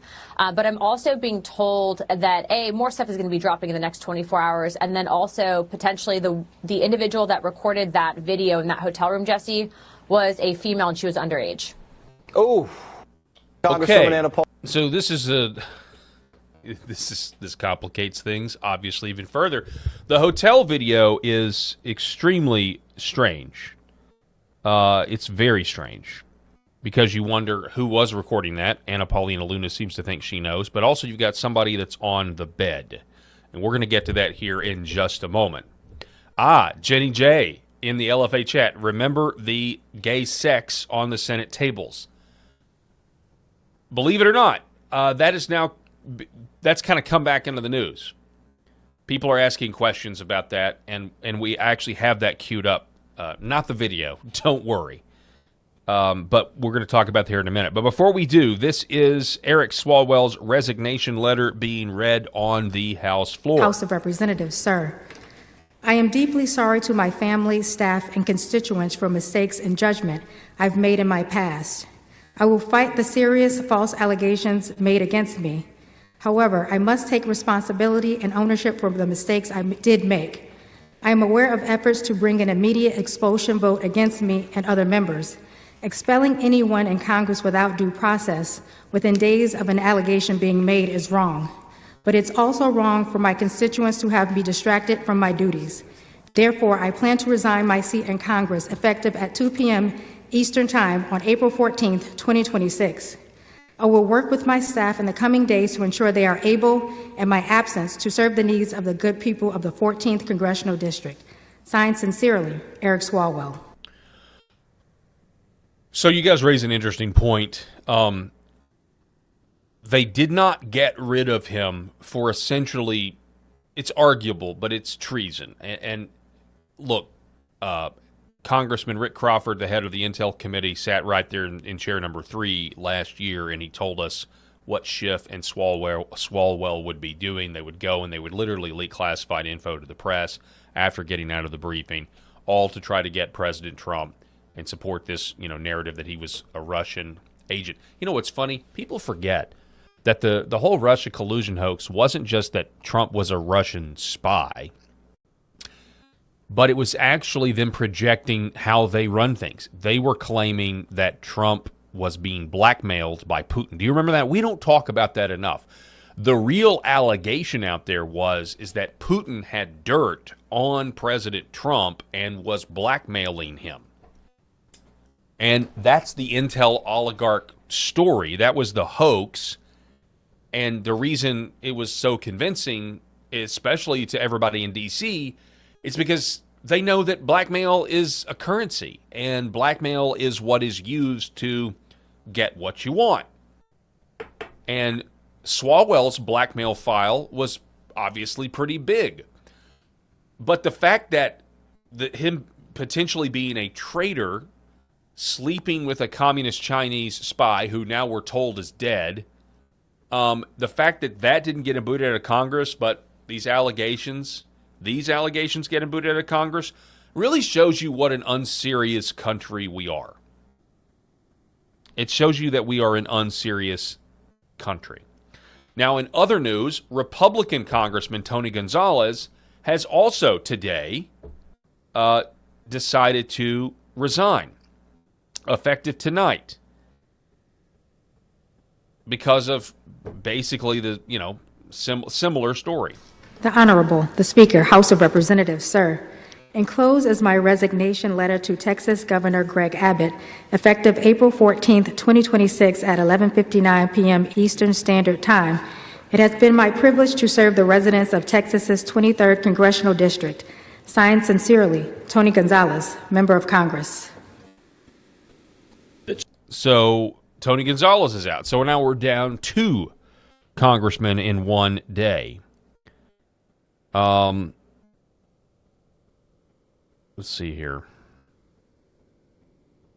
So yeah, they both resign in lieu of facing expulsion following sexual misconduct allegations. So you got Tony Gonzalez that's got allegations out there about him, and those have been going on for a while, by the way. It kind of all happens in one, when it rains, it pours.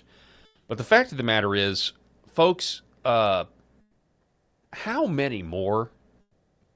This is the question that is on everyone's minds. How many more of these people up there have a book this thick with all of the stuff they've done in Washington, D.C. when they thought everybody wasn't looking? By the way, that's really hilarious if you think about it. We all know the surveillance state exists, and we're going to talk about that today. But the surveillance state is like 211 in Washington, D.C. I mean, literally every corner, every pixel is wired with cameras and audio recording devices. There's literally nothing. You got to assume that, you got to assume that the halls of Congress are bugged, that all your offices are bugged, all of it. You go up there and you just can't resist. Not only can you resist, you can't resist the lobbyists telling you to do the complete opposite of everything you campaigned on to your folks back home, but then you also can't resist being a sexual deviant. If you're somebody like Eric Swalwell, by the way, who, and he's not the only one, but in some cases, you never know what kind of psychosis has been activated among these people to think that I want to do these things knowing someone is watching so that I'll be protected. Yes, I'll be blackmailed, but I'll also go along when asked, so the blackmail almost ensures my power as long as I do what I'm told. There's a lot of, I've often thought about this because it's kind of wild, where in a way, in a very sick, twisted way, doing something that's sexually depraved, knowing that the blackmail now exists on you, is a way to guarantee that you stay in power. It makes everybody comfortable. If everybody's got blackmail on everybody else, if these people have literally blackmailed themselves, then this nice little perfect club, and by the way, you really can't talk about this without talking about Epstein and how, I don't care what Todd Blanche says, there's still more files that we haven't seen. Something to think about. And now enter Senator Ruben Gallego. Senator Ruben Gallego is now facing heat because he's friends with Swalwell. There's also speculation that Senator Gallego is in this hotel video. He is now being literally questioned harder than he's ever been questioned in his entire life. And I want you to put your thinking caps on, your skeptical hats on, and go back to Klubeck at the beginning, and you know how you didn't trust him with his answers? Well, get ready. See if you have any red flags with Senator Gallego, Democrat, Arizona, being questioned about Eric Swalwell. It was flirty. That was flirty. And that was when? About what year was it? I mean, that was through. We've heard that. We've heard that throughout. Senator, you just said. Thank you so much. I want to clarify because in the beginning, I know we'll go back there. Yeah. In the beginning, you said when you first heard these rumors a few weeks ago, that's when you called him. Then you said you've heard these rumors for years. So which one is it, Senator? So I heard rumors of him being flirty. And that wasn't an issue enough for you to not trust him to watch your kids or be close with him? Because, you hear this, and then when you're close to somebody and you know his wife, you see this. You see that relationship. You know that, it maybe just isn't true. Have you asked him about it prior to this few weeks? I asked him about it a few weeks ago when it started coming up online. Yes. Why, when you Yes. ask him about it, if you're running his campaign, sir? That she had no idea about these rumors circulating about him. What were the It was just very- So that one lady reporter said you're running his campaign. So this guy is obviously very nervous. Am I pronouncing his name correctly? Gallego? I'm just going to say Gallego. Somebody said Gallego. Is that how you... I think maybe you're just making a pun on his name. Maybe. Question. You've gone on trips, on vacations with Eric Swalwell. You've never witnessed him engaging in any of this behavior? I don't know what's going on with his family, but it's definitely a horrible situation for family. They're using that as a cover to attack me right now because they can't do it. They couldn't take back 2024 because they ran a horrible race.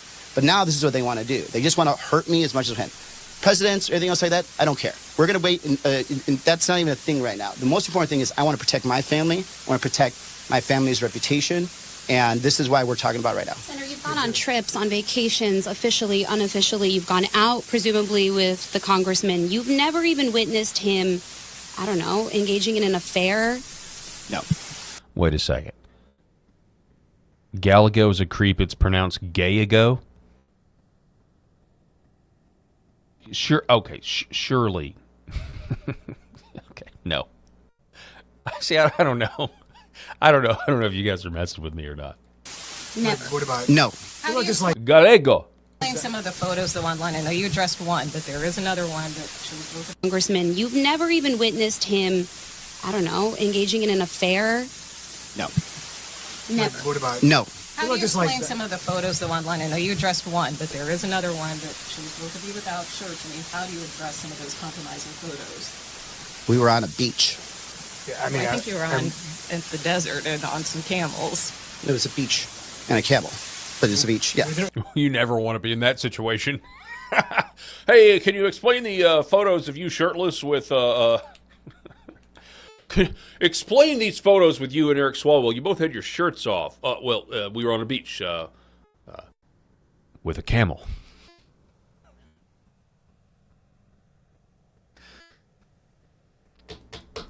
You don't want that. You know, if your political campaign has, if your political campaign has come to that level where you're answering questions like that and clarifying, look, there was a camel there. Who was that Mississippi guy? Was it Thad Cochran that admitted to doing all kinds of strange things with animals?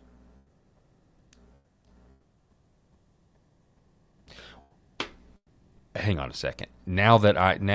I'm sorry. You'll have to forgive me. Just indulge me for one moment, because now this is the beauty of live of a live broadcast.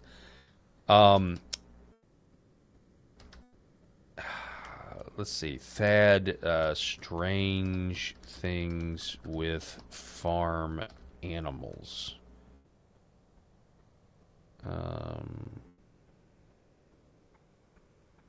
Was it Mississippi? M-I-S-S-I-S-S-I-P-P-I. Hang on one second. Bear with me, folks.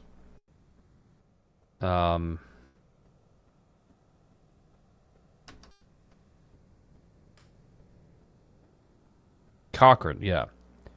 Yeah, I think that's it right there.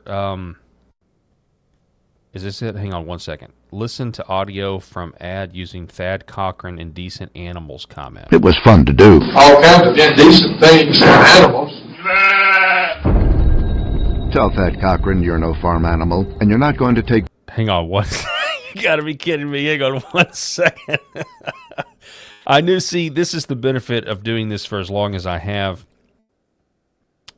Mississippi Senior Senator Thad Cochran said just last week that growing up, it was fun to do. All kinds of indecent things and animals. Tell Thad Cochran you're no farm animal, and you're not going to take being on the receiving end of his so-called fun any longer.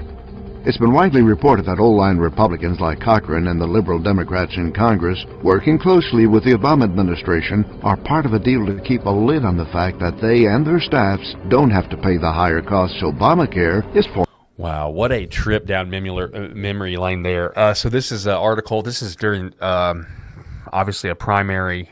Was that McDaniel that was running against Cochran? I can't remember. I think it was. I think that's right. And he came out, and this was in 2014, and he came out and he was talking. Of course, he was an old guy. He was like a Thad Cochran when he was running back in the day. I mean, he was basically Mitch McConnell or Joe Biden the way they are now. He was back in 2014, if you remember. And he just came out and said they used to do all kinds of indecent things with animals. So yeah. Anyway, back to this. It was just a camel. Look, I know they were on a beach. I know that's totally a cheap shot. But it's just, we are talking about sexual misconduct, and you're having to explain pictures of yourself with Eric Swalwell with his shirt off. This isn't the first time this has come up. Now, Senator Gallego, people are looking to Kari Lake. Back in August of 2024, Kari Lake exposed Gallego. Said this. Because the people have got to know before they vote who this guy is. His ads leave out a whole lot of despicable treatment of women. His ads don't tell you that about the time that he harassed and threatened a 20-year-old female intern, and when she complained about it, she was fired. His ads don't tell you about the fact that his fellow Democrats down at the state legislature gave him the nickname the Troll because of how creepy and degrading he was with women. And his ads don't tell you about the time he told a Latina woman that because she was a Republican, she wasn't a real Latina. Can I hear it for our incredible conservative... So, Nick Sorter, wow, Kari Lake was personally calling Ruben Gallego out for misdeeds with young female staffers all the way back in 2024. All the way back. I mean, come on. All the way back? It's not that long ago. A full investigation needs to be launched into this guy. He's clearly hiding things. When a 20-year-old female staffer complained, he had her fired in retaliation. While Gallego was in the Arizona House, his colleagues gave him the nickname the Troll because of how creepy he was. Nah, what are you talking about? This guy, he looks totally fine. Looks totally normal. Pretty incredible stuff. Which brings us to this edition of Graham Watch. Senator. Speaking of creeps. Lindsey Graham. Loves New Wars. Loves New Wars. This segment is called Graham Watch. It's dedicated and to it's him. Dedicated to him. We see you, Lady G. You, Lady G.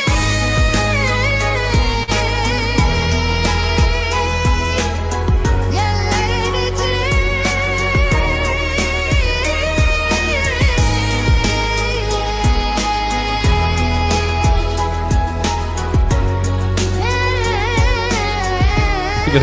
Look at the Ukraine flag in the background.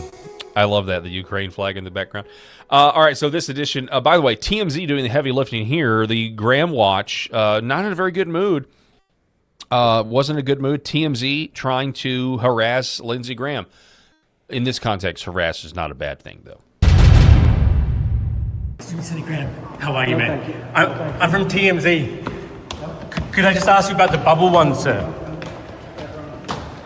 Can I say quickly about the bubble one? Yeah, he's not in a very chatty mood. Here's the deal about this. Again, same thing with Ruben Gallego. If your political career is to the point where people are asking you about a bubble wand, or any sort of wand, your political career is probably not in a very good spot. Lindsey Graham, of course, this is referring to if you've been living on Mars for the last couple of weeks. Lindsey Graham went to Disney World and, weirdly enough, in a suit, and allegedly, TMZ, I think, was following him around then and, allegedly got him cutting in line on, Space Mountain or whatever. And, but he had this weird, bubble wand thing that our good friend Eric Haynes, who was unable to be here today, says that it was, an aerial bubble wand. I mean, you could blow bubbles with it of some kind. So he was a fan of the aerial bubble wand. Speaking of the campaign, though, Paul Dans and Mark Lynch. Paul Dans obviously dropped out, endorsing Mark Lynch. They went on Matt Gaetz' show. And so this is kind of like a union here. This is like a tag team, old school WWF style attempt to take out Lindsey Graham, the mascot of all the rhinos. And it sounded like this. And Mark, you said that when voters were given information about the candidates, you really saw those numbers move in the polling, and you jumped above Senator Graham. What is that information that you think gets a South Carolina voter to go from voting for Lindsey Graham to voting for Mark Lynch? Yeah, I've asked, Matt, I've asked Republicans in our state, are you really a Republican? There's no way you can vote for Lindsey Graham when he has a 43% conservative lifetime voting record. That's failing. He's funneling money through USAID to Hamas and Al-Qaeda. There's a Breitbart article that went out about that last week or 2 weeks ago, and so he's a traitor. And he voted in the fourth quarter budget bill and the first quarter of 26 to fund another $5.7 billion to help pay for illegal immigrants in America. That's America last, not America first. And, right now we have the SAVE Act we can't pass. He's not fighting for that. If I'm in the Senate, we'll form a committee to vacate John Thune and get him out of office for holding that up, because we need real Republicans in the Senate that'll stop all this nonsense. So Mark Lynch is exactly right. And by the way, shout out to Paul Dans for being a patriot and being a humble man, to understand that if you're going to take out a swamp creature like Lindsey Graham, that's the main goal. It's not personalities. Mark Lynch, a successful businessman, and is able to do what many people can't do, and that's put their fortunes on the line. And so that's what Paul Dans has said, is that, they basically both want to get rid of Lindsey Graham. They're both on the right, and Paul Dans has the financial resources to fund his own campaign. Now, who does that sound like to you? Somebody that can fund their own campaign. So, but aside from all of that, Mark Lynch, we're gonna get Mark back on the show. We've had Mark on. And maybe we can get Paul Dans on here, too, to talk about it, because I'd love to get his opinion. I'm a huge fan of Project 2025. I'm a huge fan of the Heritage Project, for the most part. I mean, there may be some things in there I disagree with, but I'm a huge fan, generally speaking, of some big reforms that are in there that are needed, like banning pornography outright and calling it what it is, which is a scourge. It's a drug on our populace that's destroyed marriages and destroyed families, and is continuing to do so. It's horrible, but... Mark Lynch is a Christian who puts God first. And, there's a reason in this country we used to have religious tests. There's a reason in this country we used to have, there was no way that you were going to represent people, allocate resources, vote on where money goes if you didn't believe in God, if you didn't believe in the triune God of the Bible. We weren't even going to entertain the idea that you should be in charge. If you have no fear of God, if you have no recognition of God, then you don't need to be making decisions on other people's behalf. That's the main reason why. Other than the fact that, the main reason is that Jesus is Lord, period. And we would never want anyone in office that doesn't believe that. Now, I know jurisprudence says otherwise, but there's a reason this country had blasphemy laws that were constitutional and religious tests in the states for running for office that were also constitutional. There's a reason that our founders believed that. That wasn't just some some backwards notion that we like to say, oh, well, we're more evolved now. Well, yeah, where's that gotten us now? Or like kids to drag shows and cutting off the genitals and breasts of kids and calling it health care. Like that's where this fundamentally leads. Like, you can't pray at a school football game anymore. Okay, all right, great. This is where it all gets us. But so Mark Lynch is a unapologetic Christian that puts the Lord first and has a fear of the Lord. And that's who we want in office. We want people that think that they're going to be held accountable for what they do by somebody greater than themselves. And so many of these people up in office, their number one problem is that they don't believe in God, they're not Christians, and they have no fear of God. They don't have a biblical fear of the Lord. They don't have a reverence for the Lord. If you want to know the number one problem as to why our politicians are terrible, it's because our system tends to attract the godless, because our system enriches corruption and rewards evil. But it also just naturally, by the way, just in any sort of democratic process, which we have a republic on paper, but not really. But on paper, we have a republic. On paper, we have a constitution that only gets enforced when when we need to screw over the people. But fundamentally, if you think about power in a big government, in a democratic process, those who put their hat forward to run, it's already naturally going to attract those who want to destroy other people's lives.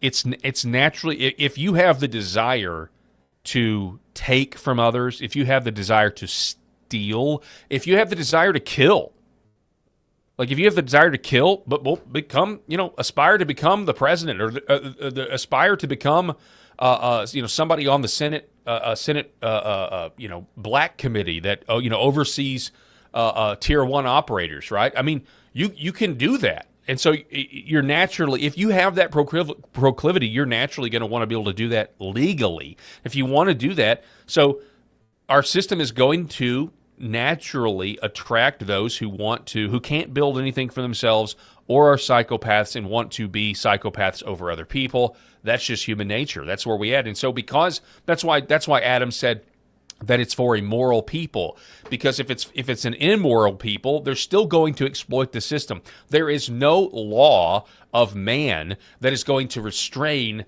our wickedness entirely.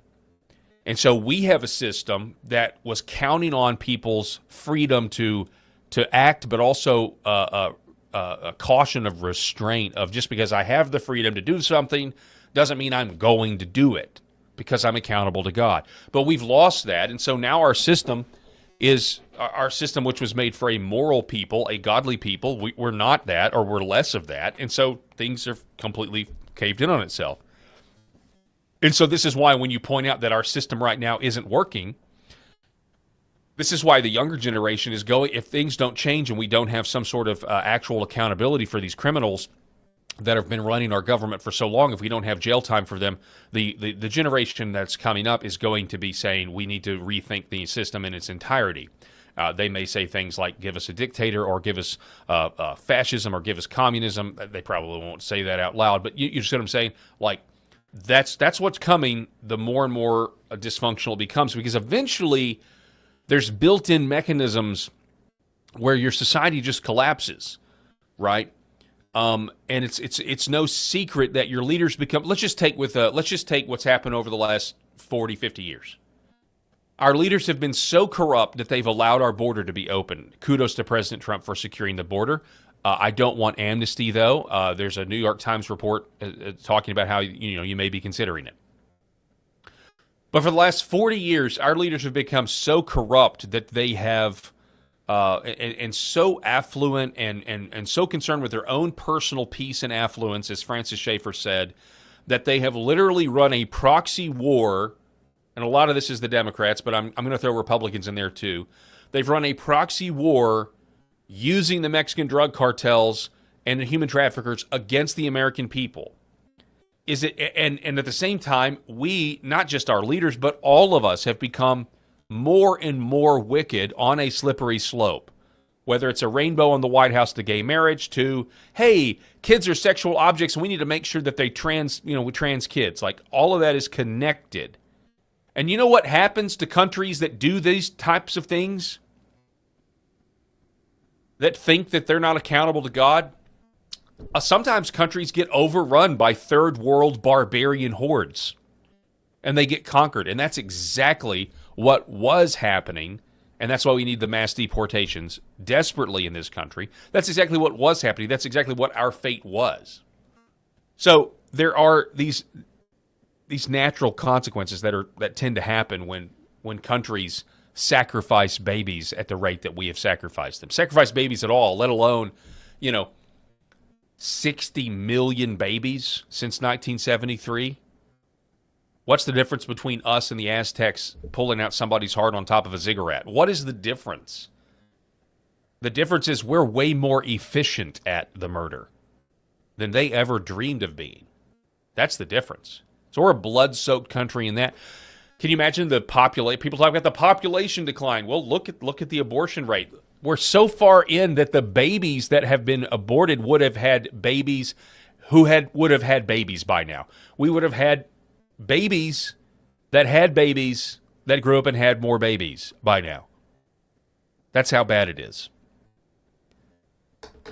I'm sorry, I didn't mean to get on a tangent there. I don't even remember what I was talking about. Yes, Mark Lynch believing in a higher power, believing in Jesus Christ, being a Christian, boldly proclaiming that that's what's at the center of his life and always has been, when he talks about his business and everything else, like how he started his business. And so we need him more than we need Lindsey Graham. How about that? So that, ladies and gentlemen, concludes our Graham Watch for today.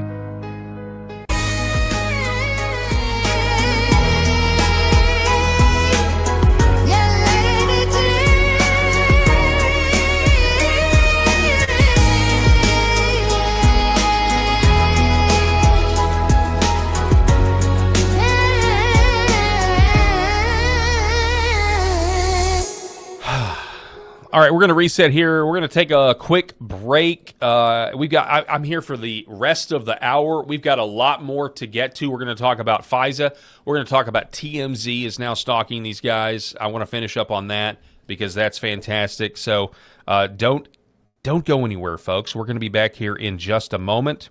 And remember, we can't do the show without you, and you are important. And so please consider supporting this program through our sponsors. And one of those sponsors is RedVive and the great folks at redvivehealth.org. And, of course, we're talking about something called photobiomodulation. And if you've never experienced red light or read about it, I would invite you to do so and go to redvivehealth.org/Paul, and you can save 35% off of their products when you use my name, Paul, or you use the link. The healing power of red light is real. It stimulates the mitochondria. There's red light, and then there's near-infrared light. Both of these penetrate. The near-infrared light is what really penetrates the skin, and it stimulates your organs. If you have problems with inflammation, if you have problems with sleep, you would not believe the benefits that are scientifically documented. Red light therapy. It has done wonders for me. I use it. I have it in my house. And this is one way to get off the medical industrial complex's hamster wheel, this sieve where they take you and they give you all these drugs that make your problems worse, or they try to put you under the knife. They try to give you surgery and that sort of thing. So I want you to consider it. redvivehealth.org. That's redvivehealth.org. And if anything, go to the website and do your own research. But this is and I know the price point. I get it. I know the price point. And by the way, if you call 844-REDVIVE, there's an extra discount for veterans. If you say you're a veteran and you mention my name, Paul, 844-REDVIVE. I know the price point is high, but I don't think you understand exactly what this technology can do. And you can always send it back. There's a money back guarantee. You can always save the box and send it back if it doesn't work. But nobody ever does because it works that well. We're going to be back here in just a moment. For centuries, light has been used to heal.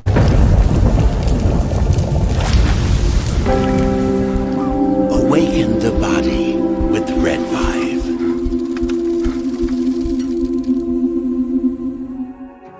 The other things that we're seeing, more and more use for is even vascular issues. So one of the mechanisms that red light, near-infrared light, or Red 5 works is stimulation of the mitochondria and stimulation of nitric oxide production. So when nitric oxide is released in cells, it vasodilates cells. It reduces inflammation. It moves blood. It brings blood flow to areas. So folks that have issues with ulcers or burns or wounds, it can help stimulate increased blood supply, and you need blood to heal. So that can open up different avenues for peripheral artery disease, for neuropathic pain syndromes. And so that's one of the other areas for nerve injury or nerve pain that we can leverage this type of medicine. Behind every precious life, there was a choice. Behind every family moment, behind every special memory, there was a choice. A life of joy.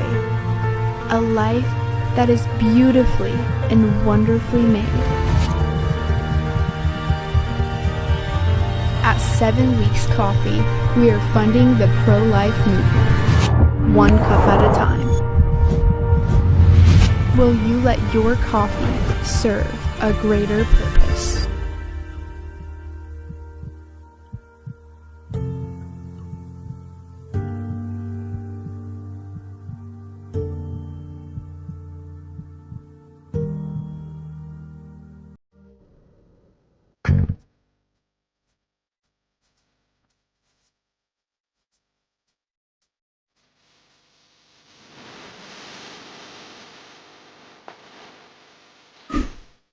The Paul Herrell Program.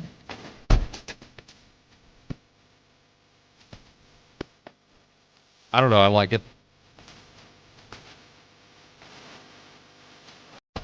So I think I would definitely heist. Like, I could pull with this music. I could definitely rob a casino. Could easily rob a casino with this music. What do you guys think? I would need a crew. And in the bumper, the crew is unfortunately absent because Rob and Eric are not here, so I apologize for the false advertising. You're stuck with me for the next 50 minutes. As I was perusing the interwebs while we were at break, I saw a story, a new development on the Arizona Senator Gallego. The internet sleuths are, they may have found something here. Check this out. So Ruben Gallego says, I support the Ethics Committee investigation and believe Eric Swalwell is no longer fit to be a member of Congress. He should be expelled from Congress. This is interesting because there's this video. You've seen the video of Eric Swalwell, and people are wondering, you see where my mouse is right here? People are wondering, this guy in the video with Eric Swalwell with a sex worker, people are wondering, is this Gallego? Now, we don't know. I don't know if the ear looks that good or not. Okay. I mean, the beard line does look similar. You never know. You've got a similar beard line. Here's it is. Let me see if this is better. So if I get rid of the lower third, so there's the sex worker, hooker. Eric Swalwell is over here to the left. This is what they've zeroed in on. Is this Senator Gallego? People are wondering if this is Senator Gallego. And then you see there is the same back and forth, look at there. But this is what they've really found. In the video, there's a glimpse of somebody's tennis shoe in one of the clips of the video of Eric Swalwell with the sex worker in the hotel room. And they have found, assuming this is true, it was reposted by Conservative Treehouse, The Last Refuge. They found Gallego, Senator Gallego, Democrat, Arizona, with the same shoes on. Now, is that conclusive evidence? No, it's not, but it is evidence. It is not conclusive, but it is evidence. They're wondering if this was the guy with, everybody's been wondering, who is the guy in the shot with Swalwell?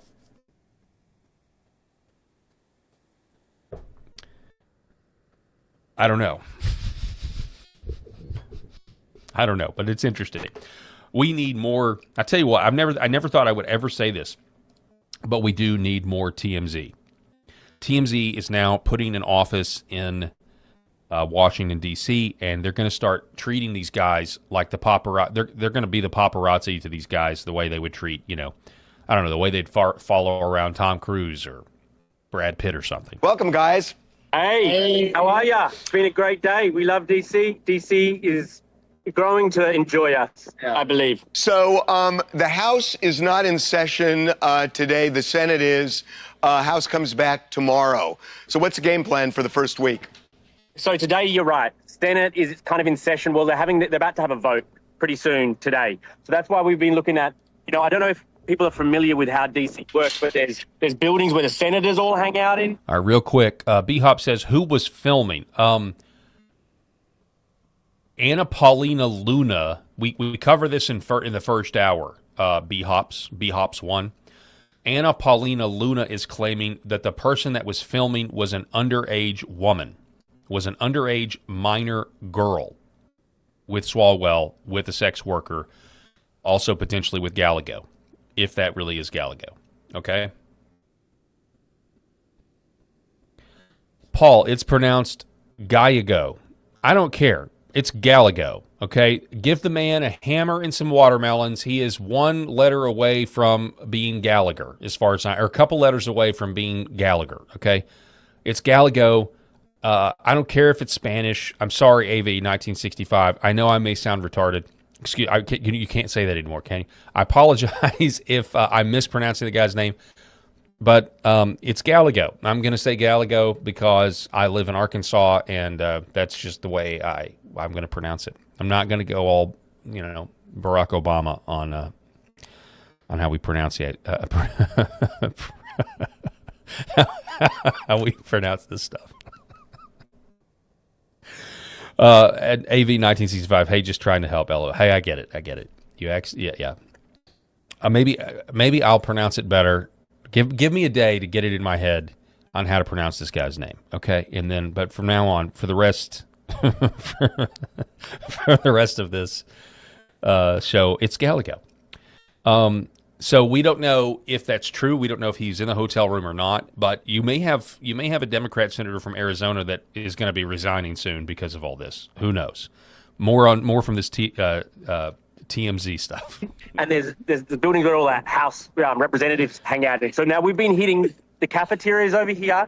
They're going to have to kind of walk past us probably, or maybe they're going to use underground, and they're going to have to come and vote right over here in the Capitol. So today has been all about the Senate over this side over here of the frame, and tomorrow we're hitting up, the Rayburn, Cannon, Longworth, all the good ones. So there's benefits here with this. If Rush Limbaugh were alive today, I feel confident he would be a fan of what TMZ is doing, because TMZ is going to get some of this corruption to the normies, to the victims of the drive-by media. Now, you could also claim that TMZ kind of is the drive. I mean, it's a tabloid, but this will open up the corruption to a whole new level. Gallego. All right, Eric, I get it. Gallego. Is it? Am I putting the right emphasis? Senator Gallego. Over in the House area. I actually realize I want to be a senator because it's the cushiest job ever. It's like no one goes to work. Like they just had this massive 2-week vacation, and now they're coming in tonight to vote. Like they didn't work all day today. And what I'm hearing is like people usually land, they get in their car, they get taken straight here, they vote, and then they go home and sleep. So it's like greatest job ever. You don't have to do anything. Right. We're going to be getting these cool videos that Charlie shot. Charlie. All right, I can't. I don't really like that guy. Senator Gallego. It's like Gallego. It's more like the Fonz, which this audience, you guys totally get that, I'm assuming. Here is breaking. Okay.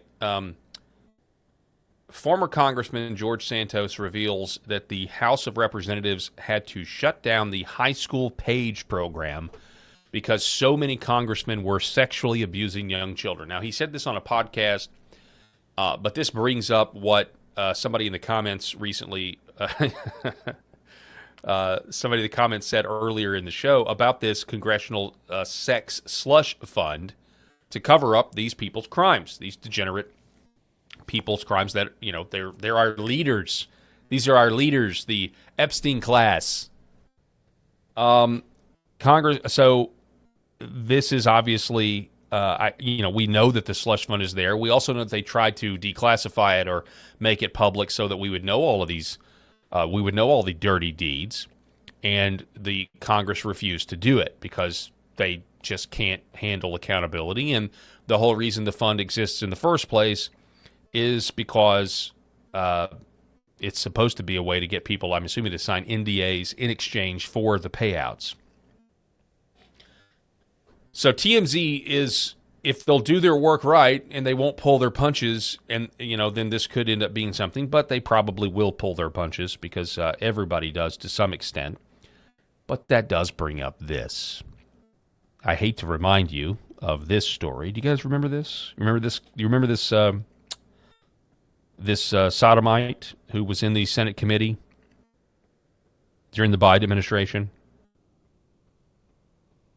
So somebody named Julie Blue wants to remind us of what we all witnessed in the Biden administration that nobody did any follow-up on. Nobody was ever prosecuted, or we never found out who had access, who knew that the Senate committee room was going to be empty, or who had reserved it. Apparently, there's a whole process with that. Since we're cleaning house, remember December 2023 when a leaked video showed two men, one sodomizing the other in Senate Room 216 in the Hart Senate Office Building. The bottom guy was identified as 24-year-old Aiden Massey Charopsky. He was a legislative aide. Now, I wonder if he was ever part of the high school page program, and then he graduated to becoming a Senate aide. The high school page program. So I was a page. I was never a page in D.C. Whew. Thankfully, I avoid that. But I was a page when I was in junior high school. Maybe I was in sixth. I don't remember, but I was in like junior high school, and I got to be a page in the Arkansas General Assembly. Little did I know that I would end up spending a lot of my time there at the Arkansas Capitol once I got my radio show, and I broadcasted from the Capitol and was in the committee rooms and, covering the small-time legislative corruption, which just tries to imitate what goes on in D.C. But, so I remember that. That was an eye-opening experience. Wasn't molested or hit on or anything. Praise the Lord. But, so the page, it's just, there's this, I don't even know if it's useful now, but back in the day, they needed pages for the day to run notes and messages. Most of the time, I know when I was a page, you got these notes from the General Assembly switchboard, from constituents they could call, and you want to leave your congressman, or I'm sorry, in this case, state rep or state senate, a note, and, you would run them to the desks and that sort of thing. I don't even know if that's needed now. I don't even know what a DC page would do. With the way technology is now, you'd think you could just get all this stuff transcribed, but they're still running off of a system that's like, from the 1950s.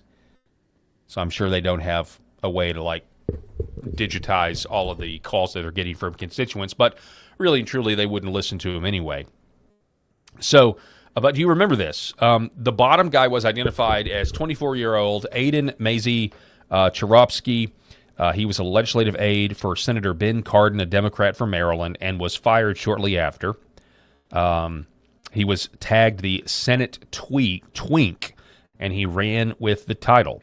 And then crickets. No one would say who the top guy was.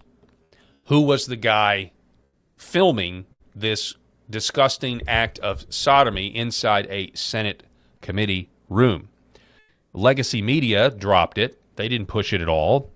They called it a personal matter. And the same Capitol Police from J6 investigated it, deciding not to charge either man. Now, how does this guy not get charged for indecency? See, do you see what an unserious... Like, the fact that this guy didn't get charged means that whoever was on the giving end of this act of sodomy was a very important person. Was a very important person. This happened in a taxpayer-funded building, and we have the right to know who desecrated it. I completely agree. And I also say this. This video came out days after the incident or weeks after the incident. It didn't come out immediately. And so you would hate to be in the senator's position, the people on whatever committee was going to meet in this room the following day or the following days, knowing that, especially if you were sitting right there. Do you see these lecterns? You see the microphones on this. So if that was your seat on the corner there, and you think they is there enough? Here's the question: is there enough bleach in the world? Is there enough bleach in the world? So somebody, Amy1019 says, Lindsey Graham, or is he the taker? Well, no, he's not the receiver. Lindsey Graham's not the receiver. We know who the receiver is. It's this guy. Don't go look up the video. The video is out there. It is, it's blurred, or at least the only one that I had the unfortunate reality of seeing. Everything was blurred. But this guy. The guy that you see in the photo there is the receiver of this disgusting act of sodomy, right? We never found out who was the one filming it, okay? And so people want to know, who was it? Who had access to reserve the room? You would never do this if you thought you were going to be disturbed or, somebody could walk in on you. You wouldn't do this. Sorry, okay, I can't look at it. It's disgusting. Well, here, I'll move on to the next story here or get the next one ready. But the point of the matter is we never found out who that was. And the reason we never found out who it was is because it was somebody who was powerful, who had a lot to lose. And this is a much better piece of intel for blackmail purposes.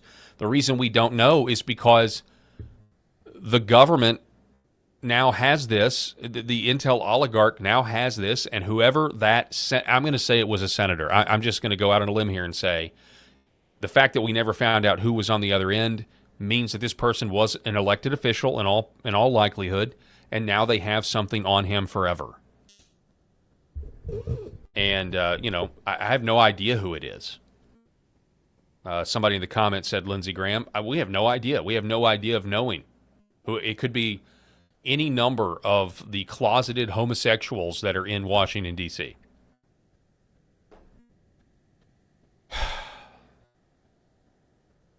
It is really gross, though. In other news, we have a headline from the End Times headlines.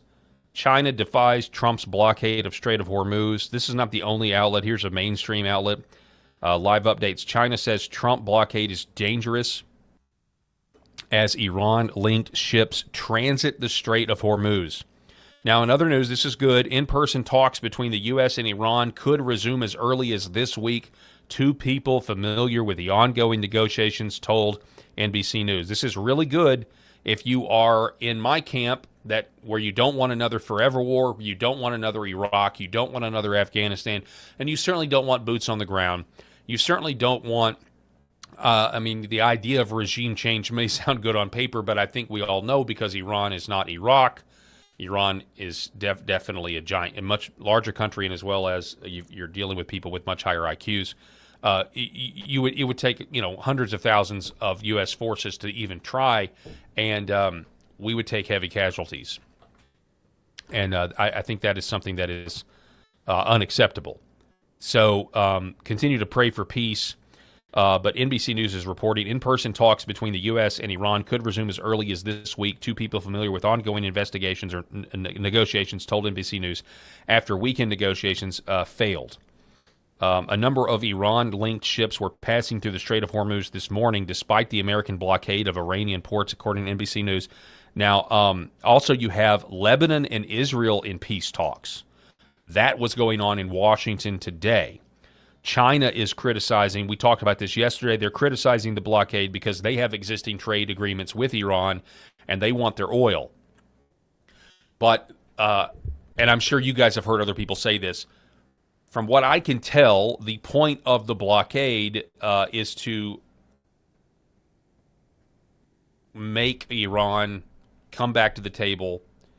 And also, and the reason is because if the oil keeps piling up, at least this is what I've been told, if the oil keeps piling up in these tankers, they've got nowhere to put it, they've got nowhere to offload it, and so then you get to a situation where Iran has to shut down their wells, which is a really bad thing to do if that's your economic engine, which it is, and also like apparently restarting the wells after you shut them off is a very, very precarious notion as well. So that, from what I can tell, and again, just looking at reports, and again, in covering this war, it's very difficult to ascertain exactly what the truth is because of the fog of war. Truth is very difficult to get. We're really just left to speculate, and I hate to say it that way. I wish it wasn't the case, but you really have to take literally everything with a grain of salt with this because you don't believe what the mainstream media says about domestic issues. They literally lie for a living. They lie constantly.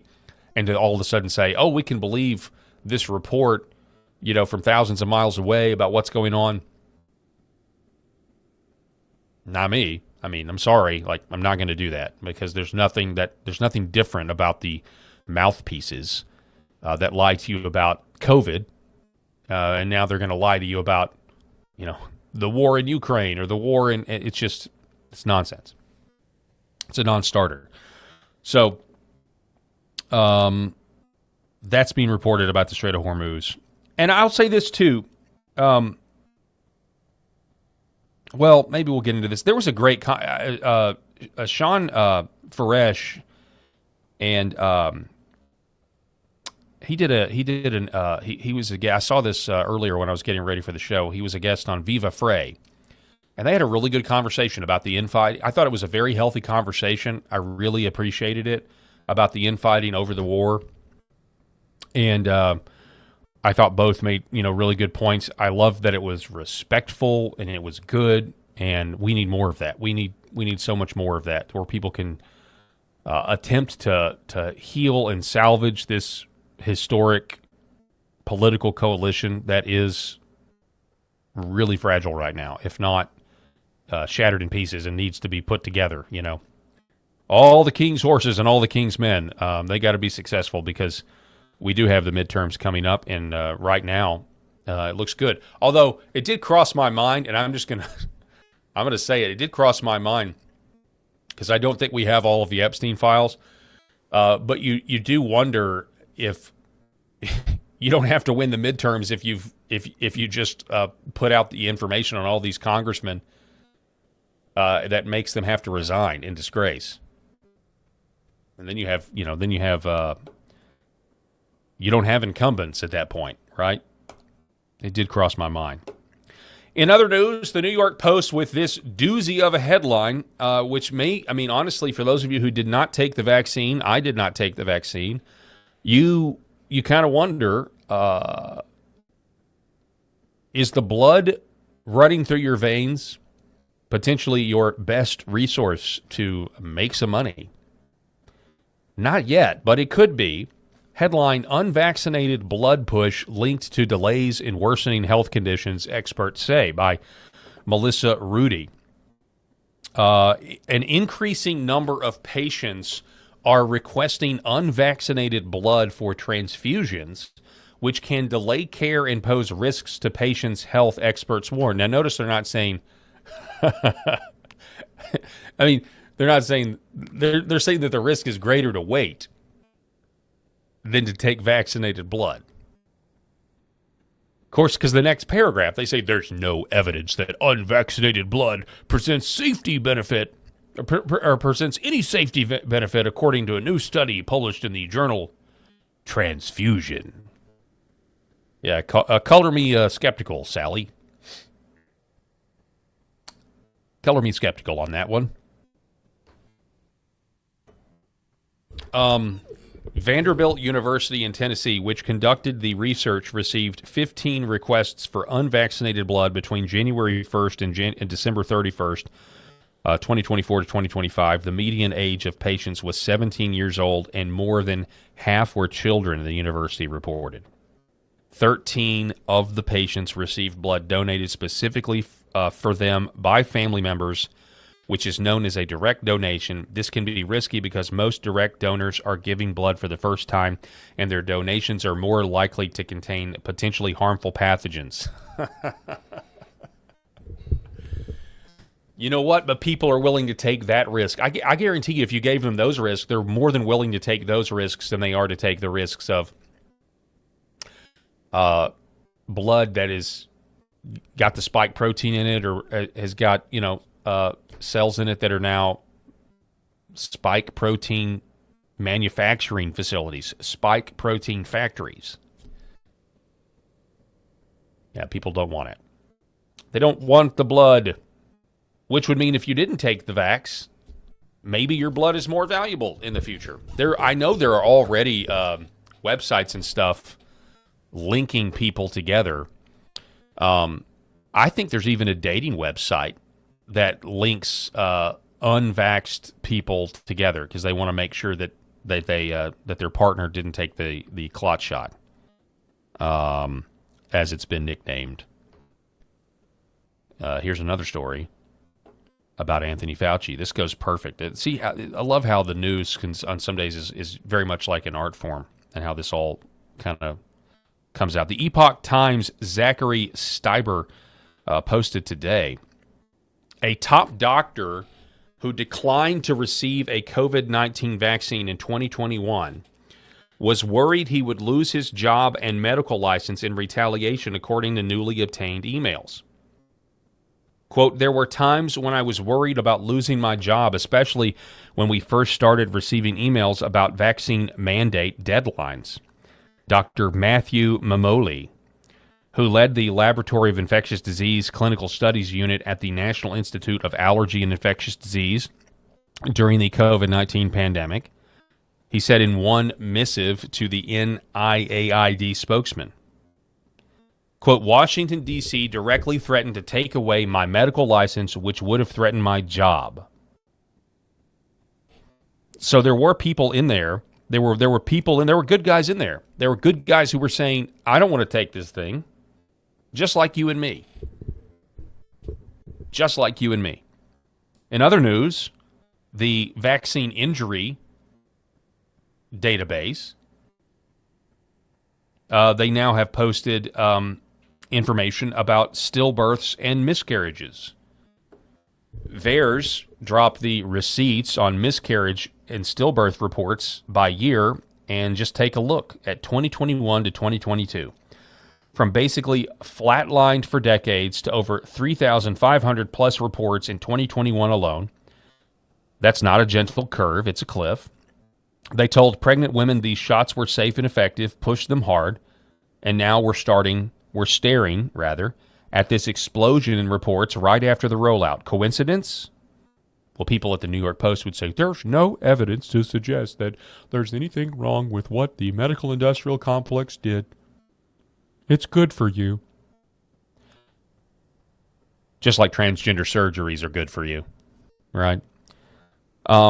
Just look at this. Look at this graph. This is crazy. Miscarriages and stillbirths by year. Right after the vaccine rollout. I mean, in 2021, that was the vaccine rollout. Boom. You had over 3,500, and then the next year you had over 1,500. And there's nothing that's been done about it. Nobody's going to be held accountable. You have reports from people like Robert Malone, who exited RFK Jr.'s advisory committee, that They're doing everything they can to not focus on the dangers of vaccines, and specifically the COVID vaccine. Specifically, the most recent rollout of this technology that is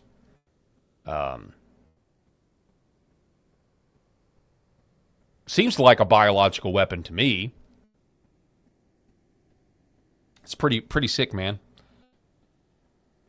And it'll happen again if nobody is ever held accountable to it. And yet Anthony Fauci got a pardon. We now know why Anthony Fauci got a pardon, right?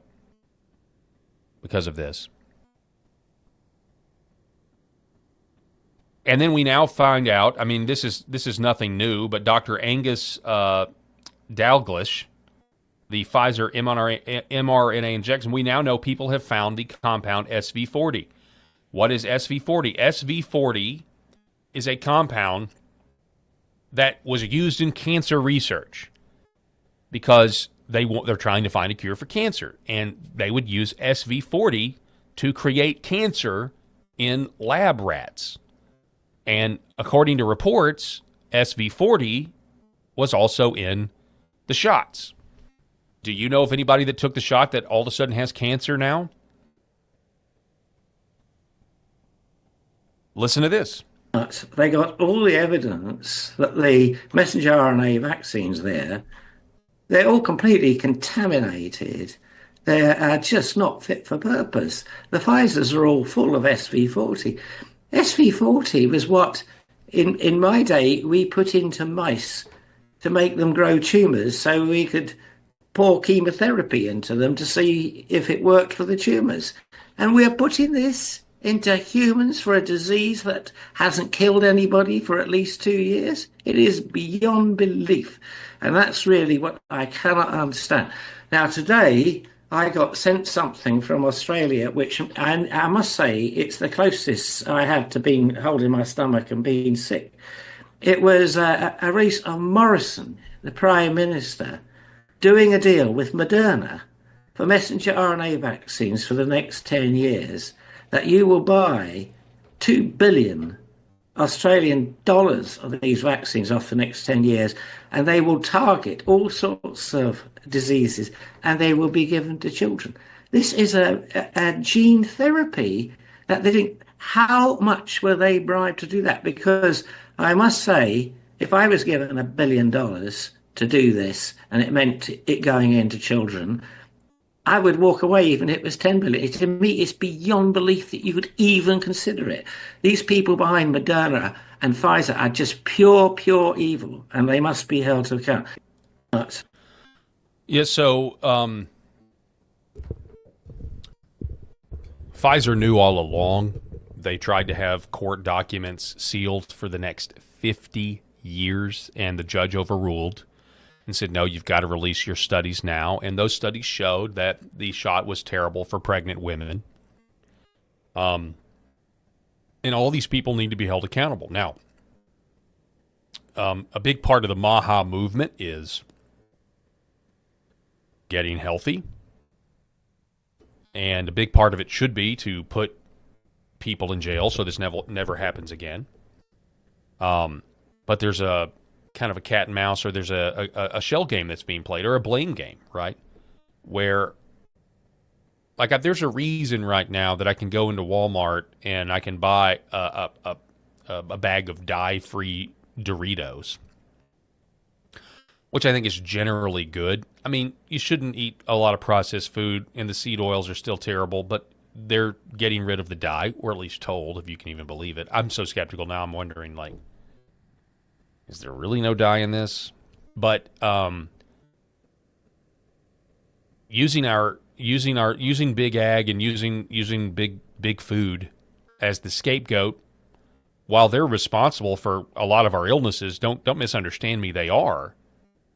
And the glyphosate and all that, and I'm disappointed in giving glyphosate, not giving them giving them immunity or whatever that report specifically was. It's just, the specifics are escaping me right now, but Big Pharma wants to use big food as a scapegoat. Big Pharma wants to use big food as a scapegoat. Both are responsible for the health conditions of this country, But it's the big pharma that's the unquestionable unit, shrine of the high priesthood of this country. The high priesthood of this country are doctors. They're people in white coats now.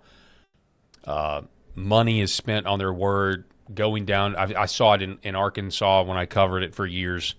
Going down to the end of the committee table and killing legislation that would be good for the people, or passing legislation that's bad for the people, or just really good for the medical industrial complex and the organized crime. I think that is the insurance companies and their collusion with hospitals and everything else. That's what doctors are, man. Like if you got a medical license, we look at you like you are clergy in this country. If you got a medical license and you get political, people take your opinion way more seriously than they take anybody else's. And so they have so much more to lose than big food. I mean, we've known that Big Macs are not healthy for a long time, right? That's not new. Did it get out of control with all the chemicals and everything else? It absolutely has. It absolutely has. Is it bad for our kids? It absolutely is. Was the food pyramid corrupt? Yes. You need fats and oils and protein at the bottom, not grains and Cheerios. Okay? Oh, they're going to lower your cholesterol. Like, we know all that. But the mandatory shots that you're getting by the time you're 6 years old, they don't want to touch that because of the money. And don't just say it's because of the money. It's not just because of the money. If you hated the people and you wanted to enslave them, you wanted to cull the herd, you wanted to give them lifelong diseases that don't, they wanted to give them diseases that don't show up till they're 30, to drive them into the arms of Big Pharma that has a pill for that, a petroleum-based pill. Then it's still in that case about the money. But don't discount the more conspiratorial aspect of this, of actively wanting to harm the people, because that's a real thing. I mean, we can sit here and talk about the demographic replacement and the great replacement that's been going on because, through immigration, illegal immigration and legal immigration, and what the ultimate goal is. And then at the same time, you look at the birth rates of third worlders versus Americans, and some of that's natural because the more, and this happened in Rome, the more affluent your society got, the less they wanted to have kids. So there's some of that there, but I will not discount the idea that some people want Americans to be infertile. I will not discount that idea at all. Let me look at some of your comments here.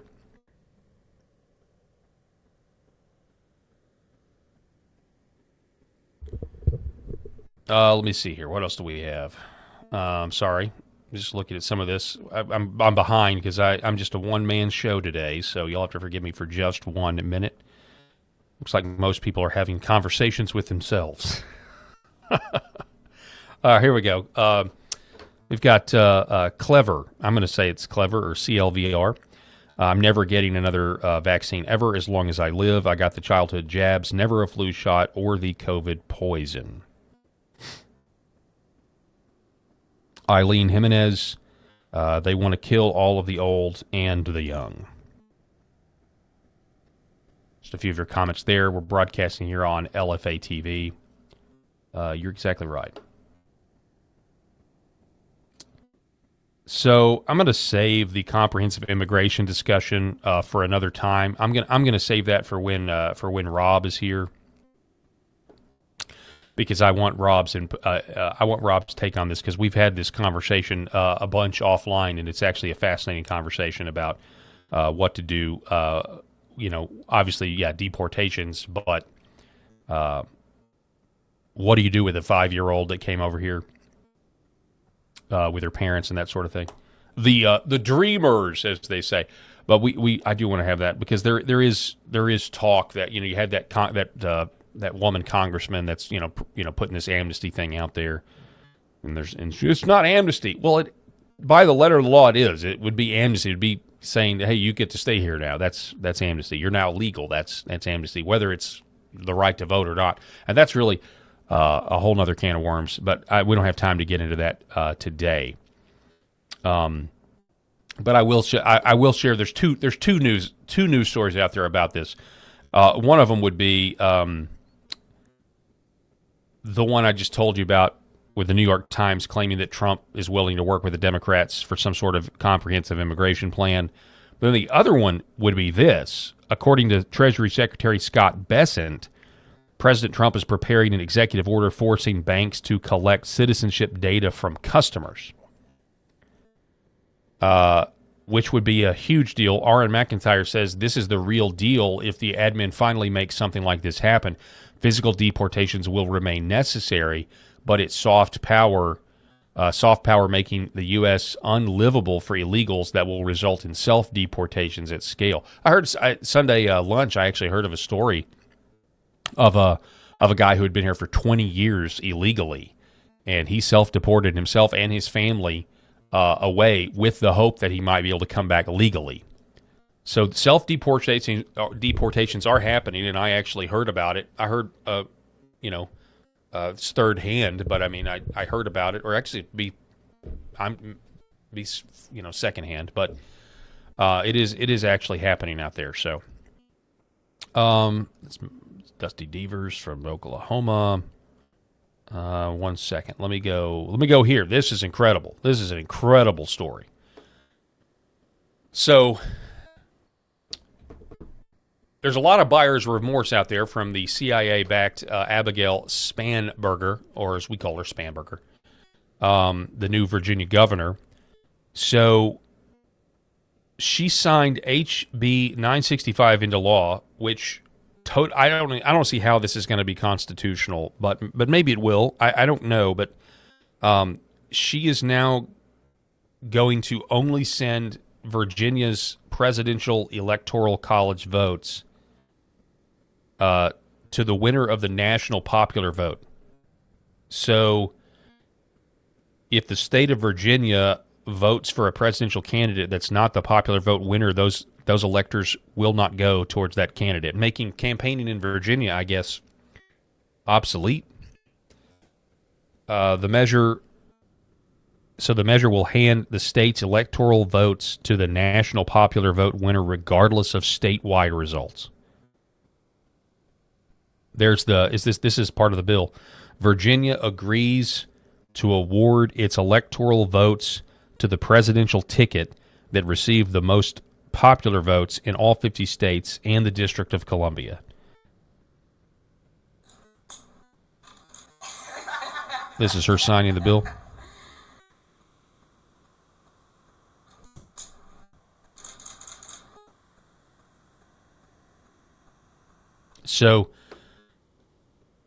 So what does this mean? Well, the first thing that this means is that the CIA despises the Electoral College. I'm going to go out on a limb here and say that the intel oligarchy, the intel apparatus that has been weaponized against the American people, really don't like the Electoral College. They really don't like it. The idea of alternative electors, which is a perfectly constitutional thing to do, they're wanting to just get rid of that entirely and just go to a national popular vote and forget the Electoral College. Which, if you ever get rid of the Electoral College, you essentially have a system that will devolve into a Hunger Games style government.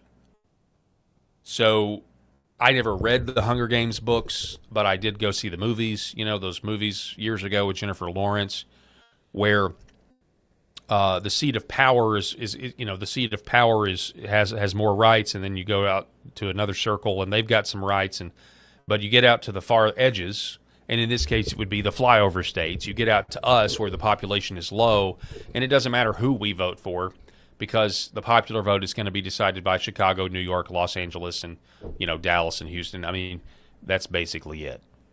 And so you'll eventually have, and the Electoral College was there to respect the congressional apportionment as being some sort of litmus test on the weight given to the different areas.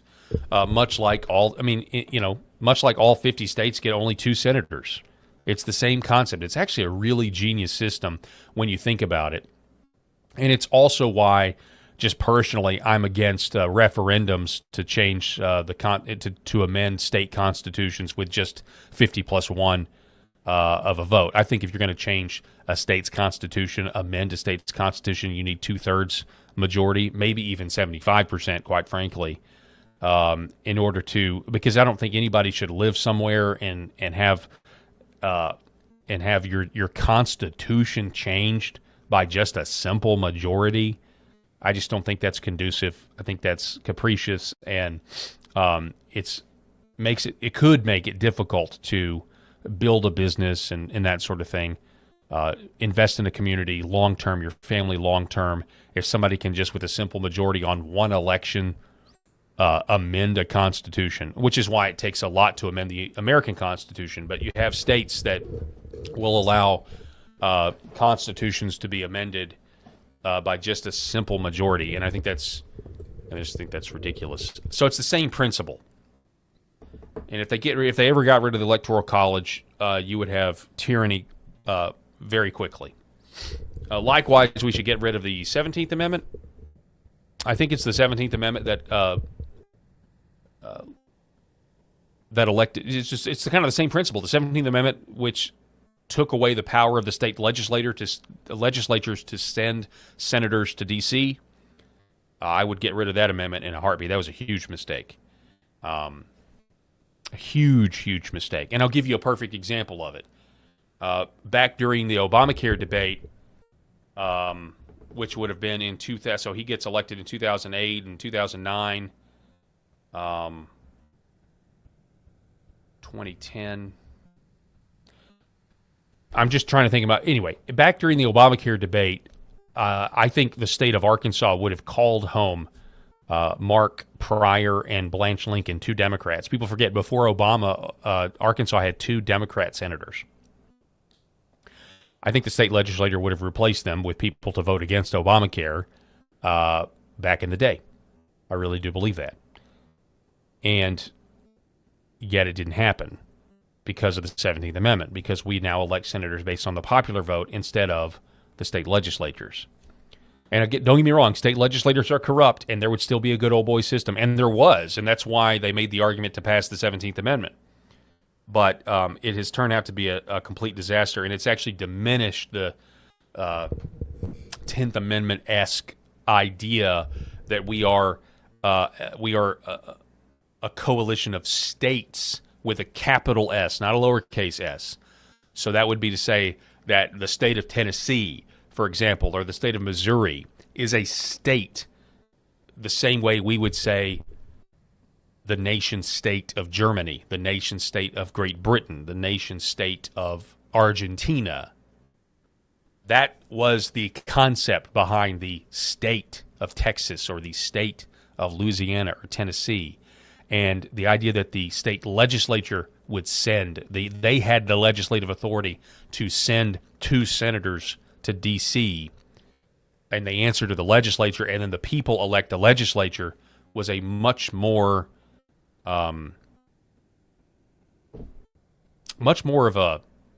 republic, honestly, much more of a federalist system, in my opinion.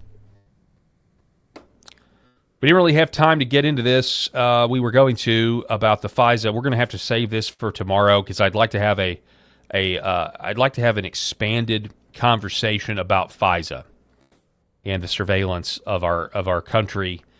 President Trump. Well, let's go ahead and get President Trump's remarks on.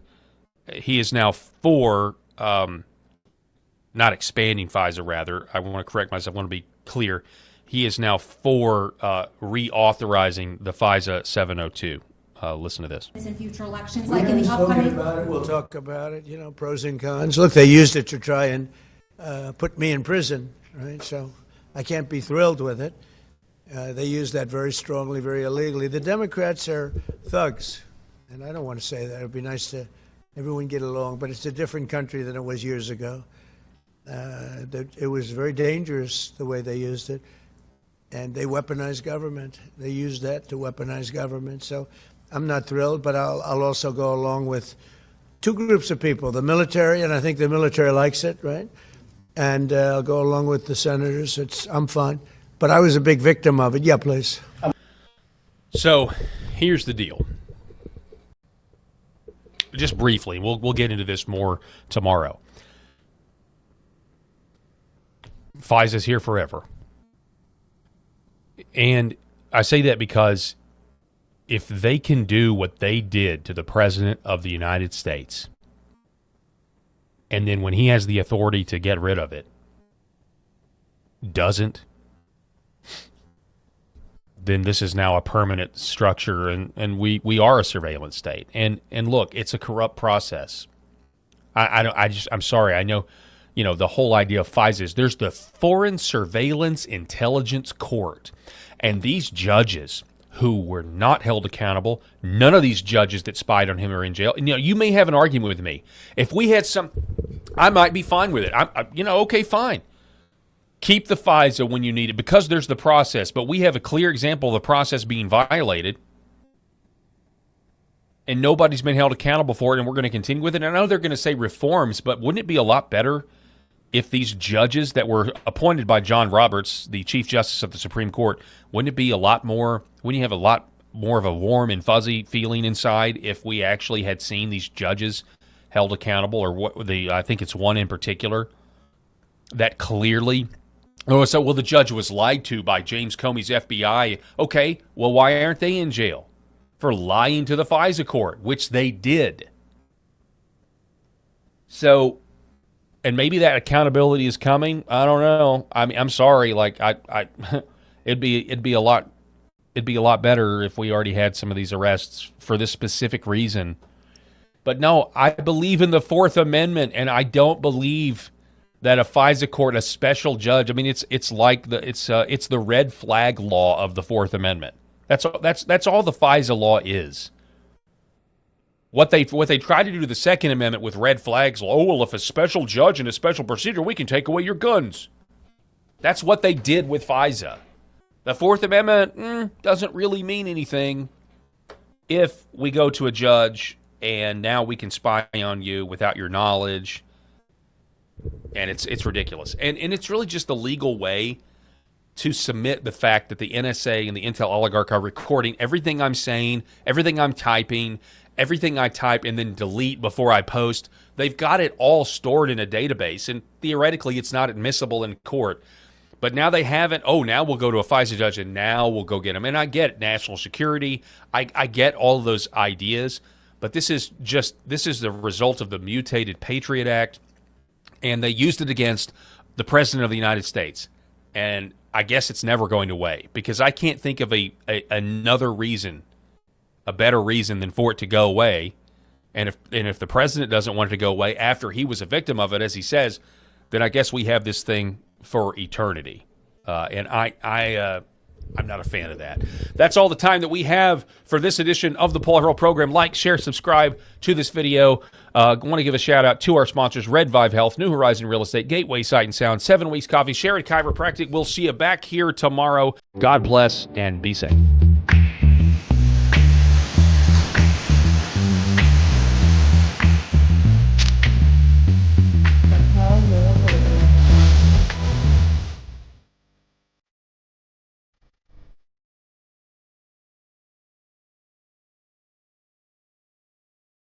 This is Secret America.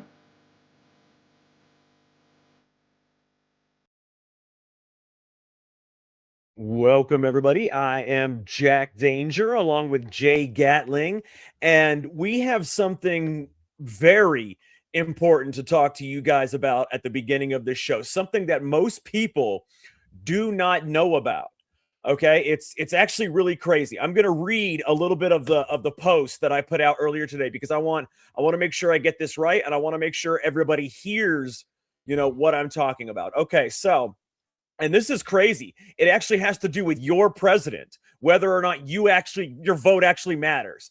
And here it is, okay? States are bypassing the Electoral College without ever amending the Constitution. States are quietly signing on to something called the National Popular Vote Compact. And most people have no idea what that is, Jay. And what it is states in this compact are agreeing to give all of their electoral votes to the National Popular Vote winner. So regardless of who wins their state, it doesn't matter. From now on, the people that signed on to that, and by the way, Virginia signed on to it today. Virginia is the one that just signed on to it today. They have 13 electoral votes.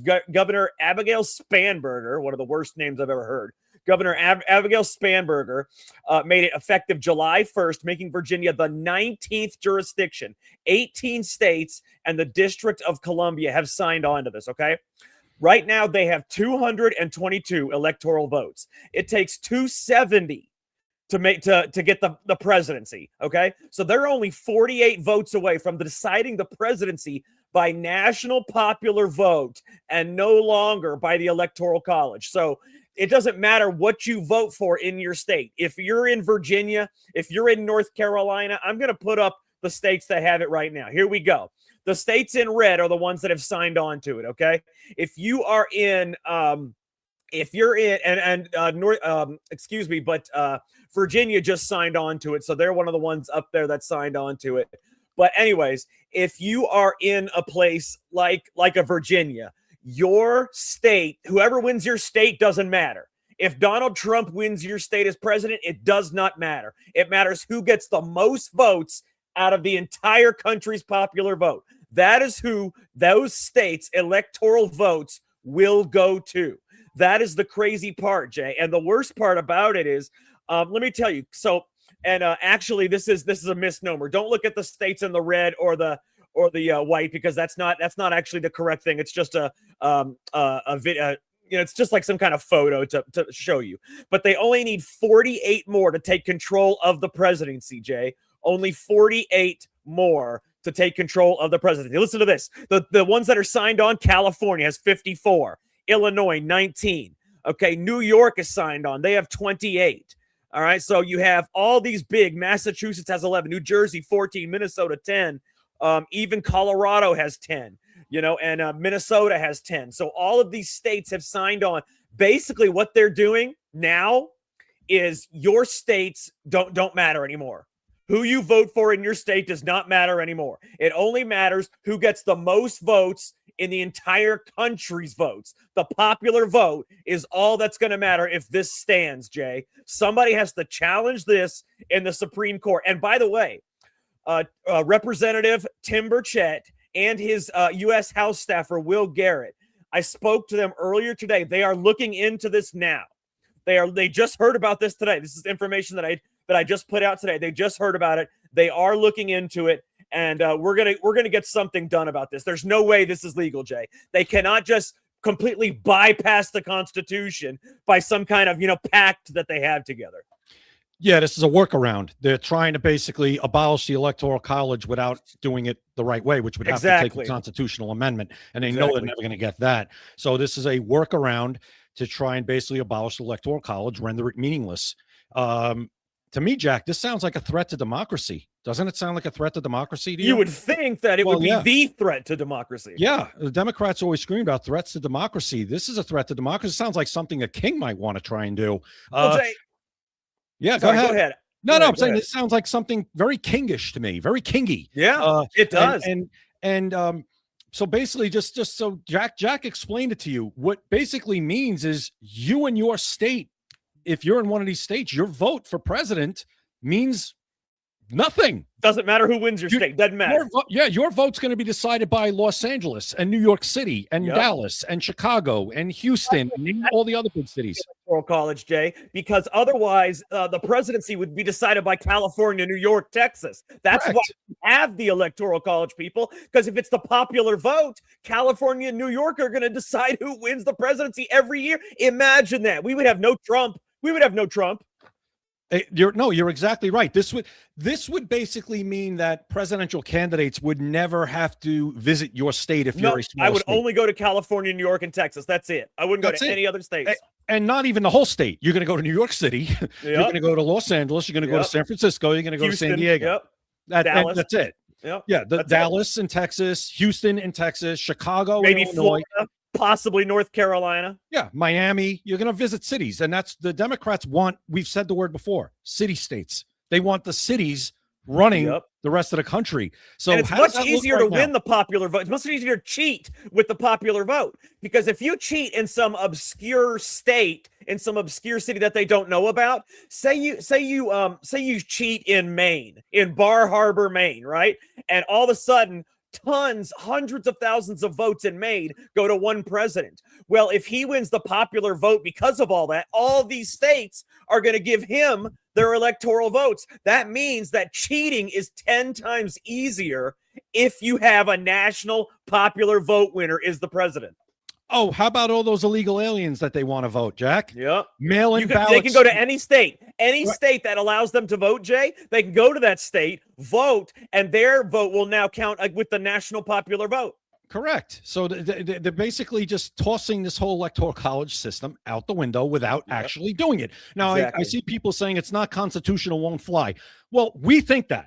But again, I'm not on the Supreme Court, neither is anybody else that I know. Exactly. So when it comes down to it, I am not willing to put this in the hands of 9 people who sometimes just do things that, boggle our minds. It may not be. It may not be unconstitutional, because technically they are still doing electoral votes. Technically, they're still doing the electoral college. The only difference is they've got a conspiracy going between the states to give all their electoral votes to the national popular vote winner. Yeah. Technically, they're doing what they're supposed to do. So is it illegal? I don't know. That's what we're saying. This is up for interpretation, which is always the problem, right?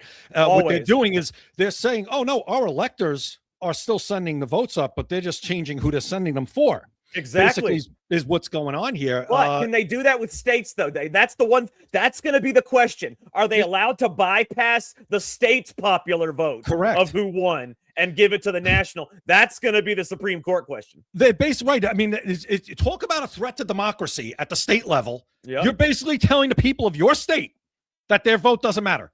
That what they decided, you are changing it because this is the law that you put in while you had power as a party. No, what are you kidding me? And the new Democrat kingdom in Virginia just signed on to this.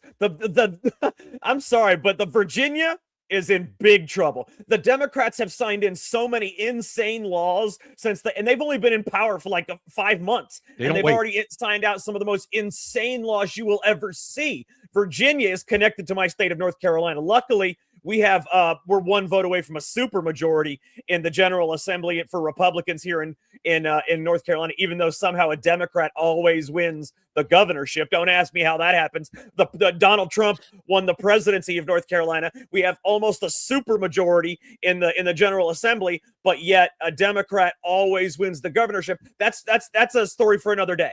But I mean, we're connected to people like Virginia. I don't want their shit leaking over on us. Yeah, listen, and Remo in the comments, Remo, I'm with you. But again, this is up to interpretation, and I'm not willing to take that chance. This is basically, what was I going to say? I'm losing my thought here, Jack. But what this is, like I said, is they're basically telling the people of Virginia, and there's 18 other or 17 others plus the District of Columbia. That when it comes to the presidency, you're at the whim of the rest of the country. Exactly. Your vote is at the whim of the rest of the country. If the rest of the country decides that, say in 2028, that Gavin Newsom won the popular vote over J.D. Vance, but Virginia voted for J.D. Vance, guess what, Virginia? You lose. By the way, just so everybody knows, the reason that this is happening, it is all Democrat states that have signed on to this. Why? Because if this were the case in 2016, Hillary Clinton would have won the presidency. That's why they're doing it. Correct. And, and basically President Trump was the first Republican to win the popular vote in 2024 since George W. Bush won it in 2004. So it was a long time. You think Democrats are going to not do everything in their power to make sure that doesn't happen again, that a Republican wins the popular vote? Hey, John Thune, if you didn't wake up yet, John Thune, to know that we need the Save America Act passed, is this it maybe? Is this your wake-up call? This is, how does nobody know about this? I reported this earlier, and nobody knew this was going on. Jack, they kind of did this in the dead of night. It feels like that's the 18th state. But there's 18 states that have signed on to this shit, and nobody knew about it. They've been doing it kind of on the down low, and it hasn't gotten any publicity, which is not an accident. You think the media had anything to do with that? Absolutely. Oh, yeah. Well, we're giving it publicity now. Yeah. Hey, guys, don't talk about this. But yeah, now that they're getting close, they're going to try to maybe push some other blue state governors to get on board and push for this crap. Blue state legislatures on board. Incredible. Hey, push for it. We're right at the finish line. We only need a couple of states. We need a Michigan. We need maybe a purple Pennsylvania. We need maybe here, and we're right there. We only need 48 more. And then we have abolished the Electoral College. Incredible. And they can do it all without amending the Constitution. All they have to do is create a conspiracy. And just so you know, that's what a compact is. It's a conspiracy. It is a conspiracy, and a conspiracy doesn't automatically mean something negative. It just means people are planning something together. It's a conspiracy to subvert the Electoral College by using national popular vote. This is collusion, Jack. These states are colluding, is what they're doing. Yeah. This is collusion. So maybe there's some way that you could say this is collusion. This isn't anything organic or even lawful. No, they're colluding together. Is it lawful? I can't say it's not lawful. I can't say it's not lawful. Well, I don't know. To us, we think it's not, but it doesn't seem like it would be lawful. Right, because I think this is collusion. This is basically states colluding to say we have this mechanism. And this isn't within the spirit of the law. This isn't even there. It's just wrong, and it's not how the republic was supposed to operate. But again, they're going to try to find a loophole to say, no, our electors are still we have electors. And they are still doing the Electoral College. They are. Yeah. So we'll see. But yeah, I'm glad now it's getting attention, and people better start speaking up about it. And even if you're, say, a normal Democrat, which there are still some normal Democrats, a lot of them voted for President Trump in 2024. You got to speak up about this, because this is not the way our system is. If they want to abolish the Electoral College, they have to do so via a constitutional amendment, period. End of story. You can't do a workaround. We've had enough of this crap. They've done so many workarounds to destroy our Second Amendment. They're trying to destroy our First Amendment. They've tried to destroy a lot. But now they're trying to, they're close to actually having a workaround where they're going to say, hey, we did it, and this is how it's going to be in our state. And good luck. I get it. It'll never go. It'll get overturned in court.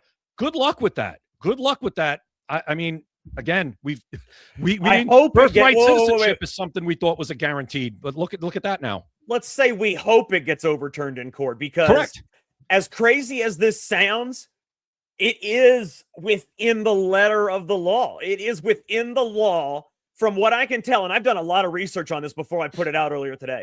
It is within the letter of the law. I mean, they are just technically, still doing what they are supposed to do. Now the question, and this is going to be the only question before the Supreme Court, is are they allowed to bypass the voters in their state?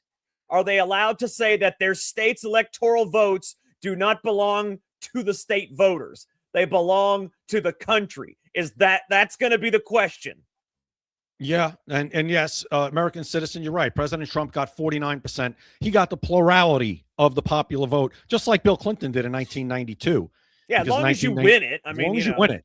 You don't go over 50, vote. It is what it is. Yeah, he won the popular vote by plurality. So he would have won all these electoral. But what happens, Jay? What happens when technically... What happens if, say, J.D. Vance wins the popular vote on the next one, and this compact says, oh, you know what? We're not going to give it to him. We're going to give it to the person that lost the popular vote. What happens when they do that?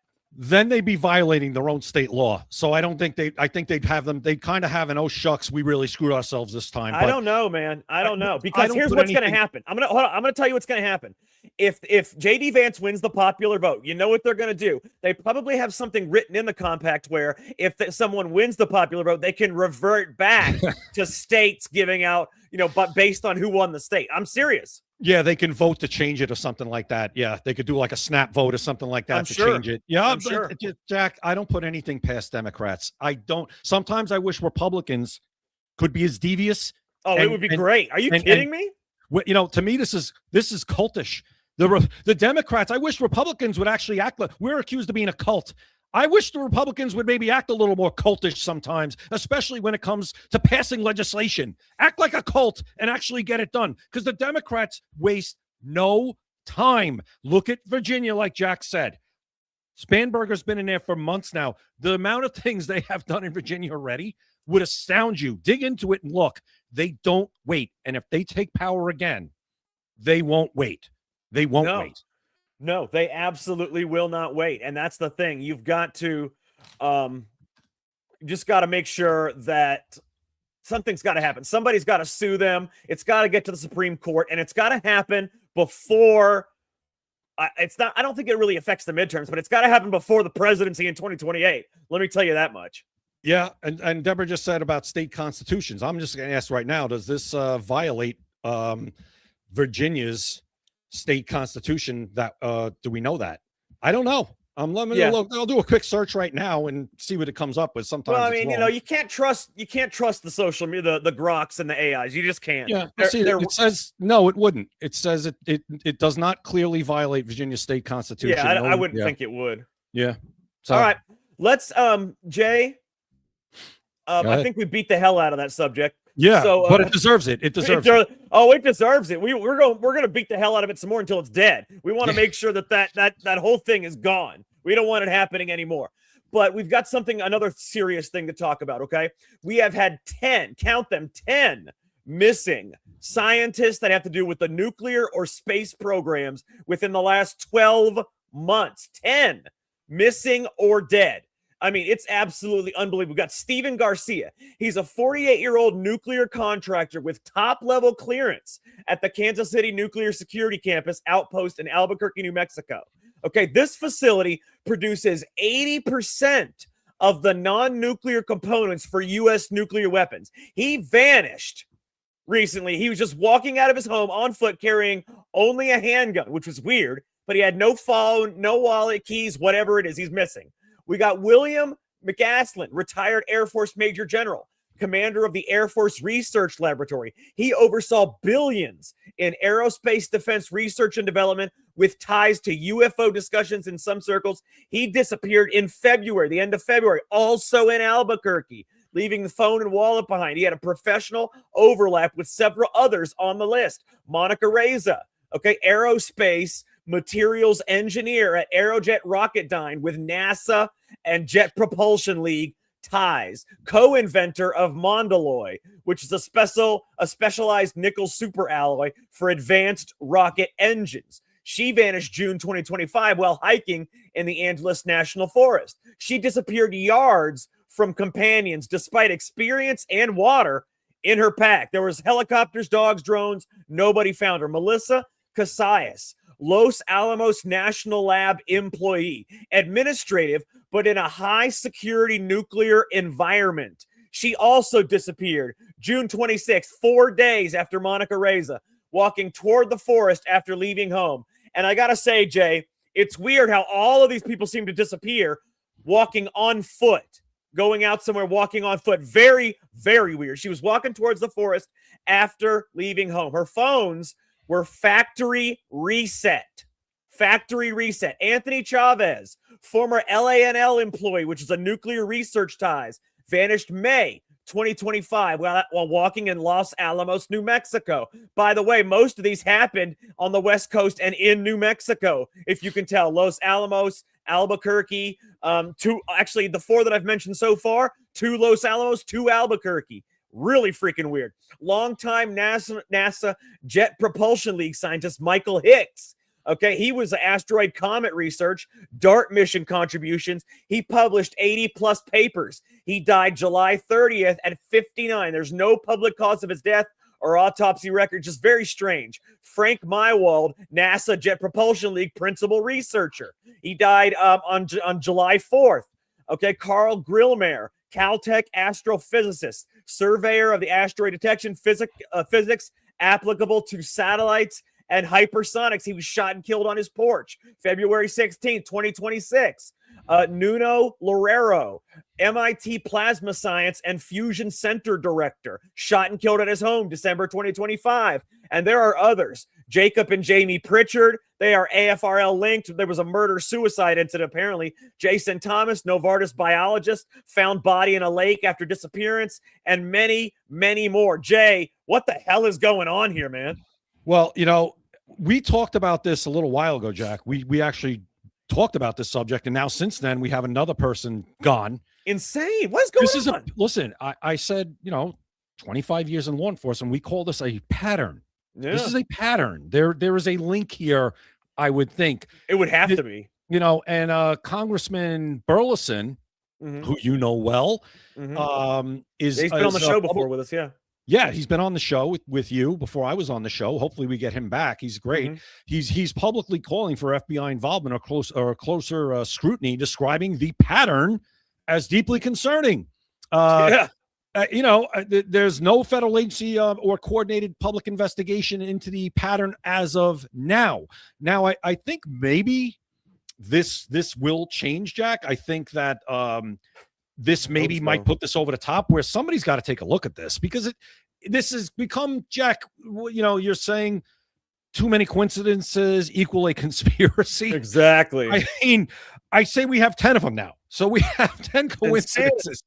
I think it's time to take a closer look at this. Jay, this is not just some random people dying, where it's like, oh, it might be a serial killer. No, this is not a regular kind of thing. These people are in a highly specialized fields. They are in highly specialized fields. And most of them have to do with jet propulsion or nuclear weapons. Okay? Those are highly specialized fields where people don't just die all the time.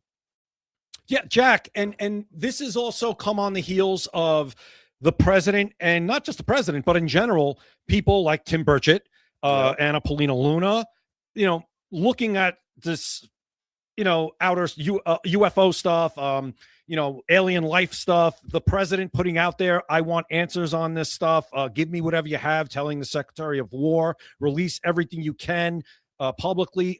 And now we have this stuff, these people disappearing. I don't know if it's connected. It sure is coincidental. I think at this point, somebody's got to take a look at something. I'm not saying that the FBI has to open a whole separate department or dedicated task force, but maybe put a couple of agents on this now to start maybe seeing if you could link a couple of things between these people and the methods, because you also mentioned it's the methods of these disappearances have been similar. That also plays into a pattern. They either walk out of their house for no reason and disappear, or they're shot and killed in their home. Listen to this, Jay. I found some links between everybody. I want everybody to listen to real quick. This is very interesting. Okay, so they have geographic and institutional cluster. Many of these cases center around Albuquerque, Los Alamos, or Kirtland Air Force Base area in New Mexico. Stephen Garcia, William McGaslin, Anthony Chavez, Melissa Casillas, all of them vanished or died in that particular area. They have a direct professional overlap. McCaslin and Reza, they both they had the professional NASA JPL ties.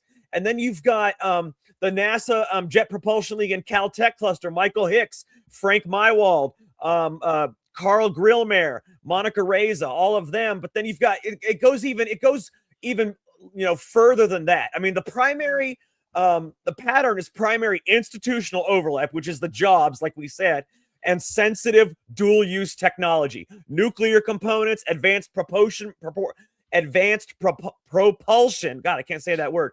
Advanced propulsion materials, space defense, and the New Mexico, Southern California geography. All of these people disappeared from New Mexico or Southern California, and all of them had to do with this jet propulsion or either the nuclear components, jet propulsion, or space defense. It is extremely, extremely strange.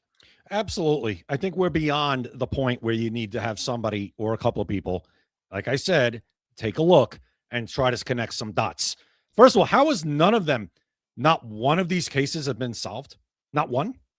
The only one that was solved is where the guy, where it was a murder-suicide. And that's obviously an easy solve. Yeah, okay. So, but we have 8 that are out that we have no clue. That's not even part of the 10. That's another cluster area, yeah. Oh, so we have 10. So we have 10 not solved? There's more than that now. There's more than that now. Yeah, to me, that right there, it's red flag. I mean, come on. What's going on? Doesn't make any sense, Jay.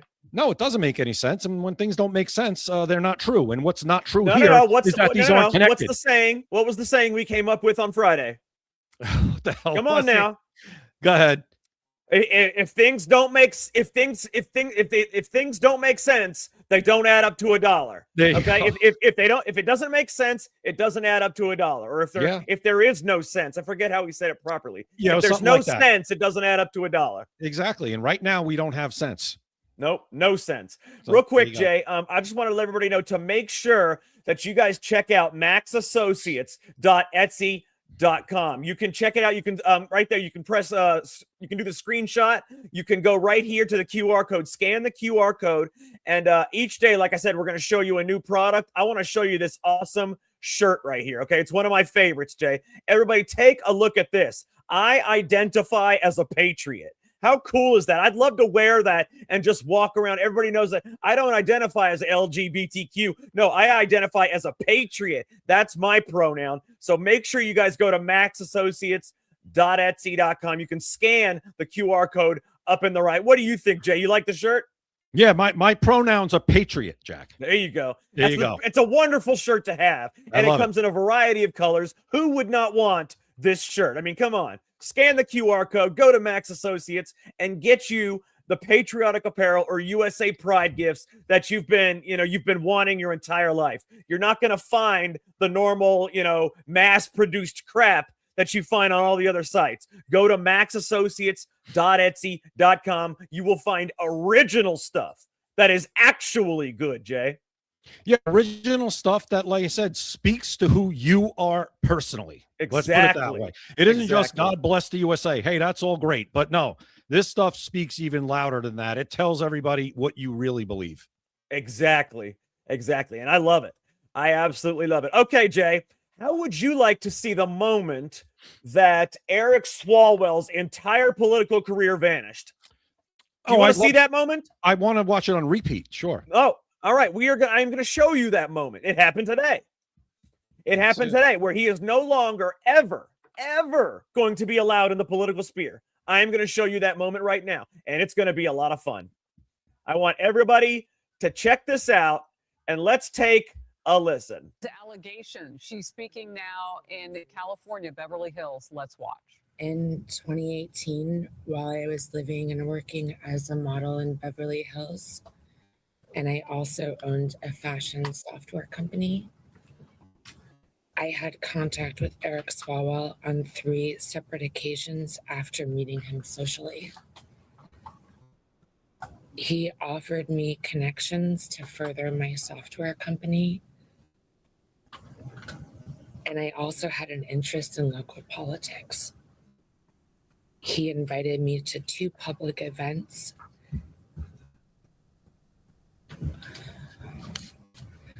I knew he was married at the time and that his wife was pregnant. He was my friend. On the 3rd occasion, I believe he drugged my drink. I only had 1 glass of wine.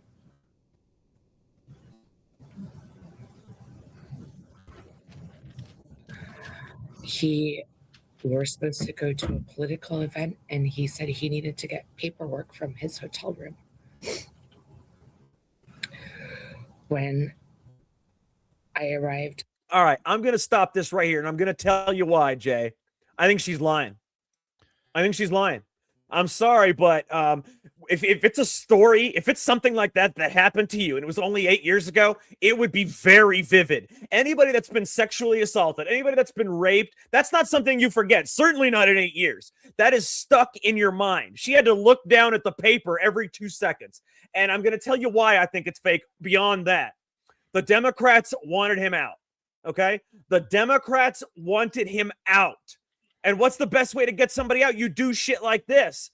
I'm sorry, but if we're going to say that Donald Trump shit, like E. Jean Carroll and all that's fake, you got to look at body language, Jay. Yeah, she might have looked like, make sure you look a little distressed and sad. Make sure you look a little depressed. And then that's all you got to do.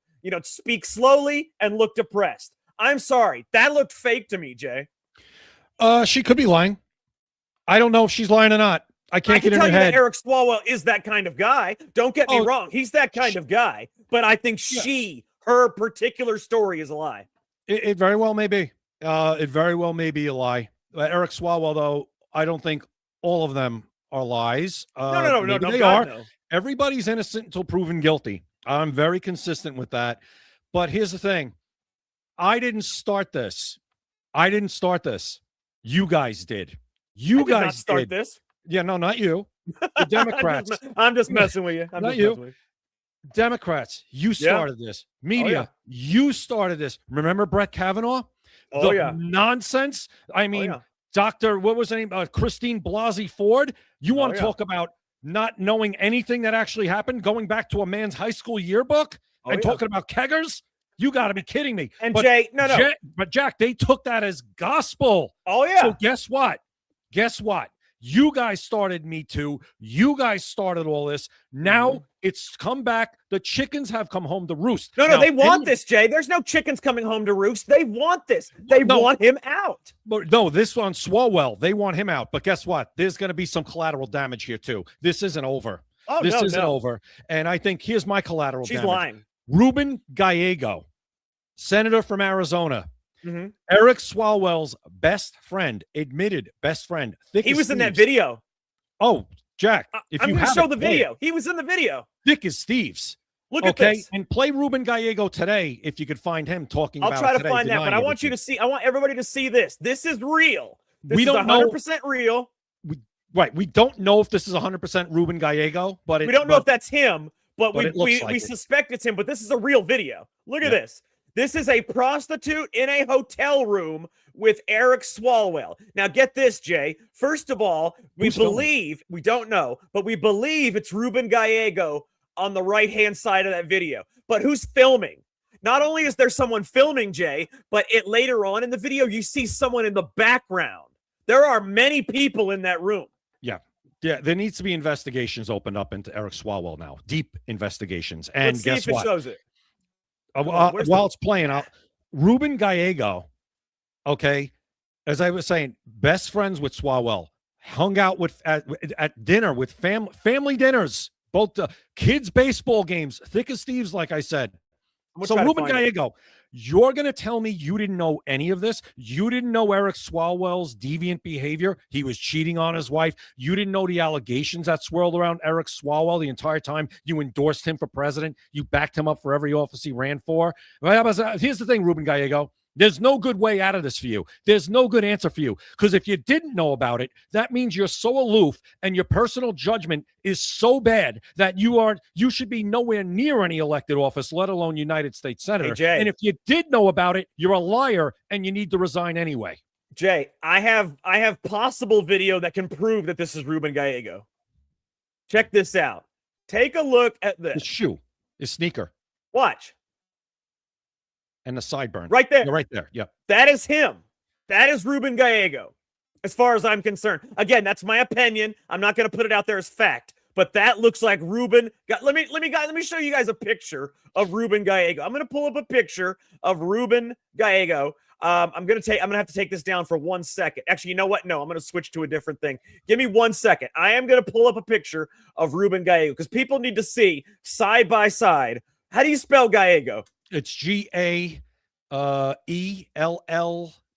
No, Gallego, I believe. Okay, give me 1 second. I want to see if people can tell if it's Ruben Gallego because I can tell you right now. Let's take a look. Oh, yeah. Oh, baby. Okay. I want you to see this. First of all,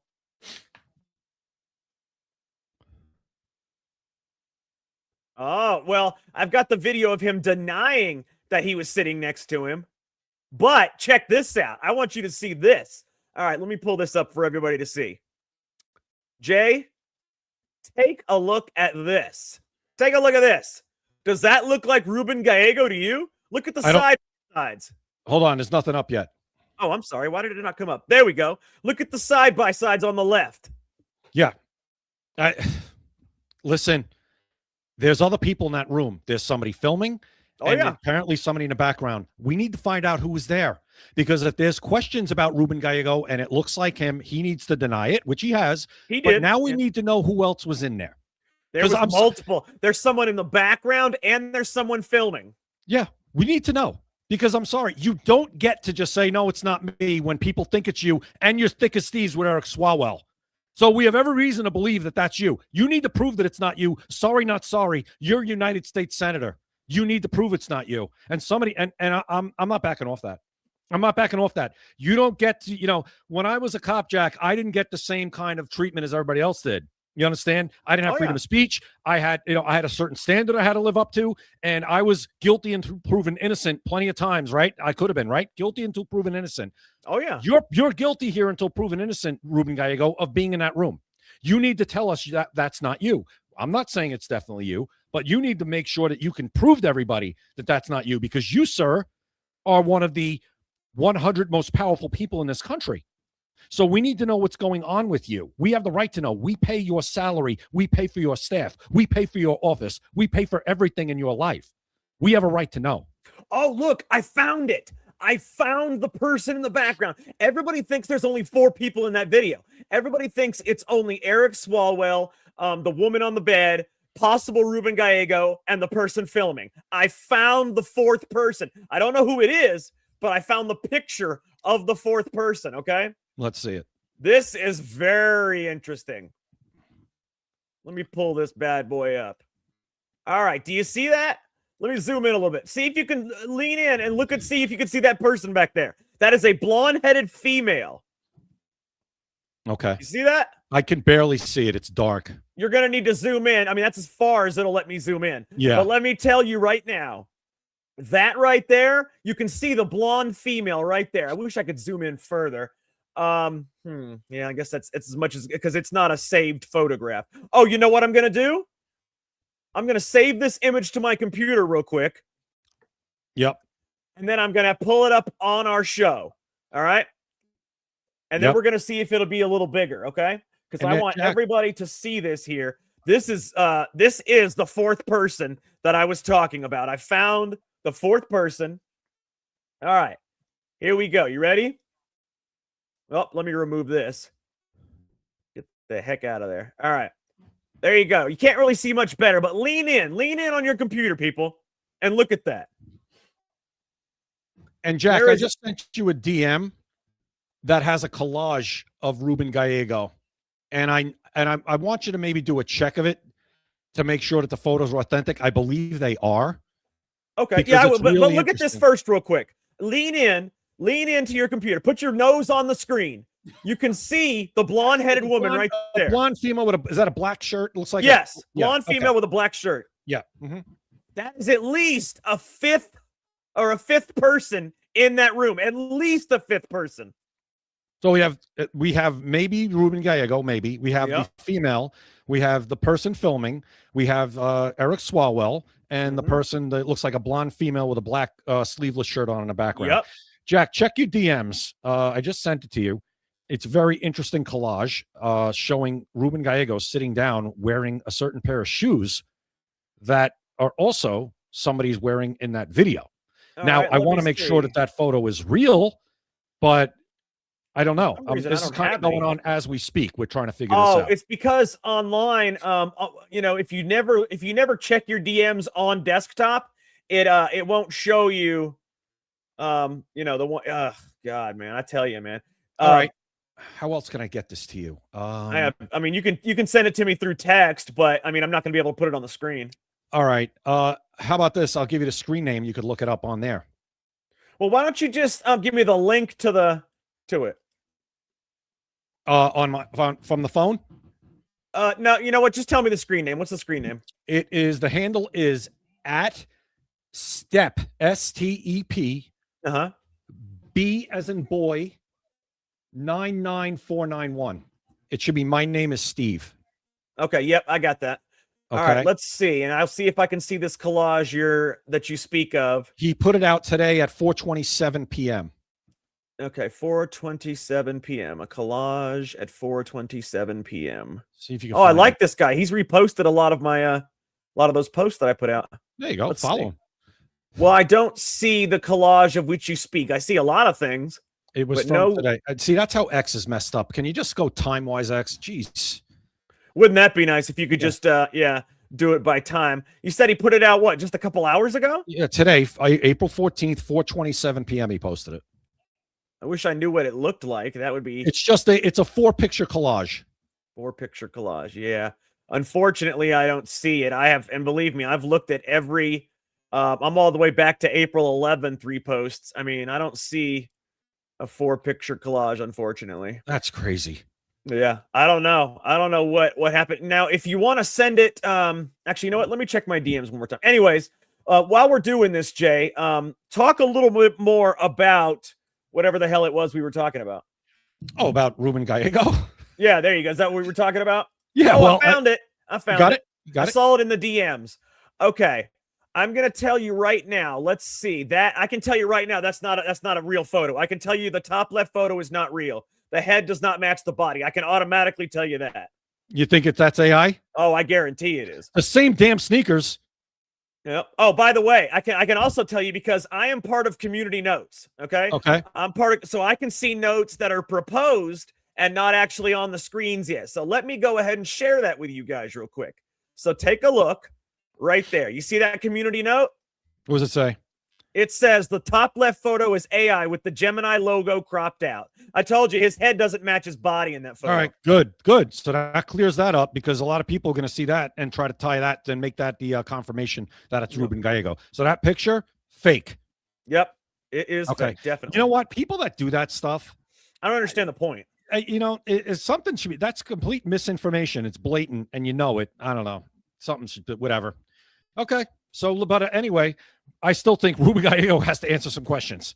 Oh, he's got a lot to answer for. You kidding? Yeah. Oh, yeah. Jack, see if you could find a video of him responding today and play that because it's interesting. I had the video. I can't. Let's just go ahead. We've only got a few minutes left. Let's just move on. All right. Because there's a few extra things that we need to talk about today. One of them, oh boy, man, there's just the ridiculousness out there right now. I mean, you would not believe all the stuff that is out there right now. But the first thing, Jack, I got breaking news real quick. Go ahead. Just so we know, it says the U.S. Vice President J.D. Vance is expected to lead a potential second round of Iran talks, joined by Steve Witkoff. And let me get wait. Jared Kushner, right? Of course. So you're gonna have, but the eminently qualified Jared Kushner. Listen. All I want is I'm glad maybe we're gonna have a second round without any kind of more war going on, and hopefully we get an agreement. And that's all I can say. It'll never happen. Never, I said. They're being squeezed, Jack. They are being squeezed. Squeezed like a Lululemon. Okay, so get this. If you guys live in Illinois, Jay, let me run you through a scenario, okay? Yeah. Let's say you live in Illinois, you're single. You're not married to Stockholm, you're single, you live in Illinois. You come upon a beautiful woman, okay? I mean a gorgeous woman. You guys have unprotected sex, okay? A week later, you find out you're HIV positive. She says that she knew she was HIV positive, but that it doesn't matter because she can't get in trouble for it. What would you think? Well, here's the thing. Since you're bringing this up, so I would think that she's crazy. But since it's Illinois, I'm going to say that she probably has absolutely nothing to worry about. Well, I'm going to tell you right now. I'm going to tell you that earlier today, J.B. Pritzker signed House Bill 106, decriminalizing the spreading of HIV to Illinois after Governor Pritzker signed a new law that decriminalizes spreading HIV. Now the new policy officially repeals a law that was passed back in 1986. The law signed by Governor Pritzker eliminates HIV-specific criminal statute that made it a felony for someone who knew they had HIV to engage in activities like unprotected sex, sharing needles, or donating blood without disclosure. Now, even if you have HIV, now in Illinois, you can donate blood without telling them. You can have sex, unprotected sex with anybody you want without telling them. You can share needles without telling them. Now you can spread HIV and not have to ever tell anybody you're HIV positive. So if you have HIV, this is great because now you don't have to worry about people telling you. So you can have sex with anybody and they don't have to know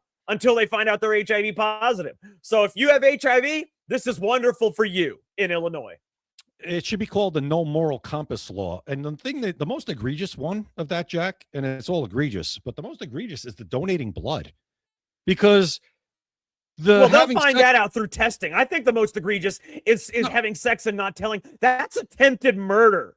That is attempted murder in a lot of states. And in fact, back before HIV drugs were good enough to keep you alive, it was actually murder. Believe it or not, Jay, back then they would charge people with HIV with murder if they knowingly gave someone else HIV, because that was a death sentence back then. So they charged them with murder. Even if the person was still alive, they charged them with murder. Now you can knowingly spread HIV and face no consequences in Illinois. So let me tell you, if you go to Illinois to have sex, I would put on 10 condoms.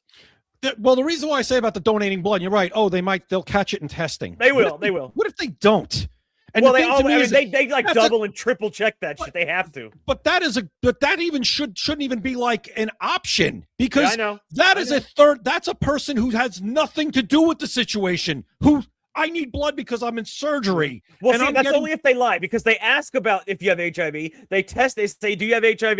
They test it for HIV. So the only way that it would even be donated is if they lie and say they don't have it. Yeah. But that's what I mean. But now you tell me if they lie, that if it slips through, that they can't get in trouble? No, they cannot. So that's my point.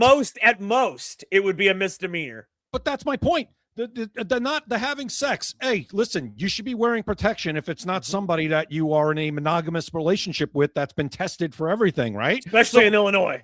All right. So, and using needles. I mean, you shouldn't share needles. 5-year-olds know you shouldn't share stuff like that. You shouldn't share forks and spoons. Why do people share needles for drugs? There are free needle shops in every city in America where you can get free needles so you don't spread shit. Why would anybody see someone put a needle into their vein, pull out blood after they shoot it, and then say, "Hey, yeah, let me grab that and do the same thing"?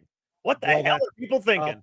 I'll tell you what they're not thinking, because all they're thinking about is getting that rush from getting high. Because but if they're free, needles are free. Doesn't matter. It's their mind takes over, Jack. People do stupid things. At least rinse it out. How about that? At least rinse it out. Listen. To me, the worst one is the donating blood. For God forbid it slips through, because that's totally bad. But most of the time, it's not gonna. It's like a 99%. But that's a totally innocent party. So is the person that you have sex with and knowingly have unprotected sex with them. That used to be attempted murder, Jay. But also, what I'm saying there is the other person can be smart and say, "I'm putting a condom on." That I get it. It's still dead wrong. But at least the person has a choice. The person getting blood has no choice. They're just getting blood. That's my point. They have absolutely zero say in the matter. That's the whole thing is egregious. The whole thing, and that's why, again, people, you got to vote. Look what these people do. Jay. The alternatives are just not tenable. Jay, tell me, what is the point of this law? Why would you sign this law? Why would you bring this law up? It's not going to get you any more votes. There's not millions of HIV people out there that want to unknowingly spread it. So what does this law get you? Is it virtue signaling to HIV spreaders that would knowingly? All this does is decriminalize the knowingly spreading of HIV. How does this help anybody in any way, including the people signing and making the law? Jack, these people are crazy. It makes no sense. They're insane. This is what I'm saying. These people are insane. They are not a viable option. Yeah. It's just, usually at least there's some kind of selfish reason for it. Here, there's absolutely nothing I can see that anybody can gain anything from this. I don't see it either. I just think they're crazy, and somehow they feel like they're doing something for people that have HIV are disadvantaged, and we're helping disadvantaged people who have HIV. We're not discriminating against them, Jack. It's discriminatory, Jack. So now there's no discrimination against people with HIV. They can go and spread it around and put it out there as much as they want, and they're free, Jack. They're just a free person, and they should be able to do what they want, Jack. That's the mentality of these psychopaths. Yeah, it's incredible. Jack, just like Gavin Newsom's wife goes into the prison and says, "Oh, it was probably an accident to all you murderers." This is the same mentality. These people they're mental. They are. They absolutely are. So, Jay, I want to talk about something real quick. Apparently, there are going to be multiple Congress people that are projected to resign this week and next week from Congress because TMZ just opened a D.C. office to start exposing scandals. And since TMZ opened that DC office, they are focusing specifically on Congress people. And a bunch of them are projected to resign this week and next week. You know what? Good. Clean it up. as again, I'll bring him up again, our favorite congressman, Tim Burchett. He says May 8th, he'll be here. May 8th. Again, he will be on the show May 8th. We love him. Yep. It's a sewer, a man-made sewer, and it needs to be cleaned out. That slush fund that they pay these people off with, they pay victims off with to squash and kibosh sexual harassment suits or anything else that they're doing in this deviant sewer, right? That's our money. That's our money. Now, if at this point you aren't screaming from the hilltops saying, we want to see who used that. That's our money they're spending to pay people off. Our money, not their own money, our money. And these people need to all be removed. And Kilburn, I don't know if they're all Republicans or most of them. I don't know. Yeah. But TMZ is going to do a great job, Jay. I got to be honest, Jack. I don't care what party they're in. If they're doing this stuff, it doesn't I want matter. them out. But TMZ, they do actually investigate this kind of shit. They are going to do a good job because they pay people, to get videos and photos and everything. But Jay, I want to talk about something real quick. What if I were to tell you that this is a tweet from Tulsi Gabbard, a real tweet? I'm going to read this, okay? Trump's short-sighted foreign policy is bringing us to the brink of war with Iran and allowing Iran to accelerate nuclear program just to please Saudis and Netanyahu. This is not America first. What if I told you Tulsi Gabbard wrote that tweet? And what's the date? I'm not going to tell you the date yet. I want you to know, first of all, what if I told you she wrote that tweet? And I mean, obviously now she would never admit to that kind of stuff now. But the date on that tweet is June 13th, 2019. She wrote this tweet. Nothing has changed. Nothing has changed since that time. No, I would believe she wrote that in 2019. Yeah. Absolutely. Nothing has changed since then either. So why would she think differently all of a sudden? I don't know. Because she's part of his cabinet. That's why. Let me put it this way. During her Senate hearing, she didn't actually come out and say, she just basically said, I provide the president with the intelligence that we get, and the decision is his. That's what she said. She was very neutral on it, actually. In fact, a lot of people were upset with her that she didn't come out more strongly backing up the president, but she kind of played it neutral and said, our job is to provide the intelligence, and the she's upset about this, Jay. She thinks that the Saudis and Israel run Trump. Well, I don't know. Read it again. Let me hear her language. I am going to read it exactly to you again, Jay. Let me hear it again. I want to hear. Take a listen. Trump's short-sighted foreign policy is bringing us to the brink of war with Iran and allowing Iran to accelerate nuclear program just to please Saudis and Netanyahu. This is not America first. Wait a minute. He's allowing Iran to accelerate their nuclear program? Yep. Well, right now he's decimating it. Well, no. This was in 2019. Right. What I'm saying is her opinion has not changed. Your opinion doesn't change on this. It's only the fact that she's now part of his cabinet. So this is what she really thinks. She thinks the Saudis and Netanyahu run Trump, and she thinks that Trump is on the brink of war with Iran. That's what she thinks. But she said then he's accelerating it. Well, that was back then. My point is, he's not accelerating now. He's obliterating it. No. That was Jay, this was 7 years ago. I understand that. No, I understand that, but it's two completely different statements. He's obliterating it now. He's not accelerating it. That was back then, though, Jay. I understand, but what's your point? What I'm saying is that's take that statement out of there. It doesn't matter. The statement that matters. It does matter. No, because it's the statement that matters, Jay, is that it was just to please the Saudis and Netanyahu. That's the statement that matters, because that doesn't change. Hold on. That does not change. Wait a minute. So accelerating the nuclear program in 2019 was pleasing Netanyahu? No. She said no. She's saying that bringing us. Look, I'll tell you one more time. She's saying that bringing us to the brink of war with Iran is pleasing the Saudis and Netanyahu because they both want Iran obliterated. Hold on, though. I hold on. That's so what she's saying, accelerating the nuclear program to make it that he had to obliterate it. I'm confused. Yes. I mean, he's no. What she's saying is this was in 2019. Yeah. He was allowing them to accelerate their nuclear war program. That way, he could go to war with them to please the Saudis and Netanyahu. Okay, so that's 2019. Then we had that's 2 and years actually, before Joe Biden. It worked out exactly as she said. The program accelerated. He dropped it. He obliterated it. and now they're going to war because of it. And Netanyahu and the Saudis are the ones that want this more than anybody. I got to be honest, Jack, because it's completely, I can't square those two. He accelerated it so we can go to war with them, but then he wasn't president for 4 years. Biden's the one that lifted all the sanctions. She thought that he was going to be president, and I'm sure he thought that too. This was in 2019. He let them accelerate. What she's saying is he let them accelerate the Iran nuclear program. That way he would have a reason to give Americans why we need to go to war with Iran. We got to stop their nuclear program. After he let them accelerate it, then he says, just like he did, and he did do that. How did he do said that? we need to obliterate their nuclear program. Then we're going to war with them for the Saudis and Israel. And are Saudis and Israel not joining in, Jay? Are they not joining in? Hold on. She's right. Hold on. How did he accelerate it in 2019? No, he didn't accelerate himself. He allowed it to be accelerated. He was by not sanctioning doing the anything. hell out of them. He sanctioned the hell out of Iran. They In were broke. 2019. They were broke before Biden came into office. They were done. They were still doing their program. You saw it. Listen, this is gymnastics to me.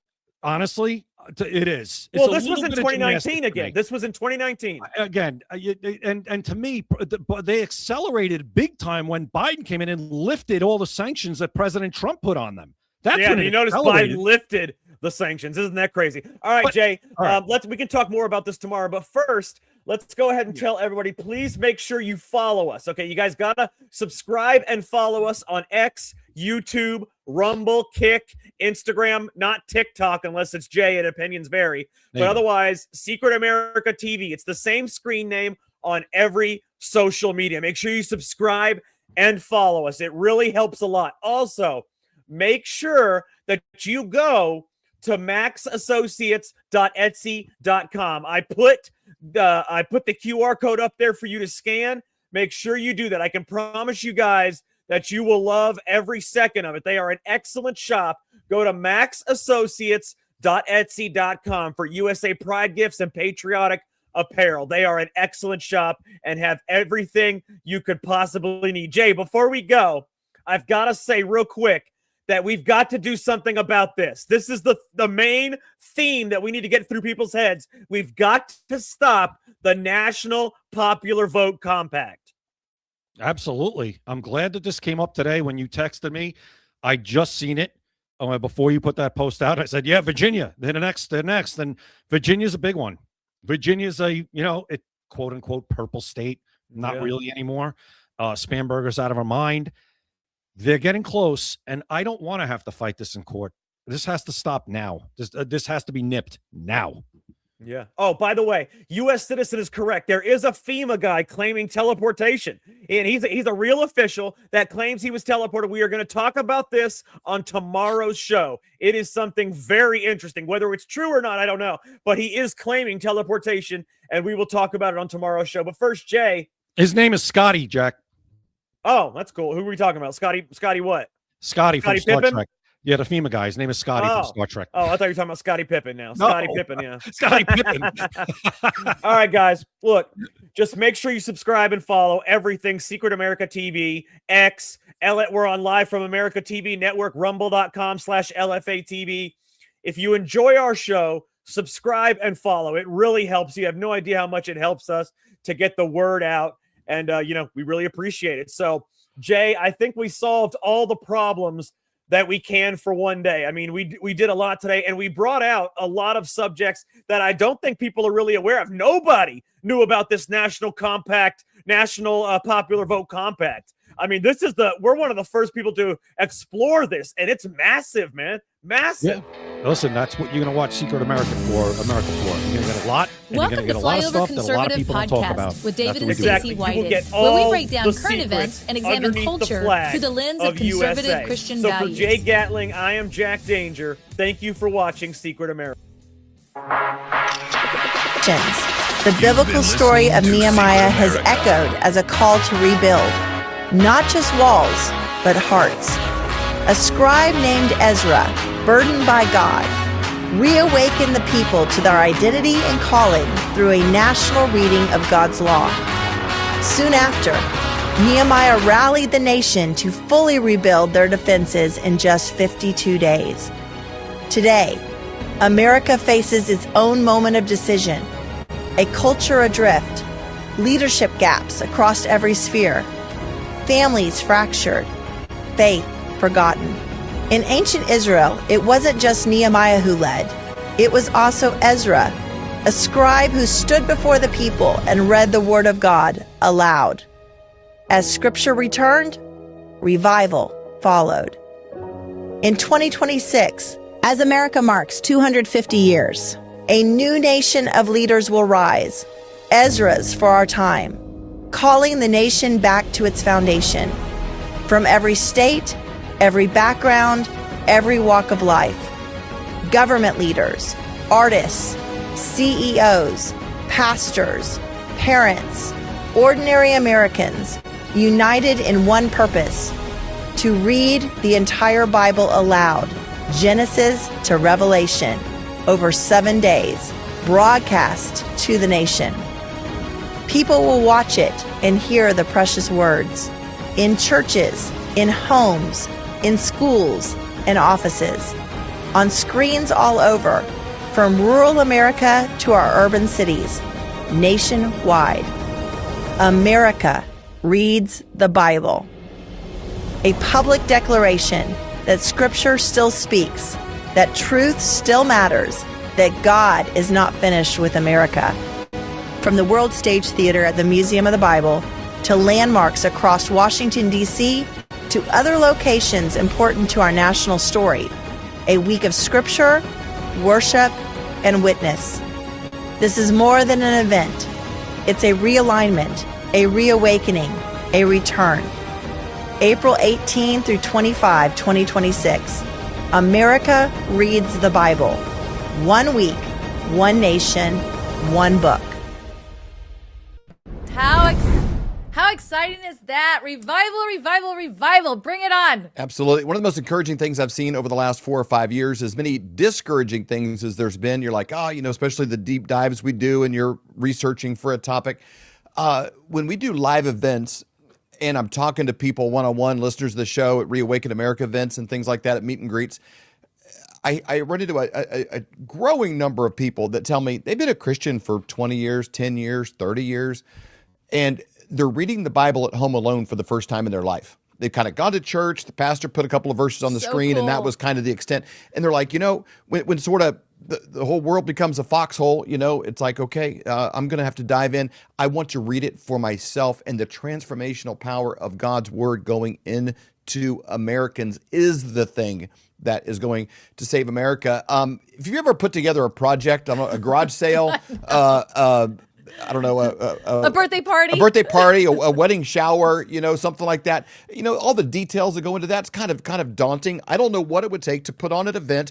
And if you were a part of an event that involved people like Dr. Ben Carlson, Ted Cruz, Franklin Graham, Bill Federer, Colton Dixon, John Bevere, I can just Jenna Ellis, just on and on and on and on and on.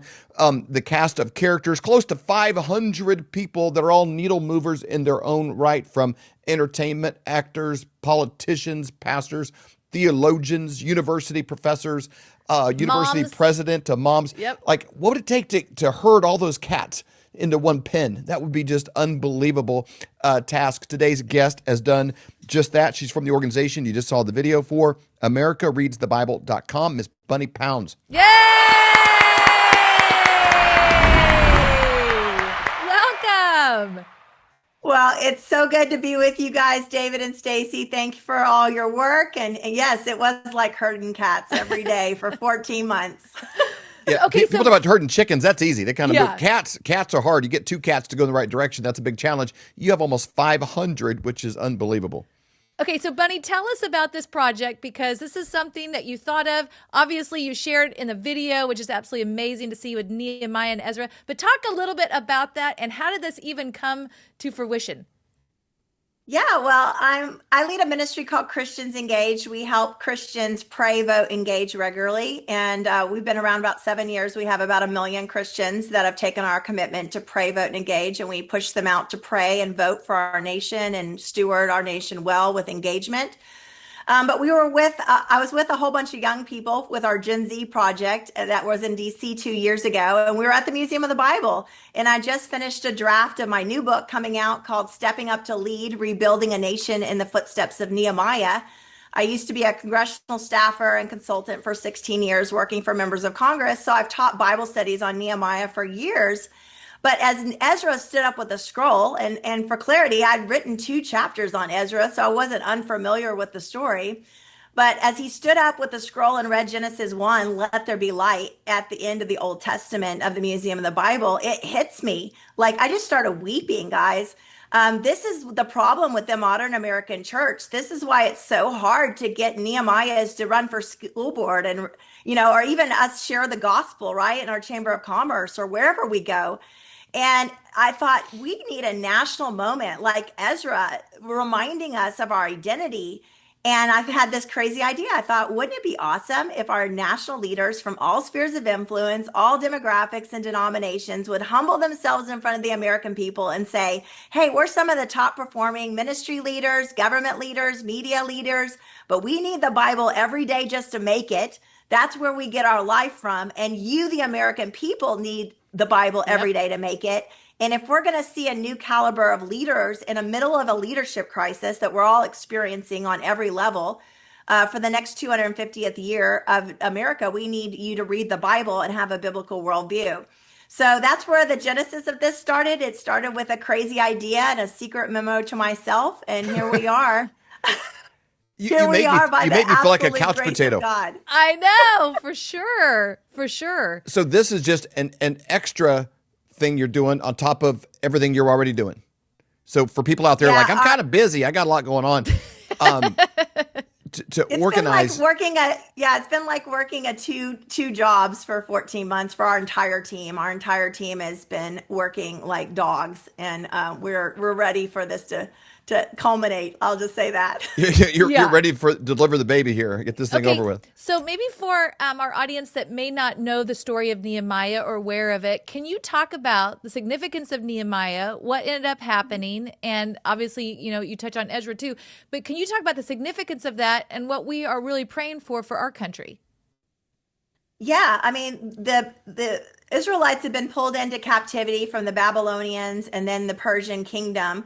And Nehemiah was a simple cupbearer. He served at the pleasure of the Persian king, but he was cut to the heart, and he went to prayer and fasting when he heard that the walls of Jerusalem were not being defended and the enemies were coming in and hurting the remnant, the people that had gone back to Jerusalem with Ezra and Zerubbabel to rebuild the temple.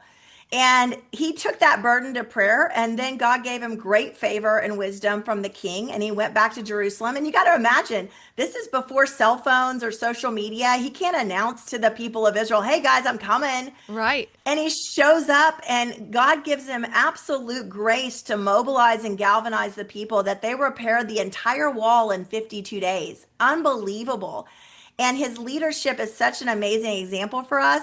But Ezra and Nehemiah also stood up with the scroll and read the word of God out loud at the end in Nehemiah 8. And that was the beginning of a revival that they couldn't have anticipated.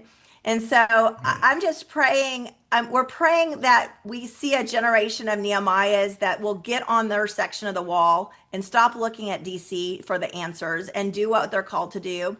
But we're also believing that we're also Ezras that hold the word of God as the central foundation of our life, because that's the only way we're going to be the leaders God's called us to be.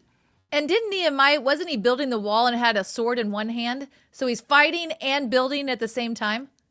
Yeah, he had a sword in one hand and a tool in the other, and Sanballat and Tobias are yelling at him, the whole time. And, we've even experienced that kind of spiritual warfare in the middle of this. You can't escape that when you're trying to proclaim the word of God over a nation and really the world. But yeah, I'm a different leader than I was 14 months ago when we started this project. And I think all of our team would say the same thing. Talk about that a minute. What, if you train for a marathon or you're doing a big project, even, having a child, when you go through something big, it has an impact on you. What has this process done interacting with these leaders, taking on something bigger than you could ever do yourself, seeing people rally behind it, seeing funds come in, seeing all these things become possible. What has it done in you? Where are you now compared to 14 months ago? Well, when I started sharing this vision, again, I had a lot of relationships. I worked for Sean Duffy and Congressman Jeb Hensarling and Michael Cloud and Lee Zeldin and people in the administration.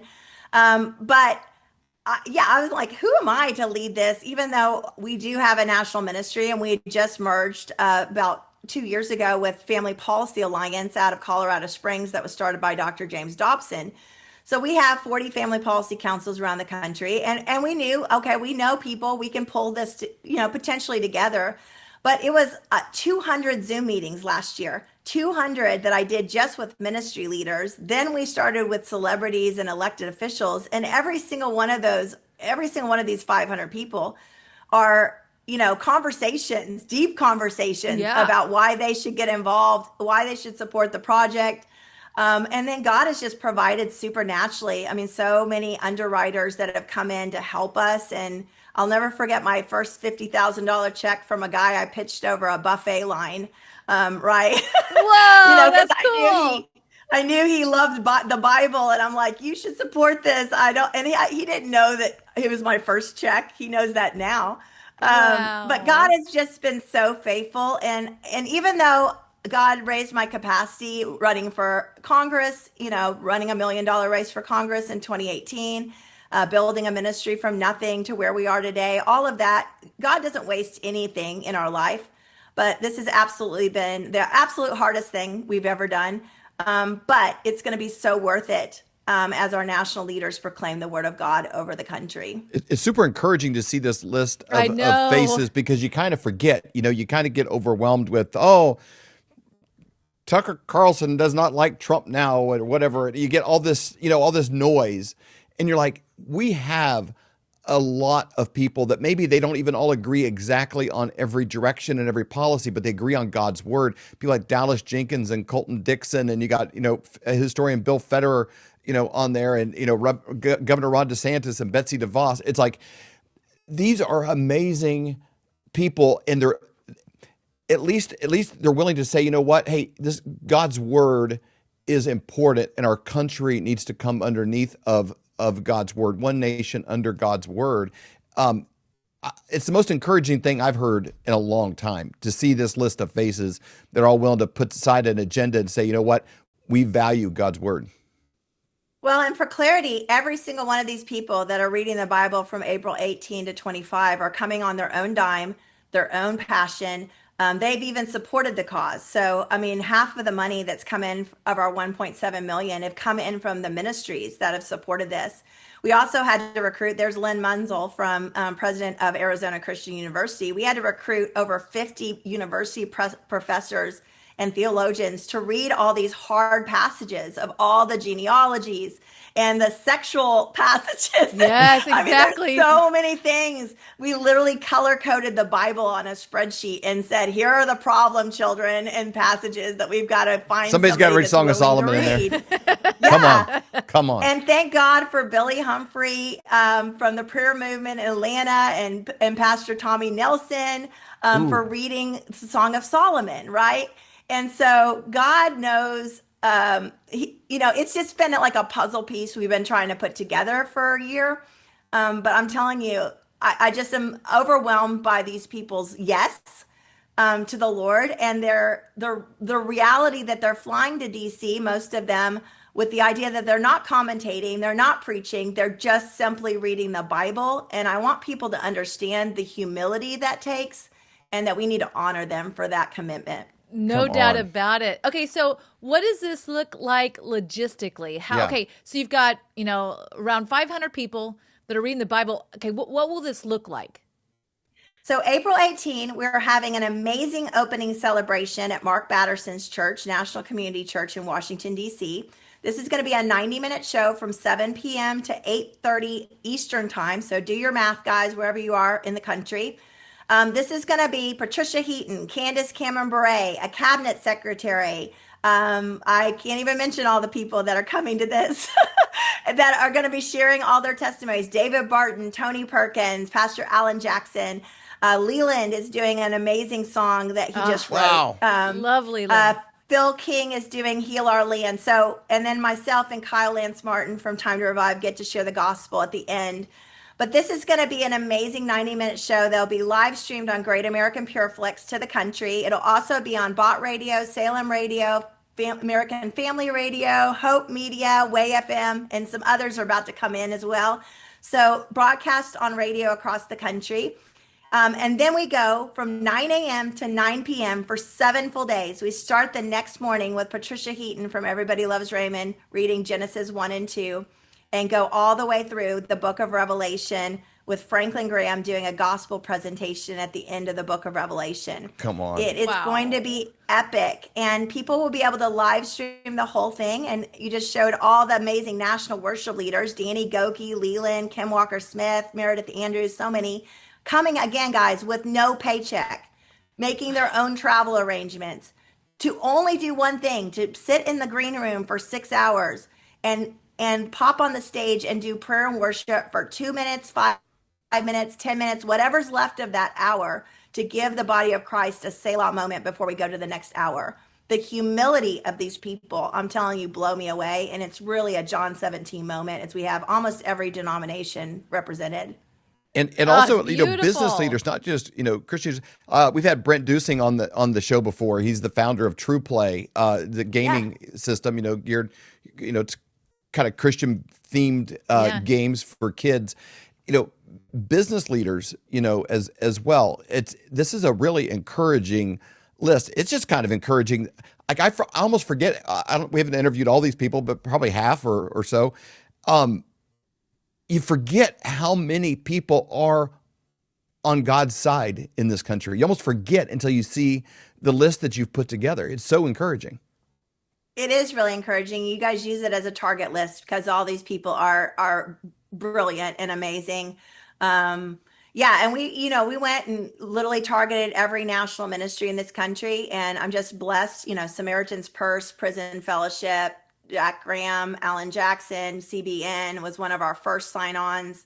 Them all saying yes to this has just been amazing. I could tell you divine appointments after divine appointments of how God opened all of this. But it was fair. I felt like it was very similar to when I ran for Congress. You have to have like an endorsement from a couple people, and then it leads to more endorsements and then more money. And I felt like I'm just running a campaign again, even as I'm working on the budget and the final budget numbers of what we're spending here. I'm running a campaign again, but it has been an absolute honor to shepherd this and for our team as well. Just, I can't thank them enough. And our director, Jamie Thompson, has worked 80 hours as a contractor a week with her family to help us produce this. It's just been amazing. Can I take you to one specific moment? Because everybody has little things like this where they're in church or they're in the shower, they're on a walk, they're on the treadmill or something. And like, they kind of think, I think God's really calling me to do a thing. There's a pastor mentor we had one time. He used to say that the thing that angers you, God's equipped you to fix. And you see something that really bothers you, and you talk to friends at dinner, and they're like, yeah, it's kind of a thing, but not a big deal. And you're surprised they're not wound up about it also. But God's kind of equipped your eyes, the one that's seeing it. And I look at those as little like invitations from God to partner with something. And it's usually outside of what you can do. And some people stop because they say, I don't even know where to start. How would I make that happen? I don't want to fail. Somebody should do that. Right. Some rich person should come solve that problem. Somebody should do this idea that God's putting in my mind. There had to have been a moment where you were feeling this, you had thought of this, and you're kind of, it's like before you tell your friends, hey, I'm going to lose 20 pounds, or you kind of make it public, and you're kind of blackmail yourself by an announcement. What was that like for you, leaning in versus leaning away from something that had to have been scary? Well, great question. This idea came to me, and I'm a weird leader. I'm a kind of visionary / implementer. I can do both, right? And ran congressional campaigns for years. So I wrote a 10-page memo to myself with $1 million budget on it and how I was going to produce this. And I was thinking too small. I'm thinking Dallas-Fort Worth, maybe Prestonwood Baptist and Jack Graham hosts us and we live stream it around the nation. But as we get closer, I just kept going, man, is anybody doing a Bible reading thing for the 250th? And I called around to different leaders that I know. I'm like, are y'all hearing anything? Nope. And I just gone through a merger. We just became the Church and Civic Engagement Ministry for Family Policy Alliance just 6 months before. And I'm like, I can't take this to my new CEO and go, hey, I've got a crazy idea of a project that is not in our budget right now. And finally, my husband sat me down. He said, Bunny, your time is running out. Like the 250 is happening soon, like in 18 months. You need to talk to Craig about this. And I had a moment of decision, like, Lord, can we do this? Can I even think about doing this? Because we were launching Christians Engage in Spanish, and we were doing all these other projects too. So by the grace of God, our board and Craig approved this idea, and we went out by faith. And I am just so thankful that we made that decision. We'll always be thankful for God's ability. And it literally, if we've had moments that I'm like, why are we doing this? This is too hard. I mean, just even last week, I'll be honest. I mean, this is too hard as people are, but God knows, if you can imagine hurting 500 people to get their headshots, their titles, their reader agreements, their backup videos, and the production crew at Great American is just like been jewels. They're working till midnight every night. And they're doing this all for free too. So I give Great American, PureFlix, Great American Family, and Bill Abbott so much joy that they are doing a free Bible that's going to be an audio and video Bible on the back end of this for the American people. Wow. It's beautiful. Okay, so let's go to the website right now. Well, I'll have you walk us through it so we kind of understand what's going on and how we can participate. So AmericaReadsTheBible.com. If somebody goes to the site, where should they start? Well, some of you need to get on a plane and come be at our opening celebration on April 18 live at in DC, and then get tickets for multiple days. You get the whole Museum of the Bible experience. The Dead Sea Scrolls are there while we're there, which is unbelievable. Wow. But not only are we hosting the public reading of scripture in the World Stage Theater, but we have my friend Mindy Oten's amazing 66 paintings of the Messiah showing up in every book of the Bible. And so you can come and see all of that, and bring your kids and grandkids. So if it's not too late to join us in DC. And then every person needs to think about how they're using the live stream in their community. Like, walk this into your pastor's office, guys, right now. We've got 1,500 churches and universities now that have signed up to say that they want to do something with the live stream. We have Regent University, Colorado Christian, Dallas Baptist streaming the entire live stream from April 18 all the way through to their student body. We have pastors around the country that are holding special pastor, parties around April 18 for that special celebration, and then hosting the live stream in your sanctuary so people can just hear scripture and pray, and then put it on their phones. And some business people, I've been so blessed by the business people having ideas of hosting this in their offices for their employees, because this is really the founding document of our country. And if you've never shared the gospel with your employees, maybe it's the time to stream the entire Bible in your office building, right? As they work. Cool. So there's so many ideas, but that we're never going to have this moment again, guys. This will never happen again. This was the hardest thing to put together. And the 250th birthday of the country is what solidified it for everybody. So take advantage of this moment. Don't let this moment go by. Okay, so I want to let's go to the tab. So if you would like to attend, you can go to attend, and they have there that you can purchase the tickets, get the details for the opening celebration, as well as buy the tickets for the main event. It has all of that there. That's under attend. Online, you can click on online, register now for watching this. There, register for the live stream updates. You can put in your information there, so you're making sure that you get the information. And then I saw a tab for churches. Can you explain that? Is that where churches can actually register to watch as a church? What does that look like? Correct. Yeah. Register your church, your ministry, your university, anybody that's hosting a gathering, register there, and we'll get you specific instructions of how to put it on your screens. And resources. We've got sermon outlines there for pastors to preach around the power of Bible reading. So many hosting ideas. So yeah, check out that whole page on churches. And we've just been so blessed. I mean, we know how many people are signing up on that page, but we're even getting emails. They don't even know about that page of random people saying, we're hosting this in our church. We're doing this or that. So I'm sure it's a lot more than what we know of, but definitely the Holy Spirit's breathing on this. And I want to just say thank you to the National Religious Broadcasters Association and Troy Miller, too, who let me speak in front of all the national broadcasters, which they're helping amplify this around the country. And it's been such a blessing. That is awesome. And then I saw producer Colton clicked on resources. Can you talk about this resources page as well?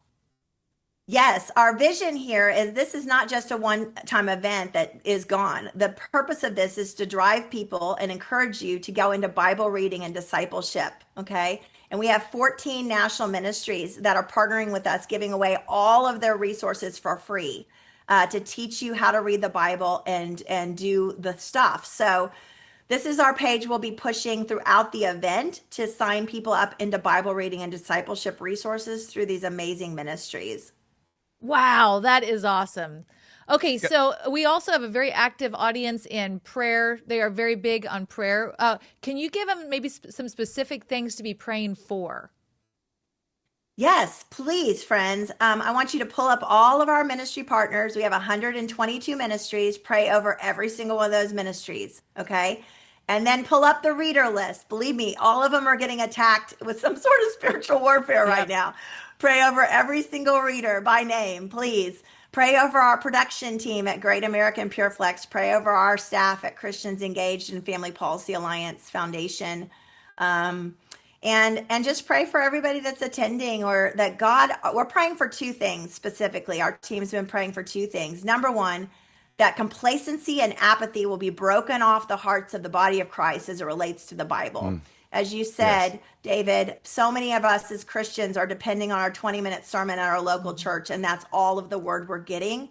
We are not going to be able to survive the coming season in this country if we don't go deeper with God. So we're praying for that, but pray for, when Candace Cameron Bray, my national spokesperson, goes on Shannon Bream on Fox News Sunday. Pray for the media that's going to be swirling around this, especially when I announce some big people that aren't even on the website yet. Pray for all of these clips in social media to go viral, and that the American people that aren't believers go, hey, maybe there's something in that Bible that's worthy. Maybe there's some wisdom there for me. Maybe there's something in there that will break the depression off my life. Maybe there's something that can save my marriage. And we're already seeing Bible sales surge, but we want to just see it go crazy, right? And this is our national moment to highlight the importance of this book. I love it. And revival. You mentioned big names. I was so encouraged this past weekend. Marco Rubio put out a tweet on his X, and I believe it was his voice speaking, but they did an overlay with video that was just like such a clear presentation of the gospel. It wasn't like, the universe, or it was like Jesus Christ is our hope and salvation. It was so clear. I don't know. We could probably debate this. Who's the best? I was in the room when he gave that speech at Charlie Kirk's memorial. Wow. That was from Charlie Kirk's memorial. Is that what it was 90 from? 90 seconds. Yeah, 90 seconds of the most incredible gospel presentation ever given by a government official in U.S. history. I remember from Phoenix, we watched it live. I remember him speaking. Amazing. I didn't put it together that that's what it was. And so to see people, we say high levels of leadership.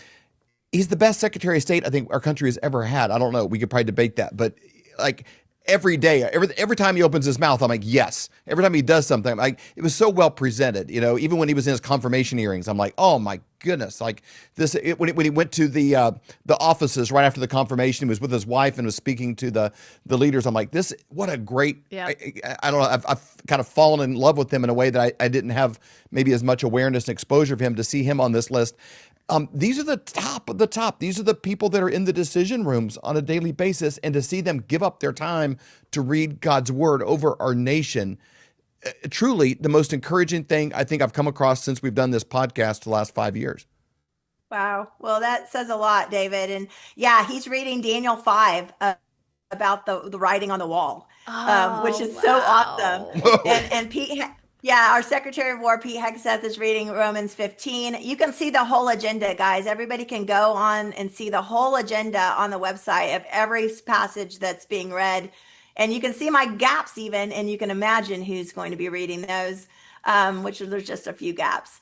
But anyway, it's going to be epic. And most of the cabinet members are showing up live in the theater as well. It's really been a blessing to see them say, hey, we're in, we're completely in. We've had so much buy-in from the White House Faith Office. It's just been a huge blessing. That is so exciting. I pat myself on the back and I remember Trash Days Monday, and like you are so inspiring and humbling. I'm like, okay, what? I need to up my game. You probably should be running the country. Holy cow. But before we let you go, Bunny, I don't want people to miss this too. So on the website, americareadsthebible.com, there is a place that you can give. So if the Lord is leading you, you're like, man, I want to sow into this. This is something I want to sow some seeds into. There is a place that you can give as well.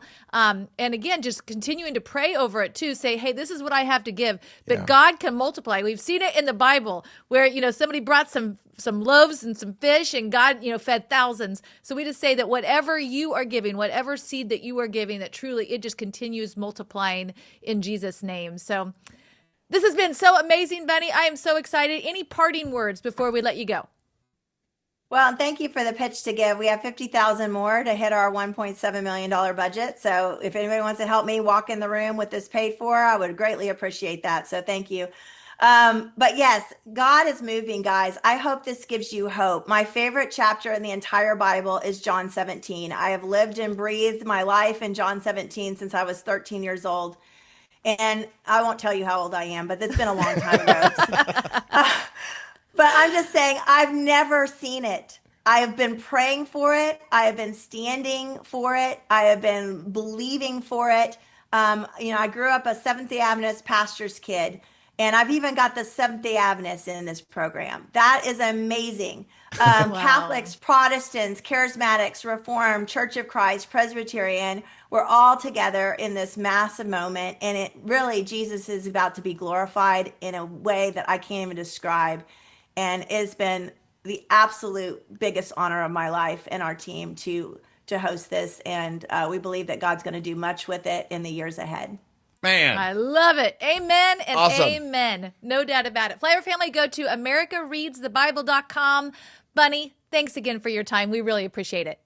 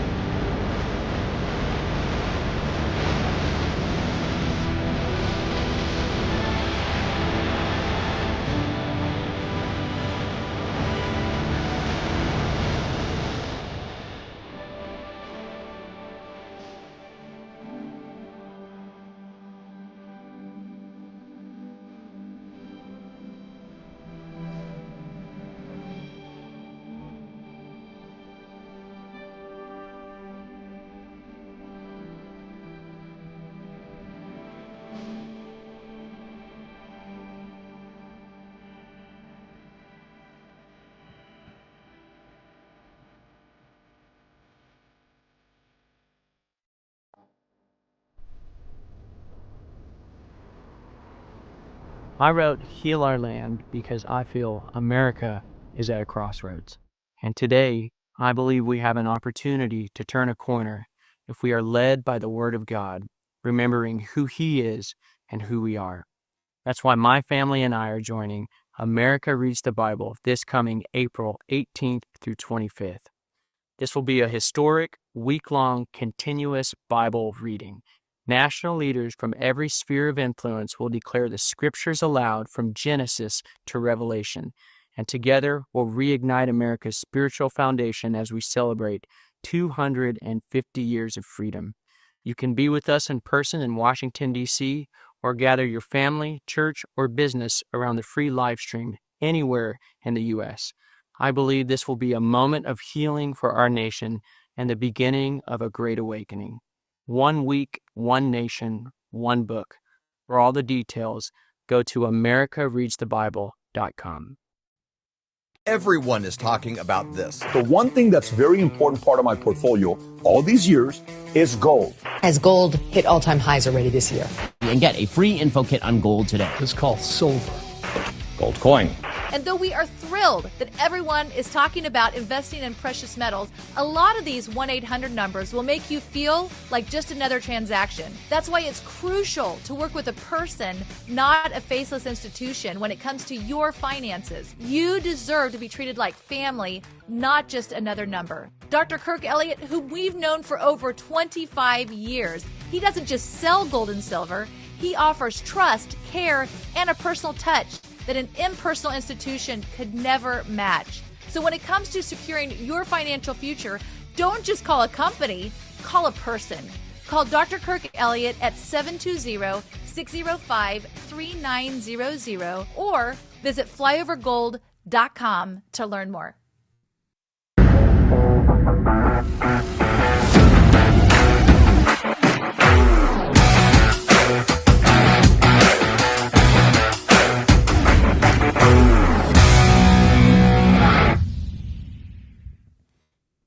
The Strait of Hormuz is open. It's closed. Open, closed. Oil, Japan, carry trade, but all these things going on, and they all impact us. It's too much for me to take in, too much for me to process. I don't even have one PhD. Actually, I have 0 PhDs, but we have somebody that has 2 to break it down for us. He's the author of Thriving in the Economic Tsunami, and I got a lot of questions for the one and only Dr. Kirk Elliott. Welcome. Hey, how are you doing? Great. We're doing good. Just craziness around the world, over the weekend. You really don't need streaming services or House of Cards or, 24 and this stuff because our real world, kind of is that. We got negotiators having marathons. We got all these things going on. And it's like, man, most people just want hey, I want an oxygen mask on my plane. I want to make sure we land this thing safe. And there's just craziness going on everywhere. And they kind of want to send their kids to school, get their homework done, and not be eating cat food when they retire. I mean, literally, are the producers of those shows so smart that they see where the world is going, or are they just producing what's going on in the world? I mean, literally, it's crazy. Yeah. There's a ton going on, and it's just a weird time where, growing up, banks didn't really affect you. Maybe you went to this bank and a bigger bank bought it and the name changed, or something. It would have been big news. Now, what happens, now everybody knows the name of Jamie Dimon. Everybody knows, about the Strait of Hormuz. Everybody knows about, the Keystone Pipeline. If you would ask me 10 years ago, name the major pipelines, oil, I don't know. I mean, all of these things, same with, pharmaceutical. Everybody knows the name of more pharmaceutical drugs than they ever knew before. Not because they're advertised on TV, because, you're hey, I'm trying to stay, away from them things. Everybody knows more counties in America because of election fraud. There's just so much information, and I just think it causes sometimes poor choices because people are over-informed and ill-informed. They have more data and less wisdom and discernment than ever. So, I mean, that's a really good segue to what I wanted to share with you all today, right? Because there's so much overload of information, and a lot of times people just say, Kirk, what do you think about the markets and all of that? And it's great, I'll tell you what I think, but what I want to do today is share what other people are thinking too, right? Because we're all pointing in the same direction, which is weird. Right now, you'll listen to 100 different podcasters, and they're all going to have, a different gold or silver broker on there, and they're all going to sell different types of things and collectibles and commemoratives and all this garbage, right? Which that's garbage, right? Let's not go down that road. But let's talk about where silver is going, right? Because I think we're starting to get a general consensus of industry experts on this topic, right? Because of what's happening in the world. I mean, this is, to me, let's strip out all of the noise. Let's strip out all of the nonsense and the confusion. And why does silver and gold go up? Purely because of fundamentals, low supply and high demand. That's all we have to really think about. The stuff with Iran, the stuff with all of the different political, geopolitical stuff, those are kind of more temporary blips on the screen that could cause it to jump up or come down and add volatility. But in the reality, it's going to boil down to what is the supply and demand dynamics, because that's what causes every price to move in the end and be the lasting price, right? So one of the major researchers that I follow in this market is Jesse Colombo with the Bubble Report. I think he's genius. He's really, really good, right? So we've talked about some of this in the past, but I wanted to briefly touch on it again and then talk about what other experts are saying about this, right? So he just posted this article, maybe Friday, it was the end of last week, about where silver is headed, right? This is the roadmap for silver. Well, he addresses what we've talked about on this show starting maybe 6 months ago, which is this giant cup and handle formation on the technical chart of silver, which is a 50-year buildup to where we are today, right? So for all of you new viewers, because I know you've got a bajillion of them all the time, cup and handle formation shows there it is on the screen.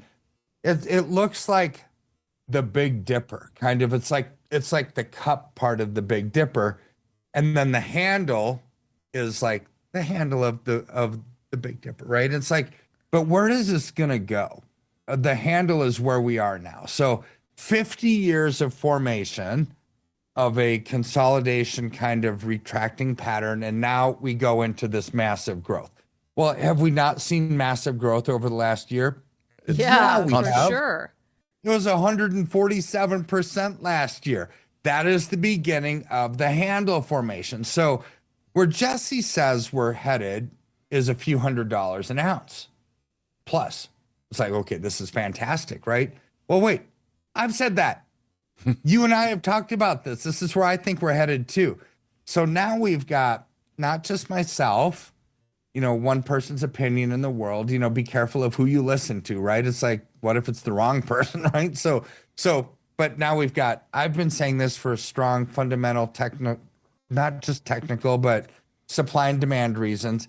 Jesse is saying it from a technical standpoint, but I wanted to look at what are some of the other major economists in the world saying where silver is headed, right? Because I want to use this as an opportunity to bring hope and encouragement, right? Because when you have volatility because of the war in Iran, or actually conflict, it's not actually a war, it was never declared war, but you never know what Trump is going to do from day to day.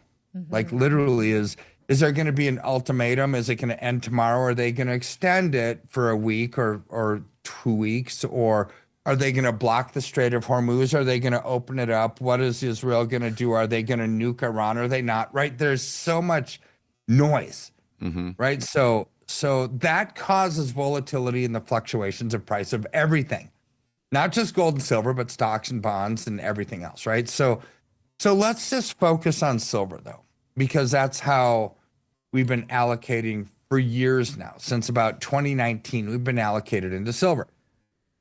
Well, there was an article that was posted recently that kind of highlighted where some of the industry's experts, banking experts, are saying it's going to go, right? So let's just start with Bank of America.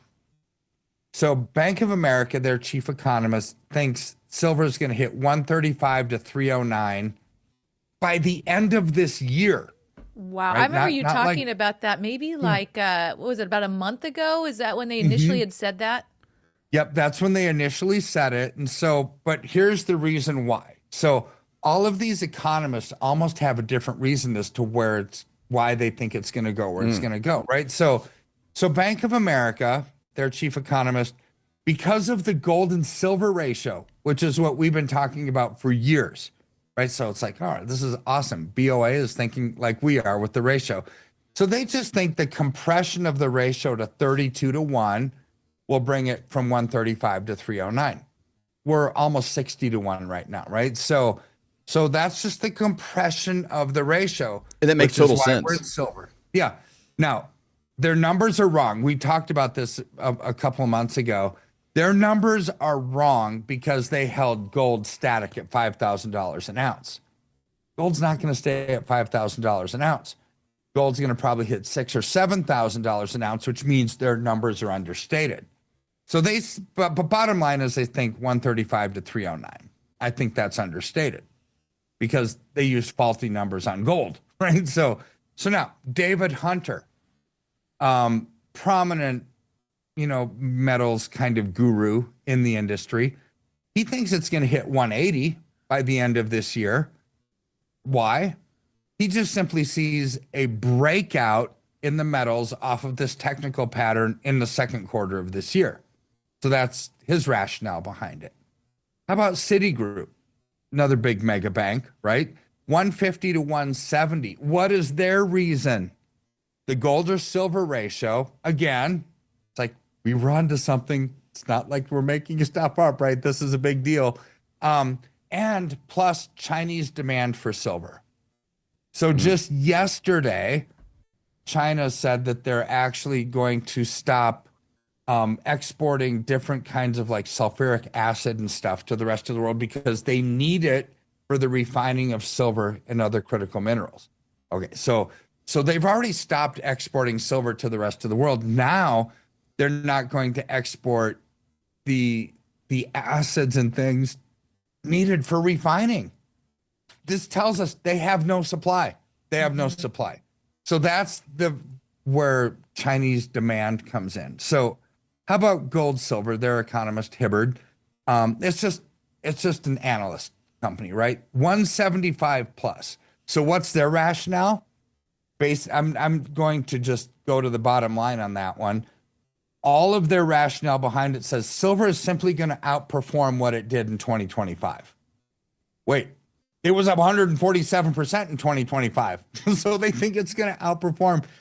This is amazing, right? This is absolutely fantastic. So Robert Kiyosaki, rich dad, poor dad guy, right? So he thinks silver is going to go $200 plus. Well, he's the first one in this group that isn't just looking at some of the technicals. He's saying we're going to have a fiat currency crisis, right? That's his thesis, is we are moving away from central banking as we know it, printing paper money, into something else, right? And we've addressed this as well. It's like, what is that something else going to be? Here's where there's a fork in the road. We could either go to the thesis of we're going to have a currency that's backed by gold or silver, right? A tangible backed currency, or we're going into cryptocurrency, right? Oh, but either one of those doesn't matter what the outcome is. The bottom line is it's away from fiat printing of money at the central bank level. Either one of those is a deviation from that. We're going in one of those directions. It's just not going to stay the same because the way that it is now is broken. So that's his thesis. Now, not everybody is pie in the sky, right? So Reuters, their analysts think, well, silver's going to hit 79.50. To me, it's like, okay, that is not basically, I'm going to actually put my name out there and say we're going to do something. They're just saying, I mean, that's basically where we are today. Right. Like, okay, you don't think we're going to move anywhere from where we are today? It's like, you're insane. Literally, you're going to, and to me, I wanted to share all of this with all of you because we have low forecasts and we have high forecasts. The low ones are never right. The high ones are never right. It's always somewhere in between. Right. That is so good. Yeah. And so you always get rid of the outliers. And so they say 79.50. The Silver Institute, they didn't come up with a number. They just said 6th consecutive annual deficit from the mines to demand, 67 million ounce deficit this year alone. But on average, we're going to 80 to 90 million ounces a year shortfall from mining production to demand. So that's where they think it's going to go. The bottom line of all of this is we're seeing silver in the triple digits, just like what we have talked about. And it's not just me talking about it. It's some of the largest banks in the world. This is exciting to me. It's absolutely amazing because when you look at it, no matter where it is, this is a great time to buy, looking at where it's going in the future.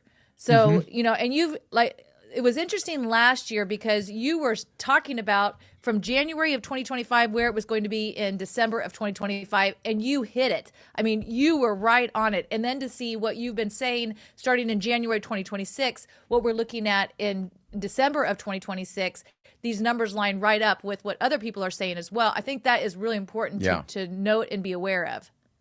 Yeah, and my projections haven't changed. Triple digits by this summer, 200 to 300 by the end of the year. I haven't changed in my projections. Man, that is exciting. Okay, Flyover family, if you're thinking, okay, so how do I even get started? I wouldn't even know where to start. It's very simple. You just go to flyovergold.com. There's a place you can fill out your information, and this is to set up a free consultation. That means get all of your questions answered, find out what's right for you and your family, and then you can make a great decision for yourself. So again, go to flyovergold.com, fill out your information. While you're there, pick up Dr. Kirk's book, Thriving in an Economic Tsunami. It's absolutely free. You just go there, put in your information. It'll be sent directly to your email. Dr. Kirk, this was so powerful. Thank you so much for your time. We really appreciate it. If you had a time machine and you could go back to, say, 1930 and you had 1 ounce of gold or a $20 bill, both of those would buy you a complete men's suit, brand new, the shirt, the tie, the belt. Either one would buy you the whole thing. If you had a time machine and then you brought both of those resources into today, the 1 ounce of gold could still buy you a full suit at pretty much any men's store in America. The $20 bill, why, it'd probably only get you a handkerchief or a pair of socks. How do you get the gold and silver? Well, it's very simple. We have a friend that we've known for over 25 years. In fact, his dad was a mentor of ours, and his name is Dr. Kirk Elliott. And the way that you connect with him is you go to flyovergold.com. It's a website that we set up to make it very simple. All you do is go there, fill out your information, and someone from Dr. Kirk's team will get a hold of you to answer all of your questions. Whatever you have, they can help you out. Or you can simply call 720-605-3900. Again, 720-605-3900 to set up that free consultation. Do it today. You will be so glad that you did. I'm Linda Bamber Olson, the inventor of the Wave Watch, the world's first frequency therapy watch. It features over 1,100 targeted frequencies. These sounds are acoustical and they move through your body. You don't necessarily have to hear it. So that's why we have so many testimonies for ADD and ADHD, emotions, headaches, joints, and so many more.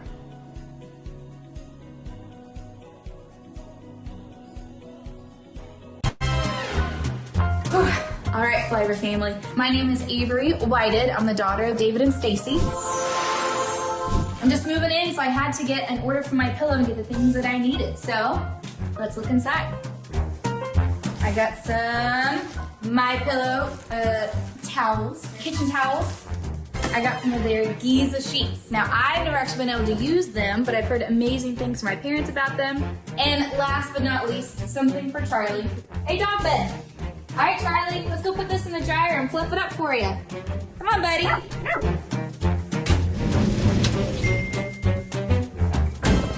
Nice and warm and fluffy. Perfect for my little guy. Come here, Charlie. All right, if you want to get your own products, go to mypillow.com and use promo code FLYOVER to save up to 66% off.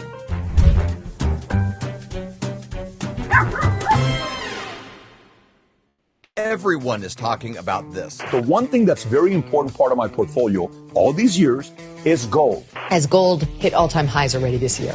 And get a free info kit on gold today. It's called silver. Gold coin.